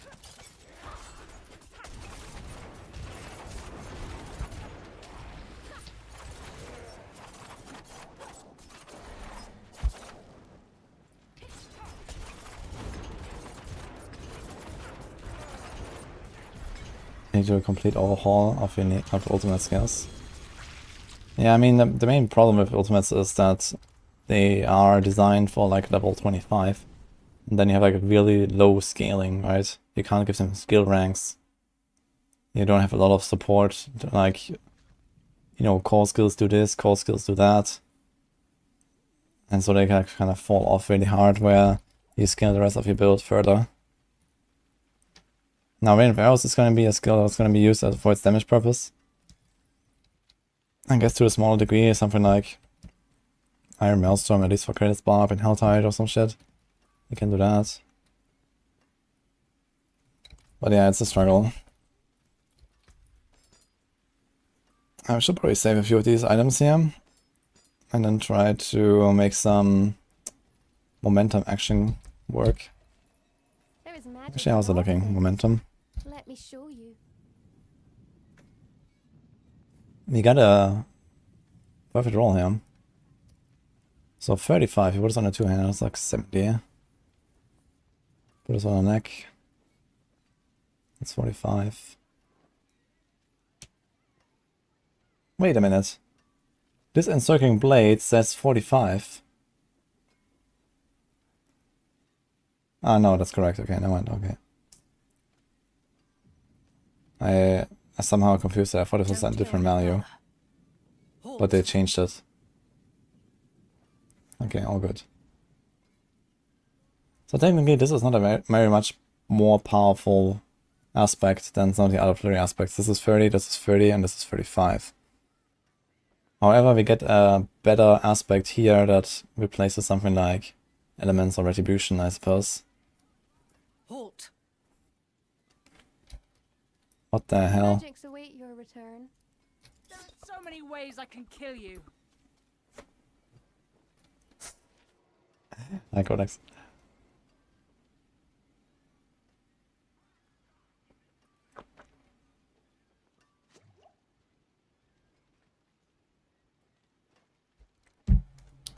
Okay, what killed me here? Let's see, out from Acre.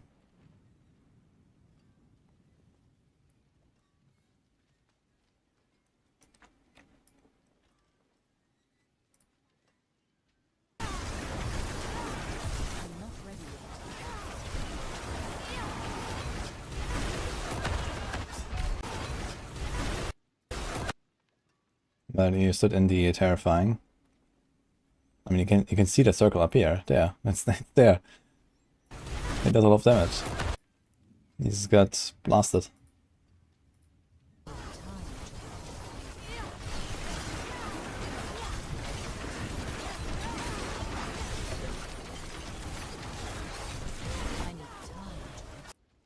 Dude, are you blind?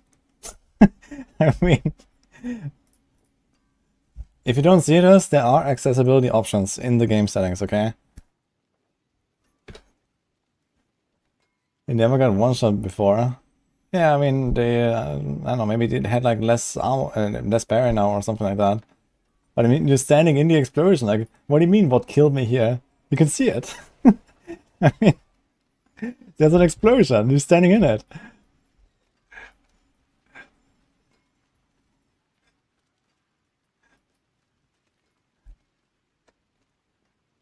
These are not one-shot mechanics. I mean, check your build, you know, check if you have like the same defenses as before, or, you know, whatever. Like maybe you're relying on ice armor that no longer stacks up now, for example, and these kind of things.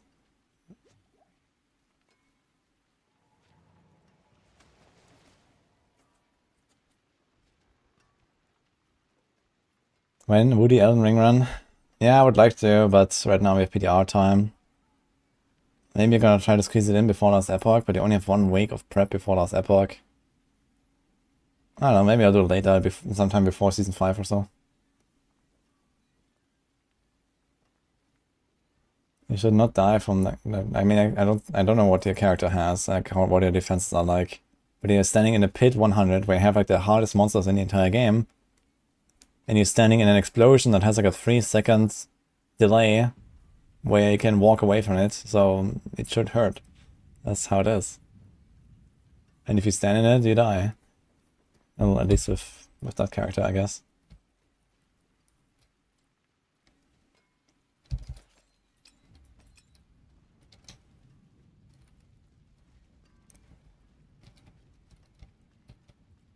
Okay, let's try to make this a momentum setup. What do you have to change? You can get a different cloth. Copium, I guess. Try. Need to make a new weapon.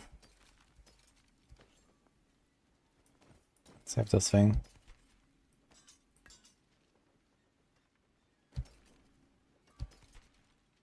+1 to subterfuge. 20 to maximum resources. I'm not sure if they're gonna save this for like Necro or something.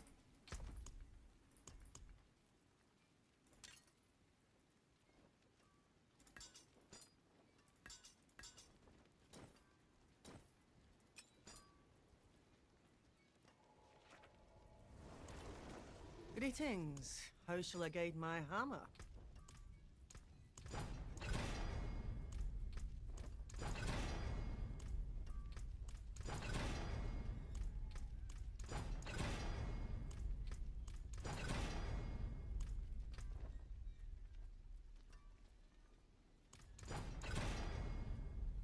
Okay, damage plus Dark Sword Shadow, we got a weapon. It's like this. Let's do this. It's gonna be much tankier. TR, maximum energy, energy regeneration. I don't need this energy per second probably. But okay, I guess you can keep it. I also get movement speed, which is cool. Not sure what to do with the maximum energy.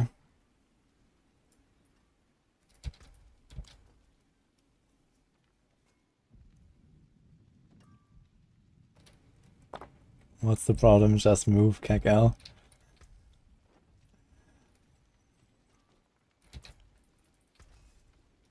Better than starting from nothing. Oh, there goes my old weapon. Okay, so that is settled. For some reason it was not marked as favorite. Use it well.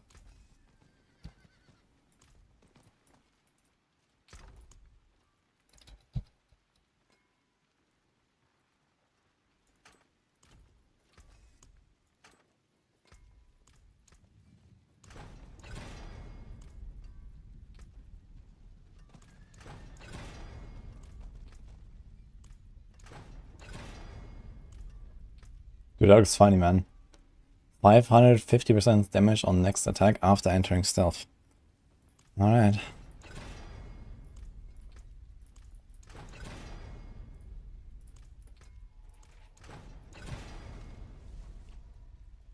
Got a perfect roll, actually.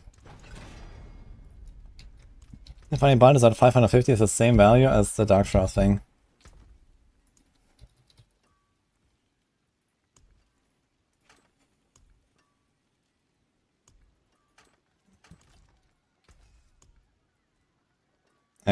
Do we want to do Heartseeker? We actually want to, I think. Hammer sings on What do we have for bows?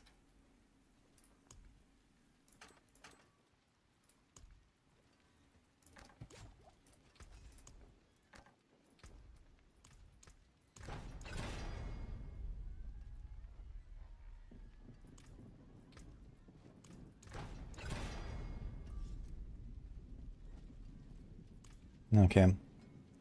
Kinda crappy, but I'll take it. I'll keep my forge hot. Return soon. Okay, what else? I need glove. So I get a glove. Well, there's a low shining shame. Not a bad pull, that. A low shining beauty.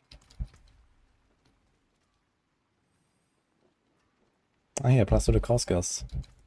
Got another one actually. All the new uniques are in Infernal Hordes, guys.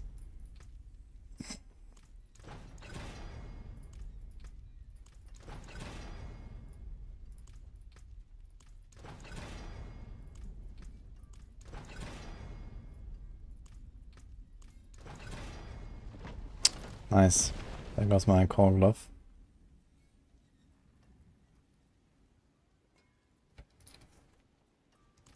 See some steel you need? What's left, you ask? That can't be salvaged. Try again. Not a bad pull. Hello. Well. Hello. Well, hello, shining beauty. You got to open 7 boxes on your T6 clear 0 uniques. When he opened 7 times the 25 box. And he got no unique. That's actually insane.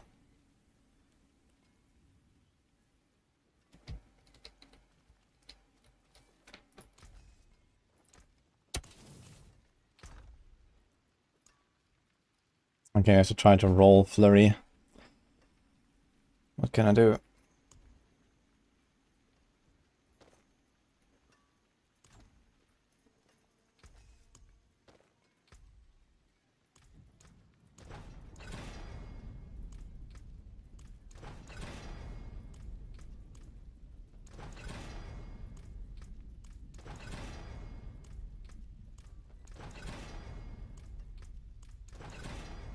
Oh my god.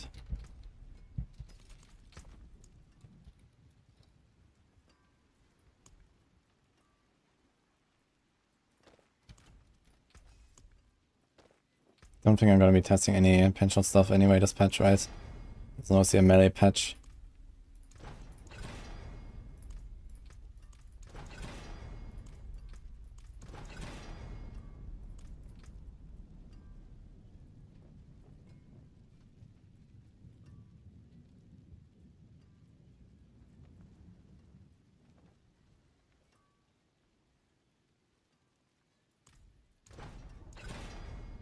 But actually I had to get a hard secret oration.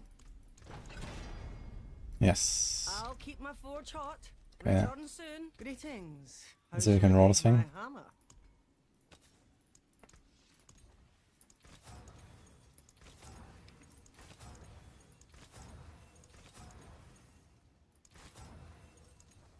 I got two flurry or core skills.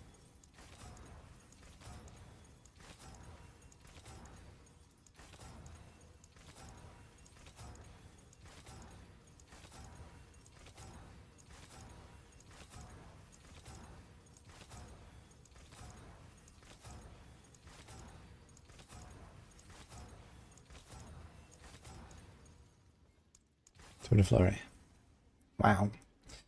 Okay.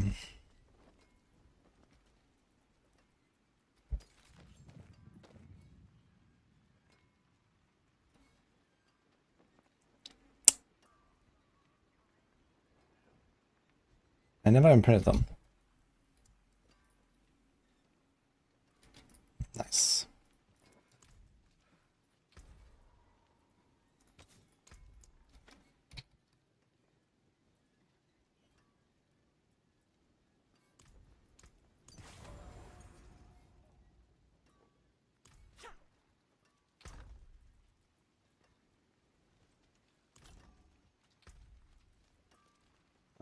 We have to make new rings as well. Oh shit. Okay. That will be fun.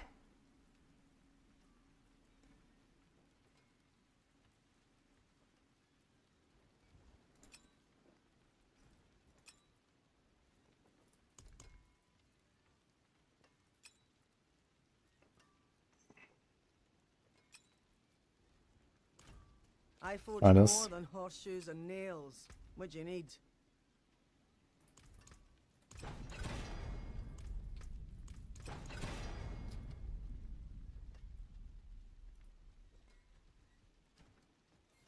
Filling inner side gauge will remove a stack of momentum. That's actually kind of hilarious. Well, this means like, yeah, every so often one of your attacks will actually be much weaker though. Because only when you have full stacks of momentum you get the buff from the aspect, right? That's kind of yikes.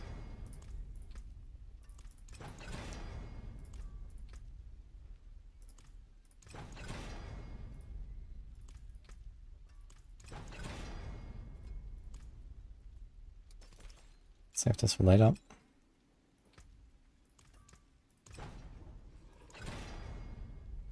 Double core, TB, and flurry is a thing in season 5. No. Double core is not a thing, period, currently. I mean, you can use flurry as a mobility skill, but that's probably about it.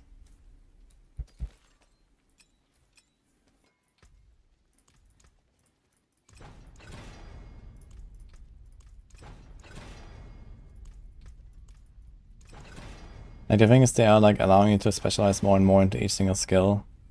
Flurry has 2 separate individual aspects now, so if you don't run both of these aspects, then Flurry will do nothing anyway.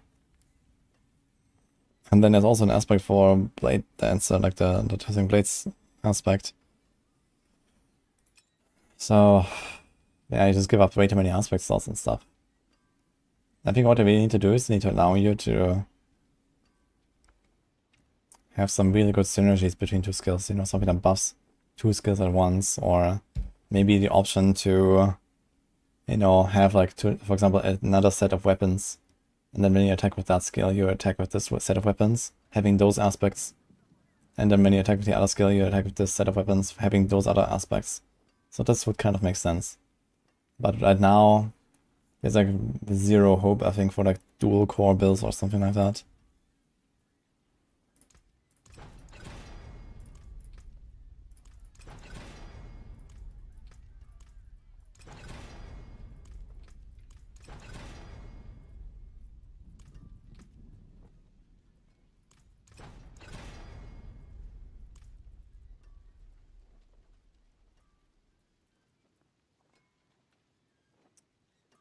We have 1 cold, and then poison, and 1 poison. We have 3 poison actually. This has 2 tempers, 1, 3. This is like a hit though. Okay, we're trying to get cold.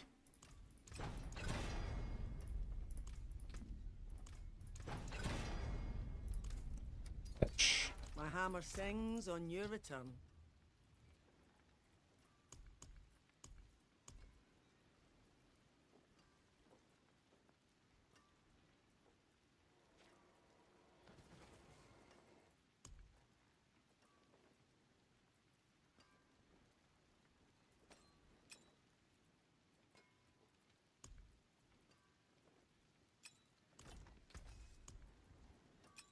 Tempering this is rough, man.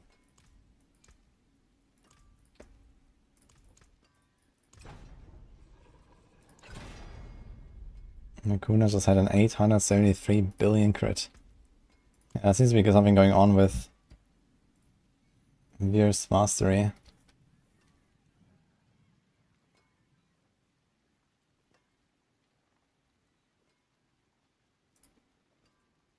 Even more, 899. Seems good. Yeah, I wonder what's going on there.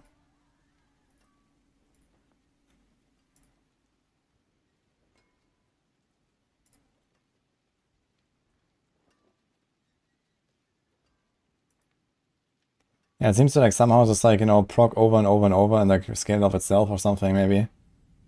Maybe it allows like, for example, 1 use of a skill like Chain Lightning that hits multiple times to like trigger Veer's mastery, and then it triggers again off the same hit that already occurred, and then it triggers again off the same hit that already occurred before that, and then it's kind of like ramps up, right?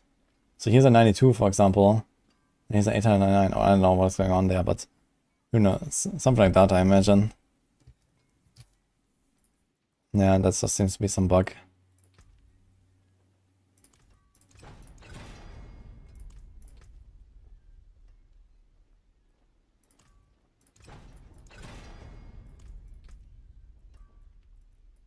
Oh, fucking hell, man.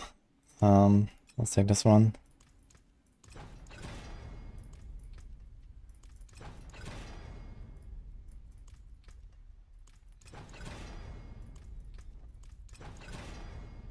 Okay, cold. I think I got 2 cold rings now, right? Here's one. And here is another one. See an amulet.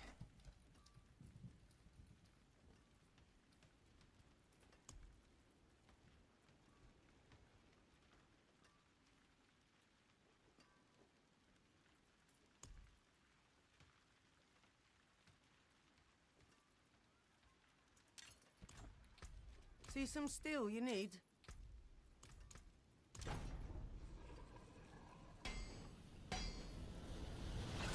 That's why Sorc can't have nice things. Nah, this is not why Sorc can't have nice things. I mean, he can't have skills that just do like a random trillion damage like that.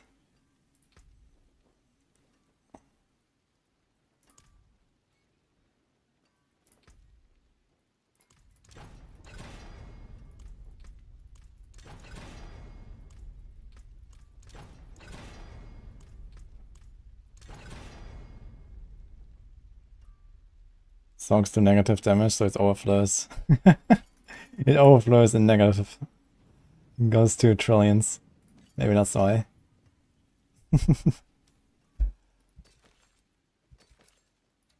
Use it well.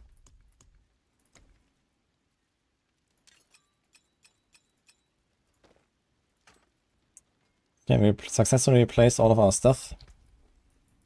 Let's go with Heartseeker. And this is 5.5 seconds.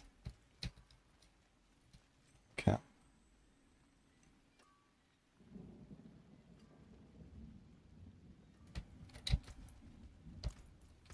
What's still got some good in it? Sorcerer greater than Barbarian next season. Return soon. I doubt it. But I mean, if Barb loses both Flay and Bash, yeah, maybe. But it depends on what they do to Gushing Wounds, and it depends on what they do to Flay. Like, Flay should not increase the bleed duration with Tempers. Especially now that it's a utility temper, it makes no sense for that to happen. Previously, as a weapon temper, I could argue, okay. But now that's a utility temper, it's like basically exclusively for a buff purpose. And Flay still increases the bleed duration, it seems. So that was technically a bug, I'd say, now. If it wasn't already. I would actually argue it was already a bug, but at least it made some sense.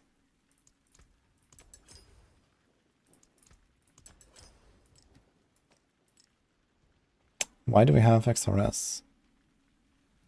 We must have some rest somewhere. Yeah, here. I need more time. Barb is hitting for buildings without bleed right now. Finest jewels in Sanctuary. Yeah, I mean, there's lots of crazy stuff going on. I guess Death Blow is also really powerful.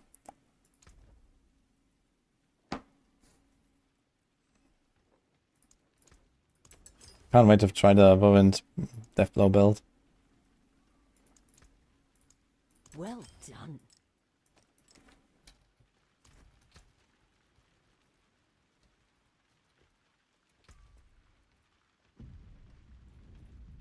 See some steel you need? Alright, I think we are pretty much ready. Let's print a few things.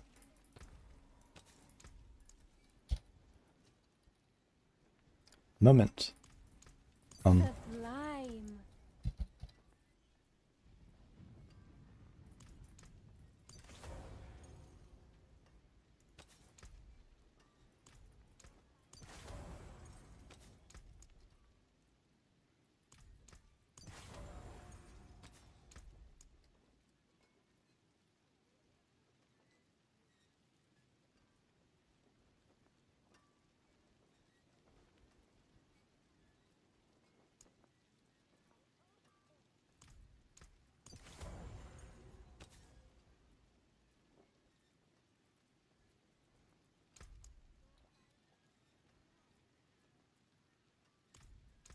Impeccable.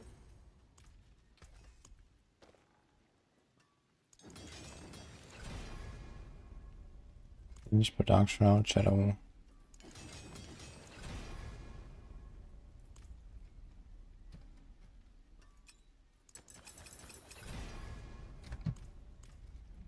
Okay, can we convert something? Magic in a bottle.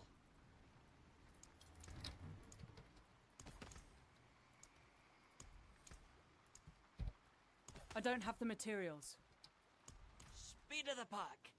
Half-Life is out, yes. I forge more than I'm playing on it already. avails. I'm gonna try the Infernal Holds again. Just wanna do a bit of flurry testing currently. Oh my god.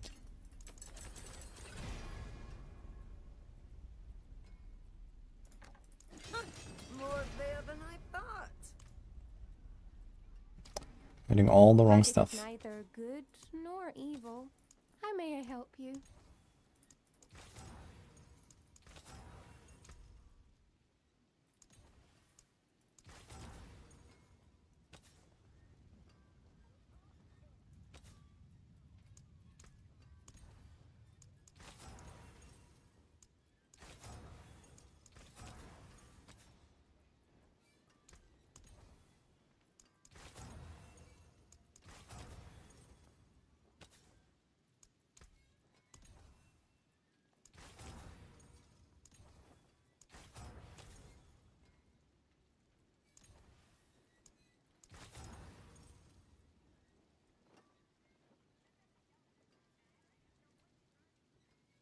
Who do I exploit better than 8 crit actually?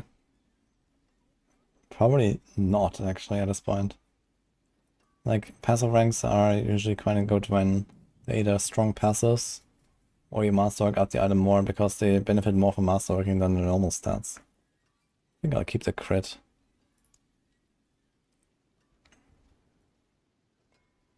I have 44, but more crit also means more umbers and siphoning and stuff.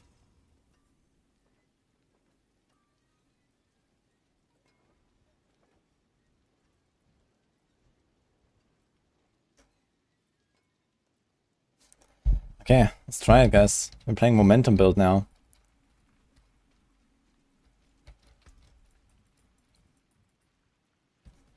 Casting a non-cutthroat skill removes a stack of momentum. Okay, let's see that actually. This probably means that it will also be similar to the flurry thing. Reset on smoke grenade, caltrops, and so on, right? So it's gonna be very annoying. This might be more clunky than I thought.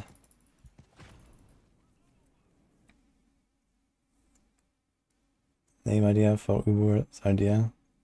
The cards debilitators. Momentum stacking to 10. Yeah, Cold Imbue is -1 stack. Smoke Grenade is -1 stack. Oh my god, man. Wait, do I have cut off size accidentally? Accidentally put cut off size, I just realized. Oh man.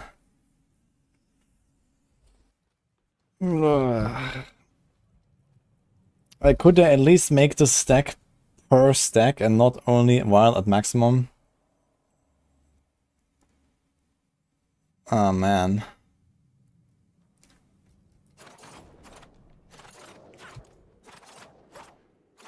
I'm out of energy.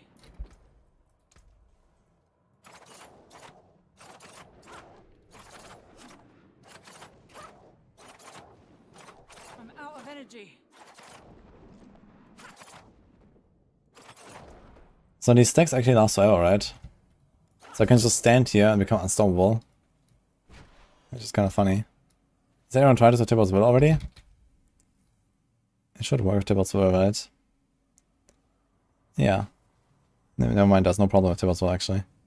The problem with Tibble's Will is only if it overlaps the unstoppable, but it doesn't. You just have permanent Tibble's Will damage uptime. Yeah, we don't have Tibble's unfortunately. Actually, maybe we do.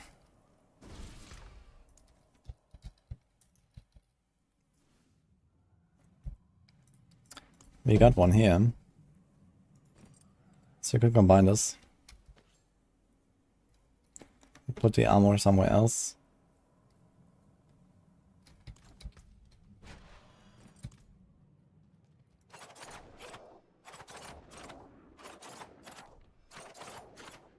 Look at the region.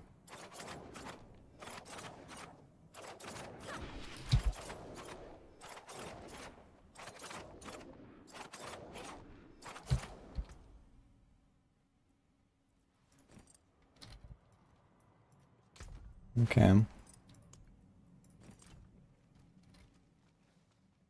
think I'm gonna be very tanky now. Maybe I should just go Tybalt's. Drop this.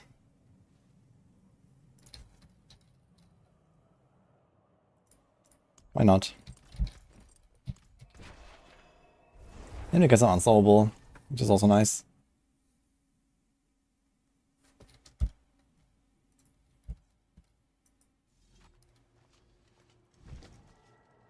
That's auto mod island. I think certain words are like automatically held for review basically.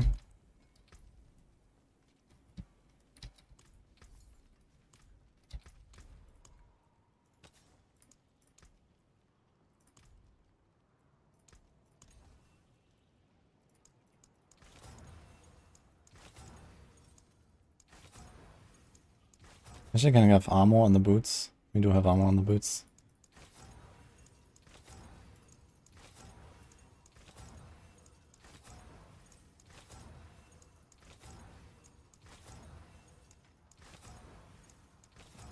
Trying to get his Dark Shroud ranks.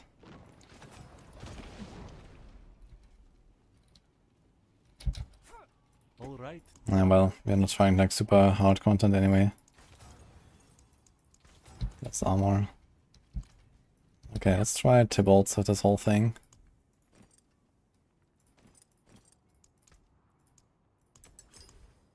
We got a 40% close CR, 19% Tybalt's, so it's very good.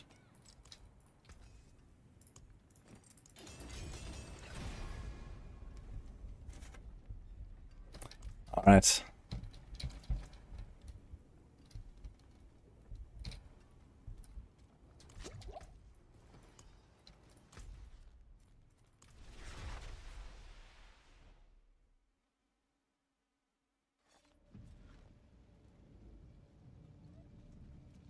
Upgraded from 2 to 2. Wait, did it? Oh yeah, it might have, right? It was 1. And was it? Wait, was it 2? Was it 1? No, I think it starts at 1 to 3. Right? Anyway. 6 setup. So let's see what happens. Playing momentum. So how much additive do we have now? We have 70% damage per dark shroud, 100, so this is 350, 850, 1100, 1350, 1600, 1850. We have 1850 additive now just on the dark shroud stuff, and like some change from paragons and glyphs, like let's say 400 or 500 there. So we're like a 2.2k additive now, instead of previously, I don't remember the values, but it should be like 60, 180, 240, like 480, and that was only against crowd controlled enemies, and then plus change. So we have roughly double the damage now, compared to what we had before, with close quarters combat, not counting the key passive change. And close quarters combat gives me 30% attack speed, and it gave me, I don't know, 40% damage. So I should have more damage now. I should have the extra toughness on the momentum. I should have the extra energy from the momentum. I attack less often, which is helpful for my cold imbuement charges. And I get some unstoppable stuff, and I get Tybalt's Will. And I have the damage all the time, and not just when the boss is staggered for my additive.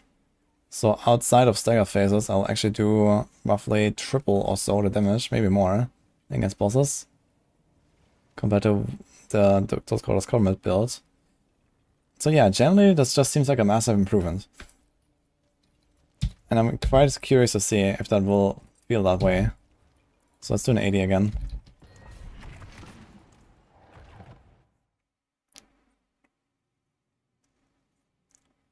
Use Blade Shift, Dash, and Shadow Step. Well, you need at least one cutthroat skill. As one marksman skill though, to activate not a trade.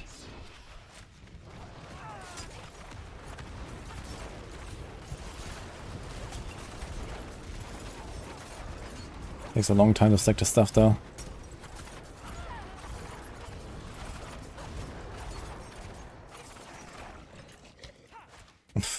I executed them after L. That's kind of funny.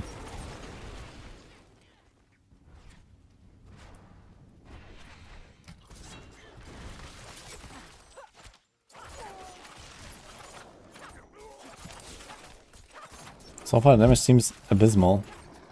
And I don't understand why. Did I miss something? Yes, I did.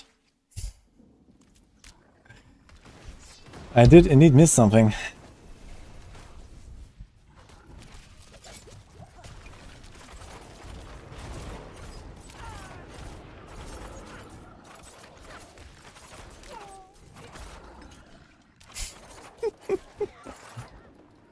Okay.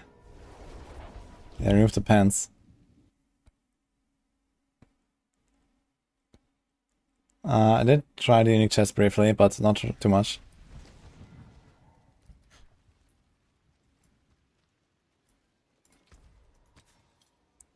We'll get a prudent heart to remove this.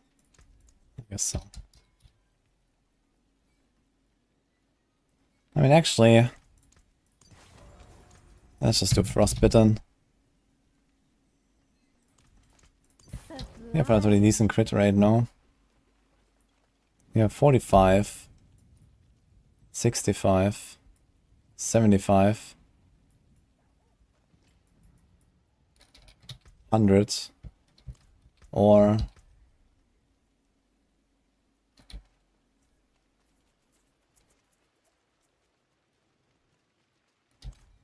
I forge more than there's another dynamic crit buff that I have. What was that?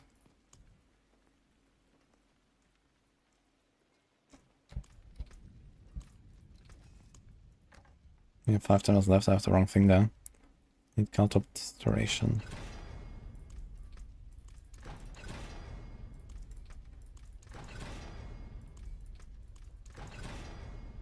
Okay. Use it well.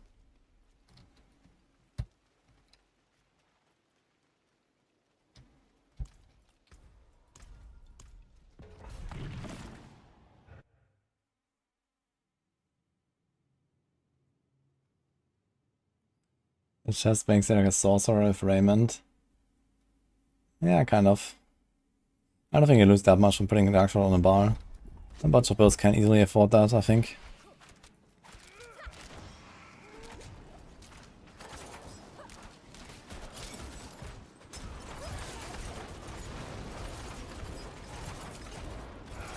I don't have damage now.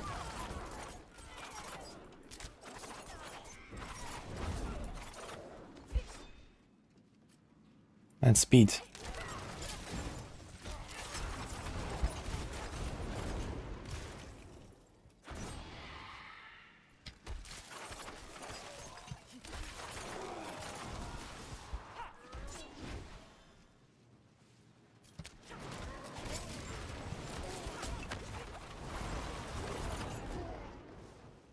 Okay. Feels pretty solid so far. I wonder how the boss will feel.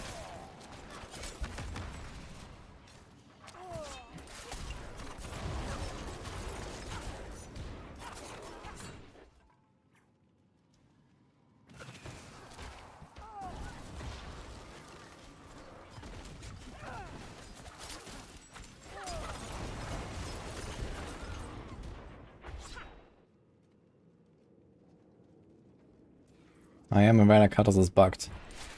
But for now, we're playing it as if it works. Because that's how the build will look when you play it in the season. You know, I'm not trying to push the leaderboard on the PTR. So it's all good. I want to test builds. Why is nobody using Dark Dance? Ah, it's a pretty good aspect. But I need like very slow attack speed for it. Or like, it's like natural synergy for like combo point builds. So combo point builds are very powerful. I'm gonna use that on bunch builds. You can also do some other shenanigans. For example, if you do like Banishers, Talisman combos, and like one big wombo combo. Like for something like, you know, Banishers, Talisman, Chain Lightning combo.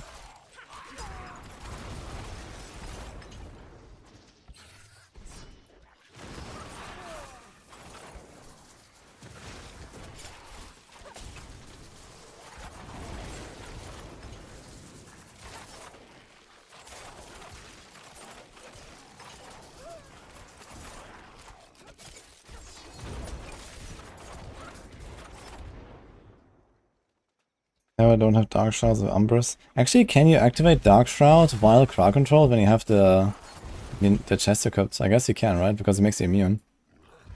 You should be able to use it whilst you see it. That'd be kinda nice.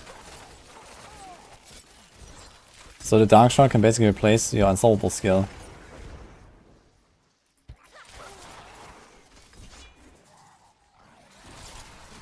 They probably watched me during the season and they saw that I had Concealment Oil Bar. And then I use it like once every 2 hours for the CC. And they were like,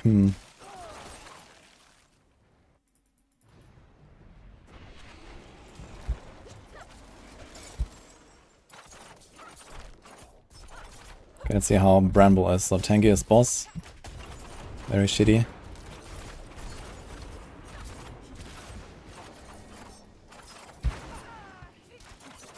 Ah shit, you have to dodge like every single one of these projectiles now, man. That's kind of annoying.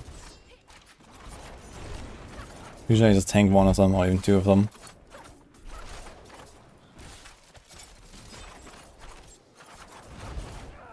Ugh. It's very annoying to dodge this one. Actually have to get good now. I wasn't prepared for that.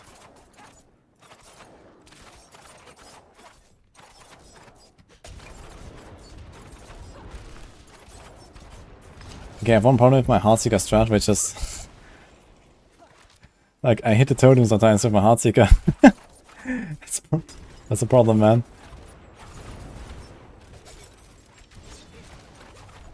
And then lose my stacks.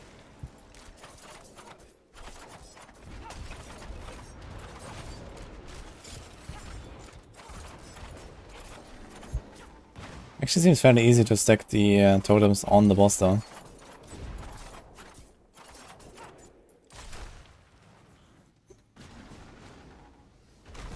Sure, the stacks in the boss room aren't intended. Yeah, I don't know. I mean, how do the stacks make it into the boss room, like in the first place? Like, if this is not intended, then how did they end up here? Explain, like, like. I need more time.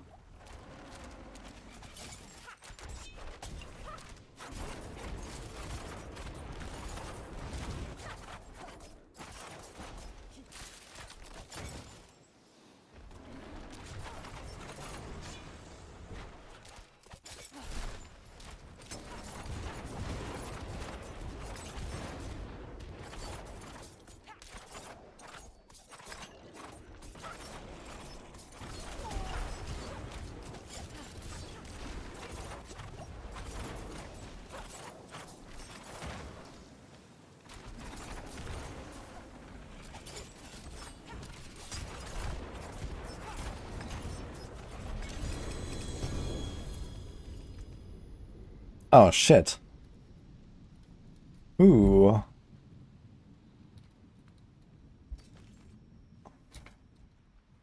Eight seconds.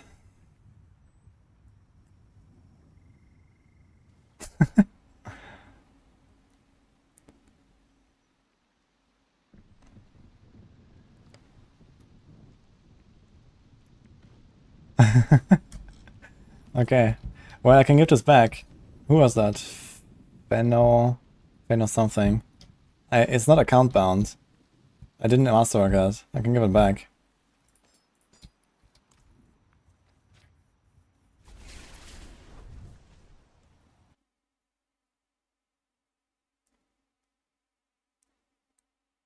So there's Trina Umbra. Well, this one is. This is on a streamer client. This is from being a streamer. Come, traveler. The stars of sanctuary. What? No more items left to purchase. How does the vendor have no items on me? I wanted to talk to this guy, but that's kind of weird. Yeah, the thing is, for some reason required level 90, I just realized. But more importantly, it's not account bound. There's power. Shine on, my friend.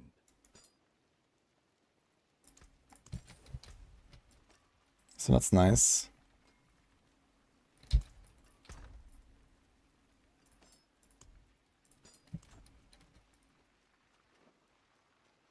Yeah, windows are now really useless because they can't even give you like legendaries. Well, actually they can, but that's very, very rare. At least previously you would find here and there some good items from the vendors. What's still got some good in it? Okay, so I think this momentum stuff is actually legit. Like, Flurry still has like a general boss damage problem.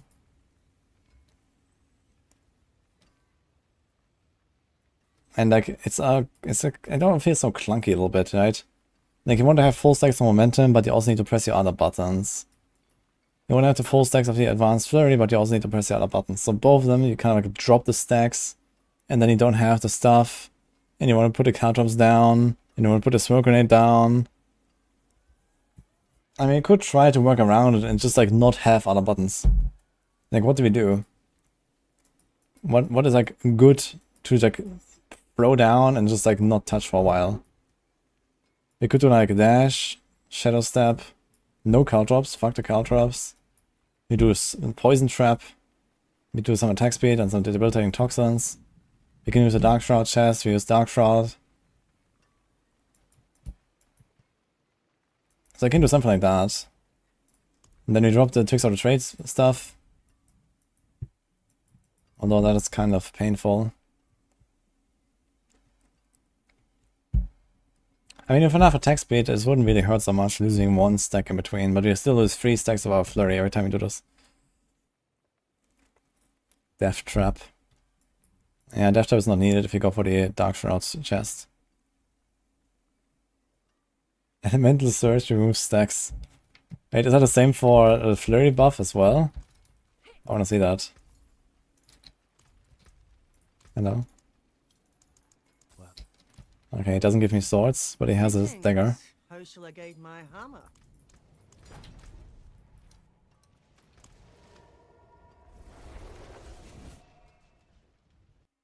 I have to momentum aspect.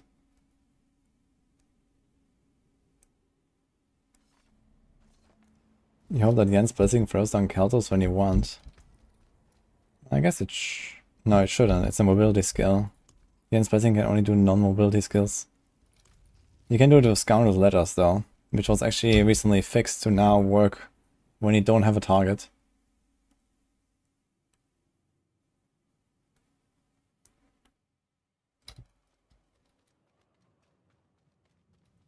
Wish that Audacity aspect cooldown will be decreased next season. I mean, Barbs don't really care much about Worldly Fortune, right? What do you want with that? Just a bit of stun maybe, but you can stun from the Sea Grasp or... You can even do Groundstorm stun or something if you really want. Why not?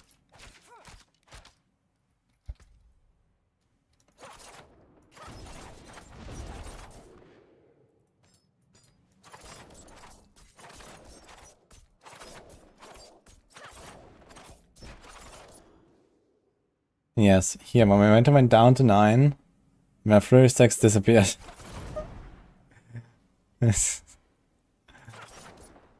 Dude. And apparently from the inner side as well. Here, this just vanished. For some reason I have 10 momentum anyway. This one here, it vanished. Like, what? Was that? Ah, this was the inner side, I guess.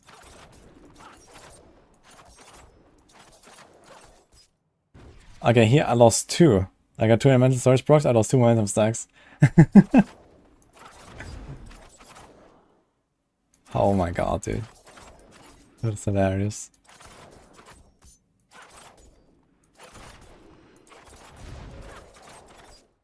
Inner side proc does not seem to do it though.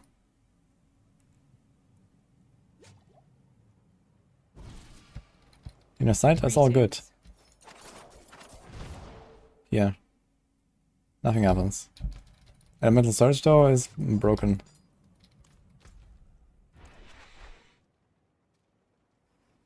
Scouter's still a mobility skill. It doesn't say anything about changing the tags, but I can double check. You still do the jump and all that.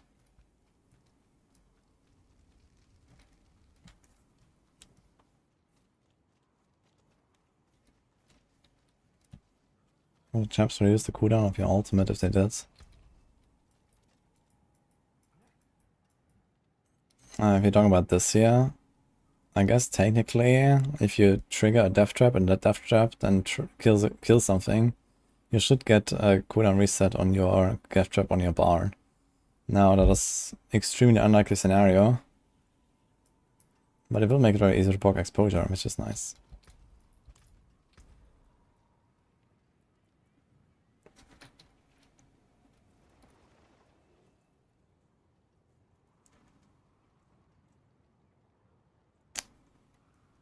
Yeah, I tried a dash flurry.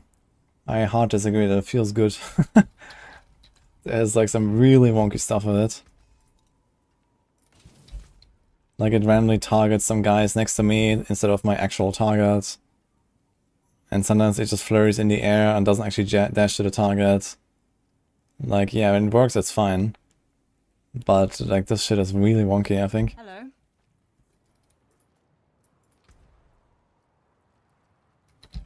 Okay, what else do we do here?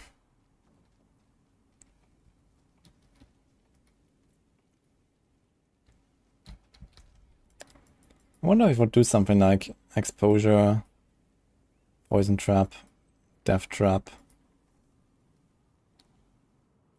At this point we can actually do preparation. Get our Golden Mutant back.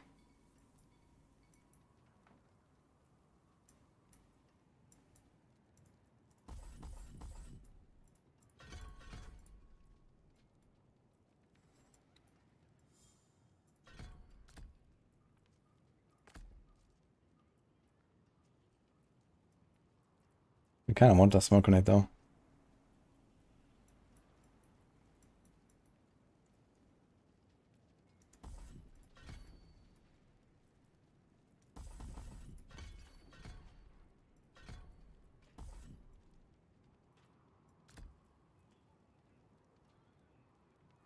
So we just remove Heartseeker a little bit.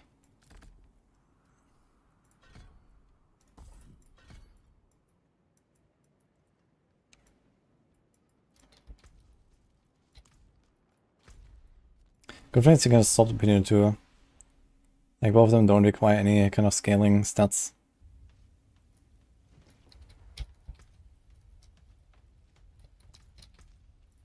Not in town. RP.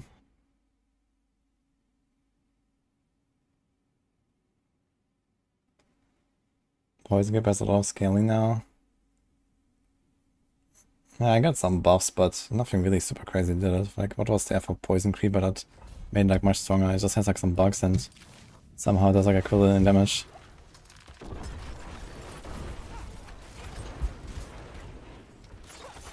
I mean, some good old Death Trap, man. Can't argue with that. I need more time.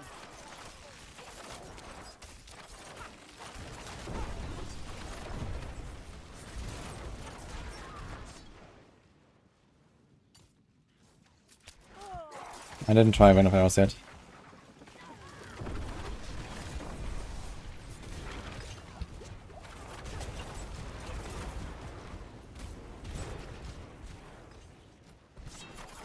Ah wait, we don't have momentum anymore. So I have like a useless aspect on my weapon. Let's go out real quick. I have the momentum aspect on my 200 right now. Guess I changed that. What do we do?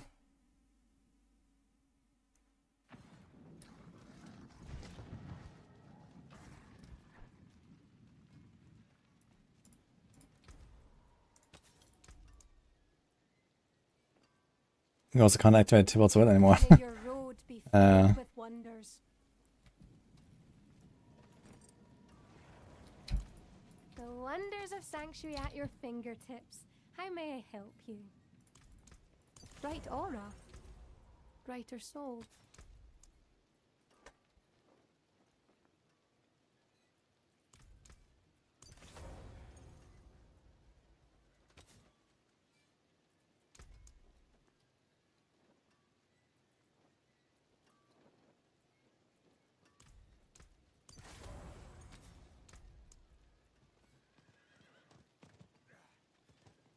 Guess we do inner calm. Or accelerating. My magics await your return.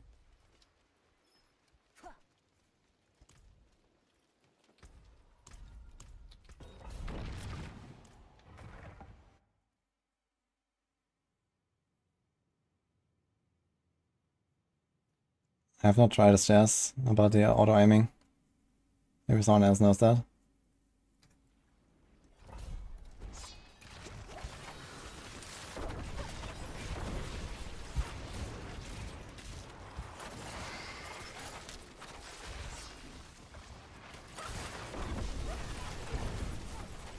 I need more time. Actually, I just realized now I don't have momentum anymore. Well, I guess we still lose the flurry stacks, so I'm not ready yet. like losing these flurry stacks every time you cast something, it does feel kind of eh. Man, doesn't feel nice to use Death Trap.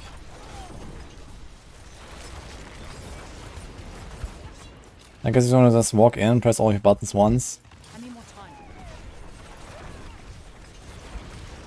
and then run.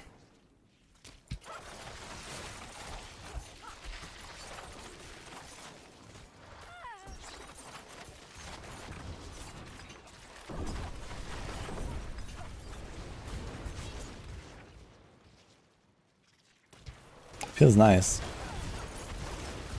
I'm not ready yet.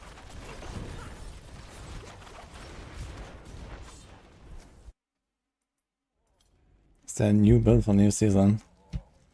There's like 20 new builds probably. I need more time.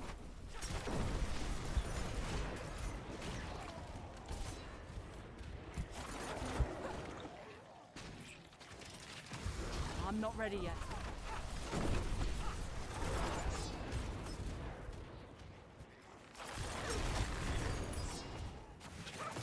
Uh-oh. Wait, how am I getting... Ah, wait. Preparation. Forgot about preparation. We're getting preparation procs. That's neat.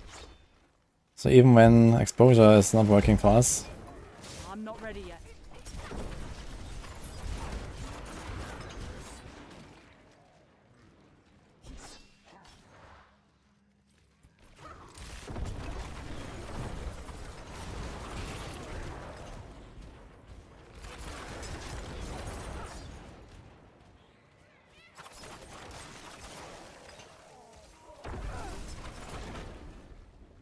Oh shit. Okay. 2.5 minutes. I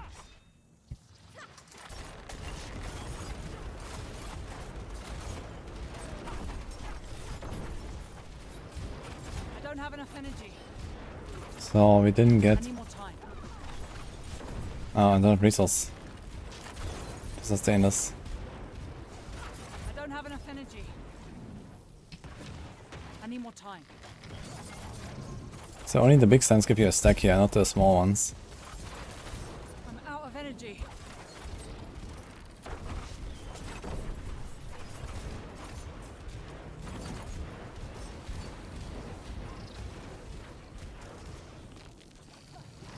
I'm not ready yet.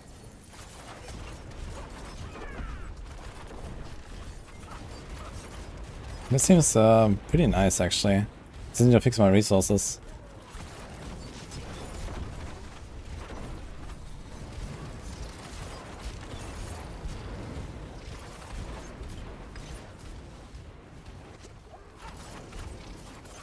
I'm not ready yet. I need more energy.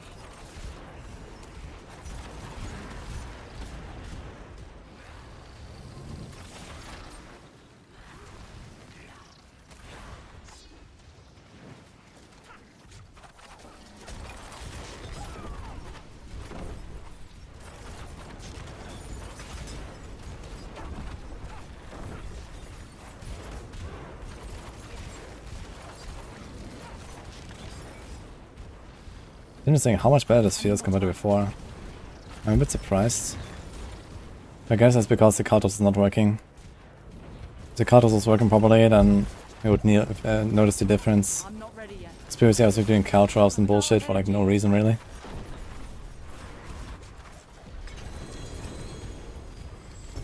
Dagger. Dude, we got another one. In 2 runs in a row. What? That's insane. I just found one.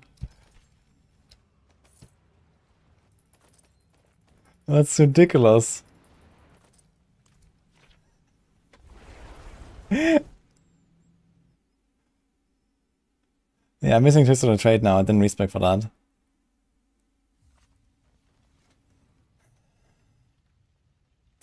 I mean, you could still get tricks of the trades with caltrops. So, if caltrops wasn't bugged, we would probably use caltrops. I mean, I have caltrops tempered even. You can get a lot of damage buff there.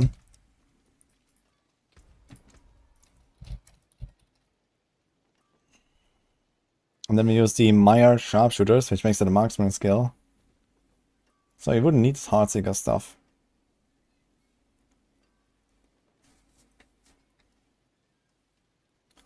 Plan B would be to just play this with poison.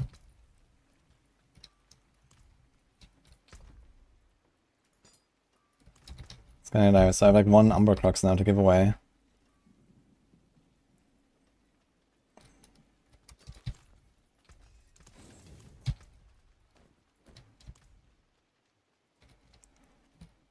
Hi Gary. Clearly streamer client, man, that's kinda hilarious.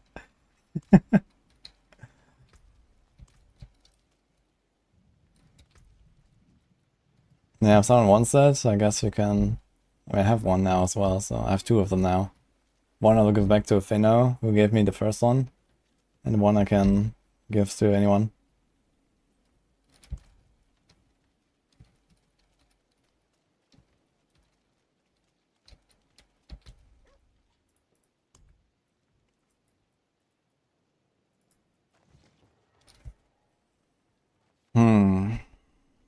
How do I get more resources in here? I guess step 1. Innovation. Step 2. Aftermath.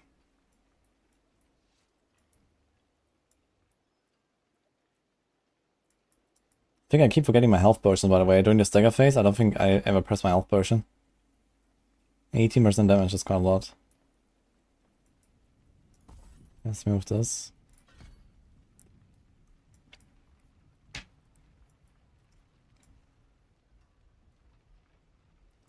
Killing an enemy with shadow damage restores 10 energy.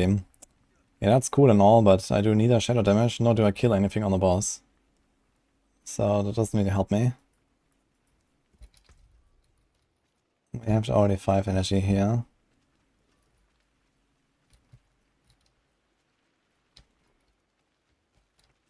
I mean, we can try to change this accelerating. Let's change the accelerating. Let's do inner calm instead. So that might already solve it. Plus 1 more rank in innovation.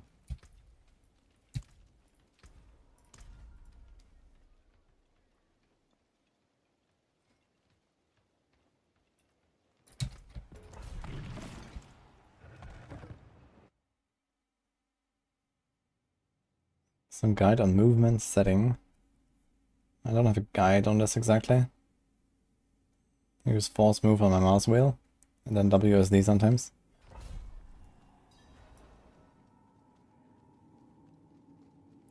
You can see the totems. I have not tried this yet, but I seem to do a lot of damage to them. I need more time. So the answer is probably yes. But I should probably confirm how that works exactly.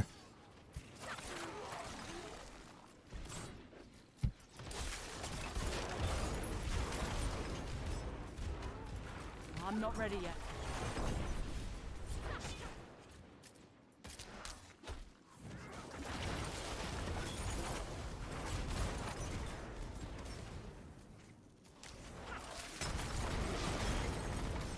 I'm not ready yet.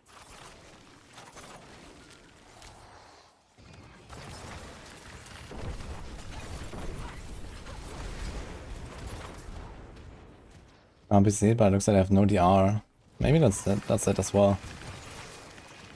I need more time. I mean, they should have DR because they're the same level as the monsters. So if anything, actually they should be disproportionately weaker the higher you go in the pit. Because they scale to monster level.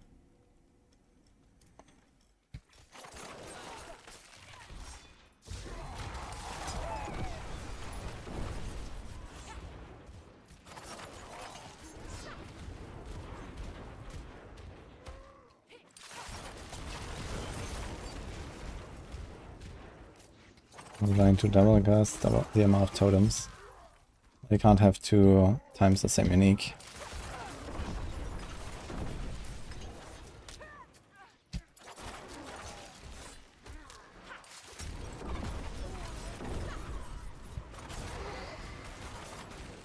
The count is unstoppable. Well, if the count is unstoppable, then we should not really be doing any damage to them. Because as a rogue, all of your damage comes during CCs and stagger phases and stuff. So if their count is unstoppable, then it's kind of like exactly the opposite of what you want.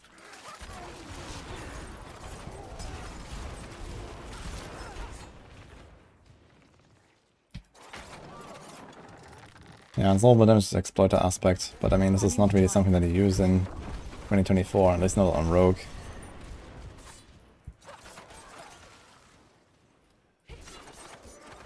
But yeah, who knows, maybe for like high pits, the damage to the turtles is like more relevant than the damage to the boss. And you just like try to optimize the damage to do the most to them and you go on exploiter aspect instead of like noxious eyes, for example.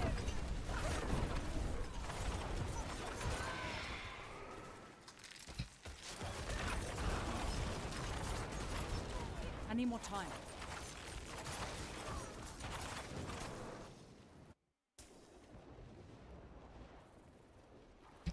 Yeah, the setup seems pretty nice so far.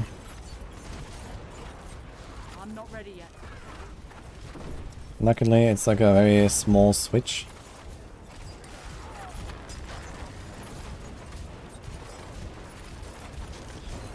Okay, resources seem better now, actually.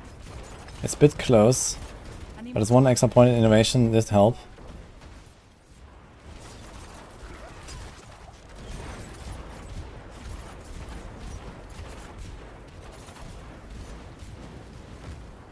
I think they made his animation look a little more clear.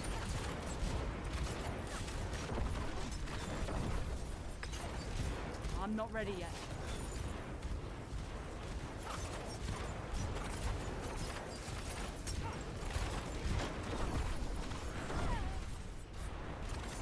I need more time. I need more energy.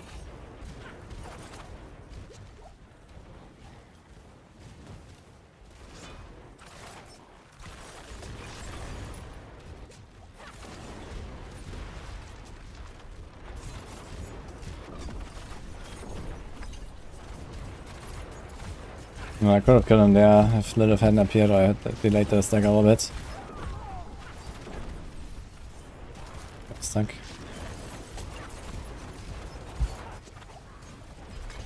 Seems I actually also am doing a little bit of damage with my grenades there. I need to check how much damage do these do. It says 123 to 150k. It's actually not that insignificant for a build like this right now.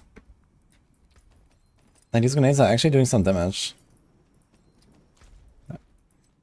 I'd like to understand how much. Is the totem getting executed? I guess it does, because I see sometimes that an execute happens and I see nothing left. But I can try it. You have room to use Starless Skies? Easily.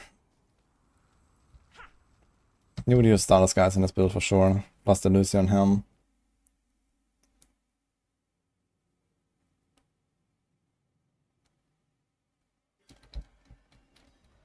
They did do a patch, yes.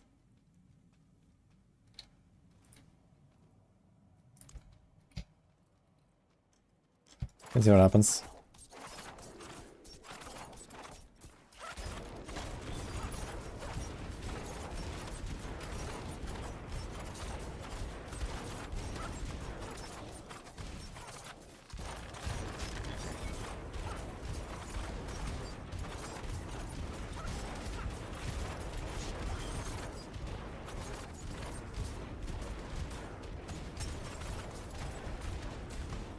Doesn't kill the totem actually. Just procced.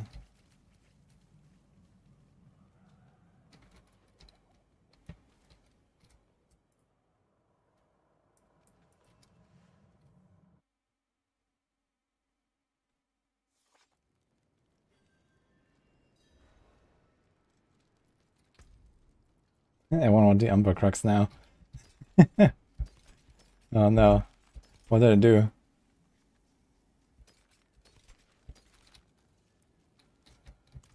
I'm gonna set up a giveaway for the dagger. Oof. Come back if you need work. Okay, so something else I want to tweak on this setup.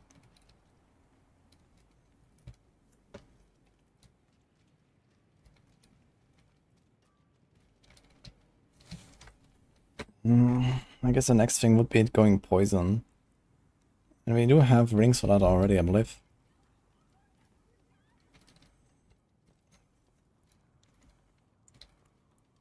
So we need a neck with poison.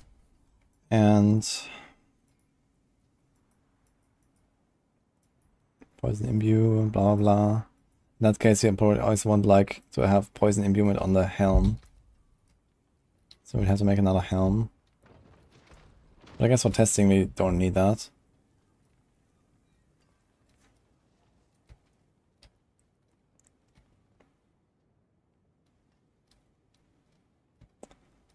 And as the totem card is installable, we can try that, I guess. Very nice. But could be Do we have a good better. exploiters? Yes. Let's make a neck actually, so it seems easier. No! It seems your prayers have been answered. Well, let's see what chance I'm gonna use that aspect, so I can override it. That's a good omen.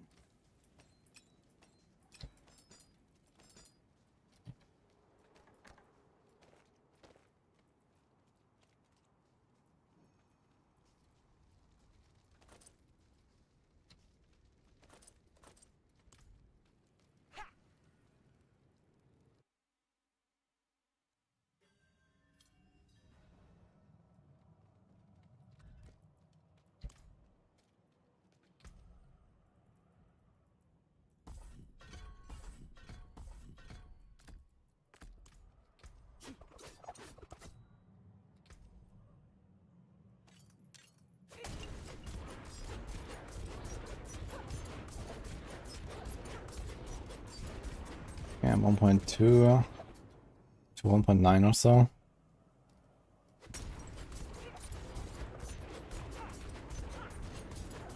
$2K, 2.2K.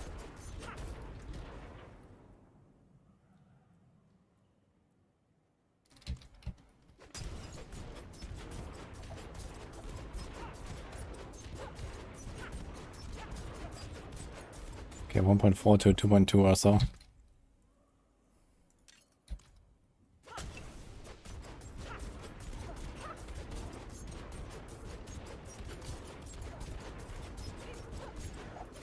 So like 1.5 something.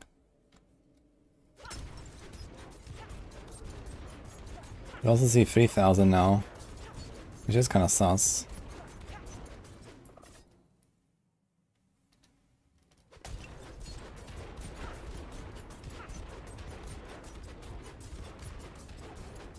But here's a 1.4 for example.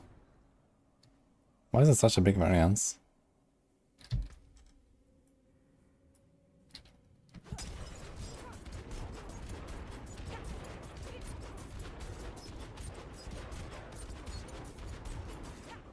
But there doesn't seem to be any difference. I just saw 1.3k there. Because that was actually 60% higher, like the lowest I've seen here was like 1300, 1400 plus 60%. The minimum should be like 2k.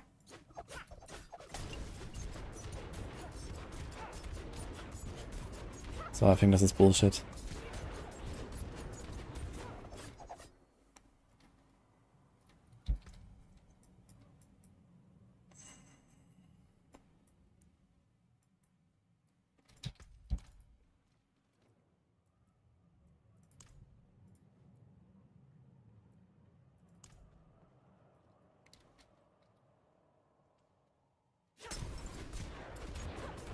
I need more time.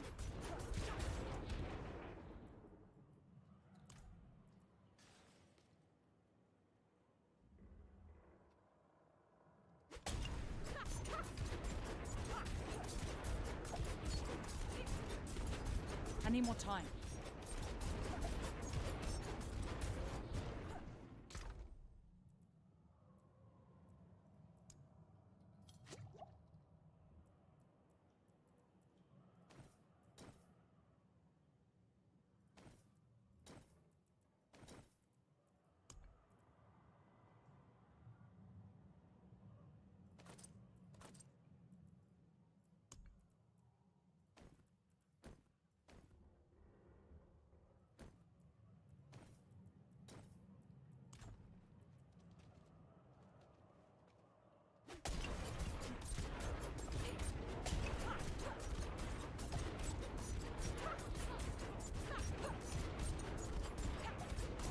I don't think you can apply anything to this thing.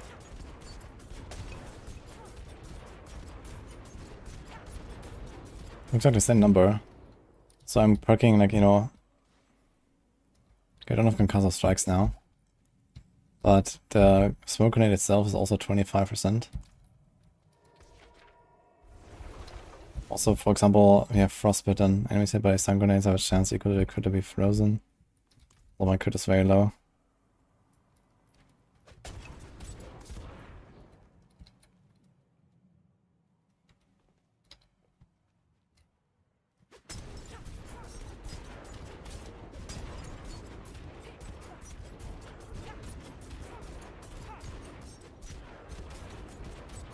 I don't think I can really apply anything to them.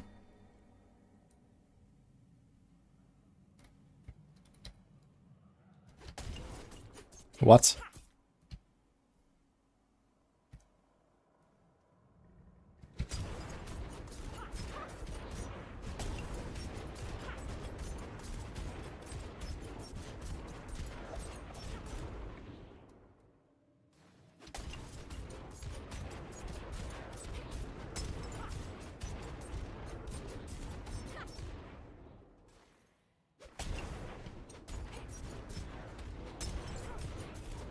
Look at this, it's very strange. If I target a bottom totem, I will actually hit the bottom totem, even though I don't move. And the thing is still standing in front of me. You see that? Yeah, I'm just like hitting this thing. And now? Here, if I target this thing, I hit all three of them. What? How's that possible? By targeting it, I actually miss the first totem. That's strange. Yeah, look, all three on this one, all three on this one. What the fuck? That's insane.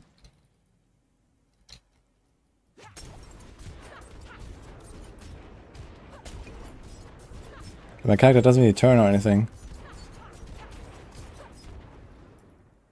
That's weird. Do I have anything for freezing or something? Can do cold clip or so. I think the turtles do hit each other, which is probably unintended.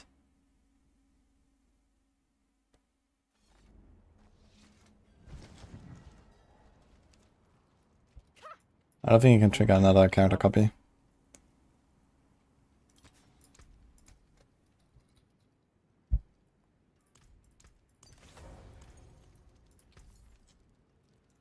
Oh, but it seems your prayers have been answered.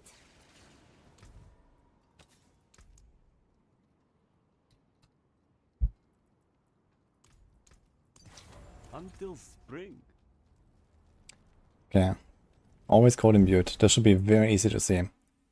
40% extra damage against crowd controlled, or 20% extra against crowd controls, 40% against frozen, frigid finesse.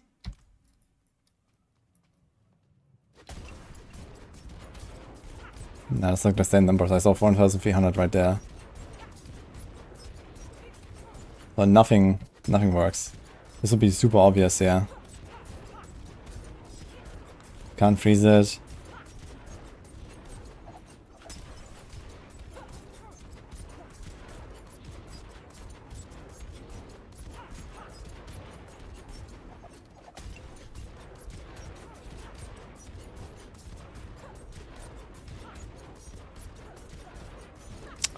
Bliat. Okay.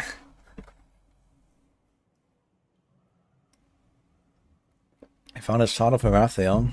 Oh, thanks, Christopher. I have a 220 shard. So unless yours is like much better.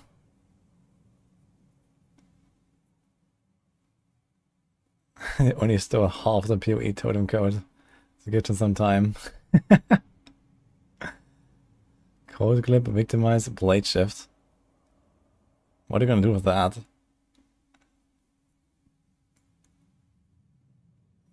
It's not equipped. Wait, what? Oh, you're right. Okay, let me double check this. Did I not unequip it? Okay. So it has no dex, no nothing. Okay, let's try it again.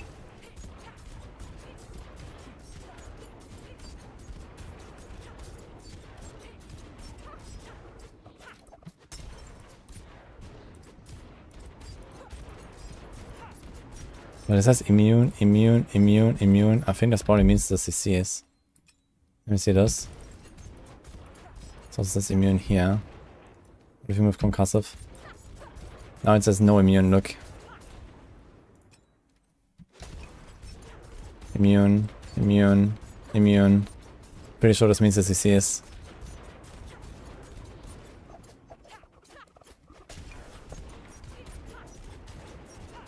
But I am getting 3 point something.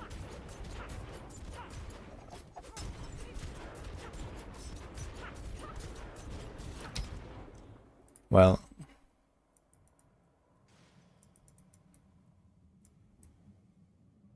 Poseidon has removed the exploit weakness and has removed the Eldritch bounty.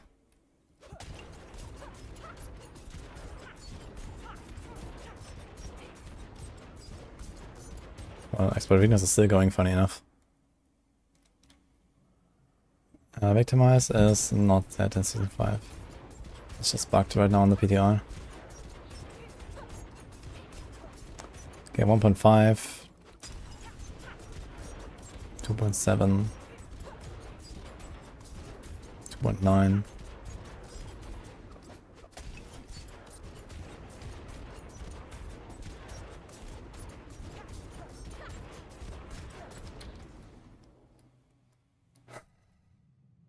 Concussive strikes. 1.9. 1.7.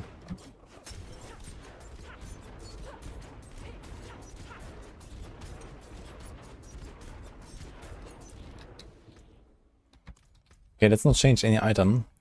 Let's change this instead.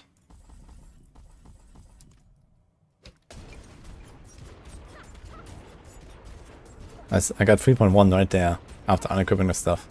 Like, no way. Like, you can't do anything with this thing. This was the highest number I've seen. 3.1k, almost 3.2. This was without this stuff spec'd. So this is minus 20 or 40, and this is minus 15 or 30. So, no way.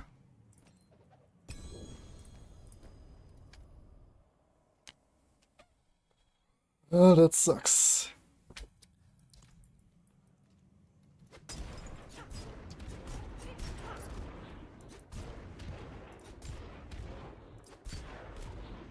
Wait a minute. Oh, why does it explode twice?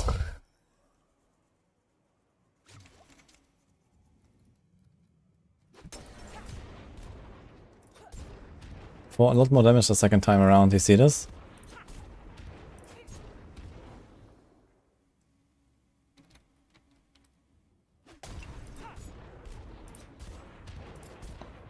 I test after triple puncture because you get more numbers quicker.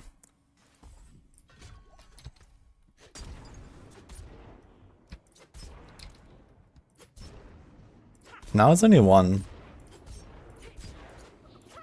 Wait.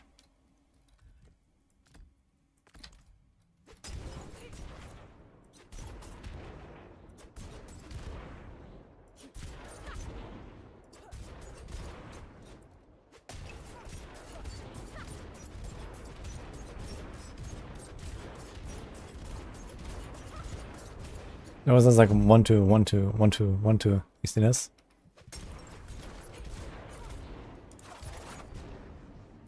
I hit 4 times a flurry, I only get 2 explosions.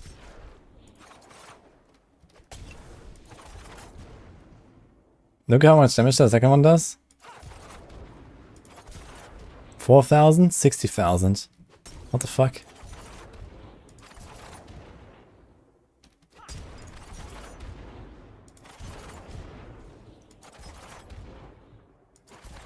Look how little damage I do to this thing.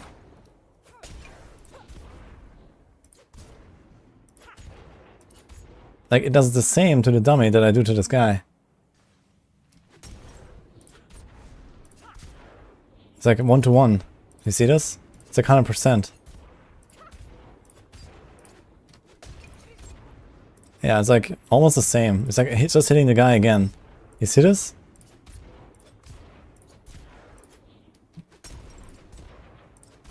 And sometimes this guy is more, sometimes this thing is more.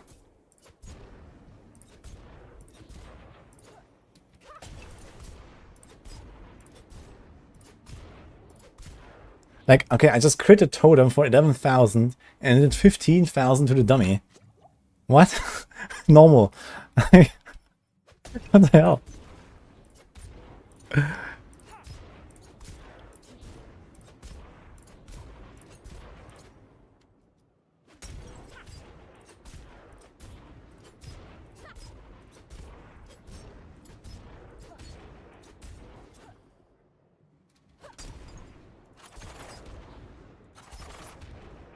But then you hit it. Okay, there's something going on when you hit it fast. If you hit it fast with multiple attacks, you see this? 250k at the end. 130. So 80. 50. For some reason it gets less. 115. 150. 600. Say 60. 60. 186. 240. Look, and the damage I do to the totem is like 15,000 per hit 4 times. So like 30% of that would be like 18,000. This guy gets like 10 times the amount.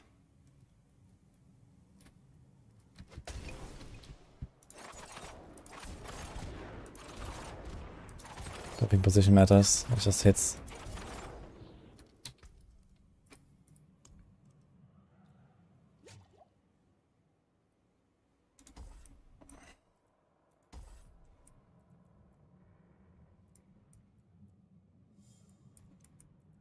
I don't have a snare.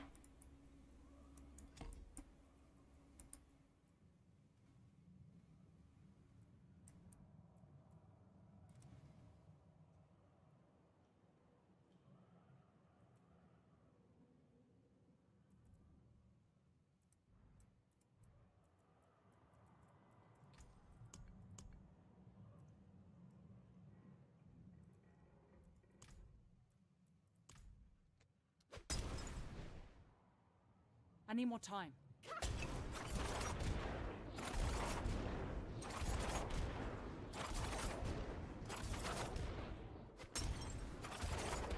I need more time.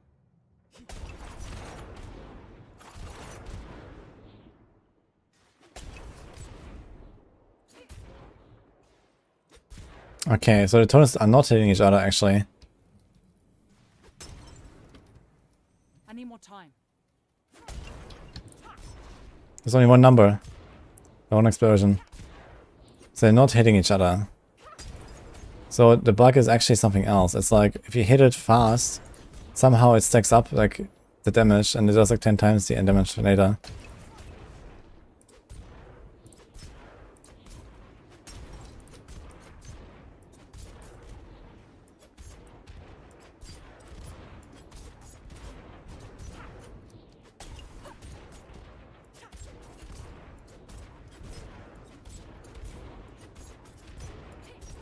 I need more time.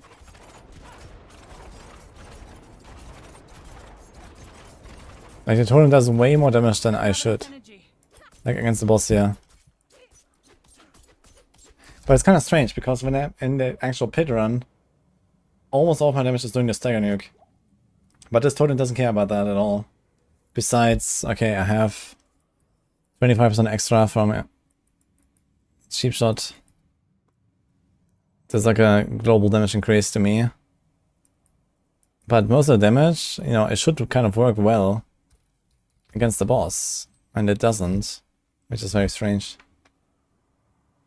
Hey, I will have a good time with this. Yeah, it just seems like really buggy. Now the question is it actually weaker than we thought it would be, or is it stronger than we thought it would be? That's a good question. Like, does it, like, it definitely shows a bigger number here than the 30%, but I also thought we can crowd control it, and we can't. So, do we gain or do we lose? Momentum is losing stacks on Airstone and Elemental Surge. That's funny. Yeah, people can hit the thing in the party. Like on a world boss, you can throw the thing on the world boss and everyone can hit it.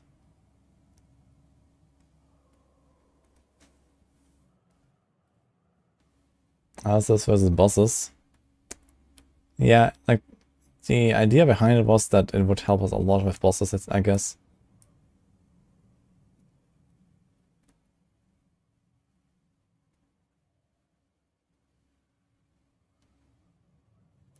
Oh shit, it's a 290 Merafiel. Okay, sorry Christopher, I forgot about this. If you're still here, that would be nice.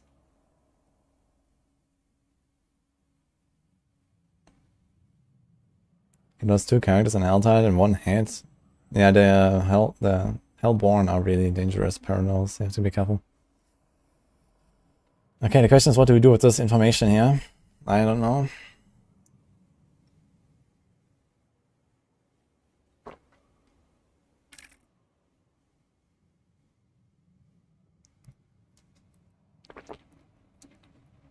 A totem that isn't mine hitting the totem. Yeah, the totems are not interacting with each other, but maybe when you have multiple players you could, I don't know. But here it seems like nothing happens. And I think that's just an enemy to anyone, and you know, it's like the same totem to anyone. There's like no scaling of it. It always does the 30%, so there's, you know, it's like, this is a totem. The only change is how long it lives. So, yeah. Okay, Christopher.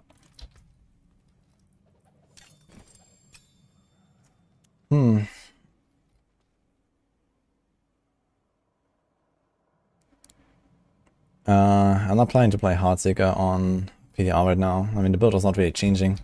Besides, okay, now we have Cold Clip and some Cold Imbuement stuff, but it's the same build, it's just stronger. I do have a planner for it though, if you look at the channel, the builds channel and the command.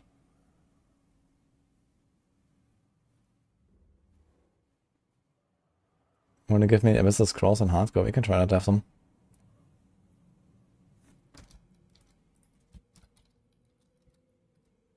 So these are the Season 4 builds, but check the Discord channel, there's the Season 5 stuff.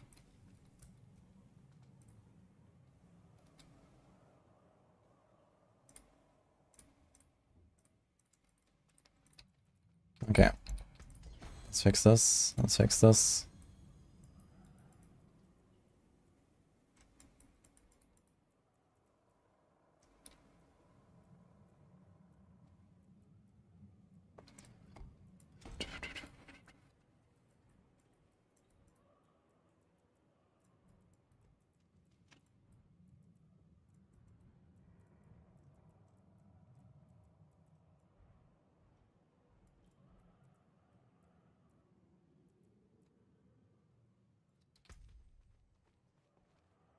I think I should try some Poison Flurry and see how that feels. But before that, I think I'll go on hardcore and try the Infernal Hordes again and wanna try like one higher tier run.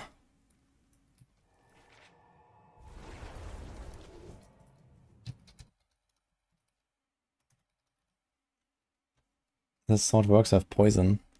That's actually something we can test very quick. Didn't actually try imbuement.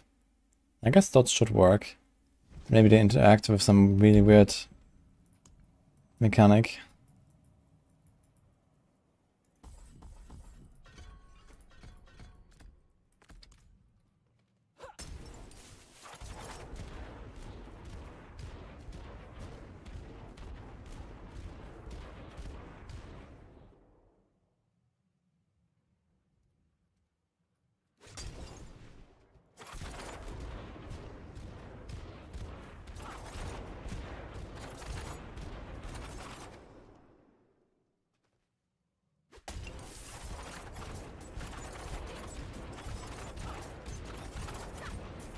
energy. Look at HP bar.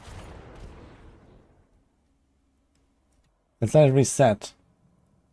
And let's just attack without the totem.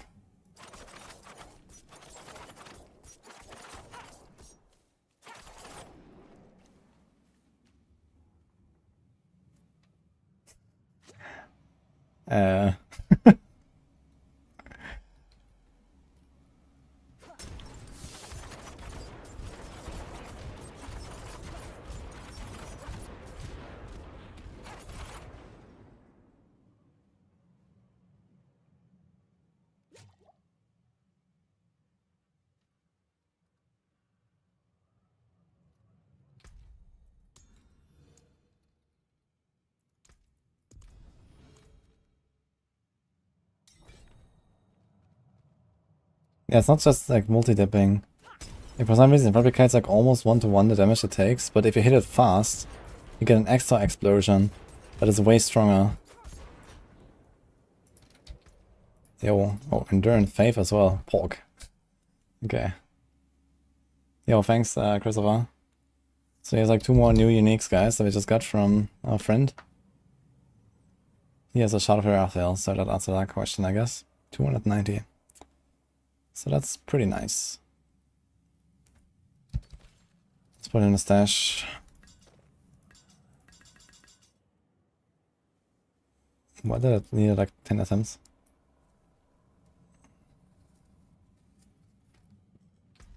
Yeah, I don't know how it gets these numbers, man. These numbers are weird.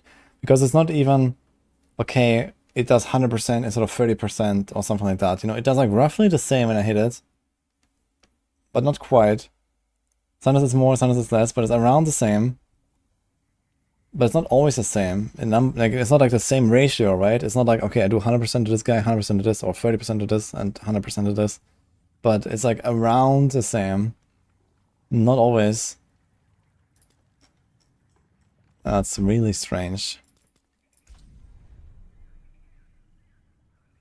Might get buffed by trap damage. Yeah, I have so much trap damage in my build.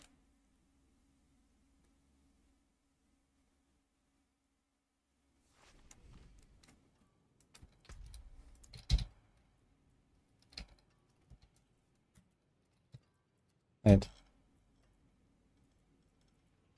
Are you here, Nevdom?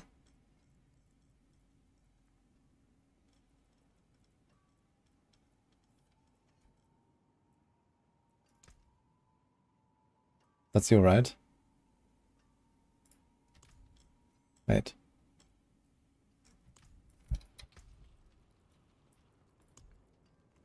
We have a tier 4 compass here. So I need to find 4 more to get to 8. I'd like to get actually 1 7 and 1 8.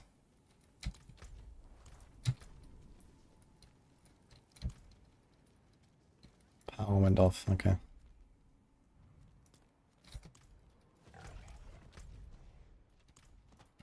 I guess one thing we can do real quick is this.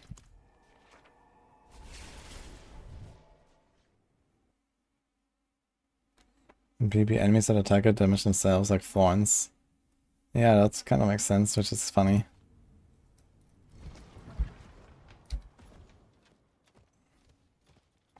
I mean, I can't wait for this thing to bug out at some point. It's just like one-shot my own hardcore character as well. Because it hits me. That'll happen at some point, I'm sure.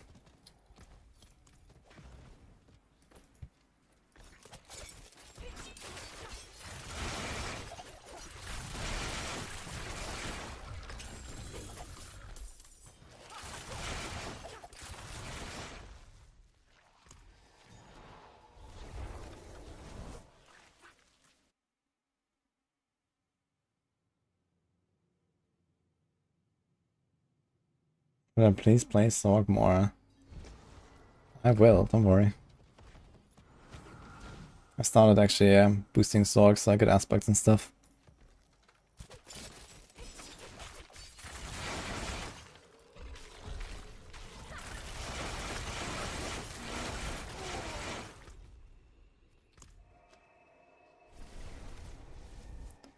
Totem Andaris might be the meta next season.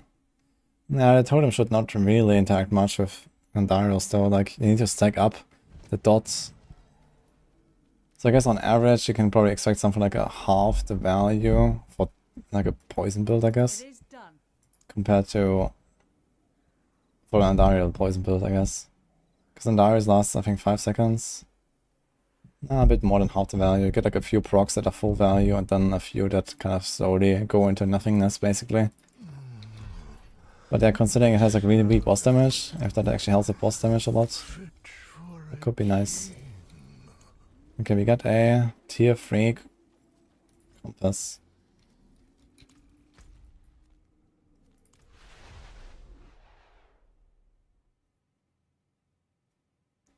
And the thing is, right now it's very difficult to predict if that thing will actually be good or not. Like, there's definitely something buggy with it that will be fixed or not, I guess. I don't even know what it is and how we can abuse it. And without knowing that, I can't really predict anything, really.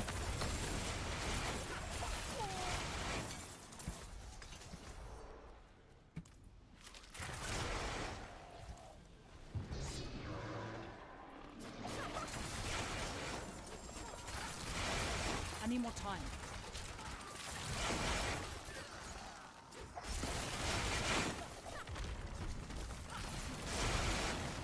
Let's click W.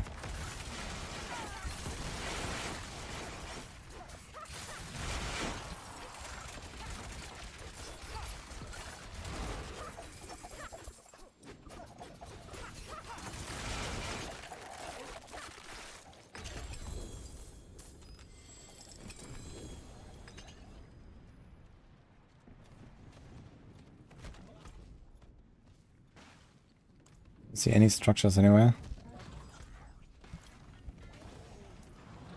Oh, here we go. Dude, what? 1, 2, 3. Oh, legendary summon goblin. What's going on here?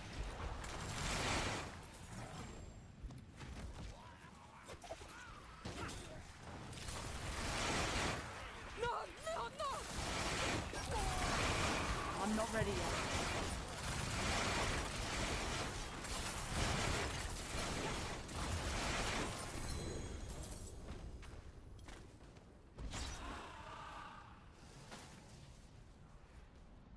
Oh, special build looking for season 5. Ah, very powerful. Not really changing much, I would say, right now. Like, the range builds don't really change much. But I mean, they could also potentially abuse this, like, totem stuff. I talked about this in the video about the dagger. Potential in particular, you can, like, try to stack 2 totems on the boss to then pierce into and get trick shots from.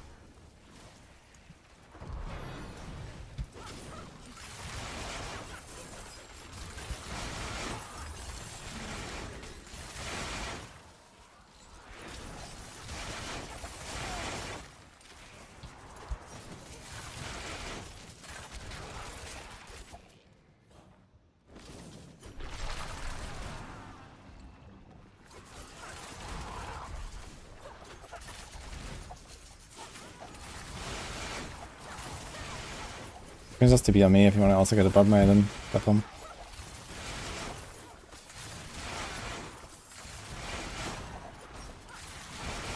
When will we see the Diablo? My expectations are like 2 years from now.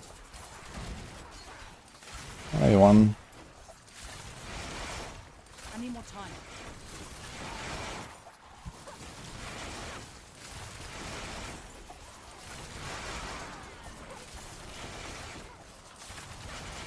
Don't worry, soldier. Like, I'll make them aware of Sorc problems.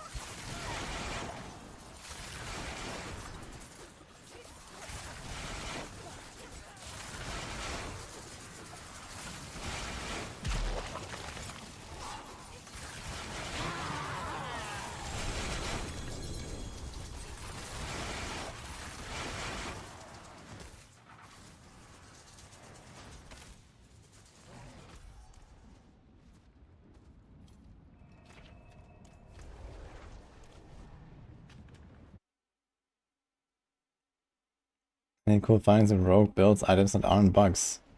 Yeah, so momentum and exposure builds might actually be a thing. Thanks to a pretty powerful offensive temper for damage per Dark Shroud Shadow. So that's cool. Hello. How's it going? Ah, you stuff yourself. Hello. Dude, you got 40 scrolls? And you can trade them. Oh shit. Okay, that's kind of huge. Wait, I might rip though. Okay. This means I can do like a maybe 1 tier 6, 1 tier 7, 1 tier 8 or something. And kind of see the progression. Dude, the Aftermath's been grinding since the patch.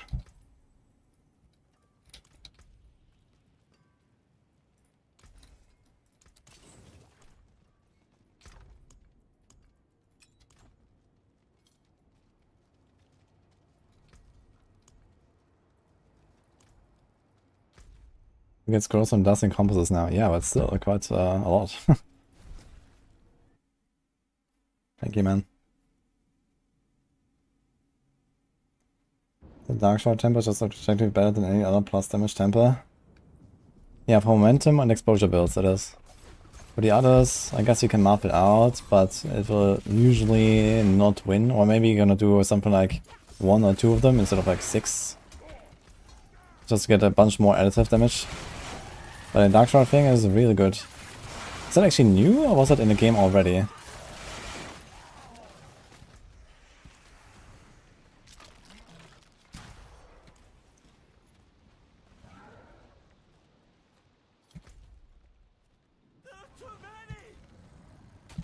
Okay, fuck, I'm just gonna open the 2 chests here, so this is new.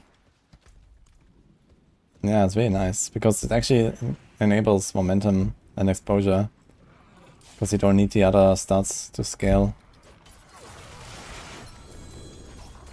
I really like that.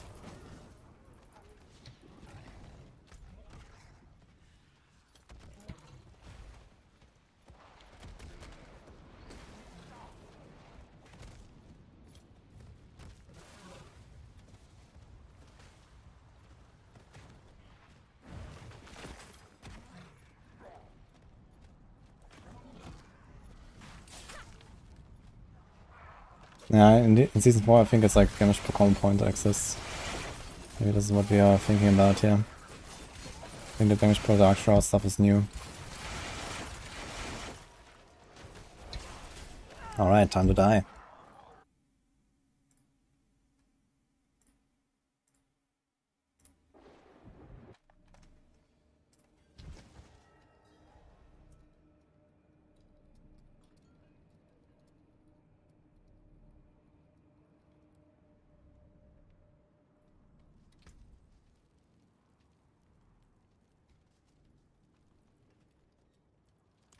What will it be?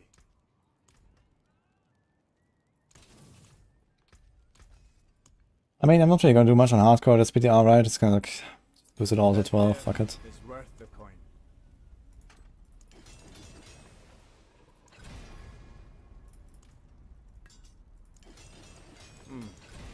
Unexpected.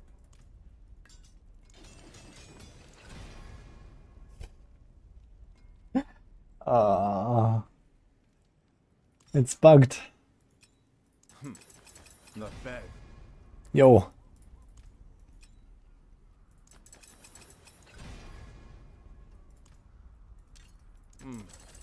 Unexpected. That's a lot of cold in your cast now. Alright. Come back if you need work. Accelerating, expectant, moonrise, rapid retribution, edge masters, dark dance. I do not have dark dance. I would like to have dark dance.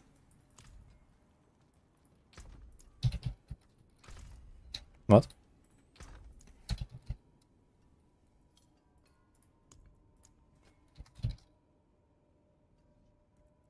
Fuck.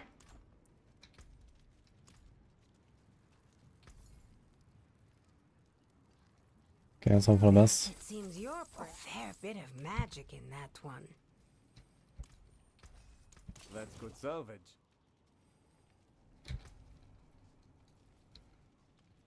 Nah, well. No Dark Dance then.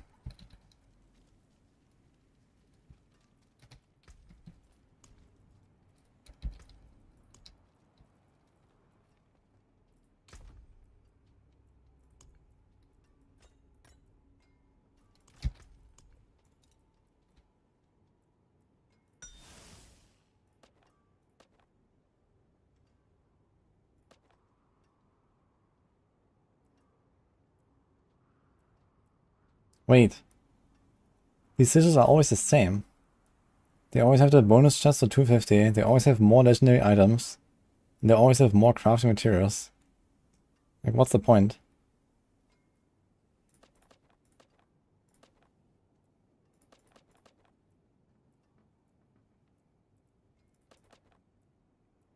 So we have done a 4, let's do a 5, 6, 7, 8. Let me save the rest Not and too probably bad. die.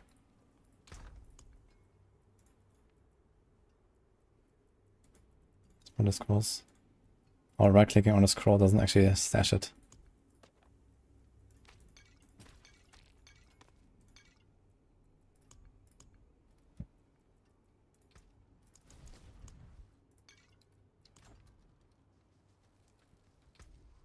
Can do 7, 6 was pretty easy. Maybe skip 5. Let's do 6, 7, 8 maybe.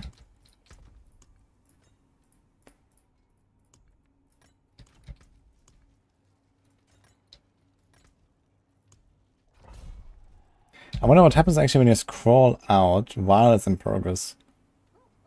I was able to scroll out and then re-engage the bosses again. Because it was bugged once. But I'm not sure what happens when you scroll out doing a wave. I should try that.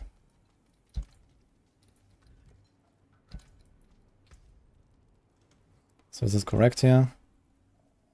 Canny, control, fluidity, diminish, turf. We have to change this here, so this is outdated.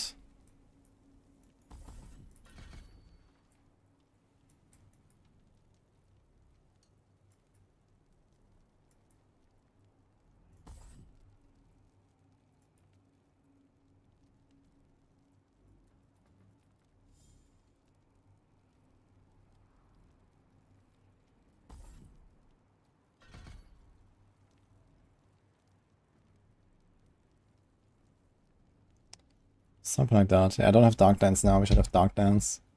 Instead of like Moonrise or something.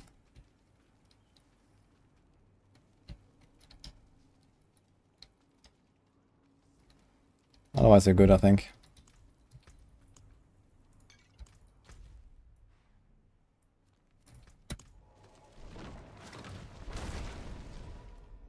Doing some weird tank and execute combo, I don't think I'd recommend it. Okay, Dev down. Good night. Thanks, man.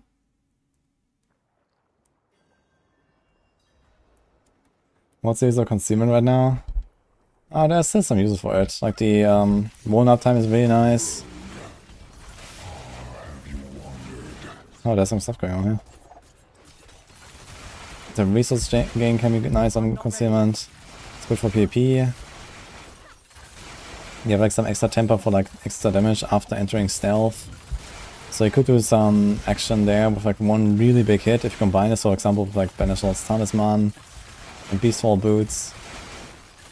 You can get tons of additive for entering concealment for like a big burst.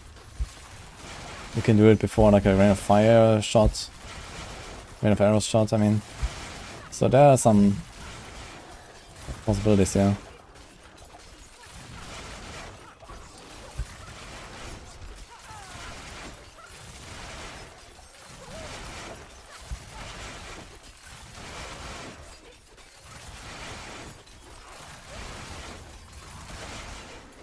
I'm not ready yet. Shining Sword is sitting for 1.4 trillion. Yeah, it's just a bug, so.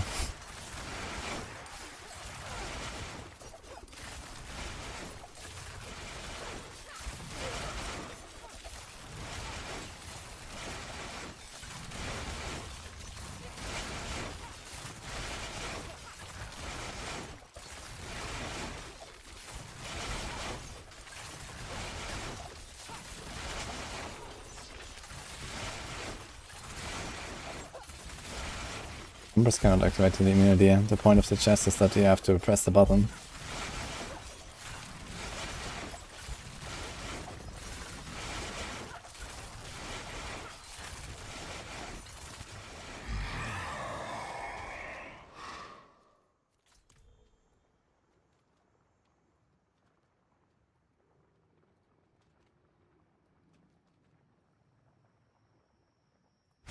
Let's do the 50% faster.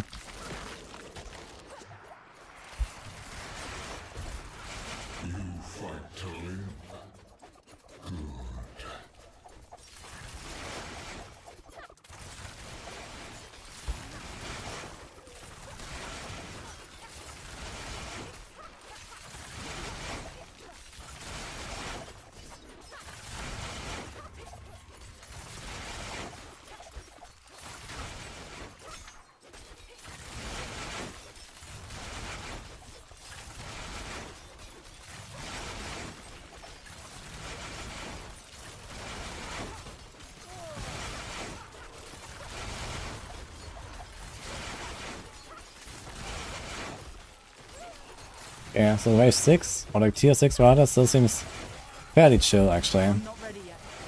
Looking at this here. This has 8 waves, so it seems like a pretty good reward ratio already. Attack is not like the super most powerful. Also these die like one tap. I'm not ready yet.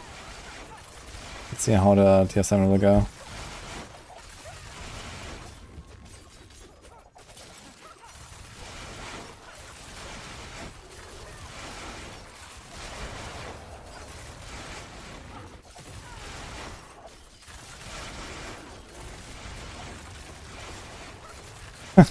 Spawning these other fiends, man, are crazy.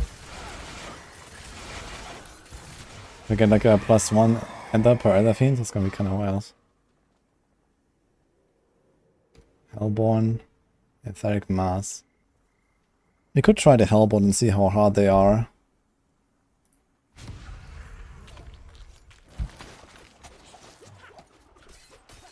I'm not ready yet. Because then we have 4 turtles and hearts, you can get 4 stacks in one shot. Get 4 stacks of what?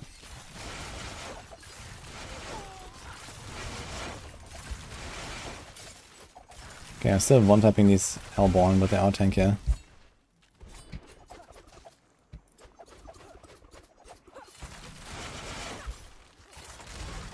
5 was trivial. Scaled at 7. And that's like some heavy scaling, I guess. I mean, it's 20 monster levels per tier, so that's a pretty harsh scaling.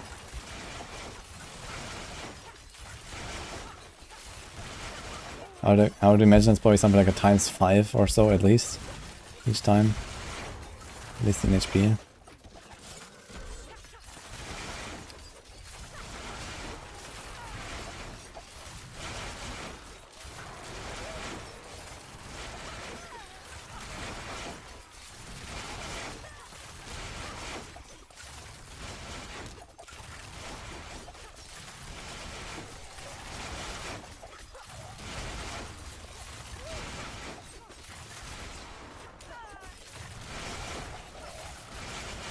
It just spawns a bunch of Hellborn. More time. So Hellborn basically replaces one of the events when you take them. It's interesting.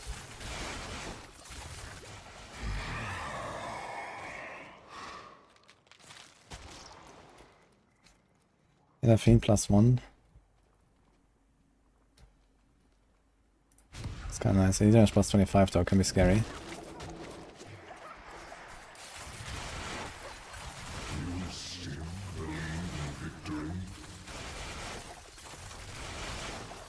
Yeah, the Elder Lords are really good. If you find the Elder Lords, they're dangerous, but they're the most rewarding. If you can combine this with spawning Etheric Masses or spawning events faster, then you can get a lot out of it. That's a lot of cold bursts. Okay.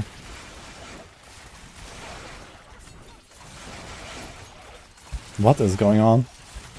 Why is there like 27 cold bursts? Sorc Heaven here. I won't give more other than event. Yeah, Hellborn is really worth it. They're pretty good. Can you give 2 times 2?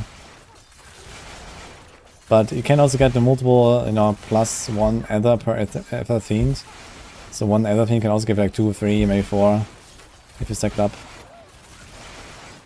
But yeah, maybe you can get like double Hellborn. I haven't seen that yet. But if 8 waves, 9 waves, it'd be pretty realistic.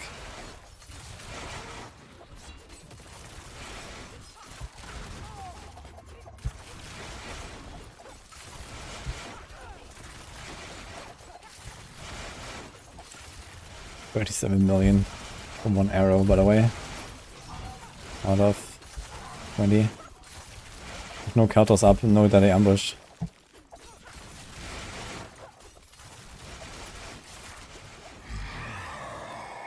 Yeah, elites are unstoppable. Now that's terrible though. Hellborn can plus 1 error. Now it would be interesting to try how much does this mess with me. It's a tier 6. But I also want to see how this feels. So I guess now it's Hellborn damage. Maybe it's like, okay, first it's like the Ether. Okay, I have elite damage plus 25. I mean, this was the first Ether Fiend buff. And now we get a second Ether Fiend buff. Maybe it's like a progression. Like tier 1, tier 2, tier 3. And now it says instead of elite damage, it's like elites are unstoppable. Which means I basically can't kill them.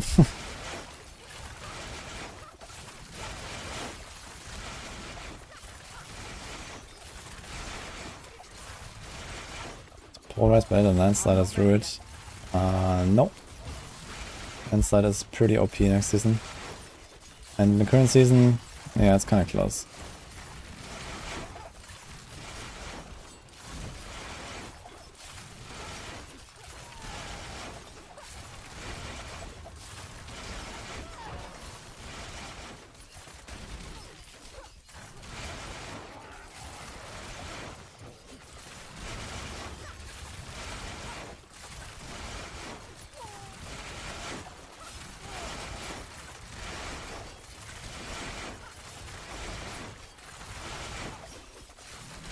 I'm not ready yet. It seems like there's just more monster spawning here as well, and it seems like there's more stuff going on. Also, it also changed in this update. It's just like generally more. Feels like there's like more stuff spawning, more monsters, more action on the higher tiers. Hellborn plus 25 damage, but plus 1. Okay, more Hellborn, I guess. We have 58 now. 3 guys left.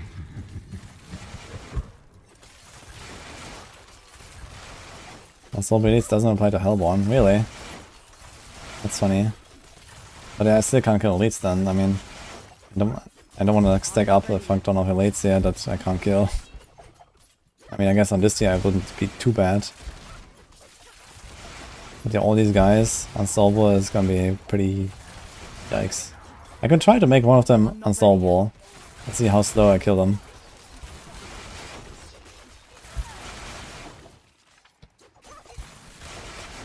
Just out of curiosity. It's gonna puncture him. I need more time. And then see. I guess this is also how we can test it a bit.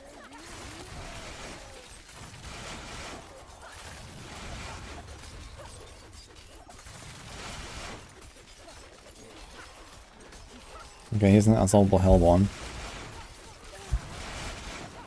We blast him anyway, I guess, on this tier. Oh, we're getting a lot of ether. I'm not ready yet.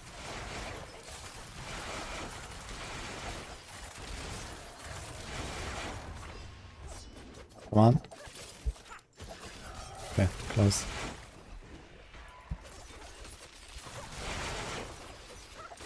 $88. Yeah, you're not gonna get like another 120 in the last 2 waves, I guess, unless you get super lucky. Get like Hellborn 5 times per wave. Chance for elite doubled. Okay, there we go though.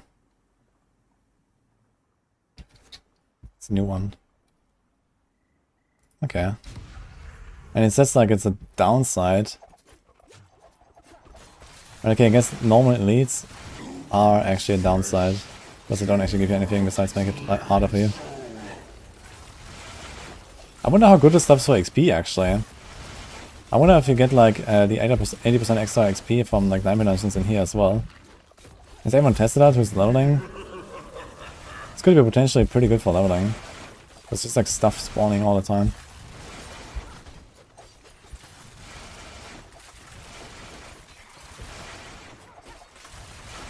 Hey, here we go.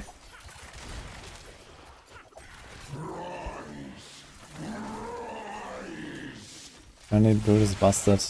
Yeah, there's some bug of Poison Creeper, just giving a ridiculous damage. That's it.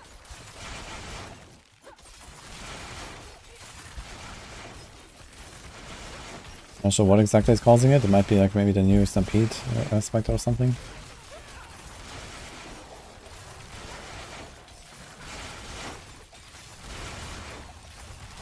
I need more time.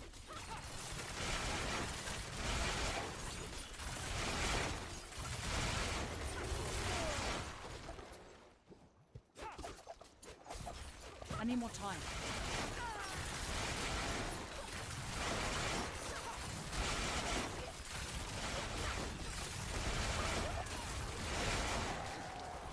Okay, my CPU, my GPU fans are going crazy right now.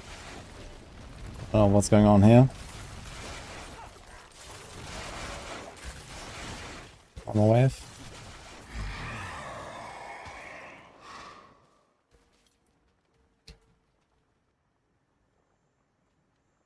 And the Mars. It's not a Hellfire.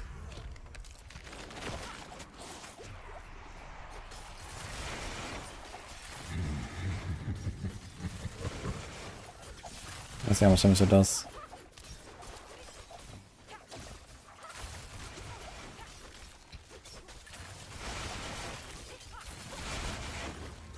Trying to catch them, man, I can't.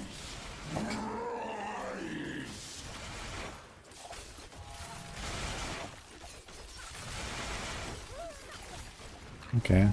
I'm not ready yet.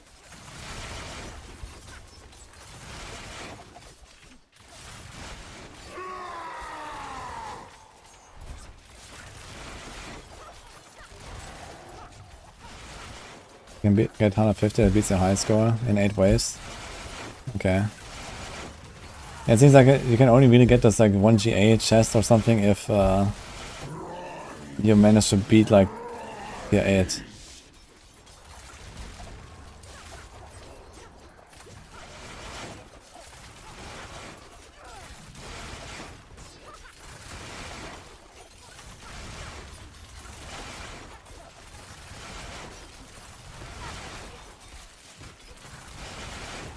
I need more time.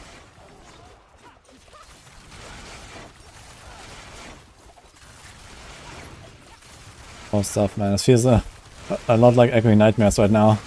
With the meteors coming down, explosions from the enemies, elite spawning, bosses spawning, like...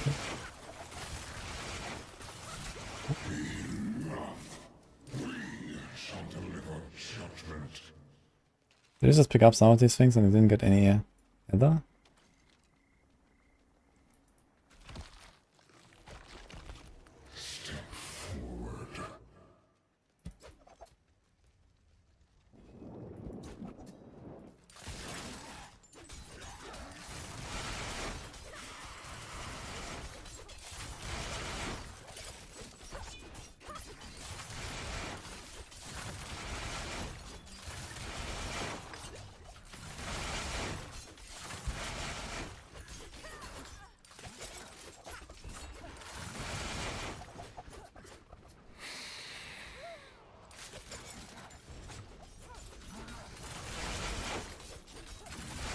I need more time.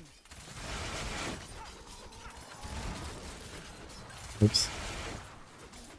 Okay, the good thing is like for stagger builds, it's actually pretty chill here. You can kind of reliably kill them fast.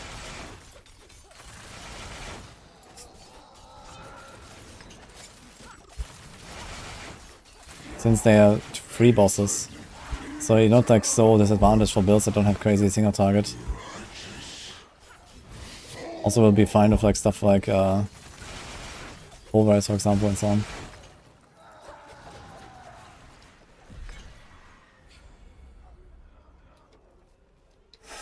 Well.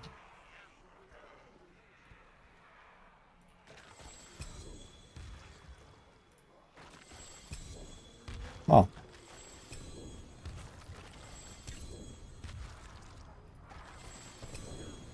Two items.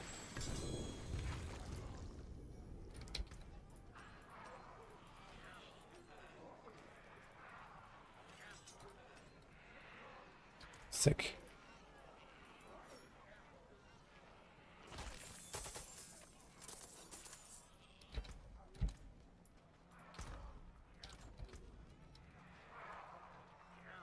Aha! We found Dark Dance. Nice.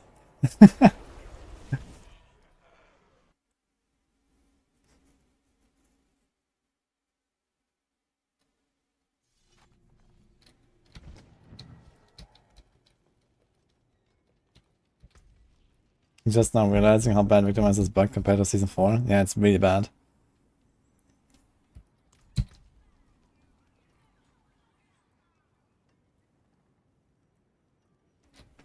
Now that's interesting. Every single one of those items is one of the new aspects. So they are also all from this, I guess. Yeah, I think they said that, right?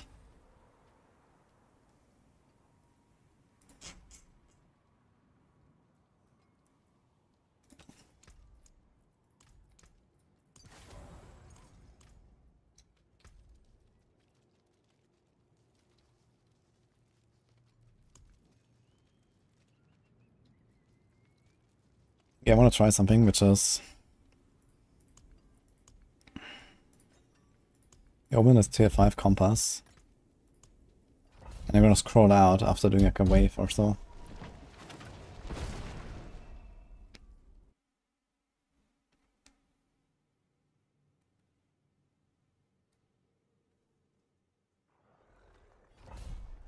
Yeah, they will also be rebalanced, guys. Don't worry. Don't worry, Copium. Okay, wait, we don't even need to scroll, we can just TP out. Interesting.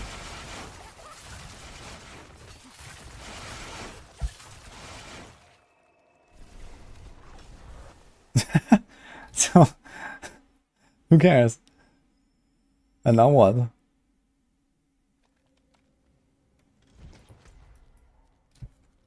What times do we TP in again?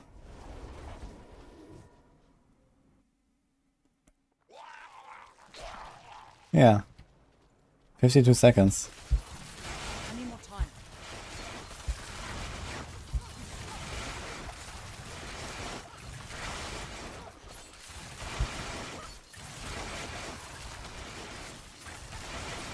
I need more time.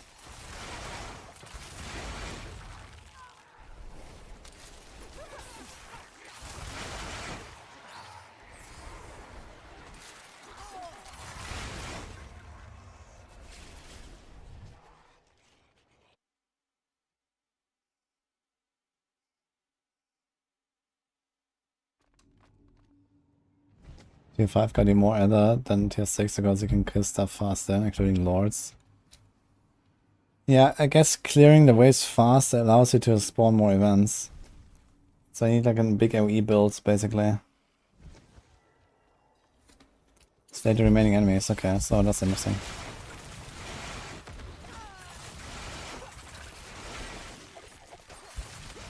So yeah, I can just TP in and out, doesn't matter.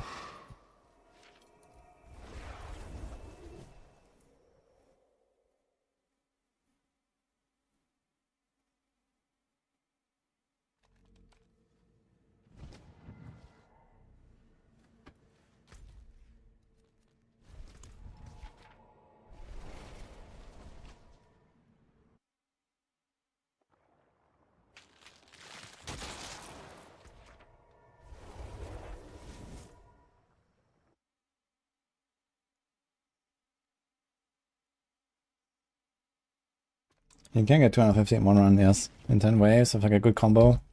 But it's pretty hard. You need like really high kill speed on tier 8 and like a good combo of stuff basically. I just got 157 and I had only 8 waves. So 2 more waves of like 40, 45 each is thinkable, yeah. And I don't even have like a really crazy AoE clear build.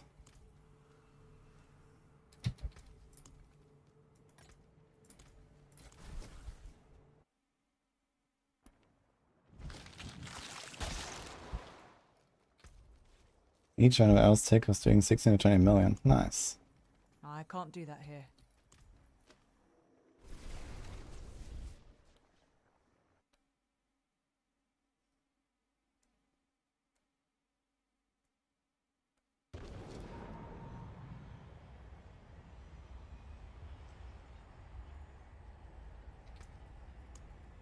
Okay, so it's 7.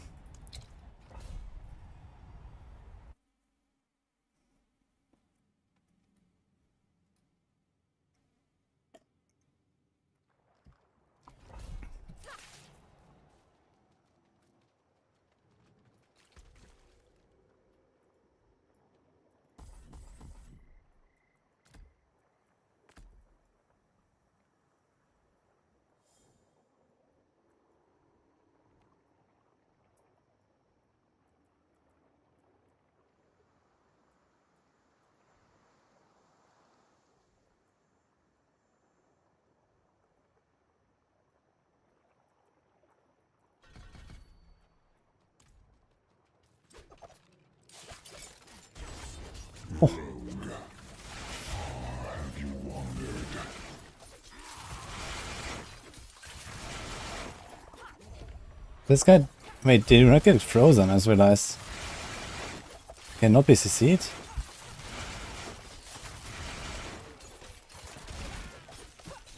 But I have new lines now.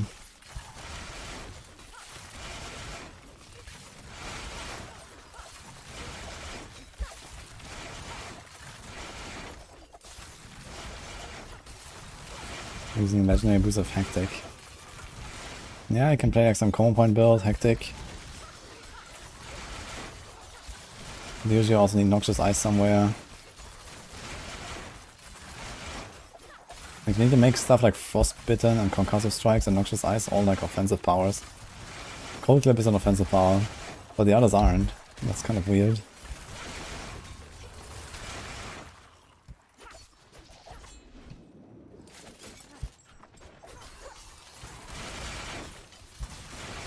So it seems like I can slow him. Oh, I executed everything. That's funny.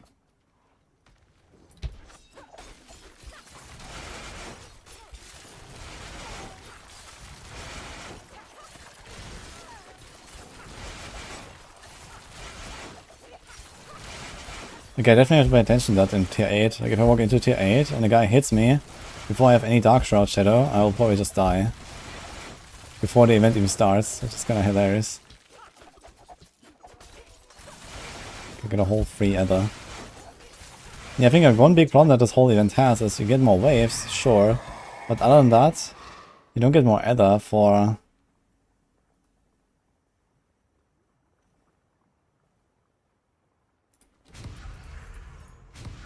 for like anything here, right? Like the monsters don't give more Ether, you don't spawn more Ether monsters or anything like that. You just get an extra wave. Which makes the whole thing longer and longer. So like the time spent in here goes up and then, you know, like you get less loot anyway. Or I guess technically you get more because the later waves are more rewarding. But it's not really like significant.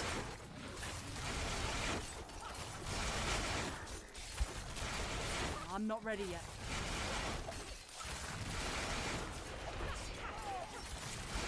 Banished Shaman.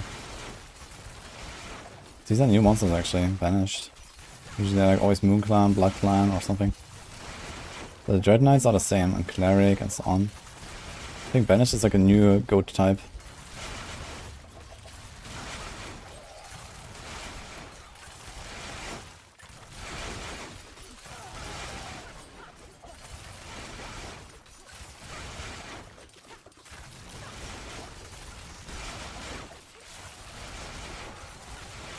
Yeah, for the other lords.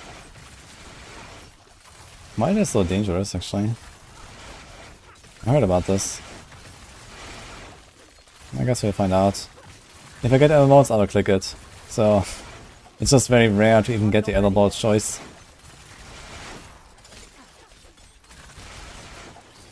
I need to check my numbers on these Elder Fiends compared to the Elites.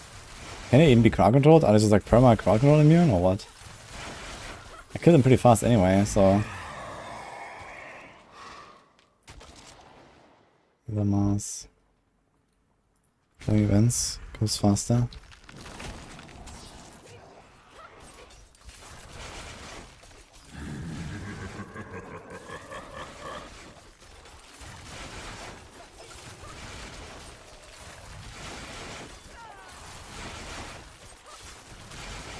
I need more time.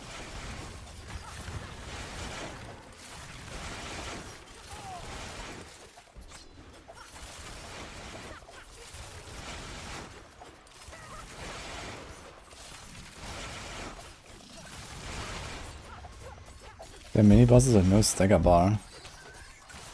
Interesting. I'm not ready yet. So they cannot be staggered at all, or what? This is another one. Spawn in the same place.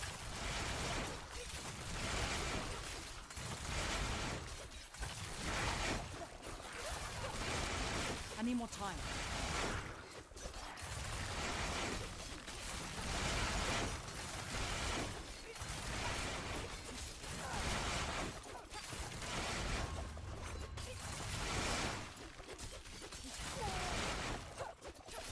I need more time.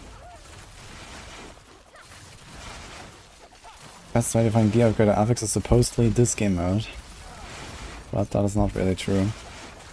So next best thing is farm Blood Maiden all day, every day in the Helltide with many people. I'm not ready yet.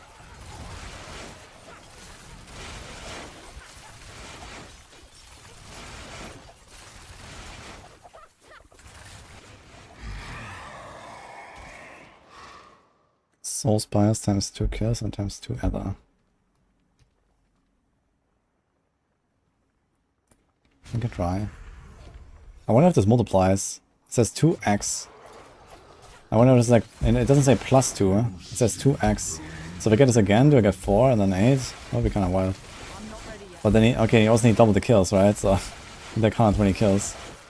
And then, whatever, 240. So I guess not very practical. Oh, here we go. I need more time.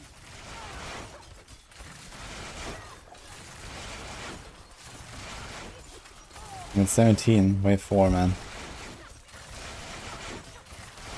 I need more time. 2 ether on that thing.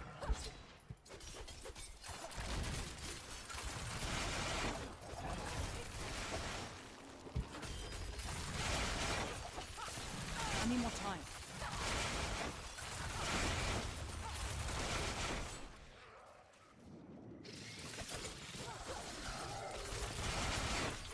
It's like 7, 8, 3, 4. 8 million with exploit. Okay, do 16. I need more time. Yeah, I see something like 40 million on an arrow. So these guys cannot be stunned and stuff, but I think they can still be like slowed. Maybe they can be soft crowd controlled or something. This Elder Fiend here could be crowd controlled actually. But maybe it's not like the big one. These are different. There's Elder Fiends that can be crowd controlled and others that don't. I'm not ready yet.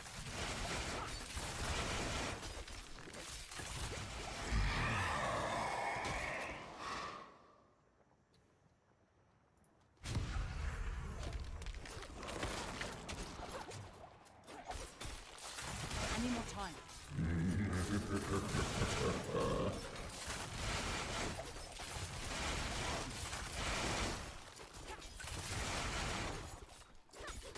You totem on a Heartseeker, you almost one-shot all and make huge more boss damage.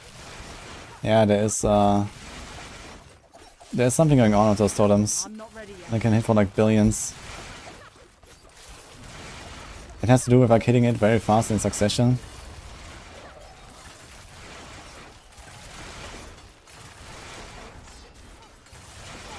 I need more time.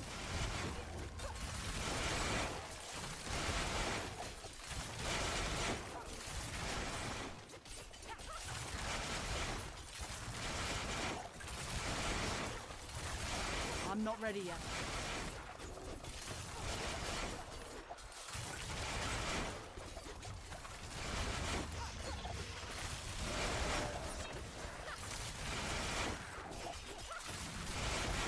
I'm not ready yet.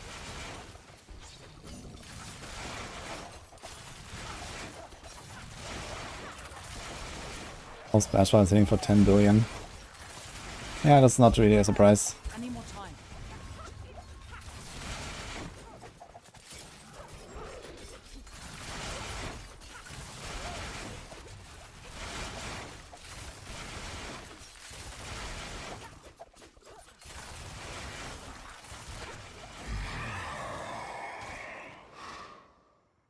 Alright, Master Spawn Elderlord on death. Let's do it.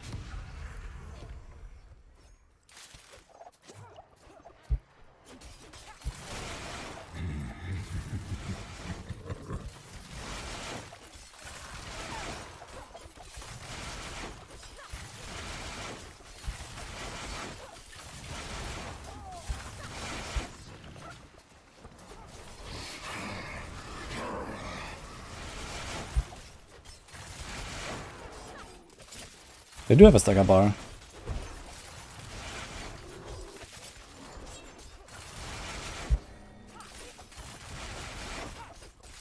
Ah, thank you, boys.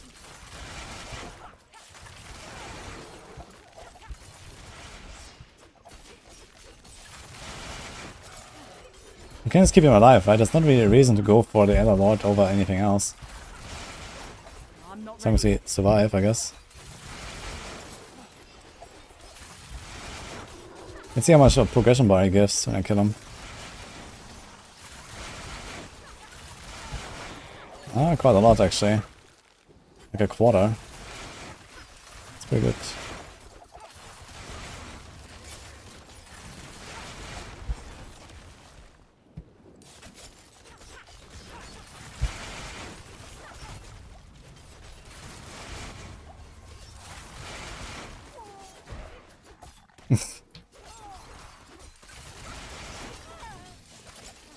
Doing him at a whole 46 at a 6 ways, man. Can open one chest.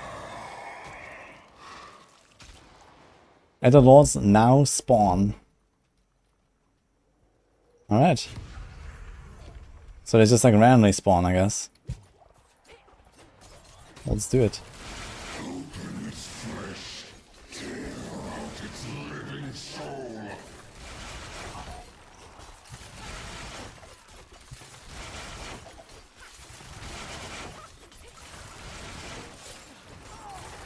Doom Lord.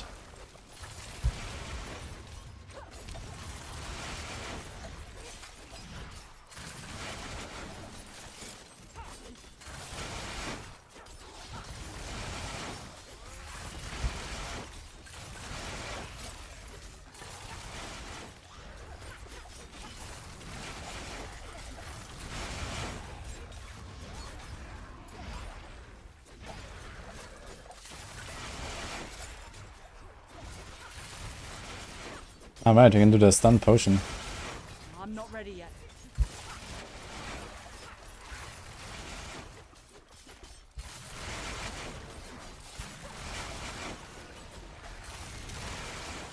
I'm not ready yet.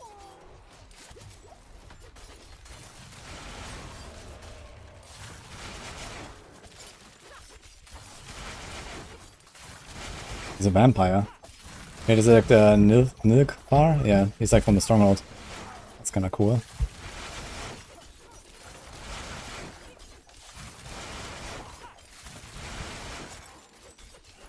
I remember the stronghold, man. That was like the hardcore killer in the open beta. That was fun.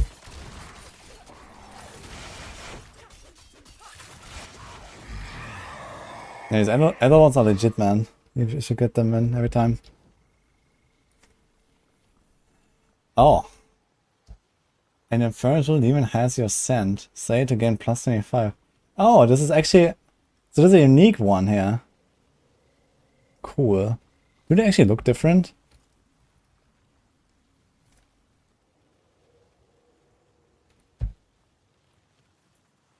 It does look different, huh? It has like 3... Wait, is it? Yeah, this is 1. This is 2, and this is 3. So it has like 3 hands.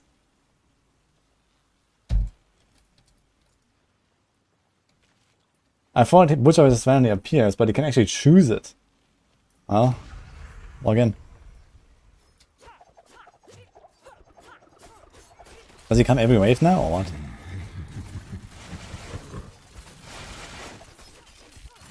Doesn't help me a lot on your run. Nice. I mean, 25 adders a lot. I guess you can just keep him alive, right? Ah, I see him. Yo, hello. Oof. I have a problem. Dude, what is that dot? What? Burning Butcher. I'm not ready yet. Okay, somehow I get like an insane dot here. I'm not sure from what.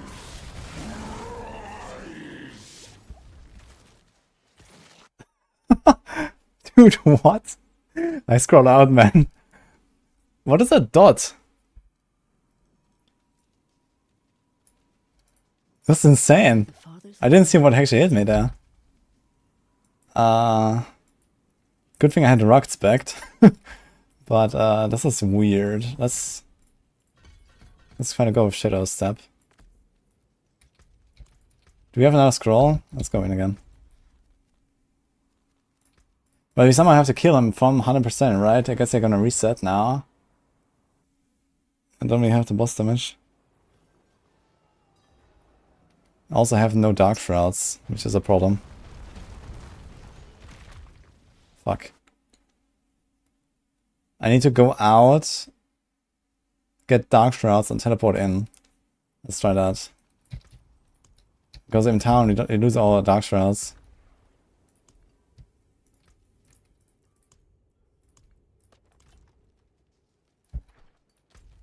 Yeah, I'm not sure what he's doing. Like, I got some insane dot without anything visibly hitting me, I think.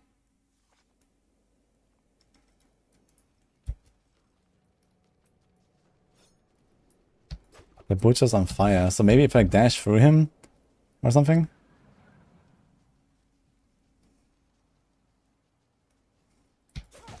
Somehow I have to kill him. I wonder if he despawns. Butcher usually despawns when you disengage. I wonder if he's still there. Okay, I got all his stacks.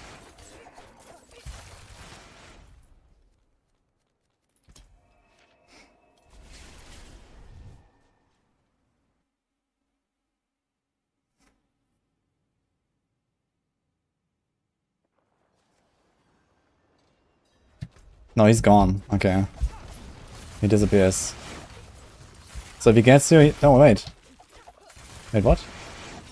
No, it's not Butcher. Okay, I thought it was Butcher for a second. Yeah, he's not here anymore. Okay, that was crazy. Yeah, we should review that. So I wonder if he comes back in wave 9 now. We can try again.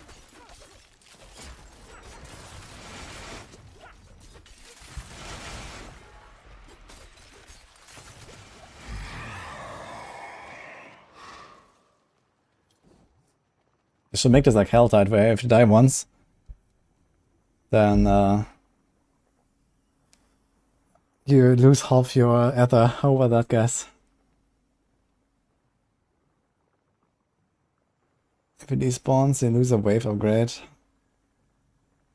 Ah, so is it only once? So it only appears once when you click it.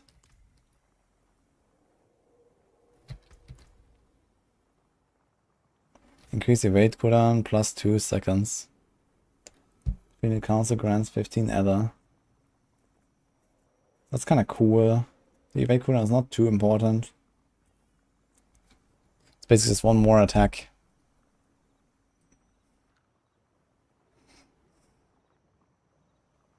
Let's try it.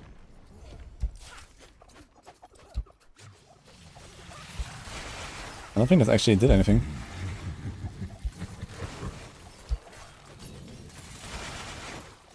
So Butcher is gone now. It's like a one-time upgrade. Okay, so it's actually, you choose it and it's for one wave, or what? Because I heard from people like, oh man, Butcher showed up. Oh, it doesn't just show up, man, you click on it.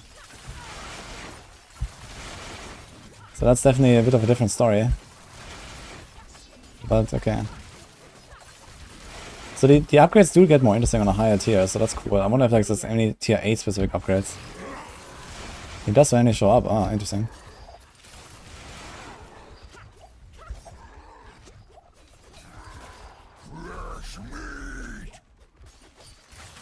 Does he hook me and stuff? I'm not ready yet.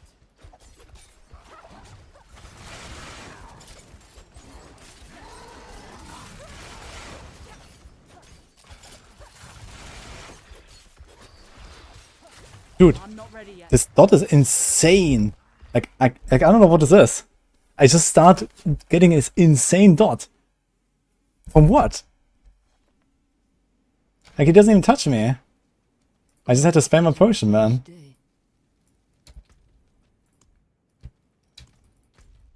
Like it doesn't just like insta kill me at least, but I don't know, man.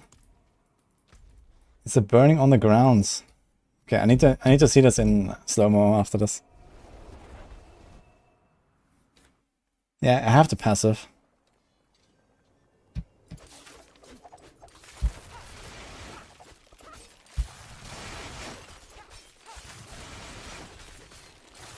He doesn't really seem to be dangerous if you kite him around, but I guess that there's something I walk into that's like really fucked. I want to see this. But it's kind of cool that it keeps coming back. Because it doesn't show up here anymore. Yeah, that doesn't say anything about... Actually, it does... What? Like two... Okay, it's kind of funny. But here, it only shows like ding, ding, ding, ding. Like, it's like half... missing half the things, actually. Not sure what's going on there.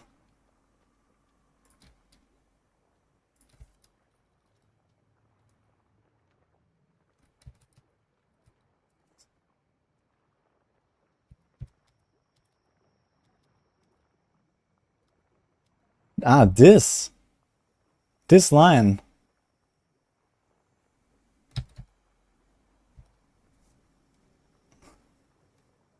I thought this is like some random environmental effect and that's it.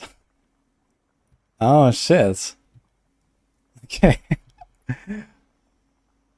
Yeah, you do not walk through the line, man. Okay. Yeah, otherwise I can probably just kind of like, you know, fight him, tank him, whatever. Like this grounded is ridiculous.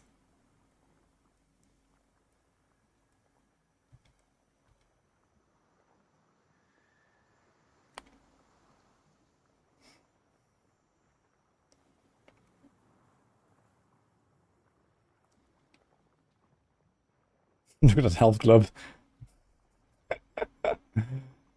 Like, I walk through this little thing and I have to spend 3 potions.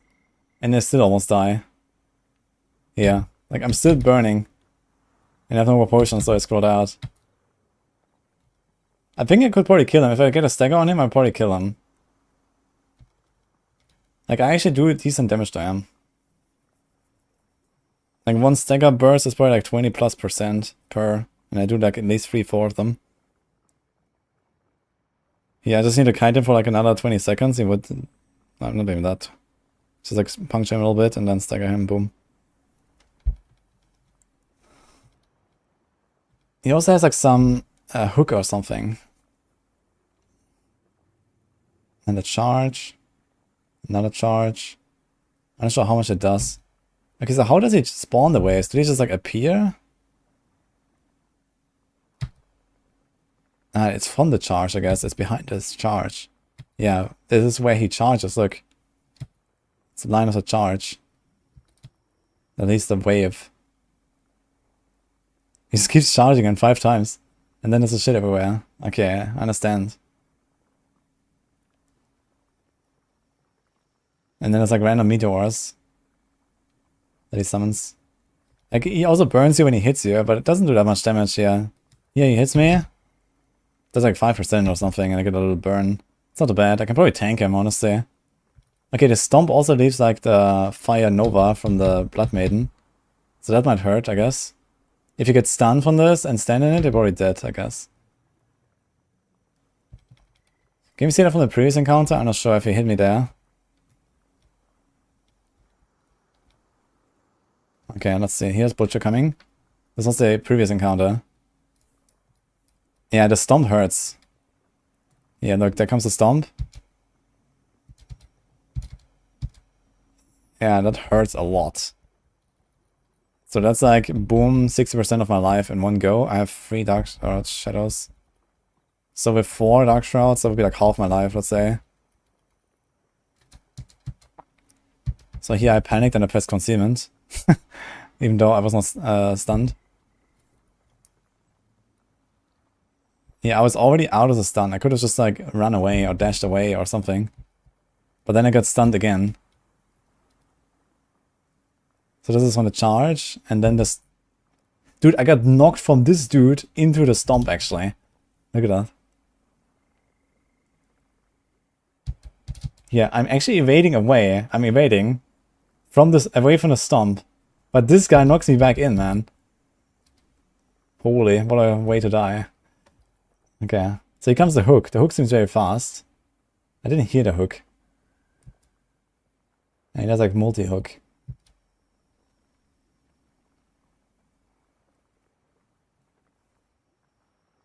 World boss fast. I mean, I'm not gonna go there now, it's fine. Yeah, I didn't understand that the lines on the ground... Okay, you cannot walk through those lines on the ground, man. When he charges, he leaves the waves. You cannot walk through them. That was close, actually. Okay. Right, let's start a council, guys, and then we try tier 8.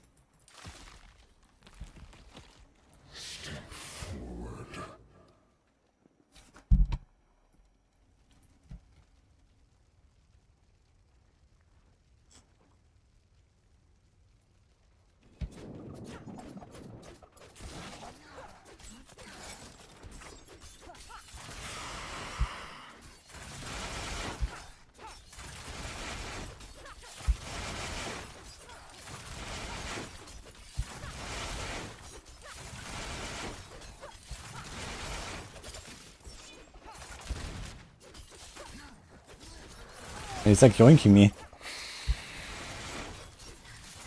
Spectre of Ismail. He's summoning like another guy as a ghost or something.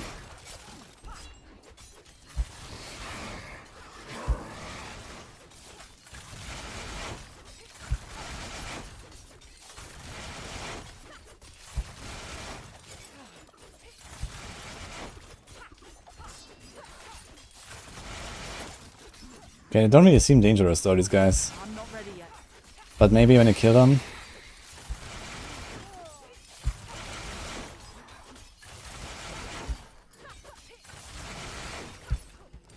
Ah, here is Ismail. So one of them, I think the Wyant, he summons like a... Oh, okay, these Lunatics can be dangerous though. What does they do hurt? Claws of Ismail. This guy also has a I need more time. bone prison.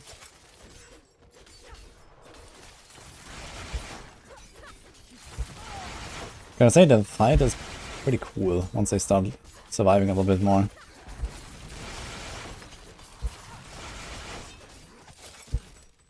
I need more time.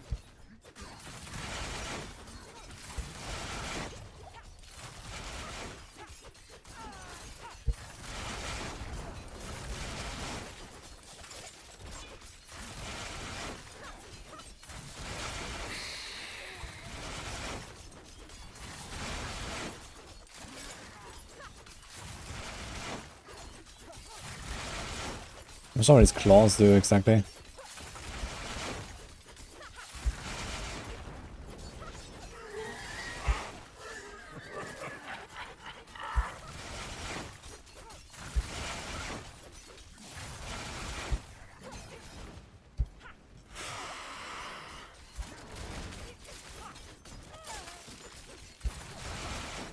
Like, what does this thing do? It just has this claw there and it's like not really hurting me, or I don't know. It's a bit weird.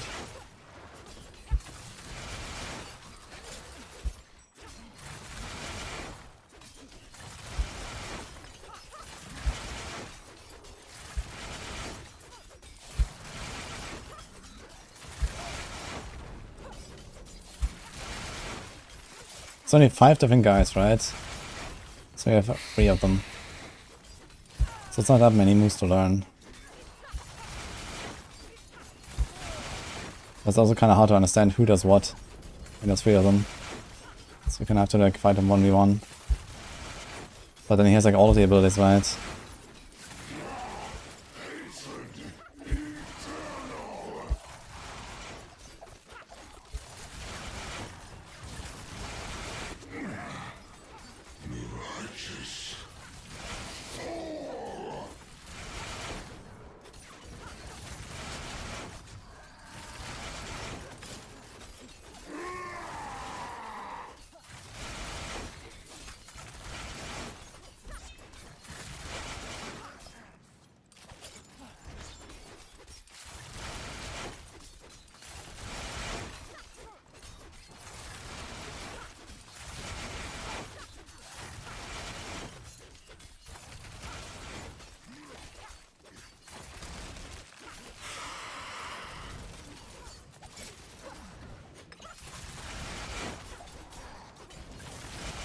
I'm not ready yet.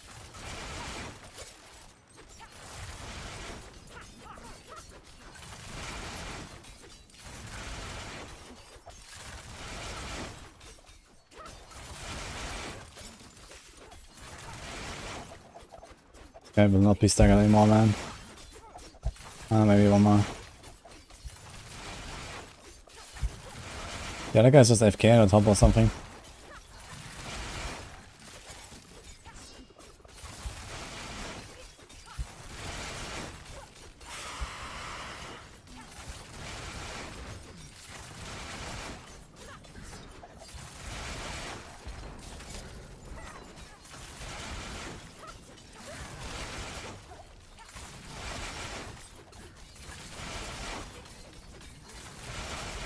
Dude, this guy's stagger slower than like a pit boss after like 3 or 4 staggers. That's crazy.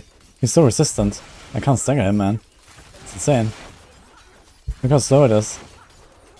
Like even a pit boss I stagger after like a minute or 1.5 or so. Like I fought Sea Hack, for example, on 120. And staggered her like the 6th time after 1.5 minutes from the 5th time. This seems way longer than that. It's the same character.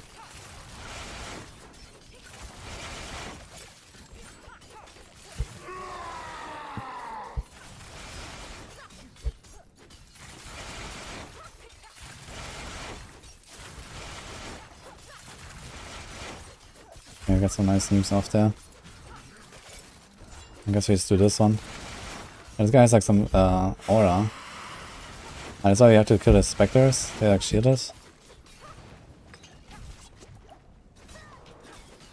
I forgot to replace my potion, man.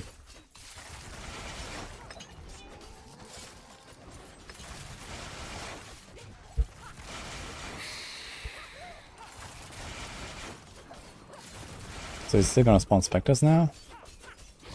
You can see abilities in the other dudes.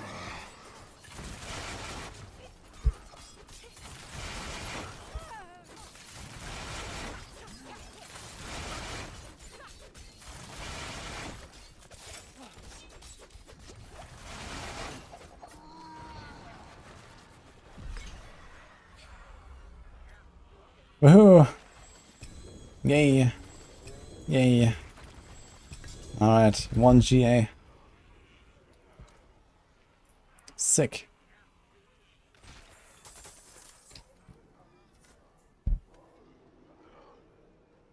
Why do these fights have new music? Oh, I could actually try to turn on the in-game music. Oh shit! I can't open the gold chest again.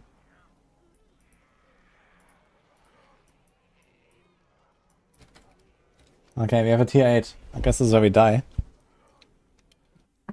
Ava's done the totem testing. Yeah, someone mentioned that.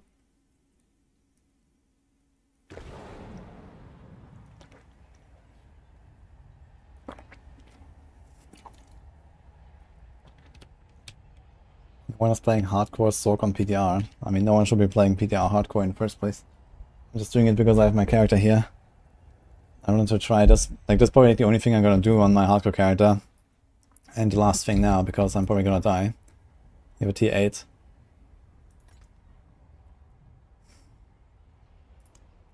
I am YOLO. Let's go, Wonkas. Alright. I'm going in.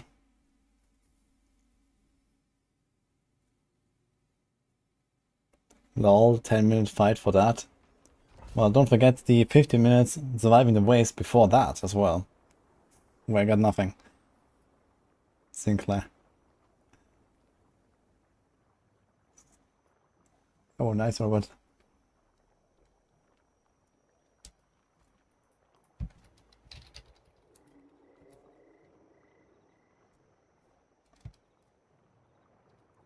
Five seems to be the best for good builds. 6 will probably be for S plus builds.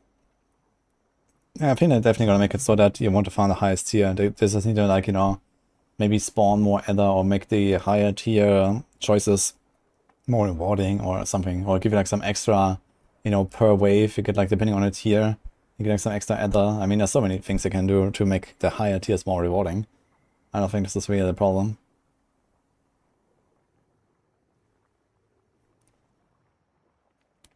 Barrage getting any buffs?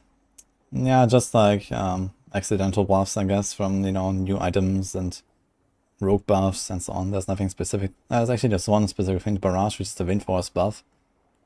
But I don't think you want to use Wind Force. I still haven't tried Wind Force though. Okay, I was a bit scared here because I remember when I started tier 7, I almost got one-tapped by this guy with no Dark Shrouds, so I was like, oof. But actually I think still had Dark Shrouds on the previous runs, that's fine.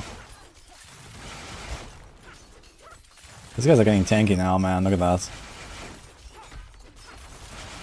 But I only do like 5 million per hit, it's like a boss basically. I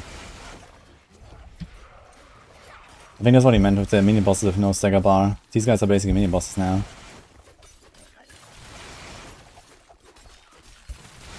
Yeah, tier 6 seems like pretty reasonable for like any build, I think. 7, it's gonna be hard, and then tier 8 is like a huge step up from there. It looks like.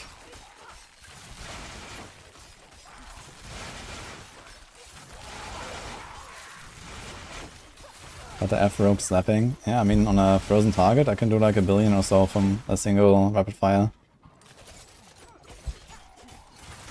But these guys cannot be frozen. I do like much less, yeah.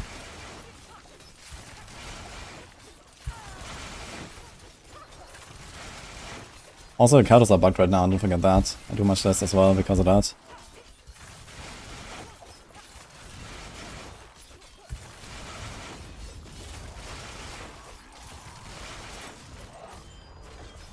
Counters only give you a 5% damage bonus. It's kinda hilarious.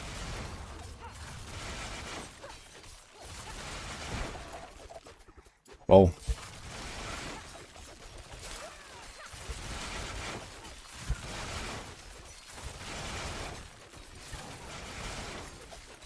Okay, we got one Ether, guys. Actually 2, there's another one on the ground. Wait, shouldn't I have 3? Didn't I kill an Error Fiend and did a Soul Spire? Maybe I get the guy to start? How do I have only 2? Wait, how do I have only 1? Where did it go? What? Where is it? Why do I have 1? Wait, what happened to it?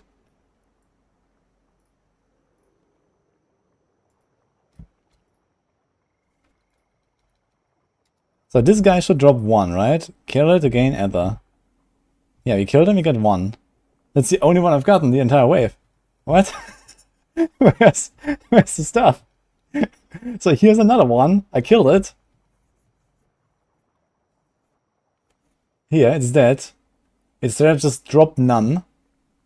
And here's a Soul Spire that should also drop 1. And look, there, it is there actually. We can see it, but it's not showing on the map for some reason. So there's here, there's 1 and 2 on the ground. And now? Here, I picked it, man. I went through it. Where's my other man?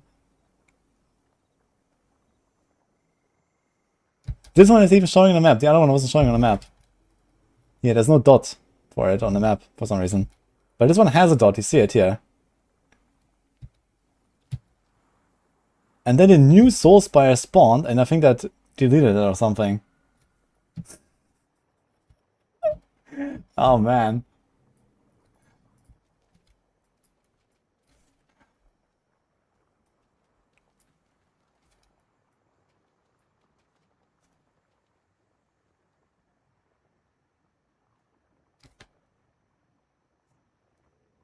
Did you see Mikuna's clip?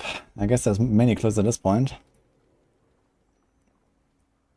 Okay, do the plus 50% event fast. Let's go.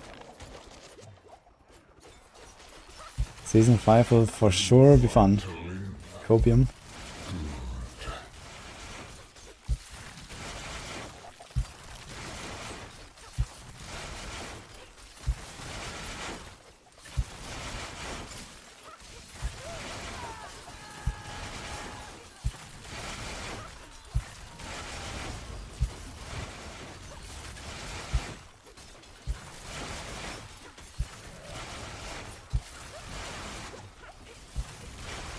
Oh, what?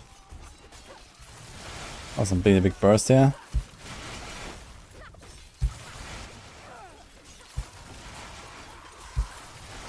Was the one in the Alex exploding or something?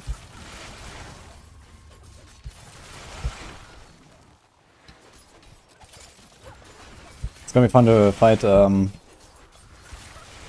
Helllords on tier 8, man. I guess. Oh, we executed everything. Great. So here's an adder on the ground, let's leave it, just for science.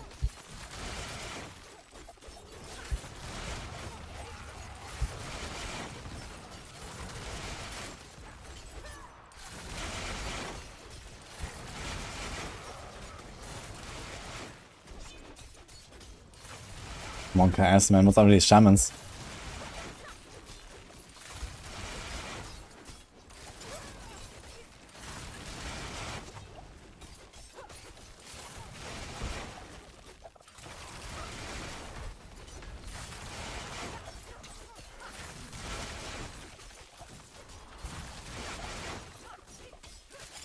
Nice, we completed wave 2 almost. We can still die. We got 4, 5, 6 ether. I'm not ready yet. Maybe one more from this guy.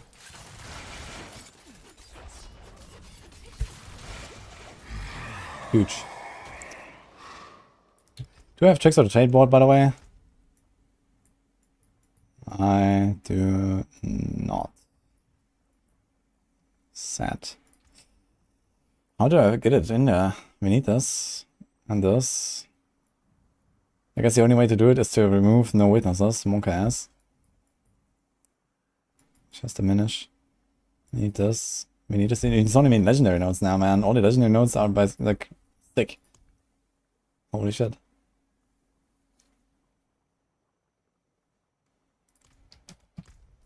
Alright. Elder Fiends +1. Do you want to do something like elite damage +25? So does it only count for elites? Does that also count for Hellborn? What about the other lords? I mean, technically they're all elites. I mean, this thing alone will give me like 20 other. Only 8 waves, so it's 16, I guess. Let's see how much damage one of the impacts does. That's manageable. Is that like a new aspect? Keeping death? Very powerful.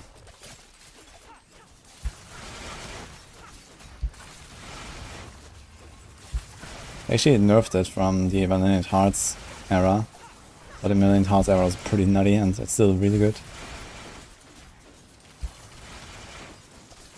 Definitely goes into like many dot builds, I think. Like most of the rogue poison builds and stuff will probably on it.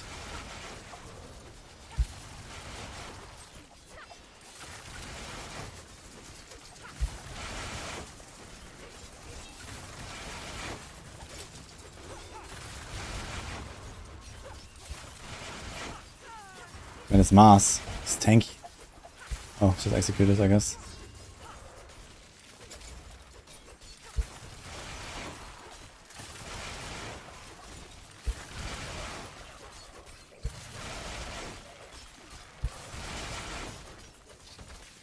Why does it say enemies need a soul spire? Oh, there is another one.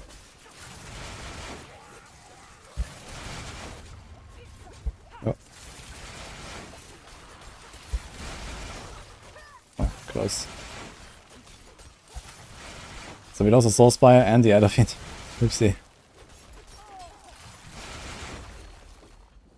I mean, I can kind of survive it, but you're not getting either, man. Look. You have 10. After 3 waves. Sick. I gotta get 2 more. Wait. I got 1. Oh, I just randomly gained 1 or something. Endorphins explode and damage foes. I would actually like to see how good that is. Maybe it actually does something. It says elite damage plus 25, so Monka.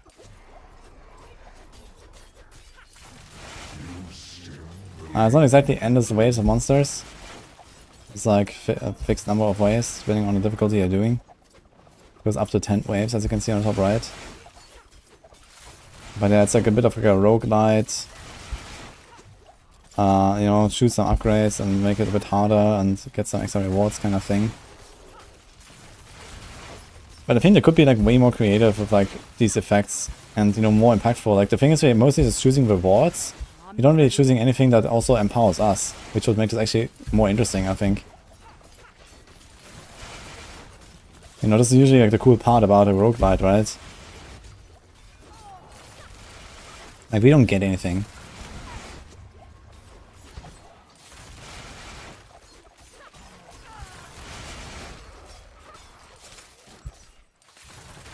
Rewards, Kappa.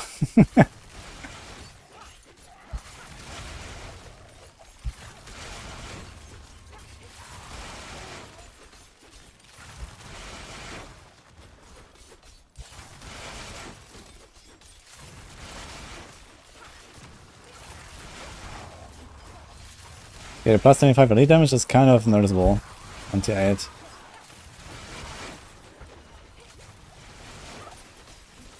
I'm not ready yet.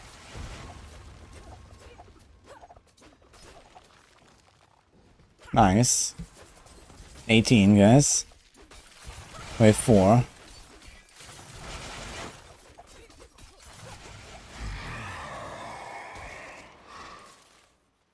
And there's 1, 2, 3, 4. Okay, there's a few more here.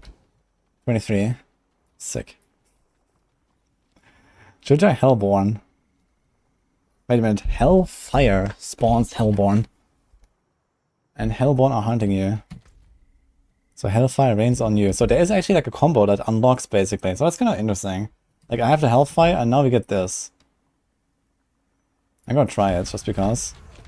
Gotta be very careful with these guys though. They'll probably hurt. Level 200 Hellborn run, they're gonna kill me. There's 2 of them as well. Let's see how much I can burst them in one CC combo. You probably have to do like only CC combos and run away otherwise.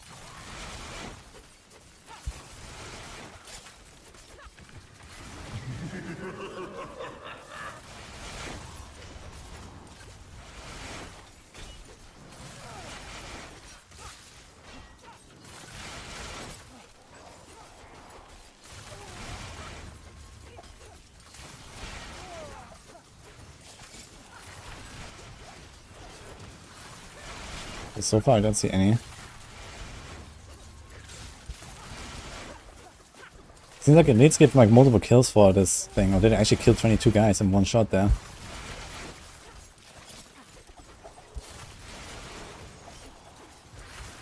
Now it's getting really interesting though. This is actually like, you know, some action.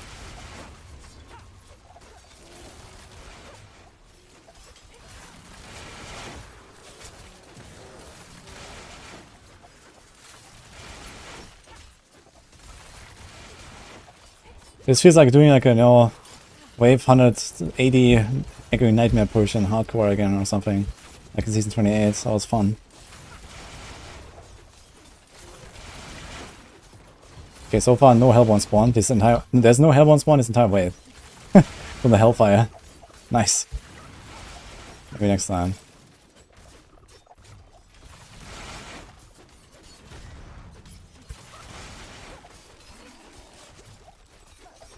I'd like to get a few potions in, that would be cool. Oh. Execute does the job. I have 2 potions. One more time.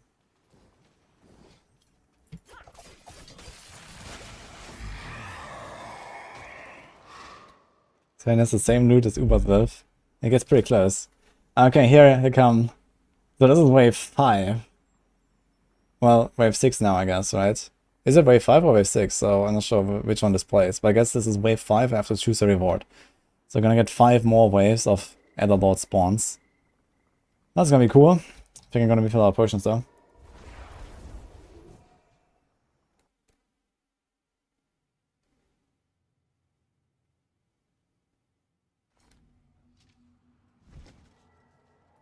Yeah, I think it would be more interesting if they had like a lot more choices, right? You see like the same choices over and over, and as I mentioned, like we don't get something for us. We only get like rewards. Okay, we spawn, like we choose, okay, do we wanna risk fighting other lords? Right? On softcore it's not even a risk necessarily, right? You just do it. But for me at least it's like a decision. Okay, do I wanna like potentially rip against these guys? Get a few more other or not? But it's not like, okay, there's nothing that says, okay, you are unstoppable. You have 50% damage reduction. You gain 50% movement speed. You know, your ultimate has half the cooldown. I don't know. You know, there could be so many things.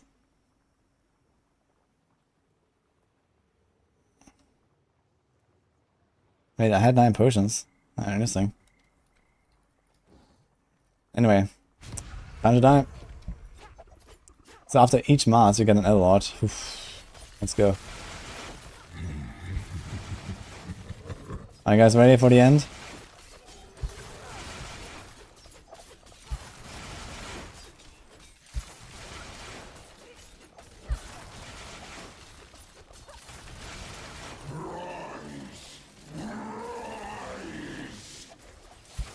Oh, here's a Hellborn. Only 1 though. Holy.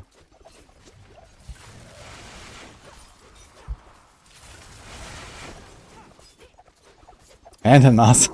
Spawns the Lord.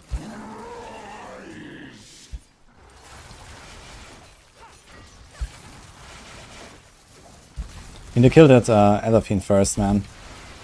It's too much here. And the Hellborn.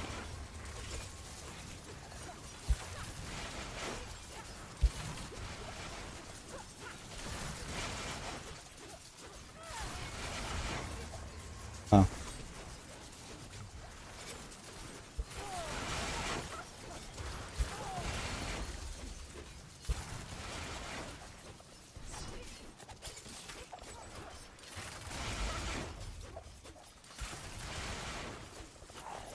I'm not sure if I can spawn the second one.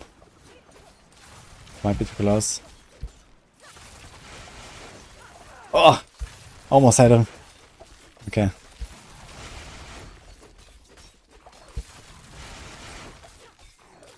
So let's see this guy. To be honest, the Hellborn seems scary though so far. But maybe it's just like imbalance between these guys.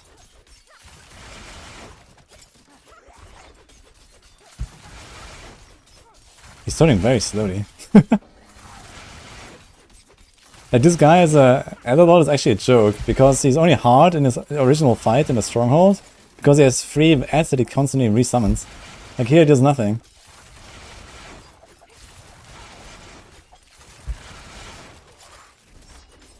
He doesn't even hurt me. Dodge. Just tanky.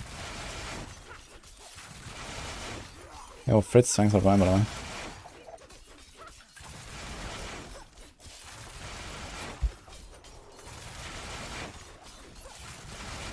And no chains, yeah. Yeah, I can actually just tank this thing, look. Half the shots actually just miss me. Like... Maybe the other Etherlords are a bit harder. I wanted to try to get a second one. But I'm also missing 1 shot. But they have a few more ways to spawn some, let's see. Look how tanky these guys are though.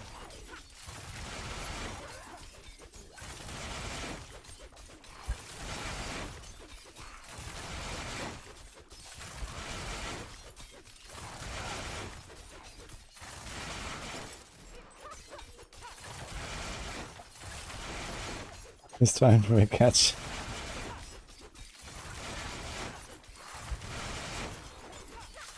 And people told me these adults would be really dangerous. Maybe like one of them or two of them, I don't know. This guy certainly not. Not sure how many there are. I've seen the big campaign guy that slams.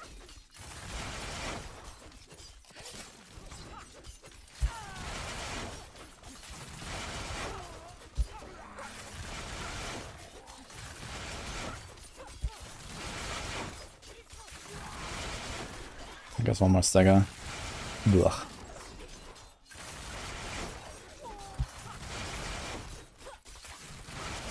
I mean, each combo here currently is like 60-70 million, I guess, without stagger.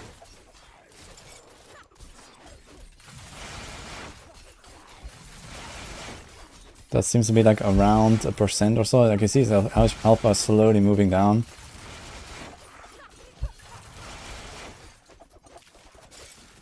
So yeah, you might have like, I don't know, 5 billion, 10 billion, stuff like that.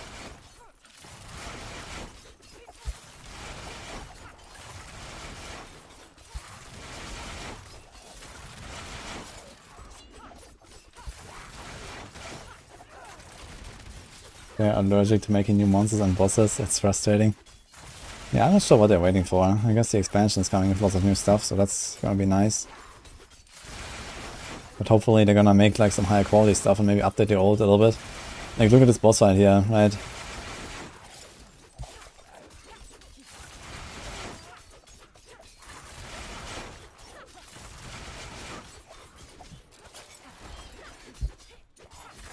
It's time to go into the council room.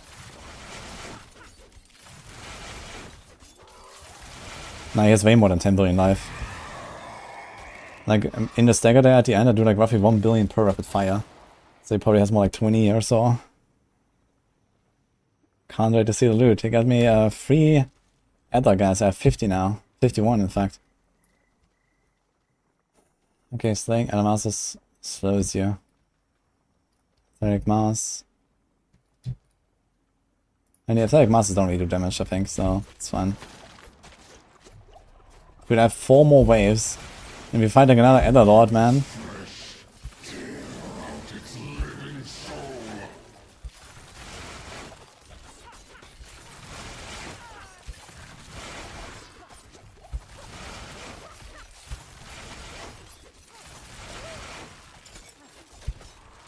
Okay, here's a Hellborn.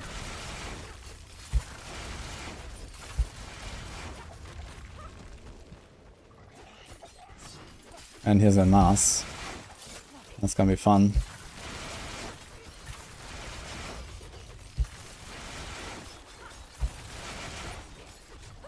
Genial. What was that? Some priest or something? Oh, we execute everything? Okay. Ah, this is on a stronghold boss. That's funny. One.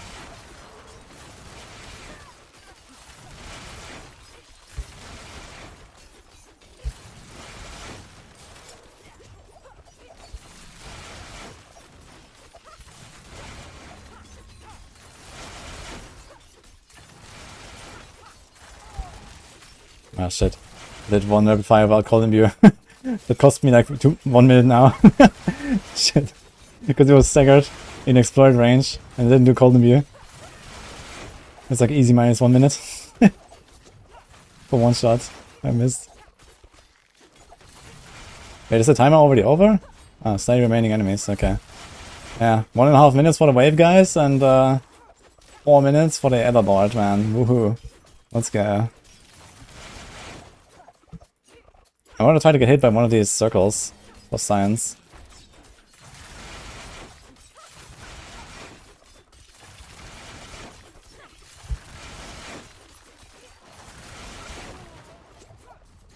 Maybe it's a push for no reason.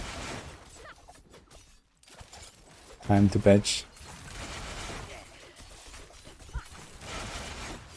It sounds like 5 little skeletons, man. Wow.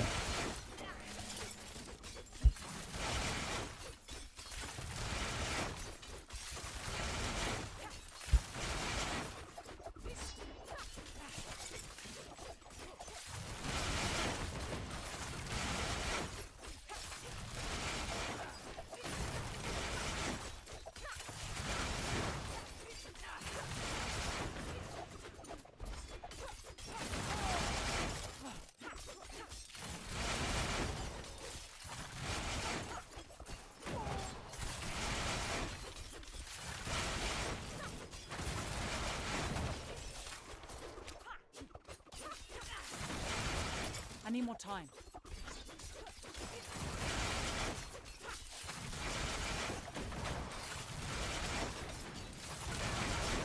Yeah.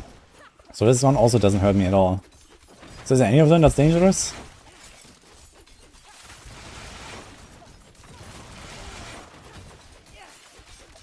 It did last forever, but I wanna try them a little bit. So let's just do it. I wonder if these guys actually tank it and it counts on itself. Guess we'll see how long the console fight is. The console fight was already like, I don't know, 3-4 minutes last time I think, or maybe longer. It's gonna be like 15 minutes now or some shit.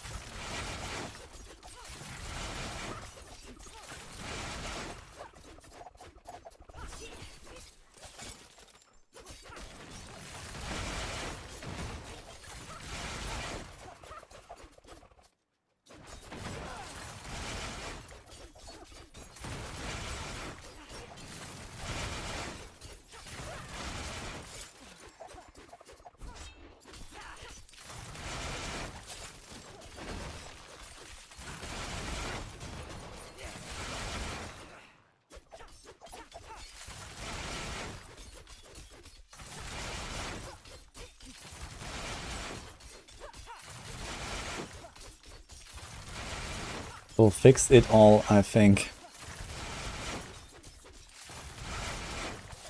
24-hour stream idea, 1 tier 8 Infernal Horde. I'm not ready yet. Oh man.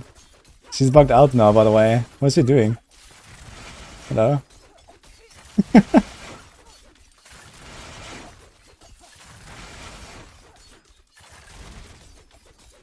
Even the boss fell asleep, man. Hello?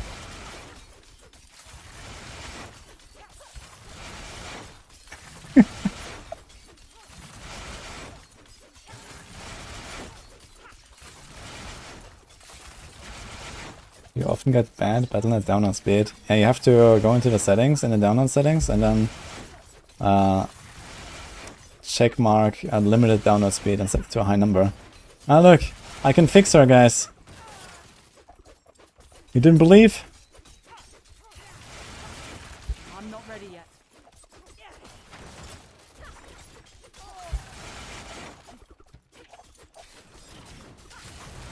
Oh. Okay, let's get a crossbow, man. What the hell? I have 0 potions. Wait, I wonder what happens actually if I scroll out now or TP out. You can scroll, right? You can TP. You can even just TP out, man. It's kind of funny. I wonder if they reset or despawn. I think one time, I'll just try it. When you have one of these guys, I'm going to TP out and see what happens. Because they're going to be like pretty high HP anyway. Can I have a potion? There's no potion. Okay. Well, I guess we have to do it without. Just get good, I guess. I'm not ready yet. Maybe one of the air spawns them.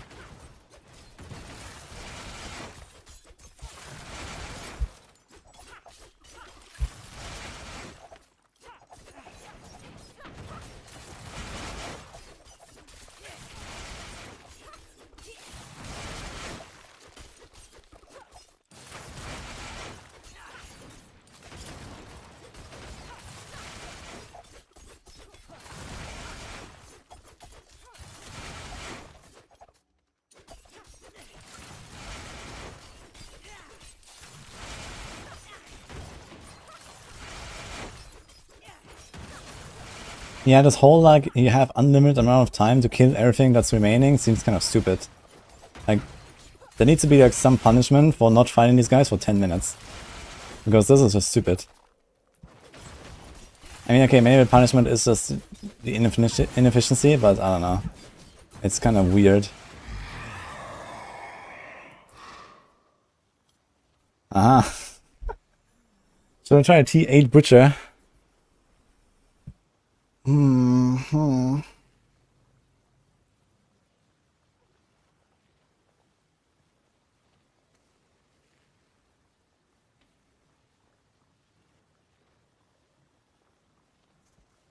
No, you will die. I mean, that's kind of the point, no? Slaying Hellborn invigorates you. Suppose Source Burst times 2. Only 25 Edda is more than a third of what I currently have. It's really good. And he can appear in multiple waves after this. Like last time I had him in 2 waves in a row.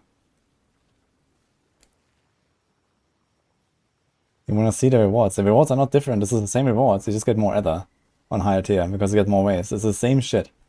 You get the same stuff. There's nothing extra here. We're killing him. Copium. This will certainly go right. No problem, guys. That went really well on tier 7 already.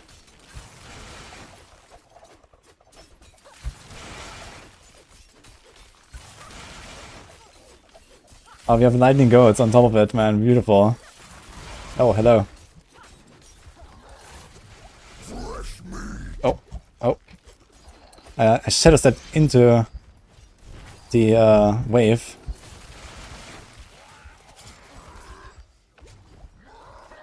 I'm not ready yet. Yeah, it's a struggle.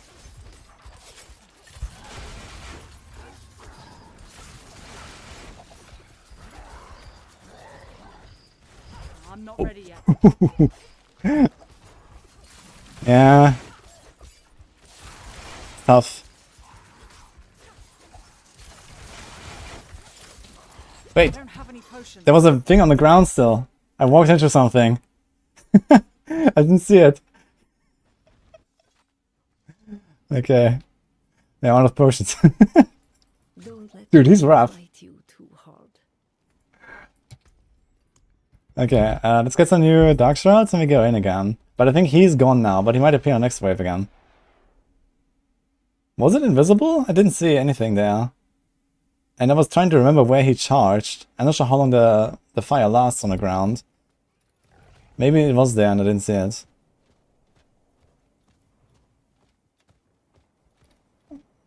Did Flurry test well? Probably okay, but I mean, I can't really say exactly how strong it is currently. And I still need to do more testing. Not sure why I'm picking this up, because this character's about to get deleted. Just want to get Dark Shrouds.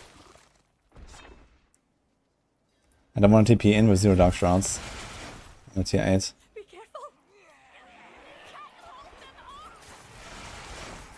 Problem is, all these monsters die one shot, so I don't get any Dark Shrouds, man.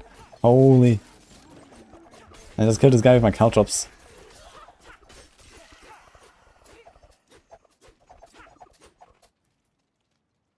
Hello?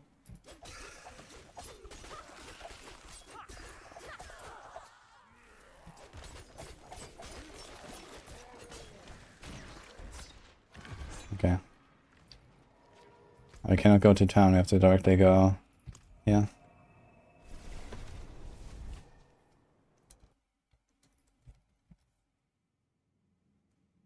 Just do 1.4 trillion damage. Easy butcher. He's gone now, right? Okay, it says slay the remaining enemies. Woohoo. Okay. So no Elderlord. Okay, so these guys do not reset actually. They have not full HP, look.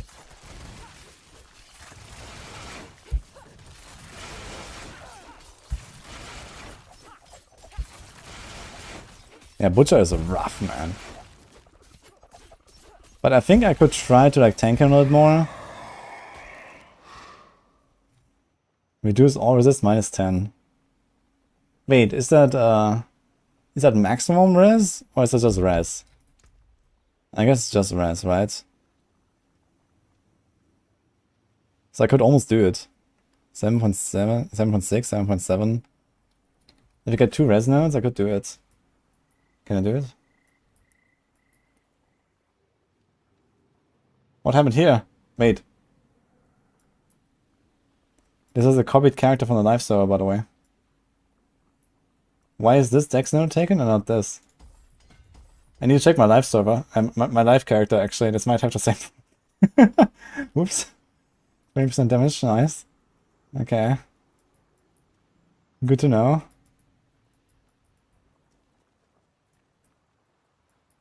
So here's a res node. We could actually path through this side and get a res. Does anyone know, is this minus 10 all res, or is it minus 10 max res? Because if it's max res, I guess I can't click it.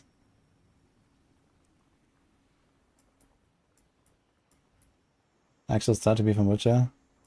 Well, I guess we'll try it and we'll see what happens. I need to get one... okay, well, first of all, so let's do this. 1, 2, 3. 1, 2, 3. Okay. Nice. So here's a res node. Let me get this one. Any other res node?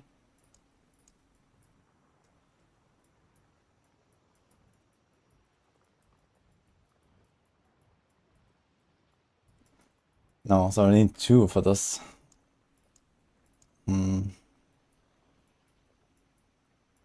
really have any. I don't even have this one. It's like pretty stretched thin. That's the problem with like modern Paragon boards.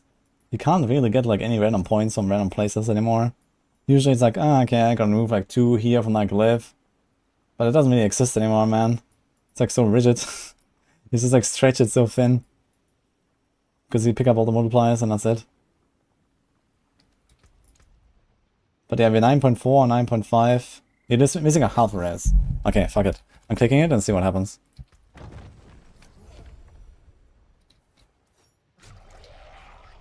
Wait.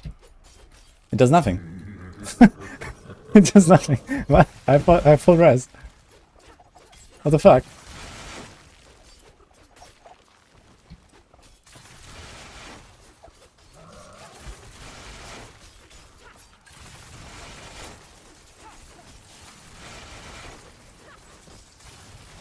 Okay.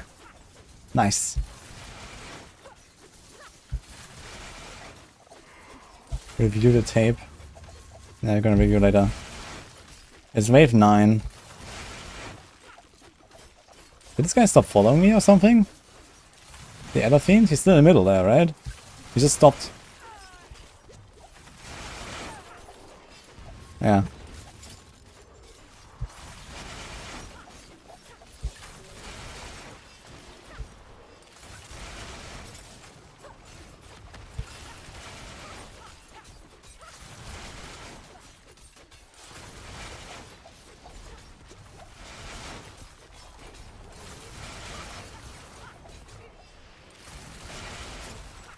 These guys are tanky, man.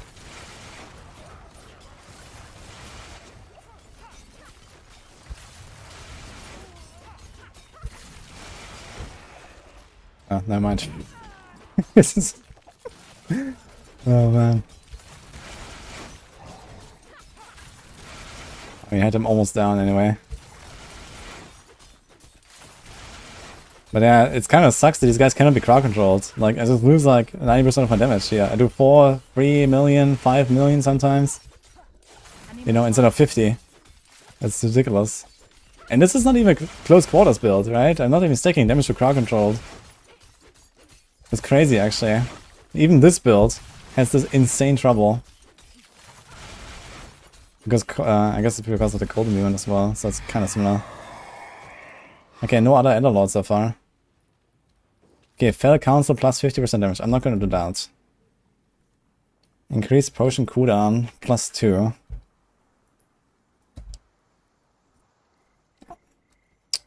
Yeah. That's gonna be risky. I think there might be situations where I might want to spam it. Yo, Seraphine, thanks for the prime by the way. And Essedo as well earlier. I don't want to press either of them. I think this would be fine, but I'm not sure how hard they are. So I will not do this for now.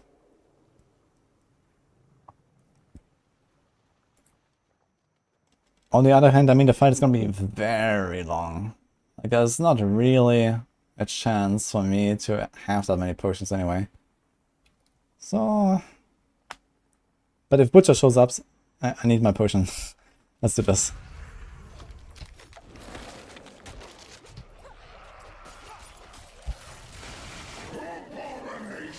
Yeah, for Butcher I have to spam the potion, else I'm just gonna rip instantly if he hits me with something.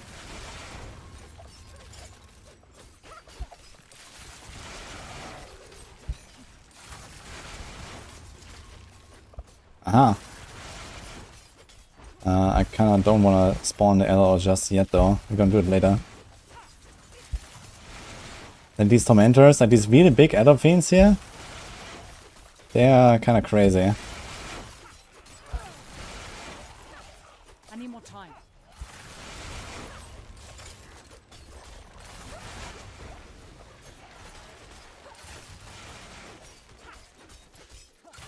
Okay, we're gonna do one more Elder Lord, I guess. Actually, I wanted to try what happens when I TP out on the Elder Lord. Oh. Elder.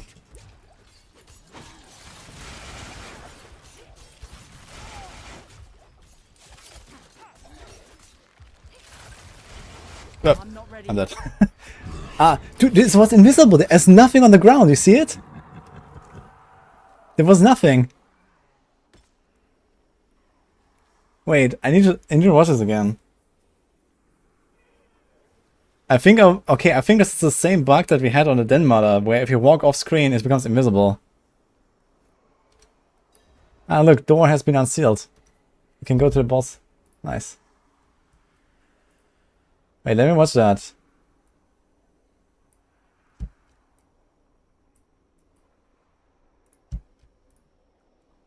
Like, he also fought the other butcher, I'm not sure, at some point, and I had like, the same thing, I believe. Yeah, I wanted to try to stagger him in these ones, or like, you know, when I ran out of potions, I would go out. I was not expecting that to take damage. I just like dashed through it. Where's Butcher? Here's the stuff.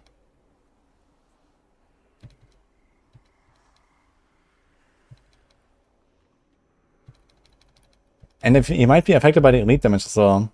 There's 25 elite damage, like it definitely felt like I was hurting more than last time. I'm not sure how many buffs do I have for elite damage. 50% more. Or maybe this reduce all rest is actually applied.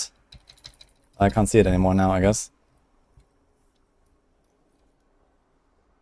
It wasn't shown on my character stats, so I would assume that it wasn't applied, it was just bugged. But the elite damage might apply to him. Here's Butcher. Okay, let's see where the charge is. Here, he charged down. And I guess he charges to the right or something?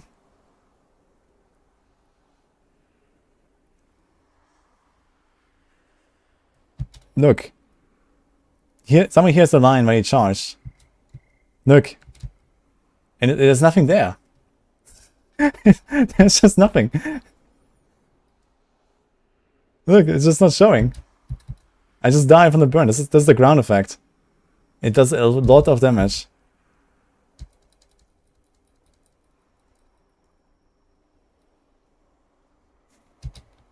It's like the same stuff that happened with Den Mother, man. They fixed Den Mother now, at least. After I reported that for the third time. Took them a year, but they did it. But now we have this.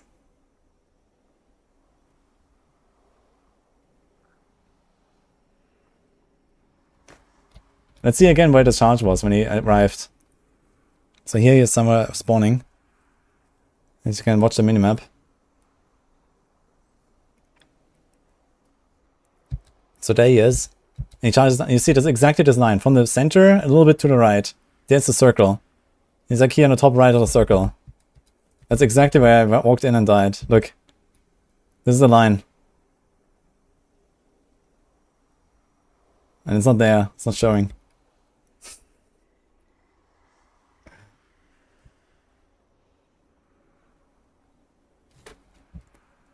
Okay. This was the last wave, man. I mean, we didn't need to click Butcher, but it was fun. Yeah, I played hardcore on PTR because this is just like the character I had. You know, I don't have any softcore characters on live server, so this got copied over, and I was like, okay, let's just try it. But I have actually one more slot now, which is cool. Most of the testing here is on softcore, so. But I had like a ready build, you know, masterwork, so I could actually try the endgame content a little bit. You know, I wanted to see how hard is it. Because all of these softcore characters, they're gonna be like omega scuffed, right? Wudijo TM. So, yeah, look at that stuff. This is my gear for testing on hardcore. So, you know, is all trash. Because they can't really give us mats or good items or allow us to, like, you know, customize items easier or something. Skill issue, should have remembered every pixel he went across. Actually, I mean, if you know about it, I guess it becomes a skill issue. I was just not aware that this could happen. But yeah, in the case of Den Mother, for example, I knew about it, and every time I fought Den Mother, I made sure to remember exactly where all of the ground effects were. Because the Den Mother had the same problem with the ground dots. If you walk off screen, it becomes invisible.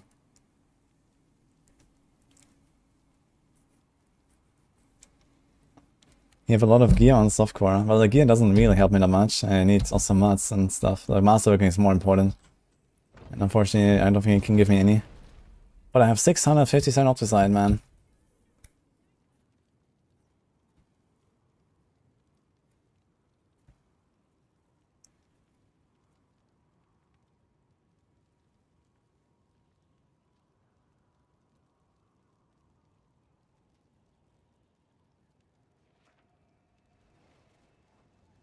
Which is a hard stagger. Yeah, he is a hard stagger, but I think on tier 7 I could possibly kill him in a single stagger.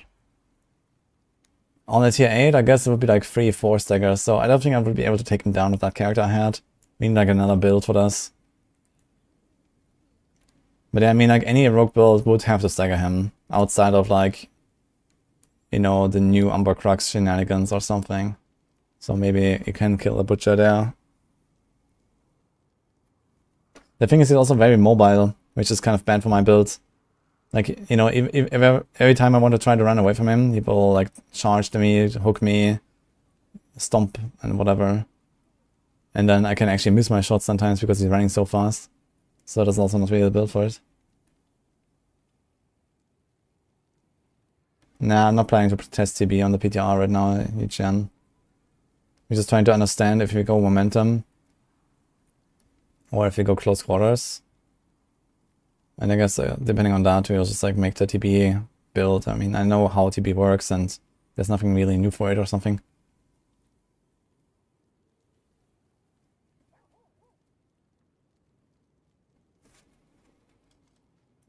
You can give me a lot of Druid tickets. That wouldn't be so bad actually, since I have 3 more classes to get temper manuals for. We do have a lot of Grimoire stuff that people gave me as well. So that's like 10, 20, 40, 60, 80. You have like 100 Grimoires. So if you do like 50 on one class, 50 on another class, and like some more on... I think I'm probably fine actually.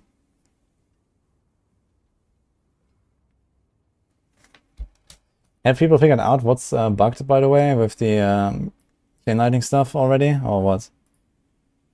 Like, the numbers keep getting bigger. Why do they keep getting bigger? He's actually killing a 200 boss. And it's not even close.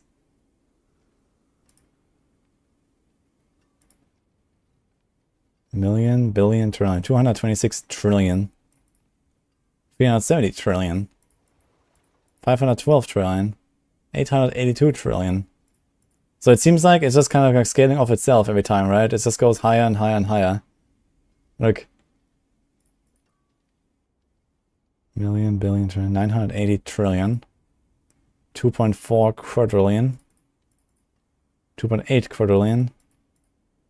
Oh, 4 point what?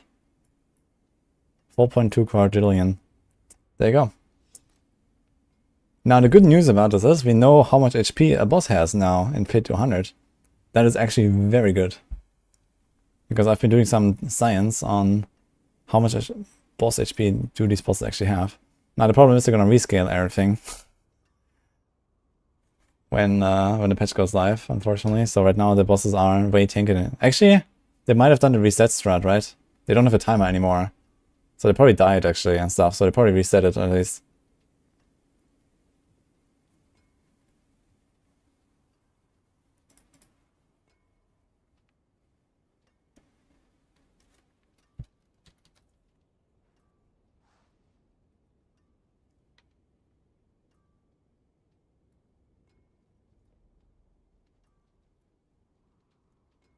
It was reset. Okay, so it's already like, I don't know, 5 times easier or 10 times easier, which I guess wouldn't be a matter for this. Can I play the video? I mean, the video is like 3 seconds. That's it. 1, 2, 3. Kapow. I played the video. Okay. Nice. But I wonder if anyone has actually like tried to figure out what is happening exactly. That would be good.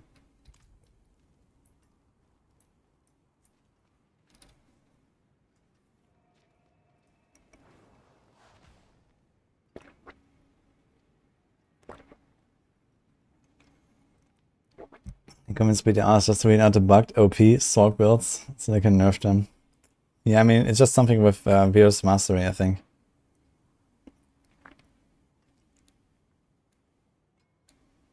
Seems to be doing something with Lucian. Uh-huh.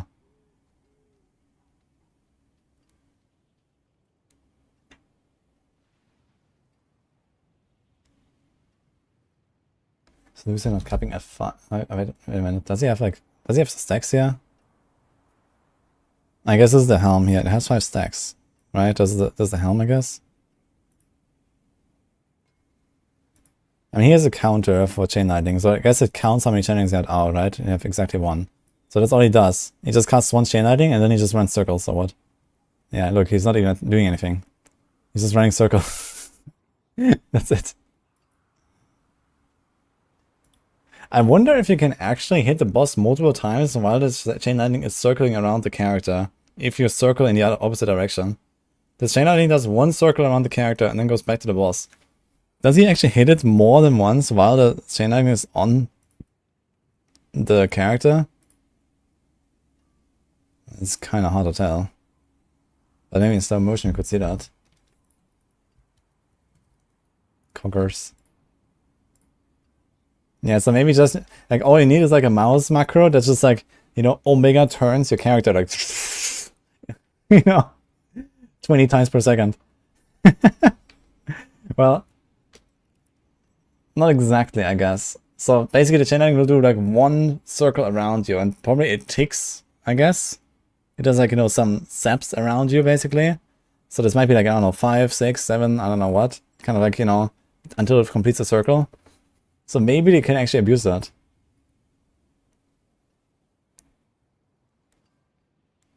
Plus way to ballad skills.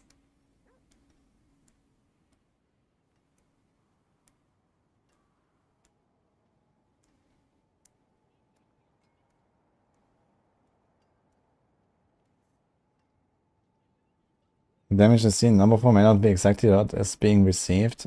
Just because they see 1 trillion damage, it doesn't mean they are taking all that damage. Yeah, but so far we have never seen an instance of that actually happening in Diablo 4.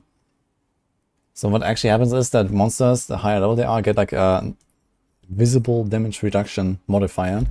You can see this here. So at level 100 is 74, for example. So the numbers are just downscaled against monsters already. And so far we know of no case where the number that shows on the screen is not the number of the damage received to the monster. So that would be new. Could be, but I mean, I don't believe it.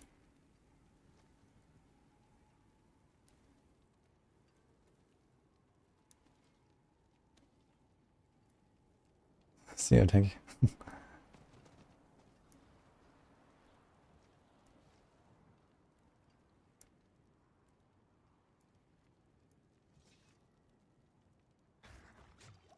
So good a buff they needed after all.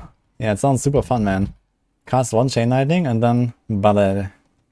Just dance around the boss for 10 seconds. That's it, look. Just dance. And that's it. Good.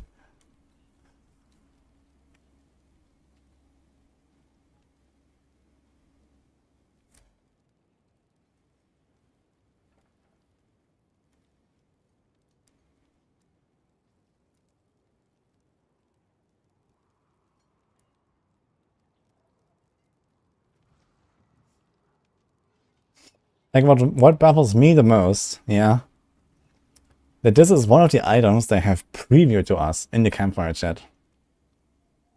Right? Like this fucking chain lightning item. And they were like, Porg, look how cool it is and all that, right? Like they felt confident enough about this item to show it to us ahead of time. Like how did this not appear in their testing? In any form, right? How did no one think like,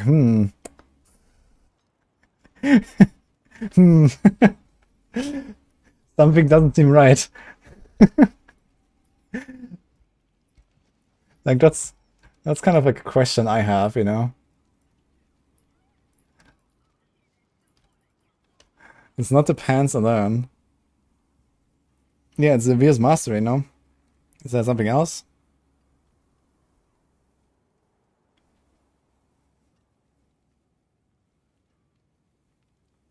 Could be interaction. No, it happens solo as well. We saw some solo clips earlier as well. It's a bugged helm. So it's a Lucian helm. So what does the helm do then?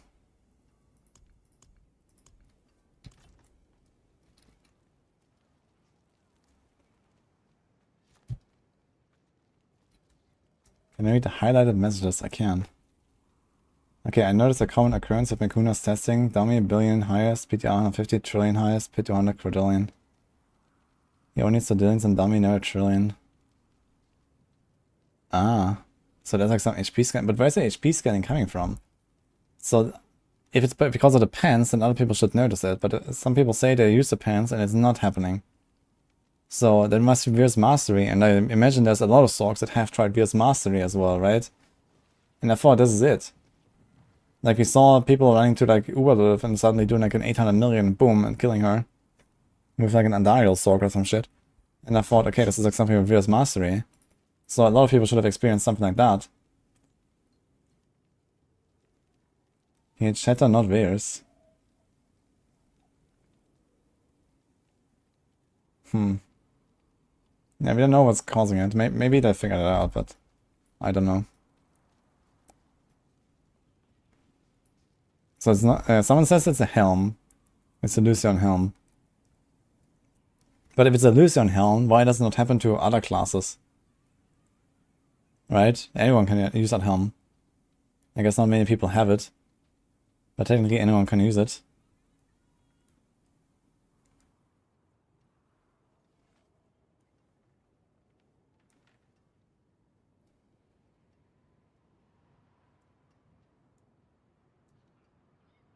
Strange.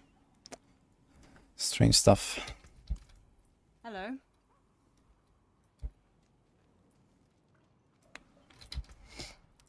Well, what do we do? Do we build a Poison Flurry rogue now and try Poison Flurry? Maybe?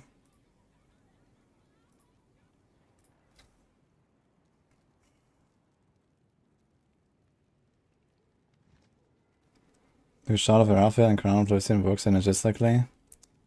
Yeah, that works synergistically in the sense that you're already a pretty high cost basic attack, costs even more.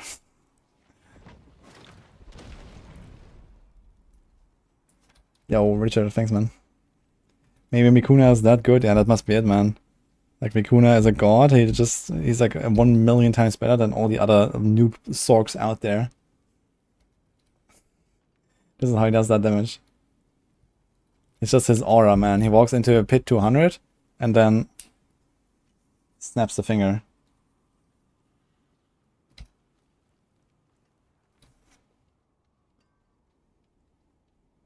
Just play softcore and PTR, that's what I'm trying to do. Yeah, this is a softcore character. Speaking of, okay, let's see what we got for amulets. Do you have, okay, poison imbuement stuff. I'm gonna try some poison imbuement stuff now, I think. With our rogue here.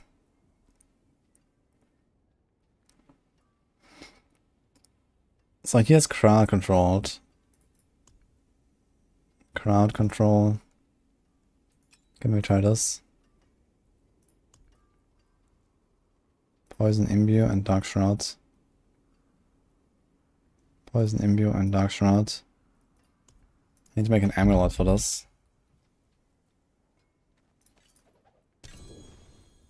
He's 1 to alchemical advantage. Maybe I take that.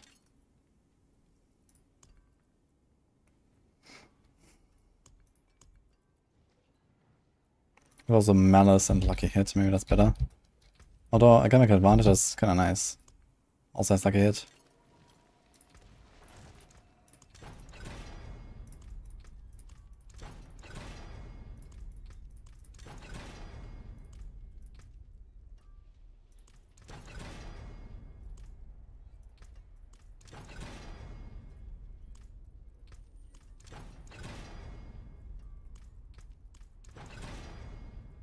Okay, last one, got it. Okay, so let's get this, this. It's kind of nice boots. Let's try momentum stuff again, I suppose.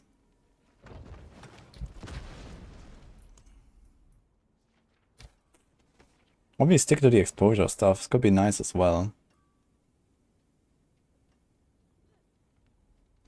I'm not sure yet.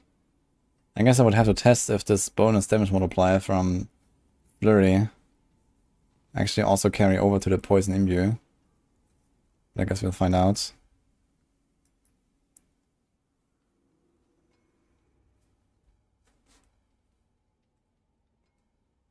Oh, damn Hydras. Hydra seems pretty decent. We saw like some Lilith kill earlier. I could just try like a similar setup here. Now the question is, what do we change here? We don't need tricks of the trade for this. So we might like nuke the entire board. Maybe I can convert this to something else. Do we have no witnesses? We do not. Do we have a chance to hit no witnesses?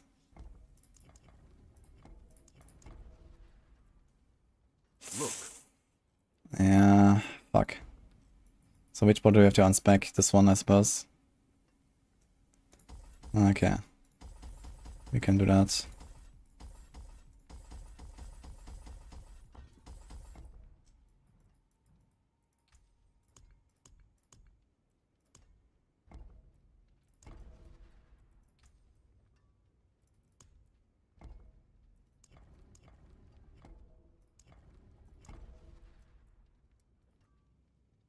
The Discord link is broken. What's broken about it?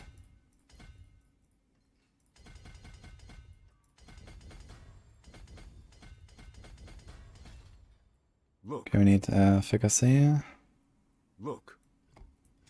Here we go.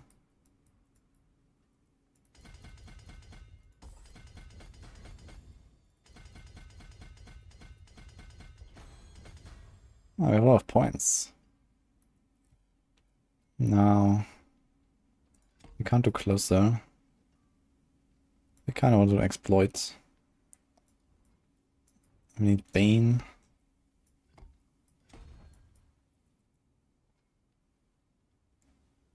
We don't really need control. But we are stunning easily and we also want to freeze, so it's not bad. So how about we take exploit and put it somewhere else?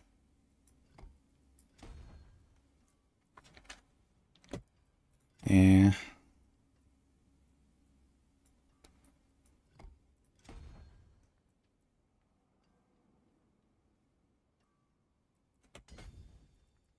Okay.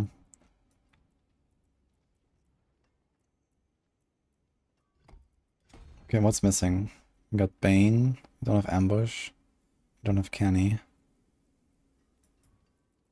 We don't have Fluidity. Or versatility actually.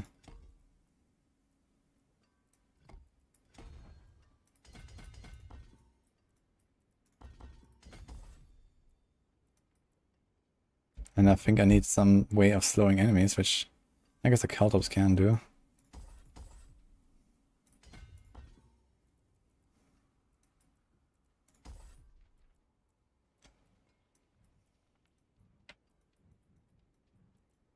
I think I'm supposed to have another board, if you ask me.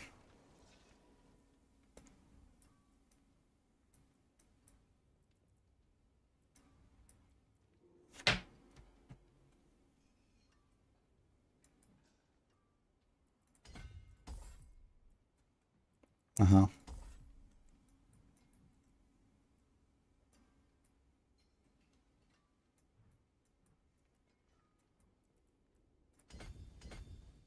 We can do this kind of stuff as well, I suppose. It's not terrible. Let's get a bunch of small nodes. But yeah, additive nodes are kind of shit now though, because they have all this additive damage from the... Yeah. Yeah. Yeah.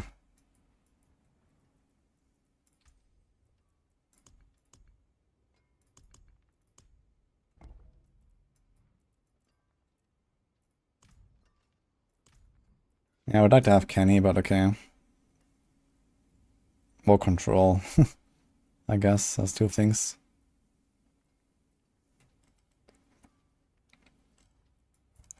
How did I do this on my planner? Look at that.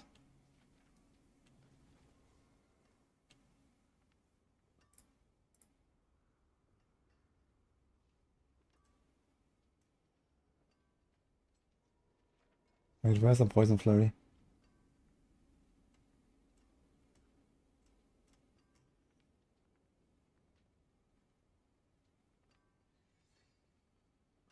What? Where's my planner?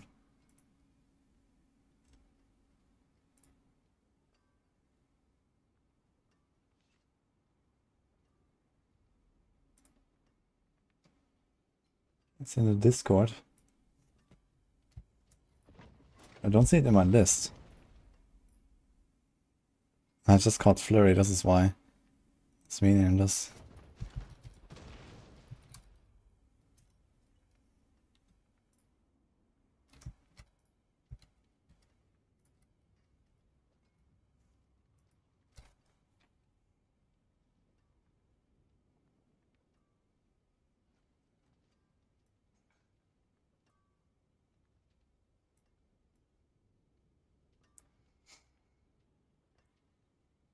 Well, that's basically the same stuff. Tracker, efficacy, versatility, Bane.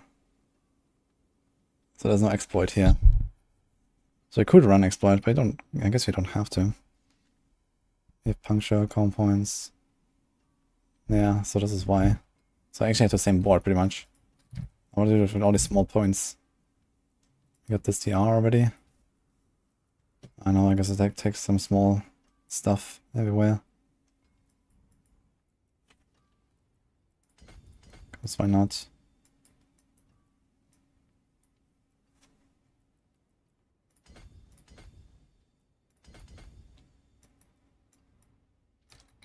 Do we need armor? We actually do need armor, so maybe take some armor.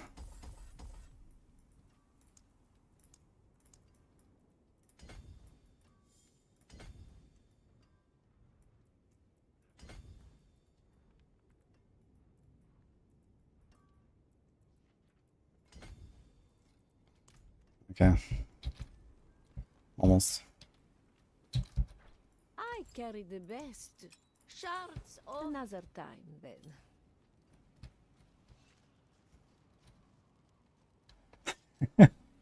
Where does it drop? Discord link in the comments only work if you're already part of the Discord group. The link in the About Me section works. Wait, so the exclamation mark build link does not work or what? Free face? Yeah, I guess you might have to be on the server already. I mean, many people that are here are on the server, so... Okay, here's smoke grenade size. No, flurry size. Okay, but wasn't that another helm? We do this. Here's flurry size. We do this. We have a lot of armor now. Tormented pillar.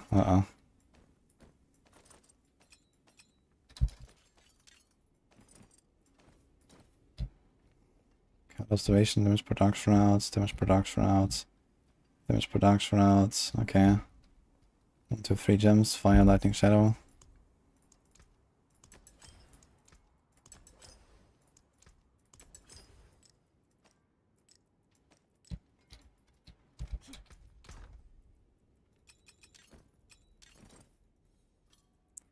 Another space.